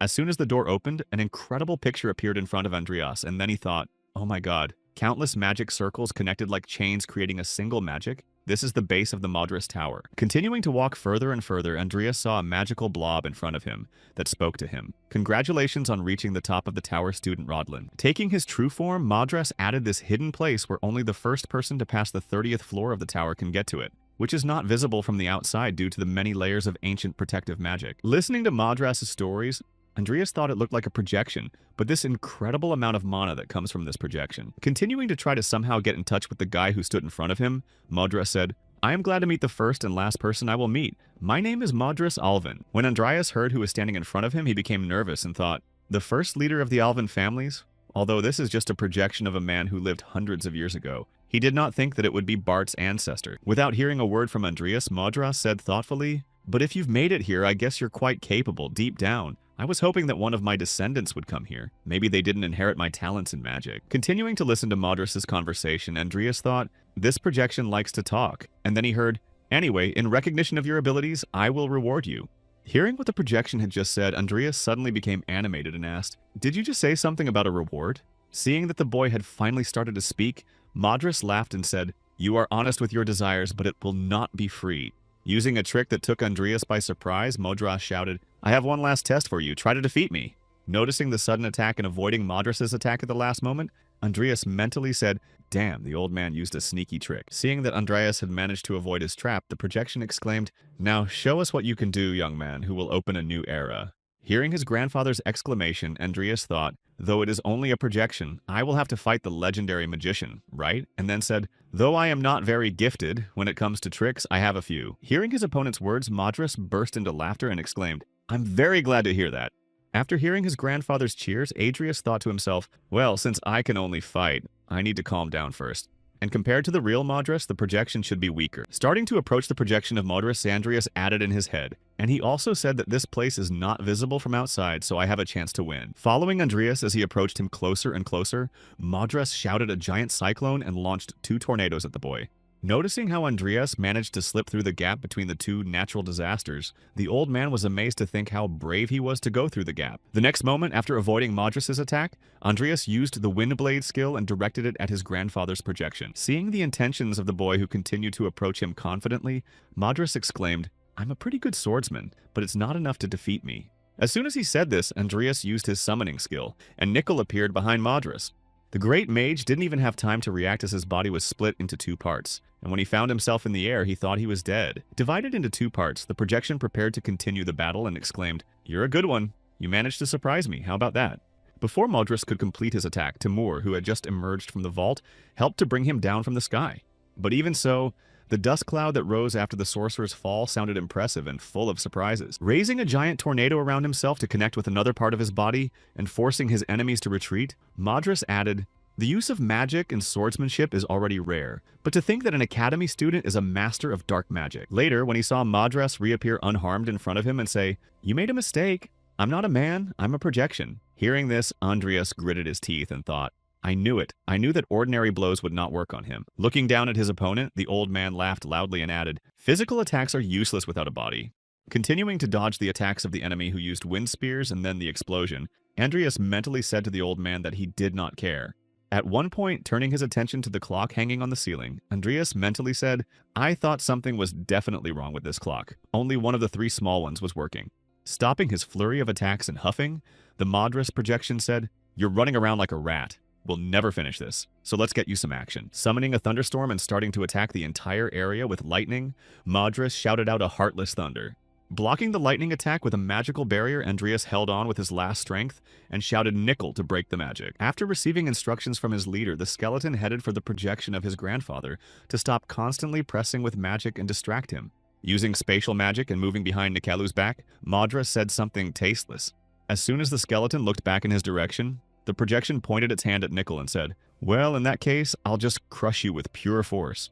Seeing that the old man was continuously attacking Nickel with lightning, Andreas thought that no matter how resistant the dead are to lightning magic, if they are beaten like that, they will certainly break. Starting to prepare the next volley with even more power, Madras's projection shouted out, "Let's see how long you can hold out." Seeing that his subject could be severely injured, Andreas shouted at Nickel to come back, and he quickly moved to the shelter. Interrupting his attack after the skeleton disappeared, Madras said interestingly, "I thought I could have some fun." At the same time, being on the ground, Andreas analyzed the actions of his opponent and thought that it could not be that Madras did not know how resistant to lightning the dead were, and he still continued to use it, which means immediately after his thoughts, Andreas looked at the clock on the ceiling and exclaimed, "You can use the elements controlled by that clock, not so much spatial magic." Hearing that Andreas had just figured out his ruse, the wizard's projection said, "You have good eyes, that's a rule Madras left behind." The next moment, starting to collect mana again for the next attack, Madras aimed at the boy and added, "Without such restrictions, no matter how many Ashta conquerors came, it would be impossible for them to defeat me. But it's just a trifle anyway. You can't do anything to me, you don't even have a chance." Running around the arena again, avoiding Madras' projection attacks, Andreas thought about attacking with magic or fighting to the death. No matter how strong he was, as soon as he ran out of mana, he would disappear. The next moment, looking at the projection that was about to attack him again, Andreas thought, "And such reckless attacks must use up a good amount of its reserve." Immediately after using the mana detection skill, Andreas found the places where the enemy was drawing strength from, and thought that these pillars were supplying him with mana. The next moment, heading to one of the pillars, Andreas mentally said, "So the answer is obvious." And noticing the actions of the boy, Madras thought he understood. In order to somehow stop the boy's plan, the sorcerer's projection used thunder spears, but Andreas blocked them with an earthen shield. Having avoided being hit by the wizard's thunder spears, Andreas said in his head, "Since I know what kind of magic he has, it's easier for me to resist him." At the same moment, the projection of Madras appeared behind his opponent and said, "You said it yourself. The restrictions do not apply to spatial magic." Quickly turning to the enemy and seeing that he was already preparing to strike him, Andreas went to extremes and then heard, "Wow, you continue to amuse me with the double pronunciation of ordinary and dark magic. I thought you were a noble young man, but you turned out to be a scoundrel." Hearing his opponent's remark, Andreas smiled slyly and said, "Isn't that what you're hiding?" He said, "It's called the power of age." The next moment, having received the ability of the new element, the wizard added, "Well, now your advantage in the elements will be nullified by the water field." Finding himself in an arena filled to the waist with water, Andreas mentally said, "Damn, he's taken control of the battle." The next moment, giving an order to Timur, Andreas went with him in different directions, and seeing this, Madras thought that they were aiming for the pillars. Following Timur and blocking his way, the wizard ominously exclaimed, "Why are we in such a hurry, like a water wave?" At the same time, continuing on his way, Andreas looked back and thought, "If he fights Timur, I will have a chance," and then he heard water prison. Once trapped in the water and hearing checkmate, Andreas mentally spoke in a split second. Already prepared to celebrate his victory over Andreas, Madras said one after another, "You don't let me get bored." Immediately after, Rudolph appeared from the portal and aimed at the projection, but Madras avoided the attack and said, "Even in my era, there were no giants." Continuing to swing his stick, Rudolph made another seemingly unsuccessful strike, but he had a hidden spot. As a result of the last stroke, the wave that Rudolph sent was able to destroy one of the towers and free Andreas from the water prison. Seeing that Andreas had just been freed from the prison, the projection of Madras said it would be too boring to end it like this. Hearing the shouts of his opponent, Andreas smiled slyly and said, "You better be careful, Master Madras. You have already lost one of your precious lives." At the same time, while continuing to stand in front of the tower, someone from the crowd said what was going on here. He hadn't left for several hours. Also staying among the crowd of people, Diane mentally said to God, "It will be difficult for her father to calm the nobles." The next moment, Vivian came up behind Diane and scared her with her sudden appearance and asked if he hadn't come out yet. Hearing the question of the newly arrived girl, Diane exclaimed, "Vivian, you turned to hear what happened to Andreas." Again receiving a question from Vivian, Diane said the professors are looking into it, but there are no results yet anyway. Why do you look so torn up? Continuing to look at her friend's appearance, Diane mentally added what she had been through in the last few days to look like this, and then remembered that she had been working out. Surprised that it was Vivian all the time, Diane mentally said, so she had been training all this time and apparently she hadn't even slept. Also hearing the unpleasant odor coming from the girl, Diane covered her nose with her hands and added in her head that she hadn't even taken a bath. The next moment, Vivian turned her gaze to Diane and said, "Your father is the tower master, so why don't you do something?" To which she replied, "No, I'm just a student," and then thought, "This is not the time to bother your father." At the same time, continuing to fight with Madras, Andreas mentally said, "There are only 2 towers left and we are 3. Though we have a numerical advantage, I don't see a way to win." As he continued to try to destroy the last towers, the old fox added in his head, "As soon as he has the opportunity, he will attack me and restrict Rudolph's movements. That's the main problem." The next moment, hearing Madras shout out water prison, Andreas saw the enemy's actions and thought he was aiming for Timur. Then, "I will break the tower." As soon as he approached the tower, a water shield appeared right in front of it, interrupting Andreas' confident attack. Hearing his grandfather just exclaim how sorry he was, Andreas pressed his lips together and mentally said, "That old rascal," and called Nickel. Seeing the sudden appearance of Nickel, who was aiming at him, Madras said, "Wow," he suddenly called the dead man he had put in the vault. Hearing his opponent's remarks, Andreas thought to himself, seeing him so relaxed, I think it won't be over with the pillars alone. Noticing that Andreas froze in place along with his subjects and did not continue to try to destroy the towers, Madras asked that you give up, so you lost. Receiving a remark from his opponent, Andreas said, "Not at all, just instead of the pillars. I am much more interested in the clock behind you." The next moment, having carried out his strike aimed at Madras, Andreas mentally said, "Nickel, I leave the clock to you." Subsequently, noticing that the wizard's projection only smiled but did not take any action, Andreas thought in confusion that he was not stopping me. Immediately after Nickel made his attack on the clock, Andreas saw the barrier that was placed on it, and was surprised to think that it was a defense. Seeing that the last secret was finally revealed, Madras laughed and said, "You think Madras would leave his weak spot unprotected? Well, I won't stop you from doing what you want. Only someone with the level of a wizard can do any damage." Hearing the words of the projection, Andreas gave his grandfather a stern look and asked, "You won't take your words back, will you?" Immediately after this question, Andreas activated the sloth skill on Nickel, after which he prepared to strike the final blow to the clock. As the attack hit the clock, the Tower of the Havna shook, and the crowd shouted in confusion that he had just been there and was still fighting. Seeing Madras's last-minute actions, Andreas looked at him and said, "I thought you wouldn't interfere."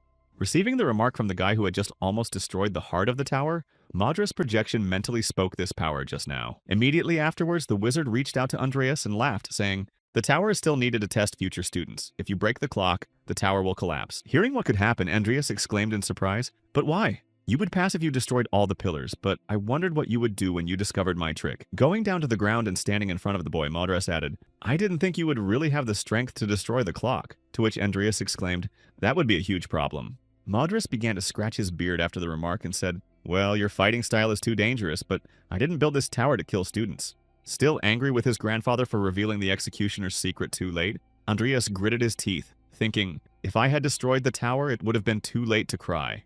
The next moment, Madras handed Andreas the artifact and said, "Here is your promised reward, a silver light necklace that sharpens the wearer's mind, useful for mana and aura."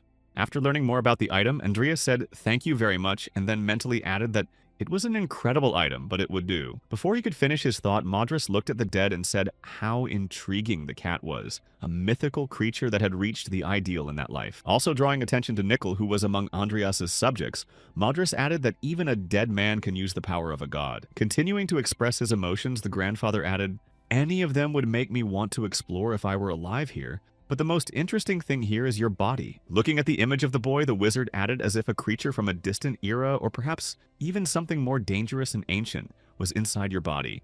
Hearing his grandfather's thoughts, Andreas said thoughtfully, "I can go now," and then said, "Of course you can go now." As the projection of Modron began to transform before Andreas's eyes, he spoke to the machine. "In any case, don't trust God too much.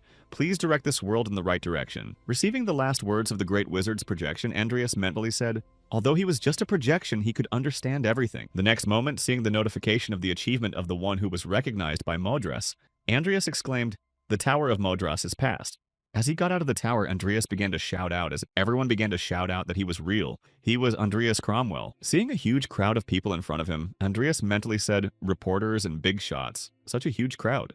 Just as the third princess was about to address Andreas, Minas Morhaime preceded her and said, "I beg your pardon, your highness." Bowing before the girl, Minas added, "As the leader of House Morheim, I have a proposal for Count Andreas, if you would be so kind as to accept it." Having received a request from one of the most prominent persons in the empire, the princess hesitantly said, "Yes, of course, Lady Minas." The next moment, looking back, she asked the others if they would also be willing to do the same, to which Denard replied, "My lady, be more graceful." And then Diane thought how anyone could resist her. Immediately after her thoughts, Diane said, observing her behavior, "Her Imperial Highness, I think all we can do is wait." After which Vivian added, "Andreas came out unharmed. That's enough for me." Having been given the right to be the first to make her offer, Minas walked over to Andreas and said, "You not only broke Maximin's record." As she approached Andreas and extended her hand to him, Lady Minas added, "But I want you to come under my wing, Andreas Cromwell, and become the first man in history to conquer the Tower of Madras." Hearing the girl's words, Andreas looked at her hand and thought, I was expecting various offers from high-ranking nobles, but not from her like this. Continuing to stare at the girl standing in front of him, the boy added in his head the leader of the House of Morheim, one of the 4 great dukes of the Minas Morheim Empire. Immediately after these thoughts, bowing to one of the Grand Dukes, Andreas said, I am Andreas Cromwell. Greetings, Your Highness Morheim. I apologize for not returning your handshake. My hands are dirty. Hearing the apology from the boy, Denard Slay remarked, You are being disrespectful. And before he could finish, Lady Minos stopped him, saying, Everything is fine. Hearing only part of the remark from the girl's subject, Andreas thought, You're the only one being disrespectful. Continuing the dialogue with the guy who had passed the Madras Tower, Minos asked if you had already decided what you would do after graduation, to which she heard no. Having received the answer to the first question, the girl leaned over to Andreas and asked if he had a girlfriend, to which Andreas replied, No, and why do you ask? Having learned everything she was interested in, the Duchess exclaimed, How about this, Andreas? I suggest that you create an alliance between the houses of Moram and Cromwell. Hearing the proposal from the Duchess, Andreas asked what the alliance was about. If you agree, I will protect you from political strife and promise financial and military support until the House of Cromwell regains its former greatness. Hearing the terms of the offer, Andreas thought it was too good to be true and then asked, What was your benefit in offering me such a generous offer? Hearing that Andreas wanted to know the reasons for the Minos alliance, Morhaima said that it would not be just an alliance in words, it would be an alliance in blood between the two houses. The next moment when she said, I want you to marry me, Andreas, everyone present was shocked, especially Vivian. Not hearing a quick response to her proposal, my lady said, Be more modest, and asked why you doubt it. It's a good offer. Don't you care about the age difference? I keep my body in good shape, and it scared me not to say you think I'm not attractive. Feeling this pressure on himself, Andreas nervously said, No, you are attractive and very beautiful, and then thought, who would be so stupid as to respond to a proposal for a political marriage out of the blue? At the same time, unable to listen to this conversation any longer, Vivian left the plaza in front of the tower and ran away, after which Diane shouted after Vivian. Seeing that she did not respond to her shouts, Diane thought to herself, Poor thing, if I were Andreas, I would have a hard time saying no, given the position of his house. Having considered the offer, Andreas said, I'm sorry, but this is not a decision I can make immediately. Could you give me some time to think about it? And I think it would be a good decision to listen to the suggestions of other nobles. Hearing the boy's remarks, Minos put her hand to her chin and asked, Wow, you want to compare me to them? And Andreas thought, If I accept your offer without thinking, I will bring a lot of problems to myself.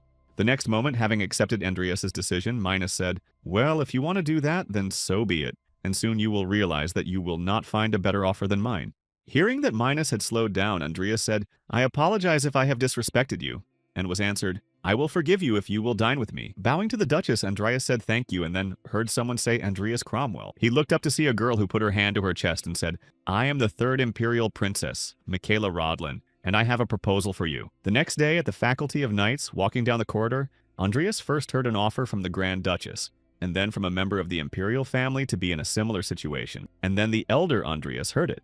When Selena ran into Andreas at her faculty, she exclaimed, You've come to practice swordsmanship with me, yes.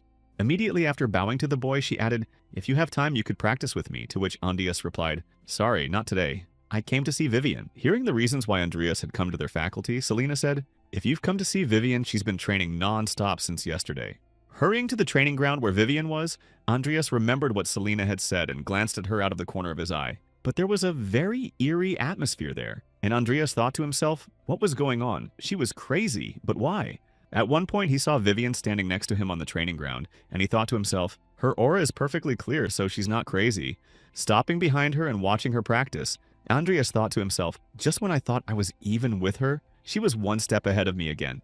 The next moment, taking a step forward, Andreas shouted out, Vivian, I've been looking for you. And the girl instantly looked back and felt shocked. Immediately after, she quickly turned away from the guy and shyly exclaimed, Wait, I'm not ready. Continuing to walk closer and closer to the girl, Andreas asked her if she was okay, and she exclaimed, I smell. At the same moment, approaching the girl and suddenly hugging her, Andreas said, I'm sorry, it looks so perfect on you. Vivian felt something clinging to her neck and looked down, surprised to see the necklace, and said, Why, you've helped me out so many times. He flushed with embarrassment. Vivian heard I got it on the top floor of the tower. It helps calm my mind. I was thinking of giving it to you. The next moment, taking out a bottle of healing potion, Andreas added, Vivian, you don't look well. Drink this and get some rest. Vivian could not bear to be so close to the boy and turned and shouted out to Andreas, See you later, as she walked away. Seeing that the girl had suddenly run away for some reason, Andreas was surprised to hear that the necklace worked. That old man Madras just don't say he tricked me. After a while in his personal laboratory, Andreas opened the characteristics window and received a notification of achievement from someone who had been recognized by Madras. Do you want to accept the reward? Andreas said accept, and then received new notifications of a reward for a random magic talent, an unusual power, talent magic power. Elemental light genius was obtained. Seeing what he had just received and what rank it was, Andreas said in amazement that genius. I haven't learned this type of magic yet, so it's useless now. The next moment, taking out the body of the fairy queen from the spatial storage, Andreas added, I think I will learn it sooner or later. Immediately after that, calling Nickel, Andreas said, put the yogi in the center of the magic circle. Going to Nickel to begin the ritual of awakening, Andreas mentally said to the body that I left for 6 months, I think I will be able to use it when I become better at black magic. As he approached the magic circle and looked at the body of the fairy queen, Andreas added in his mind, in theory, at my current skill level, everything should work out. I will definitely awaken her. The former fairy queen Milena. After the summoning ritual, Andreas found himself in a cloud of smoke from the explosion and said, what a strong shockwave. I wonder how it went. Seeing the notification in front of him, the legendary Shadow Banshee was summoned as well as Milena. Andreas exclaimed with joy that it worked. As he continued to look at the newly summoned subject, he received another notification that said the level of the dead man was very high and he was gaining additional characteristics. The next moment, when another notification appeared, the level of the dead man was incredibly high. The Shadow Fairy Banshee was summoned. Later, when he saw another notification that said the level of the dead man was transcendently high, she inherited a part of herself before she died. The boy was surprised to add transcendence. Sometime later, in the poor city of Muriel, a meeting was held on the ship in the restaurant of the Blessing of the Sea that had been reserved. Leaning on the table and concentrating her gaze on Andreas Minus, she said, eat as much as you want. I wanted to have a long and thorough conversation with you, so I reserve the whole ship. Don't hesitate. Taking a glass of wine in her hands, she added that if she wanted to talk about something, she would start without hesitation. Hearing Minus's offer, Andreas bowed his head and said, I had to invite you as an apology for my rudeness. I'm sorry you had to invite me. Hearing the boyfriend's apology, Minus said, you are my future husband. You shouldn't apologize like that on a first date. And Andreas asked what he meant. Seeing the reaction of Andreas to her words, Minus laughed and exclaimed, I'm kidding. I don't need to be so shy, Andreas thought. It doesn't sound like a joke at all. Continuing to observe the girl at the meeting, Andreas added in his mind, she was the kind of person who would stop at nothing to fulfill her goals after all. House Morhaime had risen to do the dirty work that other nobles would not. The next moment, Minus placed the wine glass on the table and asked, so have you made a decision? I said I would give you time to think about it, but I wouldn't call myself a very patient person. Concentrating his gaze on the girl sitting across from him, Andreas said, I want to hear your answer as soon as possible. Immediately after starting to cut into the steak on his plate, Andreas said, as I said before, I need a little more time to think about it. That's my answer. As the leader of the fallen house, I have a lot to do before graduation. Hearing the boy's response to her question, the girl ran her finger over her glass and said, that means a lot. The next moment, lying down on the table and leaning toward Andreas, she added, but I suppose it's not surprising with the rest of the House Cromwell falling out of favor with the Emperor for no reason. Hearing Minus's remark, Andreas said, I don't think His Highness's punishment is undeserved, and said, anyone can understand that, and you speak so calmly about it. Breaking a loaf of bread in her hands, the girl looked down at her hands and asked, tell me what is holding you back from forming an alliance with me. Hearing the question, Andreas mentally said how much I have to tell her. She thinks materially, and depending on the situation, will easily sell me out. Continuing the conversation with Andreas, Minus asked, you are a shrewd boy by nature. That's right, don't worry. Not even a rat will get on this ship without my permission. Chewing on a piece of bread, the girl added, if you have doubts because you can't trust me, then you shouldn't. Immediately after the girl said, do you want me to call this white pig the Emperor? Andreas choked on his food in surprise. The next moment, he took a towel to wipe his mouth and said it suddenly, to which Minus replied, I'm ready to talk if you want. I can swear on blood. Hearing another offer to build trust, Andreas was impressed, thinking she was crazy, and then said, if you go that far, I can't help but say something back. Subsequently, having decided to tell certain details, Andreas said, as you mentioned, His Highness the Emperor wishes to destroy the Cromwells, which is why I must become stronger at all costs. Hearing the boy's remark, Minus pointed to him and asked, aren't you contradicting yourself? If so, you should have accepted my offer right away. Having received a remark from the girl, Andreas said, but if I do that, there will be one problem. To which he heard interestingly, you are talking about becoming too influential. Hearing the girl's question, Andreas said so only because now we are nothing in the eyes of the Emperor. After which Minus added, that is, the moment you gain power, the Emperor will again unleash the dogs on you. Picking up a glass of wine and taking a sip, Andreas said, that's right, and the House of Morhaime may also be in the Emperor's sights. And then thought about what her motive was for marrying me when there was a risk of becoming a traitor. After learning about the risks that could befall her after the alliance and marriage, Minus spoke interestingly, and I got the point. The next moment, picking up her glass, she added, I was planning to make you an incredibly talented child and make you the next leader of the family, but the situation turned out to be a slow poison. Hearing the girl's motives, Andreas thought to himself, this is what she wanted. The Morhaime family has great political power, incredible financial strength, and a strong mercenary army, but they have never had an aura master or wizard in their lineage. After finishing all the wine from the glass and putting it on the table, the girl said, I've always wondered why the Emperor wants to destroy the Cromwell house. Hearing another question from Minos, Andreas thought, if it has come to this, I will have to tell her some details to gain her trust, even if we do not form an alliance to become better friends with House Morheim. Deciding to share some of the information, Andreas said my father, Earl Cain Cromwell, fell victim to the Emperor's ambitions, which he heard were ambitions. Continuing his story, the boy added that he wanted to create an age of gods and rule the world as an absolute monarch, and the only way to achieve this was to collect the greatest treasures of all time, that is, mortal sins. Keeping his gaze on his interlocutor, Andreas added, I must stop him at all costs. That is my duty as the leader of House Cromwell. Hearing the boy's ambitions at dinner, Minos said, that means revenge for the Cromwells or your father, which sounded partly because of that, but the Emperor's goals are incredibly dangerous and could lead to the collapse of the world. After my stories, Andreas was wary, having heard that the Emperor was desperately searching for something in the north. When he heard about the Emperor's activities in the north, the boy mentally said, speaking of mortal sins in the north, there was also the son of the barbarian king, who was kidnapped by the Bloody Dan. I think simply killing the spies will not change the story. Continuing his thoughts, he mentally added that there was no mention of Dan's employer in the game, but now I'm sure it's the Emperor. And then Minos asked what it was that made you look like you knew something. Immediately after the question, the girl heard a battle was about to begin in the north, and said, you sound like the prophet Andreas. After finishing his meal and wiping his mouth, the boy said barren lands are the leaders of warring tribes. If you provoke them properly, you can easily find a reason for a battle. Continuing his arguments, the boy added that given the Emperor's methods of doing business, it all adds up to what Minos said. And that's right. This pig is capable of it.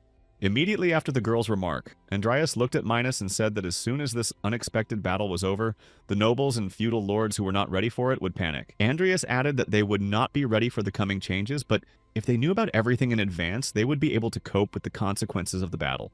After hearing the boy's story, Minos took a bite of meat from her plate and asked if he wanted me to stock up on supplies in case of a battle, and she answered yes. Having received such a sharp and confident answer from Andreas, the girl added a rather generous warning to Andreas. But that's only if everything goes as you expect. Immediately after Minos' remark, Andreas said, are you sure that this will be enough for what he heard in the sense? Hearing the guy's remark, by the time the pig in the center of this whirlpool is weakened, he will be ready to be thrown off, right?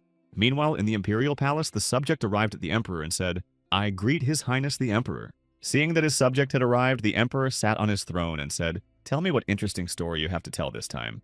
Continuing to kneel before the ruler, the Prime Minister of the Empire, Rodlin Duke Hekor Kassoff, said Andreas Cromwell, son of Cain Cromwell, conquered the 30th floor of the Madras Tower, and Minos Morhaime tried to form an alliance with House Cromwell, to which he did not respond, but most likely it was just a formality. Listening to the subject add, we do not know all the details, so the Emperor shouted out, what is so frightening about this child? Why are you so afraid of him? Hearing the Emperor's exclamations, Hector Kassoff bowed his head and exclaimed, I'm sorry. And the ruler added, forget it. Report back to me about the people you sent to the north. I heard they are making every effort but have not found anything yet. Hearing the bad news, the Emperor said, then you had better try harder. Lord Jester said he had found something related to mortal sins in the north, and he said, we will find it for sure.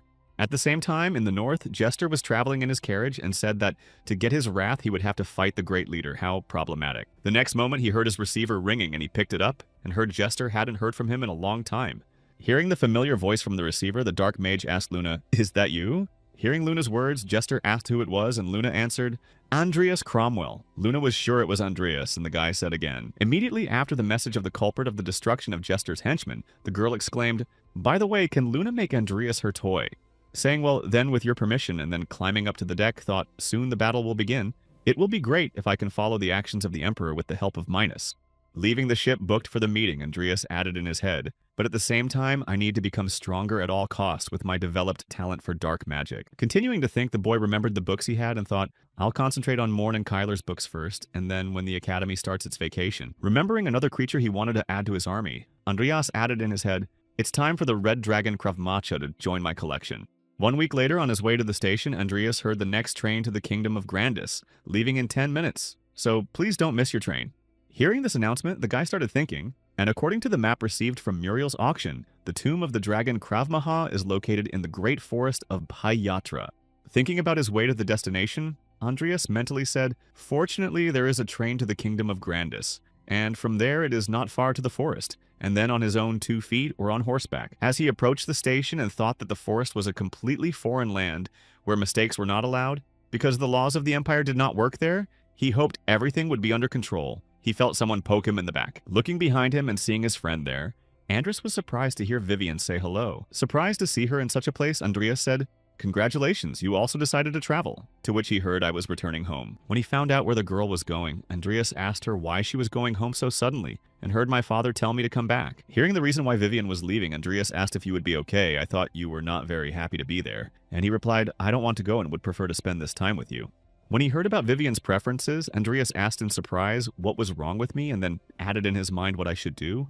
It would be problematic to take her with me. As soon as he thought about it, Vivian said confidently, "But that's the reason why I have to go home."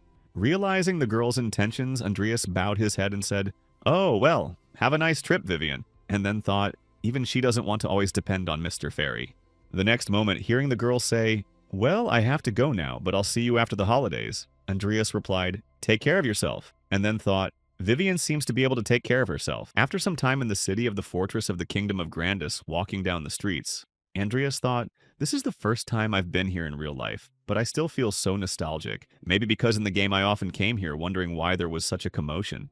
At one point, passing by a couple of residents, he heard that he would never have thought that life could change so much in a few days. The orcs in the forest became completely savage, and business went down. Accidentally overhearing the conversation of the townspeople, Andreas mentally said that the orcs have a bad feeling. I need more information. Later, arriving at the tavern and hearing the welcome, he put a couple of motes on the table and said, "A room and food, please." Handing over the keys to the free room, the girl said, "You can take the last room on the second floor," after which Andreas asked what happened in the city to make such a mess. After receiving the question from the visitor, the girl poured a drink and said that the travelers were probably not aware of the changes at the border. The next moment, looking back at the guy sitting at the table, she added that for the first time in 40 years, they say that an orc lord appeared in the Great Forest. Hearing what exactly happened in this place, Makoto thought that it was bad, because the appearance of an orc lord would unite all the tribes of the Great Forest, and the search for the tomb was already difficult enough without the orcs. After considering the information, Andreas asked if the road to the Great Forest was blocked, and the girl put a mug of drink on the table and said, "Isn't it obvious that the way is forbidden to ordinary people?" Hearing the girl's remark, Andreas was surprised to ask the common people if this meant that there were any other options, and he heard that you could, of course, become a mercenary, but you wouldn't be able to do it. Continuing to stare at the guy in front of her, the girl added, "For a guy as thin as you, I mean as slender as you are, an orc will cut you like a toothpick. You should put on some weight." Immediately after smiling slyly, the girl added, "They are short of men, but they are willing to offer a reward, so they can take you." Hearing this, Andreas thought, what a mess, even though they say they are mercenaries. But in reality, they are in the underground army and their movements are limited, so it seems there is no choice. As night fell, Andreas headed for his room and said, "This is probably why Everlast couldn't get the ingredients for Salem's potion, but I'm going to go and sign up for the mercenaries anyway." Going up to his floor and heading to his room, Andreas suddenly heard behind him, "You're going to finish off the orc lord like that." The next moment, he looked back and saw a familiar face jumping from the ceiling and adding, "I've been waiting for you to leave the academy for so long." Smiling happily and hugging her braid, Luna Pendragon exclaimed to Andreas. Seeing a girl who was present at the congregation, Andreas confusedly thought that she was Lou. Before he could finish his thought, he noticed that the girl had disappeared from his sight and was already behind him, preparing to finish the guy off. Sensing the danger from behind, Andreas quickly looked back and managed to dodge the blow at the last second. The next moment after the strike, the girl knocked the prone boy off his feet and pinned him to the floor with her foot, swung and said she would pinch him a little. As soon as the handle of the scythe approached the boy, it hit the shadow barrier that protected Andreas from death. Surprised by this development and dropping the boy, Luna said, "Isn't that Kyler's shadow magic?" "Interesting. You killed Kyler and took his magic. How did you do it?" Hearing Luna's question, Andreas thought to himself, "Even though I destroyed all the evidence in Kyler's vault, it doesn't mean anything to this wench, the spiritual medium who speaks to the dead, the harbinger of madness, Luna Pendragon." Noticing Andreas's intense gaze on her, the girl asked something wrong. "I'll be bored if we keep standing here." Having received a remark from the girl, Andreas reached for his sword and thought, "I'm fed up with the antics of the meeting," and then said, "You're here to finish me off." Hearing the boy's question, Luna put her hand to her chin and thoughtfully said that, well, not really, and then destroyed the shadow that was reaching for her. Seeing that his attempt to suddenly attack had failed, Andreas gritted his teeth and thought, "That's a bad one," she noticed. The next moment, she grabbed her cheeks and exclaimed joyfully, "Luna might want to finish you off, though." Hearing that the girl was undecided about what she wanted to do, Andreas thought, I should be on my guard. It looks like she's fooling around. But at such a young age, she's already reached the level of a wizard. The next moment, when she heard Andreas say, "Then why do you need me?" she shouted out and reached into her pocket. Pulling out her receiver, she shouted out Jester. It was Luna, and Andreas was surprised to hear who she was talking to. The next moment, the receiver said, "You quickly made contact with the target," and then said, "Yes, we are right here with him." Hearing from Jester, the girl exclaimed, "Okay," and then threw the receiver to Andreas with the words, "Here, catch it." Catching the receiver, the guy said it was Andreas Cromwell and then thought, what was going on here? I thought she came to get rid of me because I had killed Kyler. Hearing what Andreas Jester said on the other end of the line, I dared you to raise your hand to my agent. As you always do, you have no guts.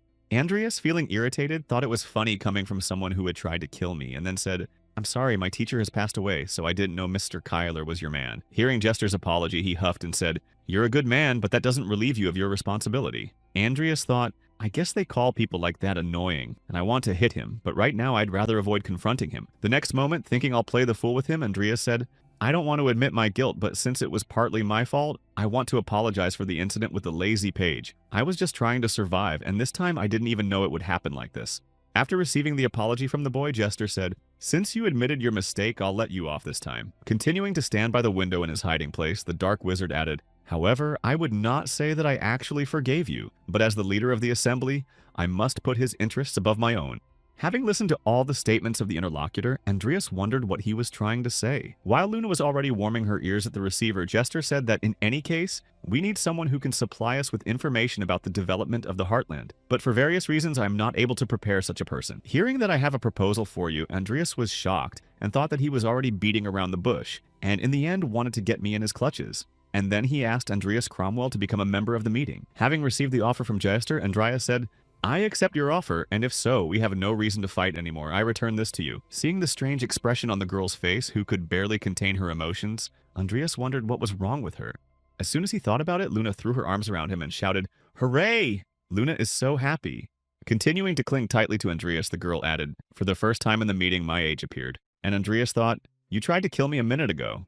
The next moment, Luna jumped off the guy and said, if your older sister Luna gives you some advice, membership in the congregation won't be so bad. Hearing this, Andreas asked, is that so? Except for special situations, all I have to do is report back to the academy. And Luna tapped him on the shoulder and exclaimed, that's right. If you have any problems, just tell me. Having received the offer of help, Andreas bowed to the girl and said, I would be happy to talk to you at a future meeting. So I turned off before he could finish as Luna exclaimed that, but Luna wanted to go with you. Trying to get rid of the intrusive girl, Andreas said, yes, but I'm not here on congregational business. The girl exclaimed, Luna doesn't mind. And realizing that things would be a little more difficult, Andreas thought, this girl has a lot of shells for brains. Immediately after saying this, he said, I don't understand why you want to come with me, and then thought he should make her leave me alone, but Luna had nothing to do at home. When Andreas found out why the girl was so eager to go with him, he said that this was not the reason, and Luna asked him if that was not enough. The next moment, recalling the moment from the congregation, the girl exclaimed, when Luna saw you at the meeting, you looked really cool, so Luna thought it would be cool to go with you. Immediately after starting to demonstrate the same scene from the meeting, the girl exclaimed, if you want to be lazy, give me your treasures, or I will finish watching this. Andreas thought she was busting out. Deciding to just run away, Andreas quickly turned around and said, I think I'll go alone, to which the girl clutched at his cloak and shouted, stop, Luna will go with you. Continuing to stop the guy who wanted to leave her, the girl added, Luna can be useful if you don't know. Luna is very strong. Hearing these exclamations and looking around, Andreas thought, of course, it is tempting to have such a strong ally as Luna, especially given the activity of orcs, and since there is no persecution of black mages in this region, he has no problem in uniting. And then he said, well, but I have one condition on which I really heard, and what is it? When she heard that she could join Andreas, the girl froze in her tracks when she heard, I want you to engrave a soul on me. The next moment, throwing her hands behind her head and looking away, Luna said, what a pain in the ass. To which Andreas replied, it's no less problematic to bathe you. After stating his condition, Andreas looked at Luna and thought, soul engraving is a skill that permanently strengthens the spirit in mortal sins. It was a special skill that only Luna could use. If she uses it on me, it will be worth it. After a few seconds of thought, the girl exclaimed, Luna also has a condition. Andreas Cromwell replied in surprise, and what it was. Clapping her hand to her chest, the girl confidently exclaimed, become Luna's friend. Hearing the condition, Andreas was surprised to ask why. Hearing the question, the girl exclaimed that if we become friends, then we will be comfortable being together, and Luna will engrave her soul for her friend, even if it will hurt me a lot. A few seconds after voicing his demands and hearing that he was okay with being friends, Luna beamed with happiness. The next moment, she started jumping up and down and shouted, hooray! Luna and Andreas became friends. Immediately after these thoughts, looking away, Andreas said, Luna, you can call me comrade, not by my name, and I heard why. Turning his head to the side and nervously thinking how to deceive her, he said, well, we seem even closer, don't you think? The next moment, he heard the girl exclaim, good comrade, and he thought, she's so happy, it's a good thing she's so simple. 3 days later, the fortress of Indivor continued to fight. and the leader of House Indivore, Dawson Indivore, was destroying and holding back the orcs with all his might. At one point in the battle, one of the orcs took out a horn and began to blow it, signaling to his comrades that the battle was over. Hearing this message, all the monsters began to actively leave the battlefield and flee back to their camps. Seeing that the enemies began to retreat, Dawson Indivore wiped his face with sweat and said, "Damn orcs, they're trying to take us by attrition."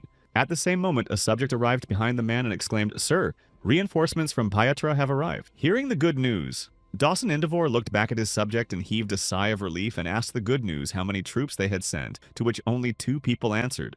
Hearing the number of troops, Dawson Investor exclaimed that even 2,000 would not be enough and they sent only 2. What kind of a joke is that? And I tried to contact the leadership, but there was no answer yet. But fortunately, recalling who exactly from the support came to their aid, the subject added that it was probably one of the pair, Luna Pendragon, who heard the same dark sorcerer, who is not inferior in power to the master of the aura, and that this fruit was forgotten in such a remote place.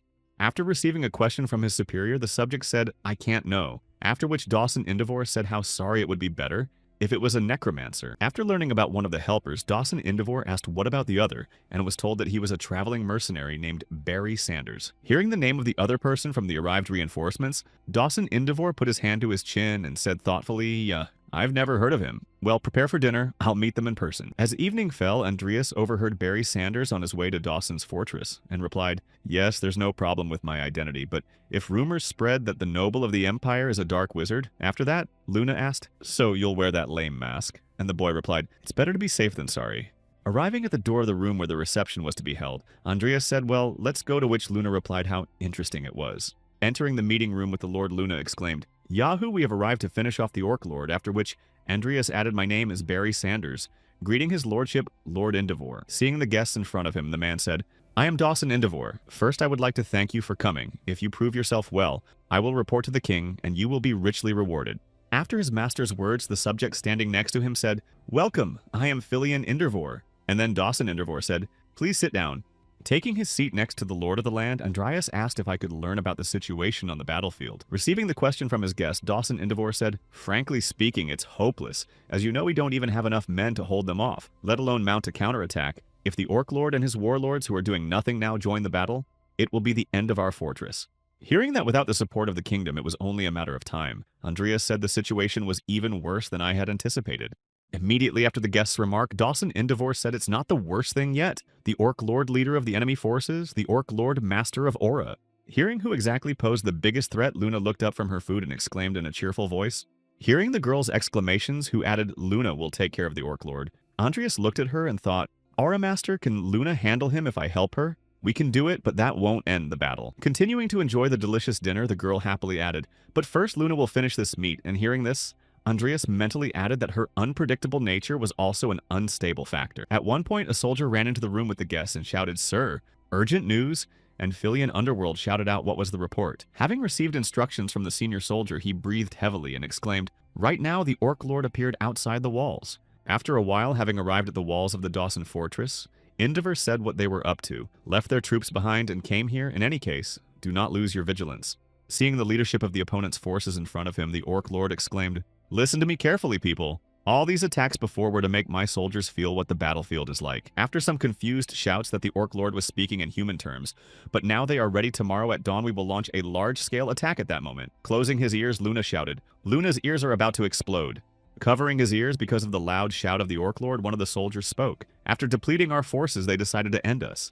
Continuing his speech, the Lord added, "However, it would be too boring to end things this way, so, putting the honor of Al Gold on the line, I will give you a chance. If you win the battle with 6 of my soldiers, I will let you live another day." Hearing the enemy's terms, Dawson Indivore nervously thought, "Damn, they want to play with us before they finish us off." The next moment, interrupting the laird's thoughts, the subjects exclaimed that it was definitely a trap. The orcs have no honor. And then Filian added, "Right, let's finish them off while we have a chance. Their main forces are far behind. We'll make it." Hearing the proposal from his subject, Dawson Indivore remarked, "But we are dealing with an Aura Master. Even if we attack suddenly, it will be difficult to finish them off before the main forces arrive." After the leader's remark, Filian asked then that we accept their terms, to which Dawson Indivore replied that if we hold them off for at least a day, reinforcements might arrive. Hearing the dialogue of the fortress commanders, Andreas thought, "But the problem is that the only ones who can fight them are me and Luna Pendragon, and then asked if I would go to them. Hearing the question of one of the mercenaries who arrived, Dawson Indivore surprisingly exclaimed that you want to go to what he heard the Tau make another deal with the Orc Lord. Leaving the walls of the fortress that held the defense and going out to the enemies, Andreas said in his head, the Orc Lord, let's take a closer look at his face. Seeing the boy who came out to accept their challenge, the Orc Lord joyfully exclaimed, great, let's start our battle.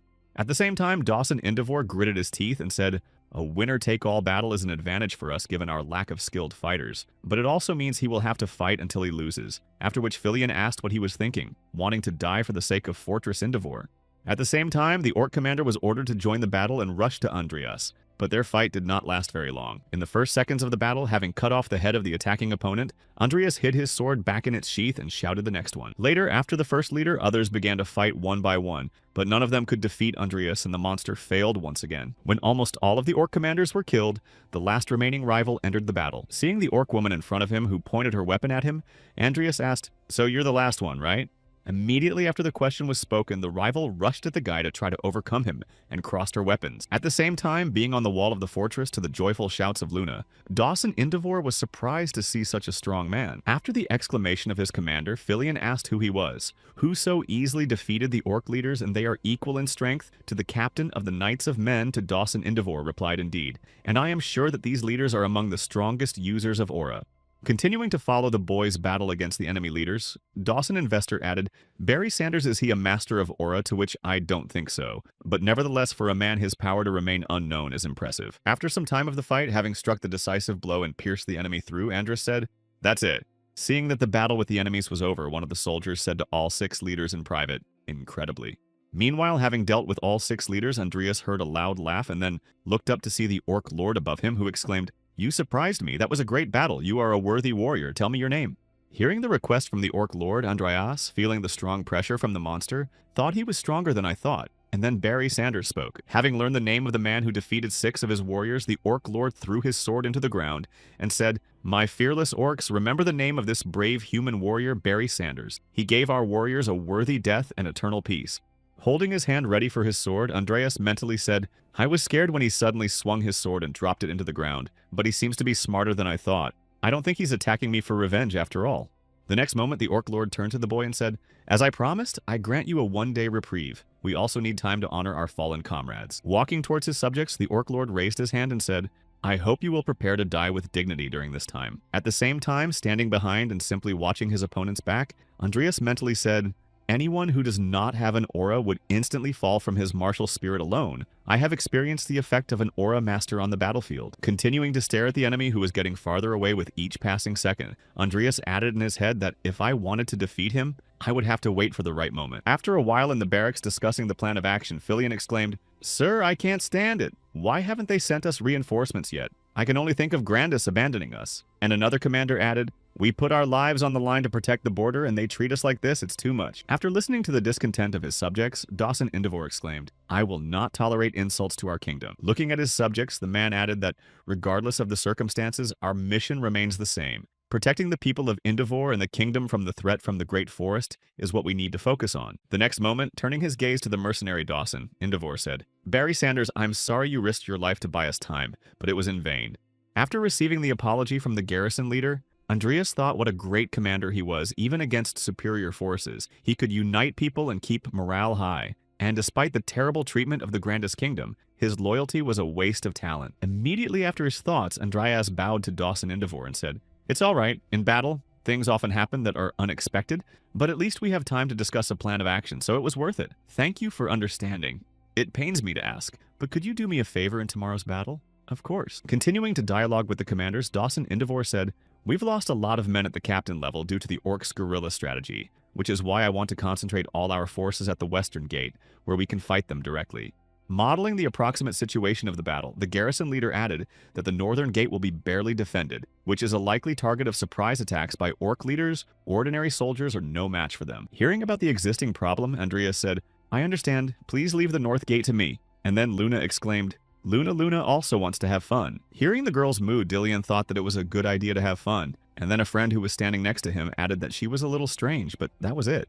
Having received a request from a girl who also wanted to get her task, Dawson Endeavor asked Luna Pendragon if you could fight the Orc Lord. Hearing what mission they decided to give her, the girl happily exclaimed, "Wow, leave it to Luna, Luna will beat him." After giving orders for tomorrow's battle, Dawson Endeavor said, "Forgive me for giving you such a difficult task, even though you are mere mercenaries." And Luna exclaimed, "My scythe will be feasting on the battlefield."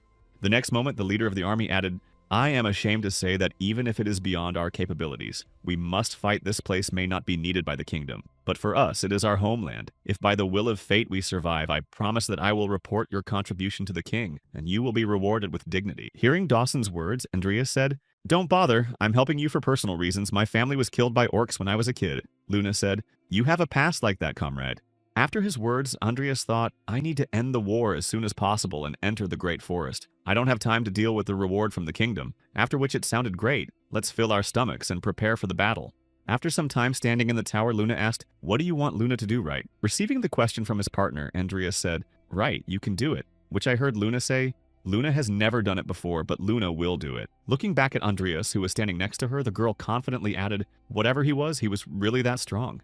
Hearing the girl's question, Andreas said, "I was convinced of that when I approached him. When he is at his peak, I will not be able to defeat him no matter what I do."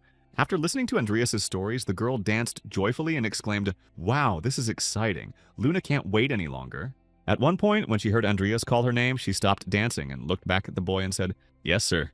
Looking at Luna, who was entrusted with an important mission, Andreas added that if the battle with the Orc Lord takes an unexpected turn, you should hide and wait until there are enough bodies. Having received the instruction from her friend, the girl joyfully exclaimed good, and then Andreas added, "And when that happens, I will turn the tide of the battle." The next day, after gathering his comrades, Dawson Endeavor shouted, "Luna Pendragon, Barry Sanders, I leave you the west and north gates, to which I heard rely on us, so I will go to the north gate." Before they were about to take up their positions, Luna suddenly exclaimed, "Comrade, wait!" To which Andreas replied in surprise, "What's wrong?" Then the girl used her skills and said, "Luna's going to use a spiritual session on you." Hearing what the girl was going to do, Andreas was surprised to think that Luna's spiritual session could be used to summon souls with any ability depending on the situation. Continuing to prepare for her spiritual session, the girl said to Hashem Tragundi Hushur. The next moment, placing the summoned soul inside Andreas' body, she said, "This should make your battle easier." Receiving a notification that said the soul of the warhound Devourer had been summoned, the characteristics were temporarily increased. Andreas thought in shock, "No way." Seeing another notification that said Devourer's target tracking trait was temporarily boosted, Andreas added in his head, "I can see everything that is happening on the battlefield. I have much more visibility than I can with mana." The next moment, looking back at the girl who had given him such support, Andreas added in his head, in addition to the characteristics of the soul, "I even gained rice in all this without side effects, Luna Pendragon. What a cheat ability." The next moment, noticing that the enemies started their attack, Andreas shouted out, "The enemy is coming!" At the same moment, from the wall where the guards were standing, we also heard the enemy forces coming right at us. Realizing that it was about to start, Dawson Endeavor shouted to everyone in position, "Archers, get your arrows ready!" And then Luna joyfully shouted, "Battle!" Listening to the commander's orders and the girl's joyful shouts, Andreas said to Luna, after which she looked around and said, "Please take care of yourself." Continuing to fight with the enemies, the commander shouted to his men to finish them off before they reached the walls. At the same time, the orcs for their part used magic to launch fireballs at the fort. Also being directly on the walls of the fortress, Luna used a barrier to block some attacks that she was following. Standing nearby and seeing that the girl managed to block one fireball that was flying at them, Dawson Endeavor shouted out Luna Pendragon. As soon as the girl had dealt with the volleys, the man approached her and said, "Good job, Luna," and she looked out at the battlefield and said, "Gods."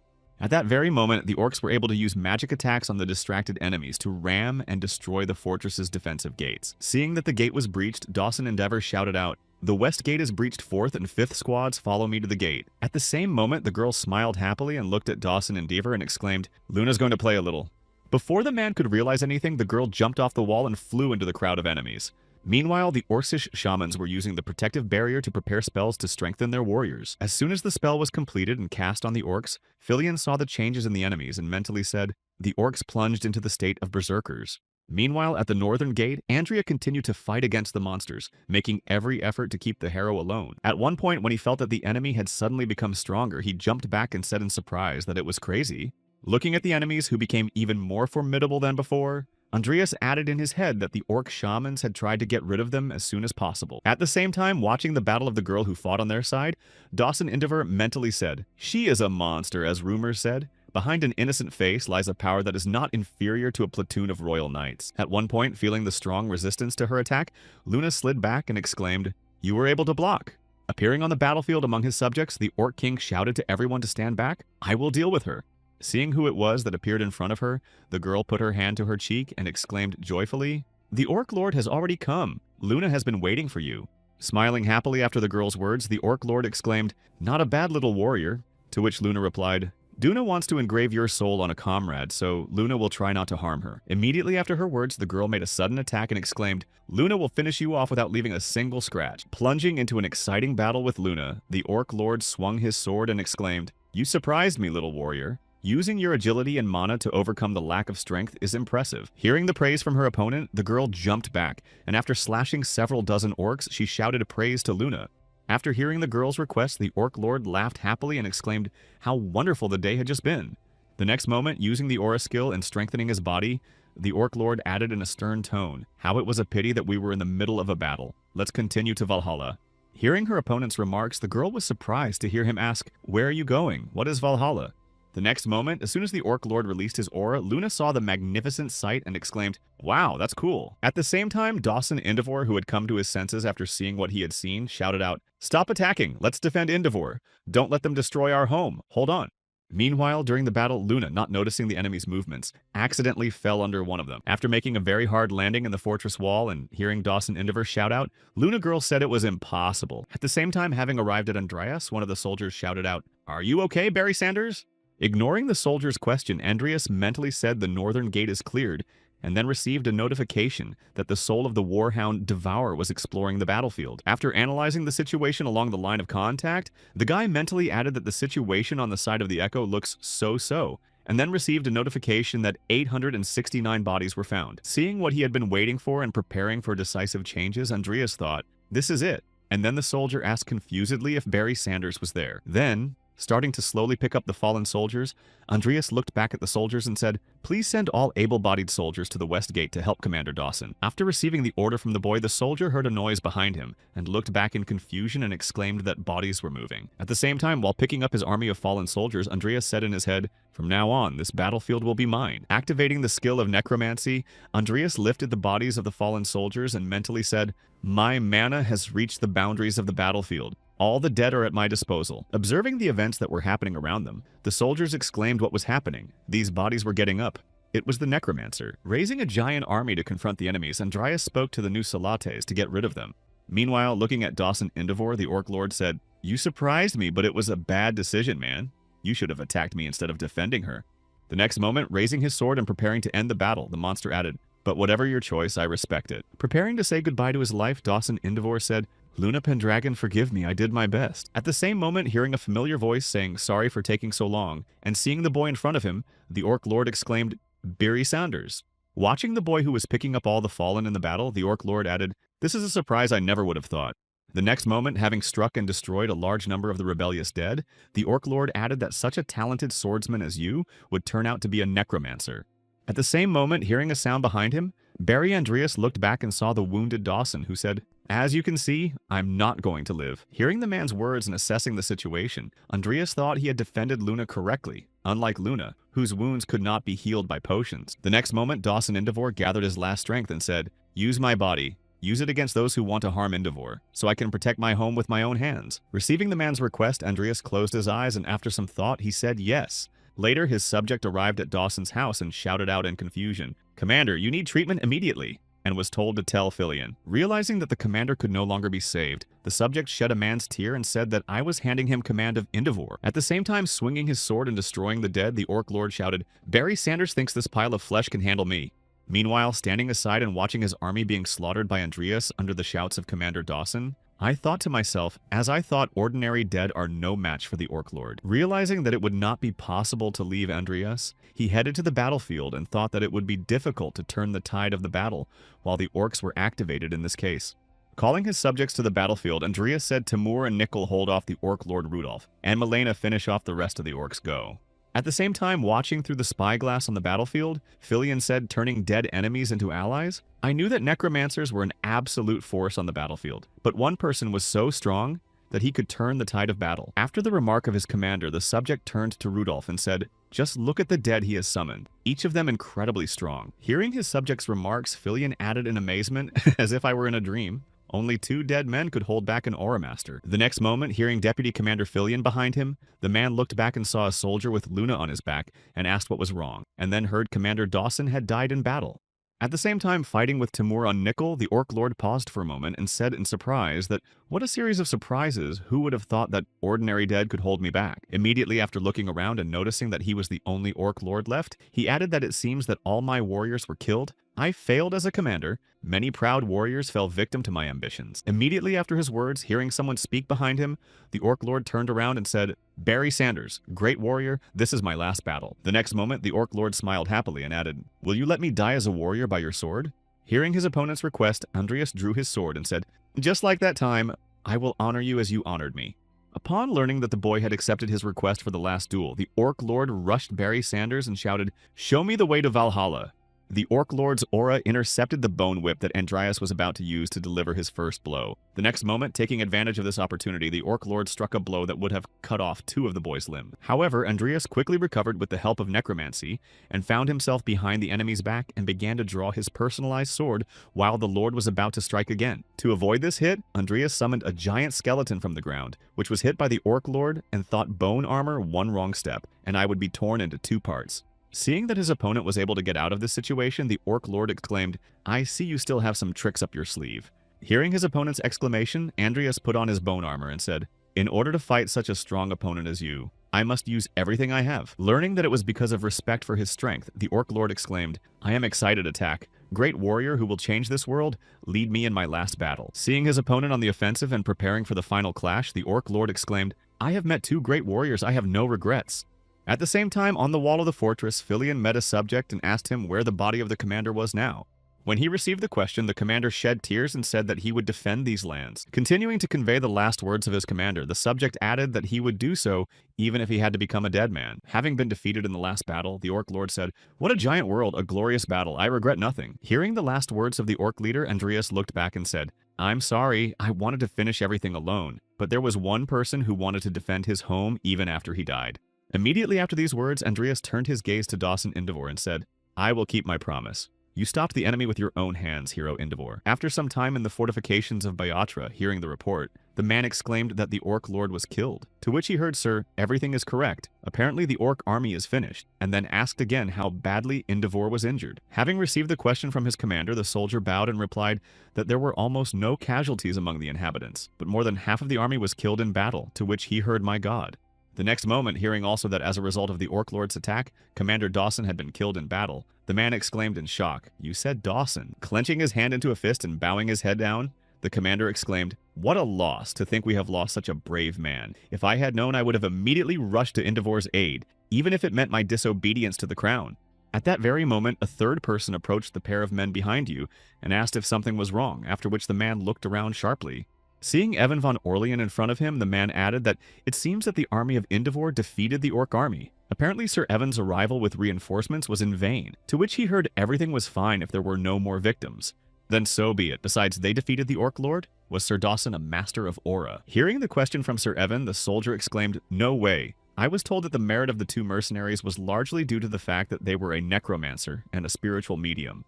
Having learned some interesting information, Sir Evan asked, by spiritual medium, what do you mean by that? The soldier exclaimed, yes, I think you know her well, Sir Evan. She is the daughter of Eve Millennium Luna Pendragon.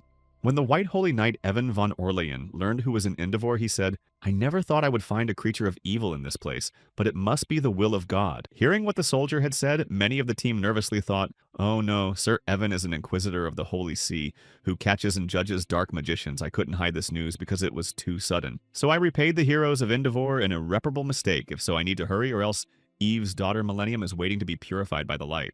At the same time, having finished drawing the magic circle, Luna asked why we went so quickly to what she heard, because we had little time, after which she heard that they had prepared a mountain of meat for us. Hearing what exactly was confusing the girl, Andreas said, if you want meat, I will properly feed you after we return from the great forest, to which Luna joyfully exclaimed that you really promised. Hearing the girl's exclamations, Andreas said, I promise, I'm done cooking, and she replied, it will be just like that time, but now the effect will be permanent. The next moment, looking at the body of the Orc Lord, the girl added, although it will not give you all the power he had before his death, he was quite strong, so even one ability will be very useful. After telling about the effects of the procedure, Luna pointed to the magic circle and exclaimed, "Stop there, don't touch the magic circle," to which Andreas replied so well. While waiting for the ritual to begin, Andreas stood by the magic circle and thought it would be a great addition to my army. But since I don't get the chance to summon them that often, it would be a good idea to use it to strengthen myself. Besides, who knows when I will be able to see Luna again. At the same moment, Luna closed her ears and eyes and said, "By the way, Luna will not engrave your soul. Luna relies on you." Before Andreas could understand anything, the girl began to recite a spell, saying, "Ashem Tragundi Hushur." The boy could barely say that the moon was coming when he heard a surprise. For the first time, my daughter called me not to kill someone. Hearing the person in the girl's body called Luna, Andreas thought his daughter must be the legendary witch Eve Millennium. Continuing to look at the boy standing in front of her, the woman said, "Tell me, boy, who are you to Luna?" Realizing what situation he was in, Andreas thought, a high black mage who made Luna as strong as a sorcerer, simply by giving her some of her previous abilities, and then said, "I'm a friend." Hearing who exactly was in front of her now, Ava Millennium said another surprise to this girl and made a friend. Having received a remark from the woman, Andreas awkwardly said, "Well, you have to take what you can get," and then thought, I was almost forced. Accepting the fact that her daughter had found a friend, Eva said, "Well, let's start the Ashruk Tsemedio de Taba." Conducting the ritual and reading the spell, the legendary witch said to another child that sees the meaning of his life in endless battles on the battlefield, "Perhaps he will be happy in your company." Hearing the girl's words, Andreas was surprised to hear her speak, saying in his head that she was communicating with the soul, a strange sight. The next moment, putting her hand on Andreas' forehead, Eva Millennium said, "Let me warn you, it will hurt a lot." Before Andreas could react to the warning, he felt an incredibly strong pain and thought, "What the hell?" followed by a loud scream.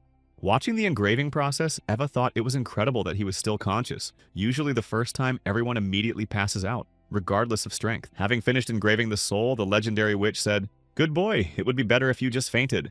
Hearing the woman's advice, Andreas mentally said, "I thought I was going to pass out," and then received a notification. Enemy of all living things. Unique courage to fight against all enemies. 0.1% mana regeneration per enemy. Up to 1000% health regeneration in battle. 200% spirit of the enemy of all living things. Constantly active. Depends on charisma and strength of mind. Seeing what he was able to get, Andreas was amazed and thought, what does this mean in essence, that I have unlimited mana in big battles?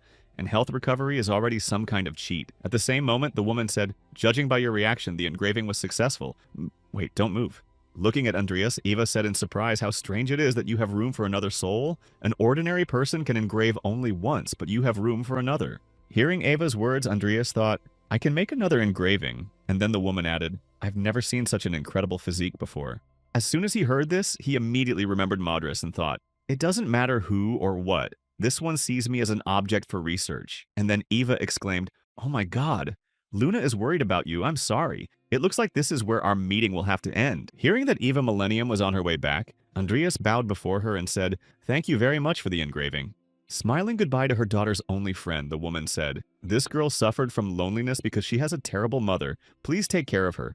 Hearing the request, Andreas said, of course she is my friend, to which he replied, I am glad to hear that. Live to see our next meeting, boy. The Great Forest of Baiatra can compete with an entire empire in size. A giant forest whose environment favors species that are different from humans, and finding a specific place in such a forest is quite a task.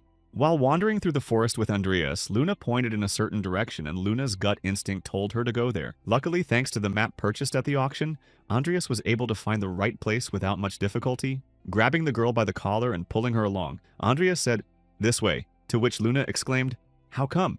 Walking farther and farther according to Andreas's instructions, Luna asked how much further we had to go and heard that we were halfway there. The sun had almost set. Let's wait out the night and continue tomorrow. After a while, seeing the portal in front of them, the girl said, wow, we've come. I'm sure no one has ever found this place, and even if they have, Luna doubts that anyone could enter. Continuing to look at the portal in front of her, the girl said thoughtfully, maybe it's because it's a dragon's tomb, but it looks like there are a lot of attractive things there. Hearing the girl's words, Andreas mentally said things not only the body of the dragon, and then Luna approached the portal and said curiously, continuing to think, Andreas said that it might be dangerous to examine everything first, and then seeing that Luna went inside, he added in shock that the girl had just entered. Immediately afterwards, Andreas hurried after Luna and said in his head, damn it, come what may.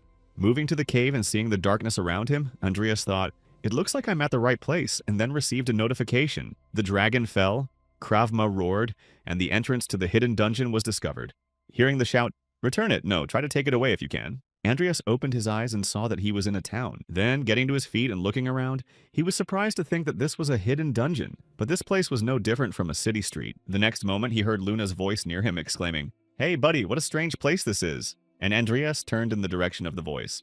Seeing Luna standing on the roof of the building and exclaiming that dungeons are usually gray and creepy, but this place looks cool, Andreas said, "There you go, you found something unusual." Luna jumped down from the roof and said, "Yes, the people in this city are all ghosts." Looking around and looking at the residents, Andreas asked in surprise, "You mean to say that everyone here is not alive?" And Luna replied that this was the first time she had seen such a thing. After learning some information, Andreas thought, "We came to look for the background of the dragon and ended up in a ghost town," and then said, "I'm not sure how this place is connected to the dragon's tomb, but let's take a look around first." To which Luna exclaimed, "It's time to create a team of researchers." Going ahead to conduct research, Andreas said, "I think we can clear this dungeon as usual by destroying the core, but who knows? Maybe there is something related to the dragon in the city." And then he said, "Rely on Luna." After a while, arriving at another barrier in the city and hearing the girl exclaim that it was a dead end, just like on the other side, Andreas thought, as I thought, it was impossible to leave the city. Having discovered another problem in this dungeon, Andreas said that we should examine the area, and Luna replied in kind. Immediately after his suggestion, Luna thoughtfully said, "It's hard to find clues because we came here unprepared, Luna. Do you remember something before he finished? I noticed that the girl had already disappeared somewhere." Turning his gaze in the direction of the stage where it came from, "I have no choice then," Andreas mentally said. As usual, she was distracted. Coming closer, Andreas saw two actors on the stage, a dragon and a knight who shouted, "I will destroy you, evil dragon." Seeing what was happening in the play, Andreas thought to himself, the dragon scene is worth watching. Later, one person approached Andreas and exclaimed, "Hey bro, I've never seen you here before. Are you a mercenary?" To which he replied that he was. Having received an answer to his question, the drunkard said, "It's a pity you're a little late if you wanted to join the Fire Dragon Conquest. They left a few days ago." Hearing the man's story, Andreas asked, "Excuse me, but what kind of Fire Dragon Conquest squad did you hear about that you don't know?" Continuing the conversation with the seemingly interesting person, Andreas said, "I became a mercenary quite recently, and I heard that maybe it's good that you don't know. It could be a one-way ticket for you." After finishing the bottle and wiping his mouth, the drunkard said, "Oh, perfect. They're doing a skit about a dragon conquest squad." Looking at the scene, Andreas heard a fire dragon sitting near the city, and the high priest Lord Summer, fearing for his life, gathered an expedition to destroy the dragon, and then thought by fire dragon they meant Krumva. The next moment, turning to the man, Andreas asked, "Speaking of the Lord of Summer, did you mean the ancient god?" To which he heard the ancient god. Immediately after raising his head up, the drunkard added, "The Lord of Summer is the divine guardian of our city. That is why the squad received his blessing before leaving." Hearing the drunkard's words, Andreas thought in surprise, the blessing of Lita for the dragon slaying squad? Did this city exist in ancient times? A hidden dungeon is often associated with ancient ruins, so this place may be one of them. Continuing his story, the man said, "In any case, just wait a few days and we will be able to hear news about the expedition. No matter how strong the dragon is, there are 3 knights of the level of a great warrior in the squad." Seeing how the knight finished off the dragon on the stage and he said how sorry I was defeated by the humans, the man added that they also have the blessing of summer, so it shouldn't be difficult. Clapping her hands and shedding tears after the performance, Luna exclaimed that it was wonderful. It was the first time Luna had seen such acting. After the performance, the man went about his business and said, "Even though you missed out on the recruitment, you can still enjoy the atmosphere of the city." To which Andreas replied, "Thank you for the advice." The next moment, Andreas thought about the message he received at the entrance and thought that dragons usually choose their death places in advance. Such places are called Dragon Mound. In the message I received when I entered the dungeon, I felt something wrong when I saw the phrase, "the place where the dragon fell," but it all makes sense if the expedition was successful. At the same time, having finished watching the play and mastered her emotions, Luna exclaimed in confusion that the investigation was fun. Hearing that Luna mentioned the investigation, Andreas said, "It's getting dark, let's find a place to sleep." And Luna replied, "Let's have dinner," because she was too tired to do the investigation. Going in search of a place to sleep, Andreas said, "By the way, this is the first time you've seen a scene like this." To which Luna replied, "Yes, Luna was constantly being chased, so she's never seen anything like this before." Andreas added, "Chased by whom?" They hadn't gone far when they saw Evan von Orlean in front of them, who said Luna Pendragon and Barry Sanders, "What are you doing here?" Seeing the Knight of Light in front of him, Andreas thought that this man was really him. And then the girl exclaimed, "Why are you here?" Hearing her exclamation, Andreas thought that Luna was. Immediately after preparing for the fight, Andreas mentally added, "I remembered that this man is connected to Luna because he is the nemesis of Eve Millennium, one of the big 10 continents and the hated enemy of the Black Mages, Evan von Orlean." Standing in front of the girl he met in the dungeon, the man said, "You've grown up Luna Pendragon? How many years have passed?" Hearing Evan von Orlean's words, the girl exclaimed, "Don't talk to Luna like that. Luna hates you." to which the man replied coldly. The next moment, turning his gaze back, the man added, "When I heard that you were in the fortress of Indivor, you know how many problems I had to go through." Seeing Evan's gaze on him, Andiris thought to himself, "Damn, I thought everything would be fine as long as I kept my identity hidden. I never thought someone so dangerous would show up here." The next moment, dropping some details that were not very important, Evan von Orleans said, "Well, tell me what's going on here." Having received the question from the dangerous person, Andreas looked back and saw something strange and said that the people turned into smoke. Then, taking out his sword and preparing for battle, the Holy Knight said, "Well, it looks like a special kind of magic, but it doesn't matter. I'm here to cleanse you black magicians and then I'll leave." Hearing the threat from his opponent, Andreas thought that light dissolved smoke and was about to attack when he felt something wrong. His right hand was lost. Seeing that her friend was injured, Luna rushed to attack Evan, but he struck her in the body with his fist before she could attack. As soon as the girl flew into the walls of the building, the guy looked back and shouted Luna, and then heard Andreas right. Stabbing the guy with his sword from the back, Evan said, "I see, so Barry Sanders is your nickname." And feeling the pain inside, Andreas thought, "I didn't see his movements at all. I'm going to die like this."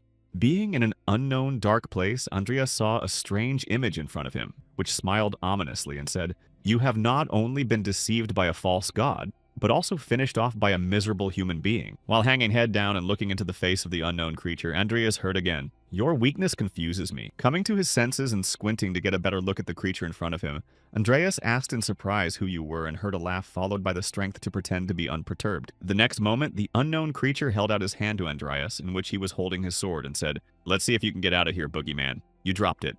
Seeing his lost hand, Andreas immediately remembered what had happened to him and felt a sharp pain in his chest. Feeling very shocked, Andreas suddenly regained consciousness and found himself back at the fountain where he had been after entering the dungeon. Breathing heavily, he heard the bell ringing and the shouts of children running around. "Give it back! Try to take it away if you can. Stand." Realizing what had happened to him and receiving the notification of the entrance to the hidden dungeon, Andreas said, "I'm back in time," meaning that the dungeon would repeat itself over and over again. The next moment, Luna rushed into Andreas' arms, exclaiming, "Thank God I didn't know what I would have done if you hadn't been here." Seeing the girl in front of him, Andreas pulled her away and asked her in surprise, "Luna, I'm glad you're okay. Do you remember what happened?" To which the girl, wiping away her tears, exclaimed, "Luna doesn't know anything either." Starting to recall a moment from the past, Luna exclaimed after the man hit Luna, a fog appeared and Luna cannot remember. Hearing what had happened to his girlfriend, Andreas thought it meant that Luna had not died but had simply returned, and when Luna came to, she was back where she had come from. As he continued to listen to the girl's story and then Luna searched and found you, comrade, Andreas thought, "This black fog is suspicious, plus the mysterious voice I heard." The next moment, the image of the creature he remembered after his death appeared in his mind, speaking to him, saying that you were not only deceived by a false god, but also killed by a miserable human being. Immediately after remembering looking around and surveying the townspeople, Andreas said to Luna, "It seems like the same day happens over and over again in this town," to which the girl replied, "That's right." Continuing to look at the environment, Andreas added that even though the local people do not realize it, perhaps it is some kind of special kind of magic, and it seems that we are the only ones who keep their bad things at the end. After hearing his friend's explanation, Luna asked in surprise, "Do you mean that we died at the end?" To which Andreas replied, "Maybe so, or maybe it was just midnight." Continuing to talk with Luna, Andreas spoke to the others. "He is here. Even though he did not die, he gives you goosebumps, right?" At the same moment, Evan von Orleans appeared next to the pair of young people and said, "This place is outside the bounds of God's providence and needs to be cleared as soon as possible." The next moment, seeing Andreas and Luna grabbing for their weapons, the man added, "Don't be so nervous. If I wanted to kill you, I would have done it long ago." Hearing the man's remarks, Luna, holding her coma in her hands, exclaimed with displeasure that it was not you who suddenly attacked us. At the same moment, listening to Evan's words, Andreas hid his sword and asked in other words, "Do you want to join us until we get out of here, which for a wicked man you catch on quickly?"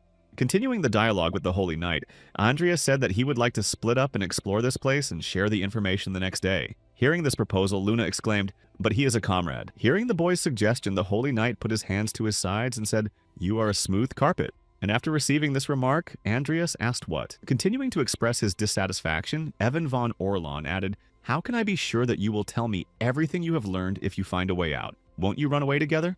With a nervous smile and a thought that he hoped he would let it slide, Andreas said, "You're being so suspicious. Shouldn't you be nicer to people? It will be very uncomfortable working together."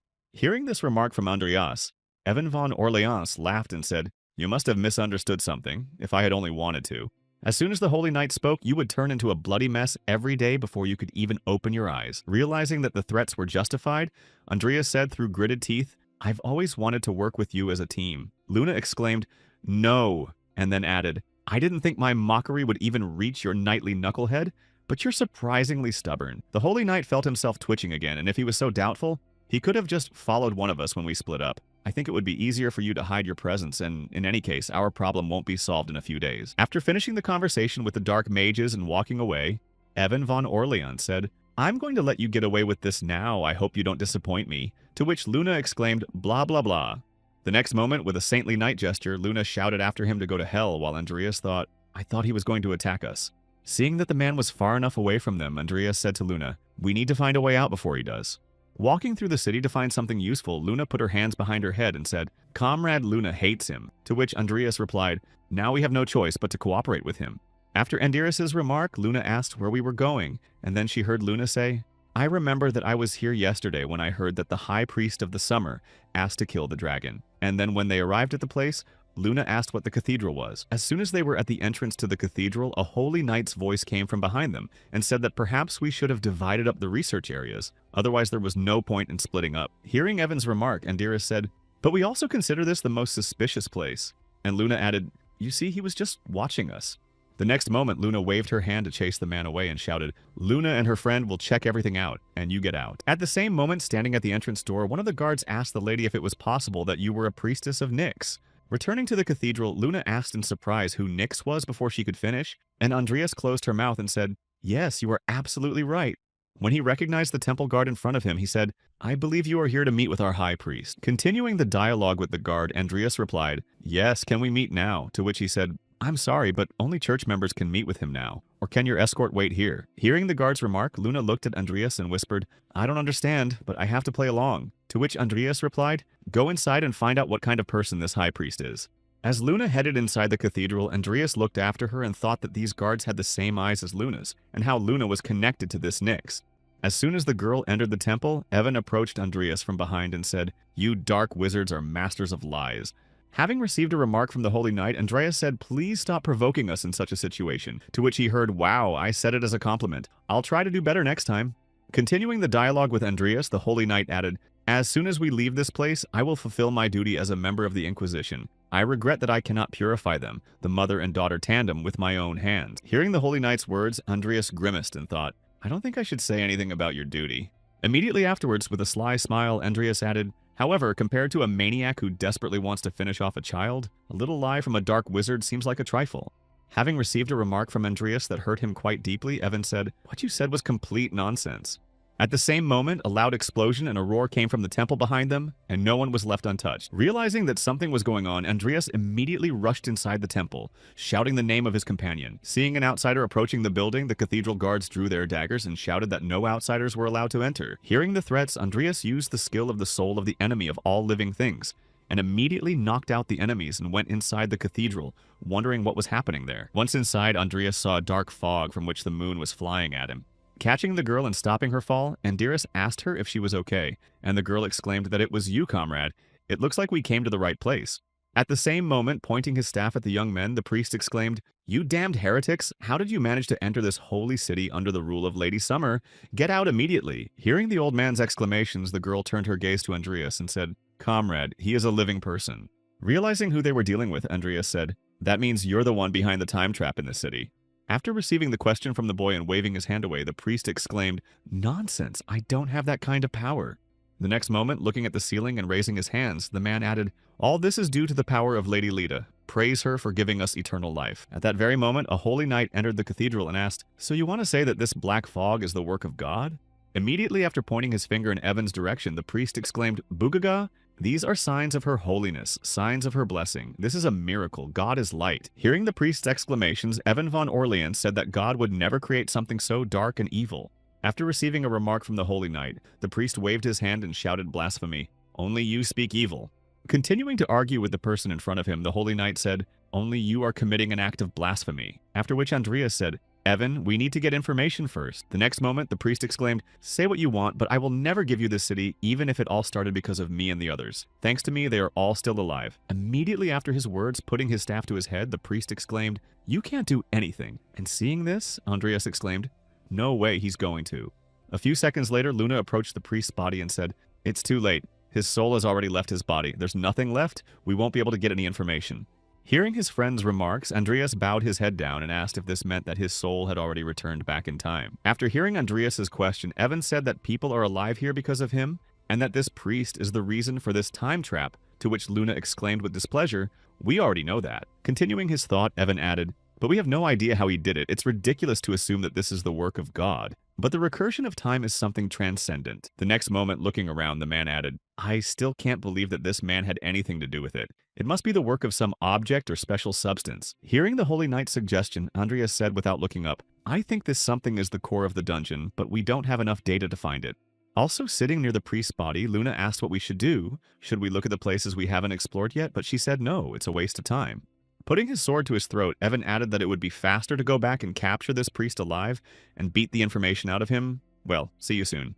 Seeing that Evan had indeed killed himself, Andreas thought to himself, waiting for the fog is really useless, but it would be too reckless. And then Luna remarked, "It was nice to watch, but it's so annoying." The next moment she called for her scythe and said, "Well, let's do it." And seeing the girl's intentions, Andreas thought, why is she so excited? Immediately after pointing toward the exit, Andreas said, "Let's take a look around the church first. We need to find more information than Evan." Hearing Andreas's suggestion, Luna put her scythe away and exclaimed, "That's brilliant," she said. When evening came, Andreas returned to the cathedral and said, "We didn't find anything useful, but don't worry, we can always search again after Evan's death." Approaching Luna, Andreas said, "But we can't do this forever." And Luna asked why not, and he said he would just go back. After receiving a question from his friend, Andreas looked back and said, "We have no idea how time passes outside the dungeon." And Luna asked what was important. Looking at the inhabitants who began to turn into fog, Andreas said outside the dungeon, "There are people I must protect." And the black fog reappeared before he heard the words, "See you soon, comrade." The next time she came to her senses and headed for the cathedral, she exclaimed joyfully, "The moon will catch him one day, comrade." A few seconds later, arriving at the cathedral and seeing the bodies of the guards, Luna shouted out to the guards, after which Andreas asked if Evan had done it. Later, when Luna entered the cathedral and saw Evan standing over the body of the priest, she exclaimed, "God, why did you kill him without getting any information?" Hearing Luna's accusation, Andreas thought to himself, did this old man kill him before we arrived because he had found out everything? Continuing to scold the Holy Knight, Luna exclaimed that he shouldn't act without thinking, to which Andreas remarked that it wasn't Evan. At the same moment, looking back at his temporary comrades, Evan said that it looked like it would be a battle of attrition, which he understood well. The next moment, seeing the Holy Knight kill himself, Luna exclaimed again he did it in front of us, while Andreas thought he would keep doing it until he broke. It was the most obvious option, and not that we had alternatives.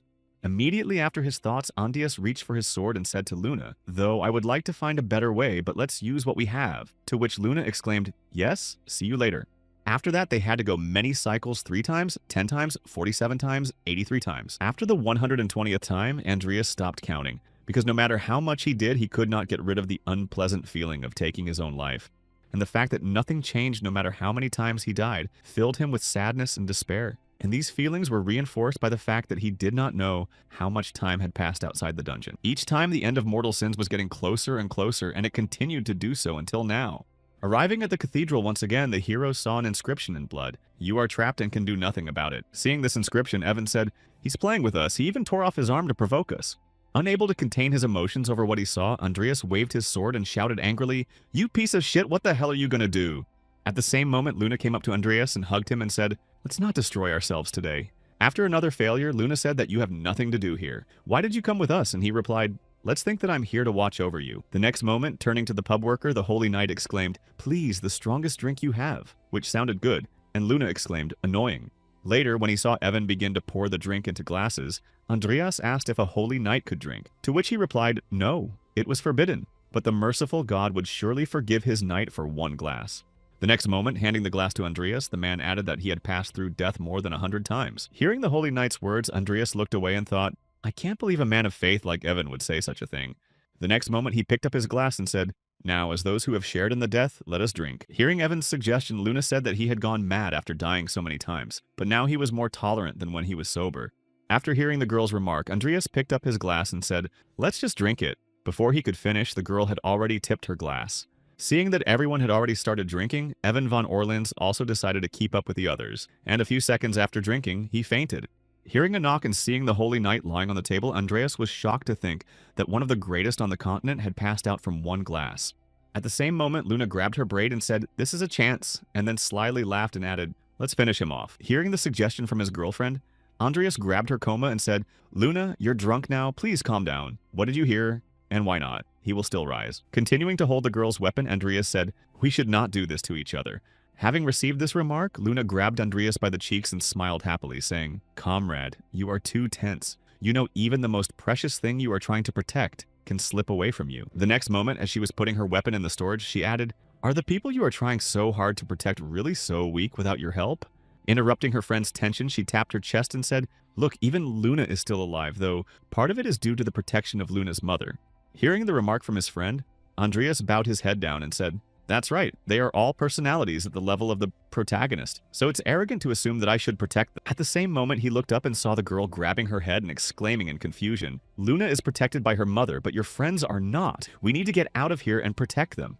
Lying on the table, Evan heard everything was fine, they were not weak. That's right. Let's explore the city and get the alcohol out of our bodies, of course. And leaving the pub and heading down the street, Luna asked where we were going, and Andreas replied, "I'd like to go to church one more time before nightfall."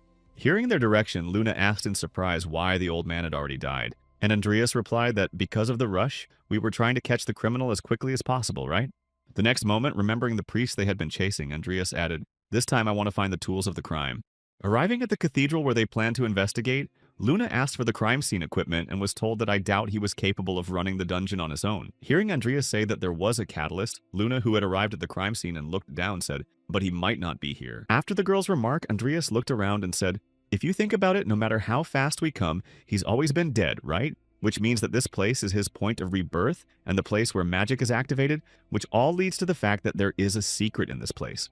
Hearing Andreas' suggestion, Luna noticed something strange and exclaimed, "Look, there's a black fog coming from this place you broke." Seeing what Luna was pointing to, Andreas went to the statue and said, "Don't come near it." The next moment, he took up his sword and prepared to make the hole even bigger, adding, "It looks like we made the right decision coming here." And Luna joyfully exclaimed, "Do it, comrade, break it." A few seconds after the destruction of the statue, Luna saw what was below and exclaimed, "Wow, there's a bingo staircase, let's go down." Before the girls could take a couple of steps, Andreas exclaimed, "Luna, wait, let's wait until the fog clears a little." Continuing to wait for the fog to clear a bit from the dungeon, Andreas added, "This fog may be responsible for what is happening." To which Luna exclaimed, "You think so? But there is so much fog."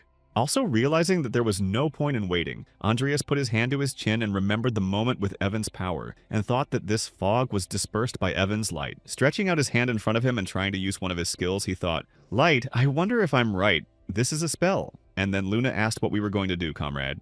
Seeing that Andreas had just been able to activate the magic of light, the girl exclaimed in amazement, "Wow, how did you do it?" And then Andreas thought, "I did it. I think it's all thanks to the talent I received for conquering the Madras Tower." Continuing to be amazed at her friend's skills, the girl exclaimed, "And now teach Luna," to which Andreas replied, "I'm doing it for the first time, so this is all I can do." The next moment, stretching out his hand in front of him to dispel the dark fog, Andreas said mentally, "If I knew, I would have practiced from time to time, and the fog would have disappeared perfectly." Finding out that the fog was dissipating and heading downstairs, Andreas said, "The stairs are steep, so walk carefully," to which Luna said, "Good." Once at the bottom of the stairs and looking around, Andreas said, "We went down, but it's very dark." And then a voice of a living being sounded in the young people's heads. Hearing this voice in her head, Luna asked in surprise, "Did you hear that too?" And Andreas replied that he did. The next moment, hearing in his head, "Let me out," Luna exclaimed that there was something there. Immediately after turning to her friend, the girl asked if she could make it a little brighter, and I don't know if it will work, but I'll try. Trying to adjust his light magic, Andreas mentally said, "It's hard to keep the light on. Can I remove the heat from the fire spell and strengthen the light by concentrating it and repeat it several times?" Having achieved the desired result and seeing a pillar of light in front of her, Luna exclaimed in amazement, "Wow, it's amazing." As soon as the light became brighter, Luna saw a giant dragon in front of her and exclaimed in confusion. Also confused by what he saw, Andreas mentally said Krav Maga, so he was here all along. The next moment, seeing that the fog began to thicken, Andreas thought, "No fog," and then shouted, "Let's get out of here." To which the echo shouted, "The wind is too strong." Trying to block the magic of the light with his body from the gusts of wind, Andreas thought, "Damn, I can barely keep this little light going." Seeing that the light began to slowly disappear, Luna exclaimed, "Comrades, your light is getting weaker." And Andreas said, "I can't do it anymore." And then the light went out. As soon as they were in the fog, Andreas regained consciousness near the fountain, where he heard the return, "No, try to take it away if you can." At that very moment, Luna was already hurrying toward him, shouting, "Comrade, let's hurry up!" Lifting Andreas up from his seat and pointing to the cathedral, the girl exclaimed, "Come on, let's go there with Evan." To which Andreas said, "Luna, let's leave what happened between us." Having received a remark from her friend, the girl exclaimed in surprise that why did she hear that? "We may be working with him, but he still wants to finish us off, remember?" After explaining the reason for the secret to Luna, Andira said in his head, "First, we need to find a way to get out on our own." The next day, when Luna returned to the dungeon, she shouted to Andiris, "Go ahead, try harder, comrade. Your light has become much stronger than before." At one point, while illuminating the area around them, Luna saw something interesting and exclaimed, "Look on his chest, there's something there." Hearing that the girl could see something in the dragon's chest, Andreas exclaimed, "It must be the core, destroy it," to which the girl exclaimed, "Well." Rushing at the dragon, the girl struck the strongest blow to destroy the dungeon core at once. Seeing the strong explosion and how the girl was thrown back, Andreas exclaimed, "Luna." Seeing that their attempt had failed again, Andreas gritted his teeth and thought, "I'm on the verge of having to postpone this for next time." The next time he walked to the cathedral, Andreas asked if it was a heart, and the echo answered that it was glowing red. Having received the answer to his question, the boy clenched his teeth and mentally said to the dragon heart, "If Luna's attack didn't work, we can't do it alone," and then looked at the girl and said, "Let's ask Evan for help." Hearing her friend's suggestion, the girl reluctantly exclaimed that he was asking for help, to which he said, "I knew you wouldn't like this idea." And then the girl groaned and exclaimed, "Okay, let's concentrate on getting out of this place." After a while, having arrived at the cathedral and dealt with the guards, Evan heard Evan stop behind him. Looking behind him, he saw Andreas and Luna approaching him and exclaiming, "We found the core of the dungeon." Hearing that his allies had found something useful, Evan asked where it was, to which Andreas replied, "But first you have to promise us something." And then the knight asked for a promise. Concentrating his stern gaze on the man in front of him, Andreas said, "Once we leave here, you will not follow us for 1 month." A few seconds after the deal was announced, Luna turned to Andreas and said, "I told you it wouldn't work. Look at his annoyed face," and then it sounded good. Hearing that Evan von Orleans had agreed to their terms to leave this dungeon, Andreas said, "That's the promise of a holy knight. I take you at your word." Subsequently, once inside the cathedral and looking at the place of the massacre, Andreas was surprised to see the priest's body. It was not there. After Andreas's remark, Luna pointed to the statue and said, "But we need to destroy the core. What do we care about it?" Hearing the girl's remark, Evan drew his sword and said, "She's right. The priest must have understood everything and left the place." After the remarks of his comrades, Andreas thought, "That sounds logical, but something doesn't give me peace of mind." Then a voice said, "You have been given a chance to become a part of this place." Appearing behind the 3 people who were hunting him, the priest angrily exclaimed, "Then why are you trying to destroy this city?" Seeing the priest alive in front of him, Andreas angrily exclaimed, "You fucking piece of shit! Tell me what is the point of living in this ruined world?" Hearing the question from Andreas, the priest indignantly exclaimed, "Nothing is destroyed. Everyone is alive, so everything is justified by the will of God." Smiling menacingly after the priest's exclamation, Andreas asked, "Is it really the will of God?" and was silenced. Continuing to express his accusations, Andreas added, "You set the men against the dragon, but the campaign failed, didn't it?" And the priest said, "Shut up." Continuing to tell everything that had happened in the city, Andreas said that this was only part of the tragedy. Judging by the lack of adults and the small number of men, the city was instantly destroyed, after which Luna exclaimed in amazement. Imagining the situation that happened in this area, Andreas added, "So because of your rash idea, the city was destroyed by the angry dragon Bloodmouth." Trying to somehow justify his actions after the above arguments, the priest exclaimed that Lady Leda had performed a miracle in this place. Even trying to justify himself, Andreas continued, "You are wrong. This is a curse on the children that will wait for eternity for their father to return from the campaign." After another accusation in his address, the priest exclaimed, "Lady Leda has been merciful to us and you," and then banged his staff on the floor. The next moment, the cathedral trembled and the dragon that had been sitting there until now burst out of the dungeon. Also seeing a giant reptile in front of him, Evan asked us if we just need to destroy it, to which Andreas exclaimed, "Yes, the core should be on his chest, beware of the dark fog." Immediately after announcing his advice to Evan, seeing that the dragon was preparing to use its fire breath, Andreas rushed to the girl and shouted, "Luna, beware." After the explosion that threw all 3 guests out of the cathedral, Evan heard someone he hadn't seen in a long time speak to him. Recognizing the familiar voice of the woman who spoke to him, the man exclaimed Eva Millennium. But as it sounded, "I should thank you." Protected from the dragon's breath, the woman looked at Evan and said, "Thank you for looking after this unbearable girl," to which he exclaimed, "Don't be silly." As he continued to listen to Eva and Evan's dialogue, he could not bring himself to hurt the child, and now I don't need to, Andreas thought in surprise. Even Evan can raise his voice. Joining the conversation, Andreas said, excuse me, you two." And then Eva heard his voice and said, "Hi, God." The next moment, the fair Lady Leda was heard nearby. After punishing the cruel beast that burned the children of God, the lady used her divine powers to resurrect this place using the heart of the beast and gave eternal life to the mortals of this city. Immediately after the priest's exclamations, Eve remarked, "I can hear the souls crying by your eternal life. What kind of heartless goddess keeps her children trapped in time?" Angry with the woman who pointed out his shortcomings and guilt, the priest exclaimed, "You will die first, Priestess Nyx." Noticing the dragon's intentions, Andreas shouted out to attack, after which the beast demolished half the city with its fiery breath to finish off the heretics. Having survived this attack of the enemy, Eva exclaimed, "Evan, I will clear the fog and you can cut down this dragon," which was answered by the dragon, "I do not need your help." Hearing her old friend's dissatisfaction, the woman said, "Stop being so capricious," and was met with a disgruntled huff. The next moment, before she could do anything else, Eva exclaimed in surprise that it was the body of a giant hovering over the dragon. Amazed by what she saw with her own eyes, Eve Millennium said that giants really do exist, even the body of King Timur. The next moment, she turned her gaze to Andreas, who stood next to her and ruled over all the dead, and added in her mind who he was. At the same time, having survived the sudden attack of the undead, the priest laughed out loud and exclaimed that the pitiful dead would not leave even a scratch on the dragon's body. Immediately after noticing that the priest had directed a dark fog at his subjects, Andreas nervously exclaimed, "Damn fog!" But all his worries were instantly dispelled when he saw that the dead remained standing still and thought that he was not working on the dead. Seeing that his sudden attack with the mist had failed, the priest exclaimed that if it didn't work, it wouldn't change anything. With a sly smile after the priest's exclamations, Andreas said, "You said that the dark mist is the power of the goddess. You call yourself a priest of Lethe. You are just a puppet of the dragon's body." At the same time, standing aside, Eve said to Evan, "Luna's friend is talking nonsense, but he will be better than you. You don't think so?" After receiving the woman's remark, the holy knight waved his sword and said in displeasure, "It's a funny sight. Bodies that should be underground walking around with me, it's disgusting." Just as Evan's attack was about to reach its target, a magical barrier appeared in front of the dragon and blocked it. Shielding himself from the shockwave that resulted from the collision, Andreas thought this was Evan's true power. At the same time, blocking his opponent's blow, the priest laughed and shouted out, "As long as the heart of the dragon is with me, all in vain," and then thought who they were, they almost broke the shield. Seeing that Evan's attack failed, Eve said it was hard to go, as ancient texts say that a dragon's skin is impervious to physical attacks, and its heart is practically immune to magic and aura. Having received a remark from the legendary witch, Evan prepared to attack again and said, "If she is so strong, I should make more effort." Seeing the Holy Knight's intentions, the musclehead thought in confusion, and then called on all the dead to quickly return.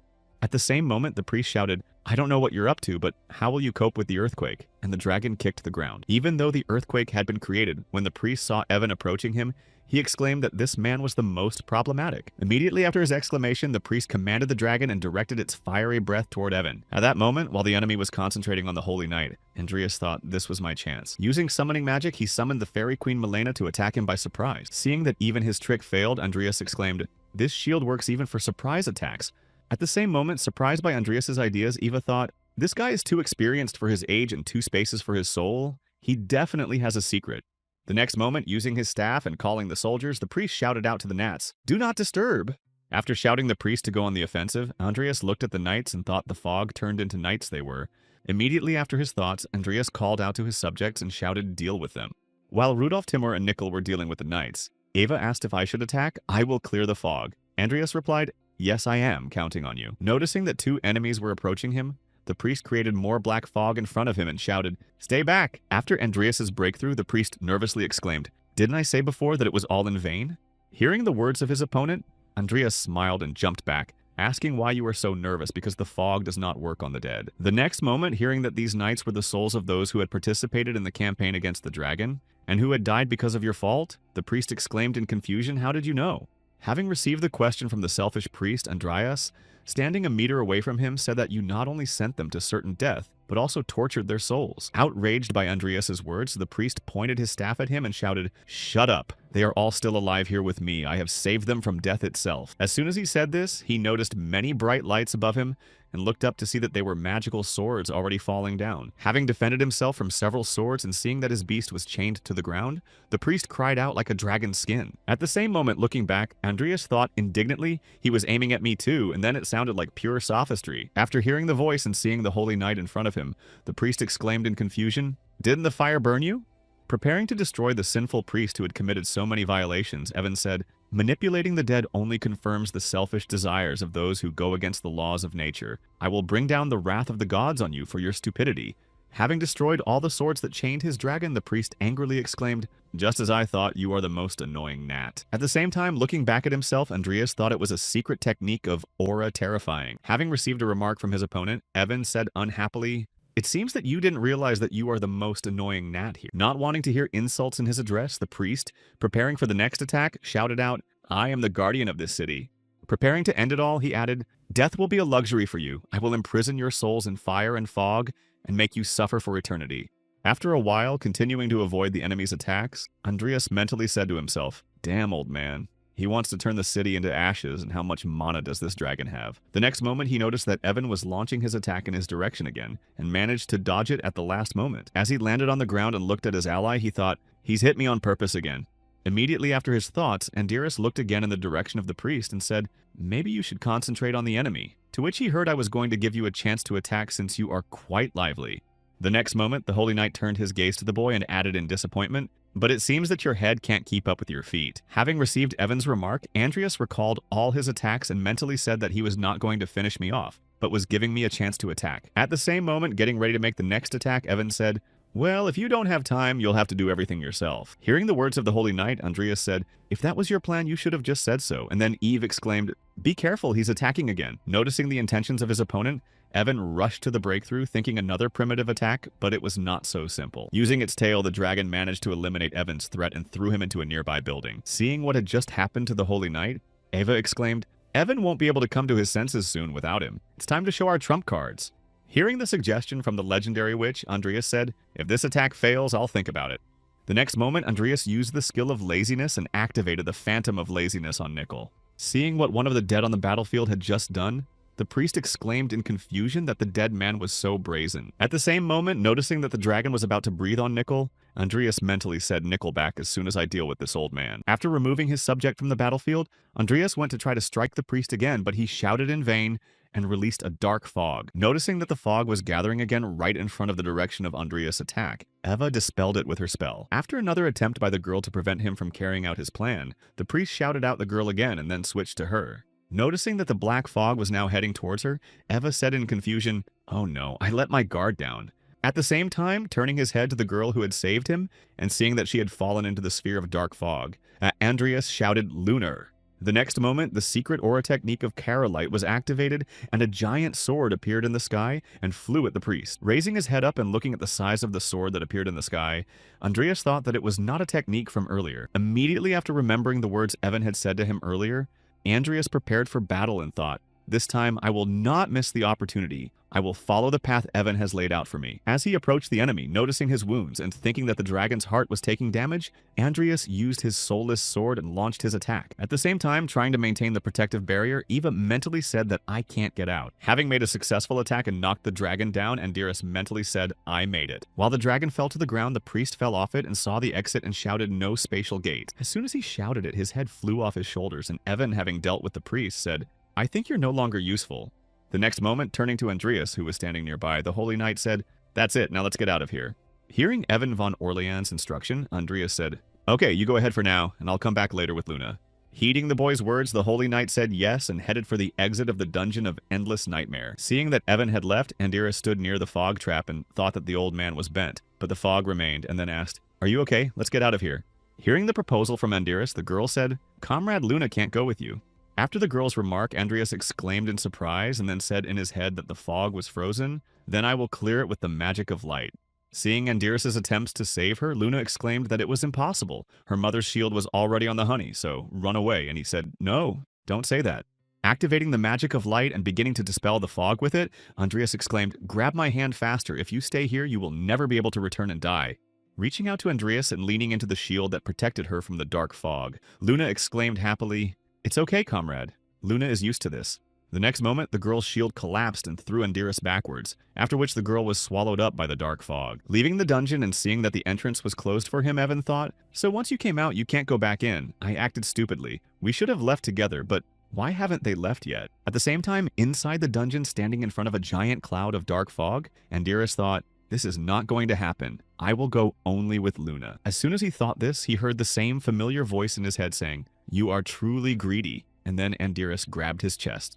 Recognizing the voice that sounded in his head, Andreas asked the original sin to which he heard that you noticed, "You are probably not completely hopeless." After which the guy exclaimed, "As always, you are annoying." Continuing the dialogue with his owner, the original sin said, "You really want to save many people, although you are so weak." To which Andreas exclaimed, "You are the one who will be stuck here forever with me if I want it. Funny." At the same moment, the original sin asked who said that I condemn you and then handed the boy the sin of greed. As soon as Andreas put it on, the original sin said, "This is just perfect for someone as insatiable as you." And then the message appeared, "You have become the true owner of the crown of greed. The transcendental emotional state of greed is surpassed." Gaining new effects, Andreas received a notification. Mana recovery, mana resistance mana, control mana, regeneration. 666% talent. Insight, genius temporarily gained. Physical strength, temporarily unavailable transcendent emotional state greed gained. You have become the master of the crown of greed, duration 66 seconds. Using the skill of light, Andir's thought, understanding. I could barely understand how this magic works great with this. I can save Luna. At the same time, being in the pitch darkness, Luna involuntarily shed tears and said, "He has people waiting for him outside, so everything is fine." The next moment, recalling all the happy moments they had shared together, the girl wiped away her tears and added that Luna had fun. As soon as she thought about it, a bright light appeared in front of her that was even blinding. Immediately after that, the dark barrier that surrounded the girl began to break, and then Andreas appeared inside and said, "Who do you think I am? I will not leave you alone." Seeing her savior in front of her, the girl shed tears and exclaimed, "But if we get stuck here, I told you we are friends." At the moment when the girl threw herself into Andreas's arms, the original sin spoke up and said, "Here she is." Andreas felt the alien aura begin to press on him, and asked who heard what from the original sin. "You know her very well, Leda." Gritting his teeth and clutching Luna to him, Andreas thought, "What kind of oppressive force is this? I don't know if it's a real god or not, but it's definitely not a creature I can provoke." The next moment, the goddess fully appeared in her spiritual form and asked, "Why you called me?" Hearing the question from the god of time, the original sin partially left the body of Andreas and said, "Nothing special." Hearing the voice of the original sin and looking back, Andreas was surprised to think that I could directly feel its thoughts of revenge and deep desire for destruction. Continuing the conversation with the goddess of time, the original sin said, "I would like to give you some advice. Write a will, because I will finish each of you, and I will be waiting for you." Having expressed his advice before the god, the original sin said all this, and now get out of my sight. At the same time, barely holding on to his consciousness, Andreas thought, "The bastards don't take us seriously." Continuing to hold on, Andreas thought, "Only you heard our conversation and still retained your sanity. Incredibly, before I leave, I will give you a parting gift. I will pray that you and the observer will be able to realize what you want." As soon as it was over, Andreas exhaled heavily and received a message, "You have been granted a blessing from the one who transcended time," after which he thought it was a blessing. When he saw another message that said the blessing would manifest itself when the time came, Andreas was surprised to think that it was indeed a god. After dealing with the other problems, Andreas laid the girl on the ground and said that Luna seemed to be fine. The next moment, he looked back at himself and said, "Well, that's great. Now we need to wake up the dragon's body." At the same time, standing in front of the entrance to the dungeon, Evan exclaimed in surprise at what I had just seen. Inside the dungeon, while performing the ritual of summoning the dead, Andreas thought, "This is a huge amount of mana. If it weren't for the crown, I would have been completely drained." Later, when he received a notification that the remains of the dragon's heart had been summoned, Andreas was surprised to see that the dragon's heart was still intact. So how much more mana should I pour in? After a while, the dragon began to rise, and a notification appeared. Advanced Necromancy Skeleton Summoning was successful. 1 Bone Dragon. Mythical Summoned Body Level too high. Additional characteristics were obtained. Dead Man Summoned, level incredibly high. This is the final form. Seeing what he had achieved, Andreas thought it was a success, and then received a notification that additional characteristics had been obtained. The level of the summoned was transcendently high. A part of the previous ego was preserved in him. The summoned dead mythical level had inherited features from a previous life. When the dragon came back to life, he said, "I thought I could rest now, but what a cruel fate." And Andreas asked in surprise, "Can you speak?"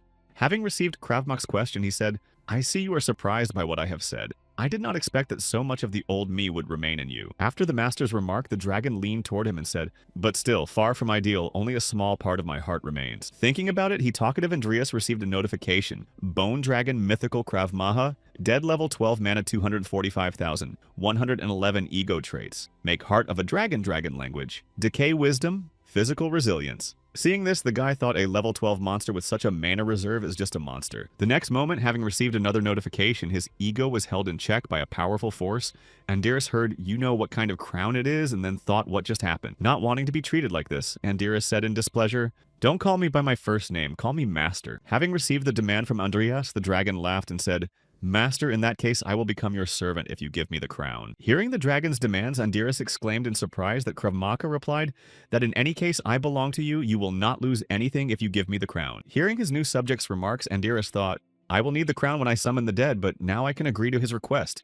Having finished his thoughts about the request, Andreas said, "Good, but I have a condition. If you do not agree, I will make you realize who your master is, even if I have to use radical measures." 3 days later, in the kingdom of Grandis, walking along the outskirts of the city, Andreas said, "We have been here as if it had been forever," to which Luna replied, "Has it really been that long?" Looking back at his friend, Andreas replied, "Maybe, but in reality, only 10 days had passed." Immediately after he said that, without taking his eyes off Luna, Andreas added, "I'm glad she wasn't hurt. A lot has happened, but I've managed to sort everything out over the holidays and now I need to prepare for the battle in the north." At one point, when Luna saw a food stall nearby, she exclaimed, "Let's eat it," to which Andreas replied, "It looks delicious. Take your time." Later, arriving at the train station, the girl said, "But Luna also wants to go," to which Andreas said, "You can't do anything. Your appearance in the Empire will bring a lot of trouble." Hearing that Andreas would not be able to take her with him, Luna put her hands behind her head and said, "Luna will be lonely," to which she replied, "I'm sure we'll see each other again soon." The next moment, grabbing Andreas' hand and putting something in it, she exclaimed, "Oh yeah, and take this." Handing the receiver to Andreas, the girl waved goodbye and said, "Have a safe trip and Luna will contact you again." Smiling gently and bowing before his friend, Andreas said goodbye and, "You too, be careful, Luna." On the way to their destination, the train announced the train will soon arrive at the Rodun Academy. Everyone who will be getting off is asked to pack their things. Hearing that the next station would be his, Andreas smiled and said in his head, "I'm coming home." Folding his arms and bowing his head down, he thought, "Tomorrow will be hard again, so I'll have a good rest today." At the same moment, a man in a suit walked by the boy and left a letter on his lap saying, "Andreas Cromwell." Looking down and picking up the letter that was left for him, the boy was surprised to think that the letter was sealed with dark magic and that it was the same. Turning his gaze to the person who had left it to him, Andreas added in his mind the secret message from the congregation. The next moment he heard the train arrive at the station. "Please do not forget your personal belongings in the cars." Andreas got up from his seat and picked up his things, thinking that the members of the congregation were everywhere, so this kind of message was commonplace for them. But it was a little unpleasant to realize that I was being followed. Leaving his carriage and heading further to the academy, Andreas said in his head that, "For now I will just go with the flow." At one point, turning his gaze to the side, Andreas saw that Vivian was standing nearby at the station. Continuing to look at the familiar girl from his academy, he said in surprise, "So, we were on the same train as Vivian." At the same moment, Vivian also looked around and noticed Andreas not far from her. Unable to contain her emotions and dropping her suitcase, she ran to him and jumped into his arms. But this was only in her dreams, and she could not afford to do this, so she nervously asked Andreas how he was doing. Approaching his friend whom he had met at the station, Andreas said, "I'm fine, and you had a good time at home." Hearing the boy's question, Vian immediately remembered her trip home, where she sparred with her father. Keeping him on equal footing, the girl at one point released her entire aura and managed to knock the sword out of his hands. Seeing that he had lost the battle to his daughter, the leader of the Belkin family was surprised and said, "It's unbelievable what happened to you." Vivian smiled gently and looked down at him and said, "I have met a wonderful teacher." After some time hearing the intentions of his daughter, the family leader asked if you want to become a knight of House Cromwell, and he heard exactly that and nothing else. Hearing his daughter's decision, the man bowed his head down and said, "I see you have grown up to be a wonderful knight, and they only become such by choosing the person they wish to serve." The next moment after he said that, he added, "Well, I respect your decision," and Vivian bowed to her father. Recalling all that, the girl stood in front of Andreas and said something important had happened, after which he asked her what she was saying. After receiving the question, Vivian grabbed her suitcase and headed out of the station, saying, "I'll tell you the secret later." In the evening, walking out with Vivian, Andreas said that before the opening of the academy tomorrow, shops have already begun to appear here. It's very crowded. What do you think about the place to be quieter? To which Vivian replied that of course she did not mind. At the same time, somewhere nearby while eating a kebab, Lucia exclaimed, "Wow, Mr. Seaweed." While Vivian was thinking about a quieter place to sit, Andreas, seeing another acquaintance, said that Lucia, after which Lucia exclaimed, "Senior Vivian, when you came back we barely kept in touch." Ignoring the girl's exclamations, Andreas asked how you were doing, and Lucia winked and replied, "I'm enjoying a second life thanks to you." Later, Diane joined the conversation and told Lucia not to interfere with their date, to which Andreas replied that we had met by chance earlier. Hearing the boy's excuse, Lucia smiled slyly and asked him a question. Receiving the question from his friend, Andreas turned on his serious mode and said, "Stop it, you're making Vivian embarrassed." The next moment, glancing at Vivian, Andreas asked Lucia if she was overdoing it with the jokes, while Lucia thought about the pressure. Immediately after his question, looking at Lucius again, Andreas thought, "And yet I'm glad she recovered successfully," while Vivian thought a date was why he wanted to go to a less crowded place. Continuing his thoughts, looking at the girls, Andreas added in his head, "And Diane also seems to be in much better condition. Her mana looks like I was worried for nothing."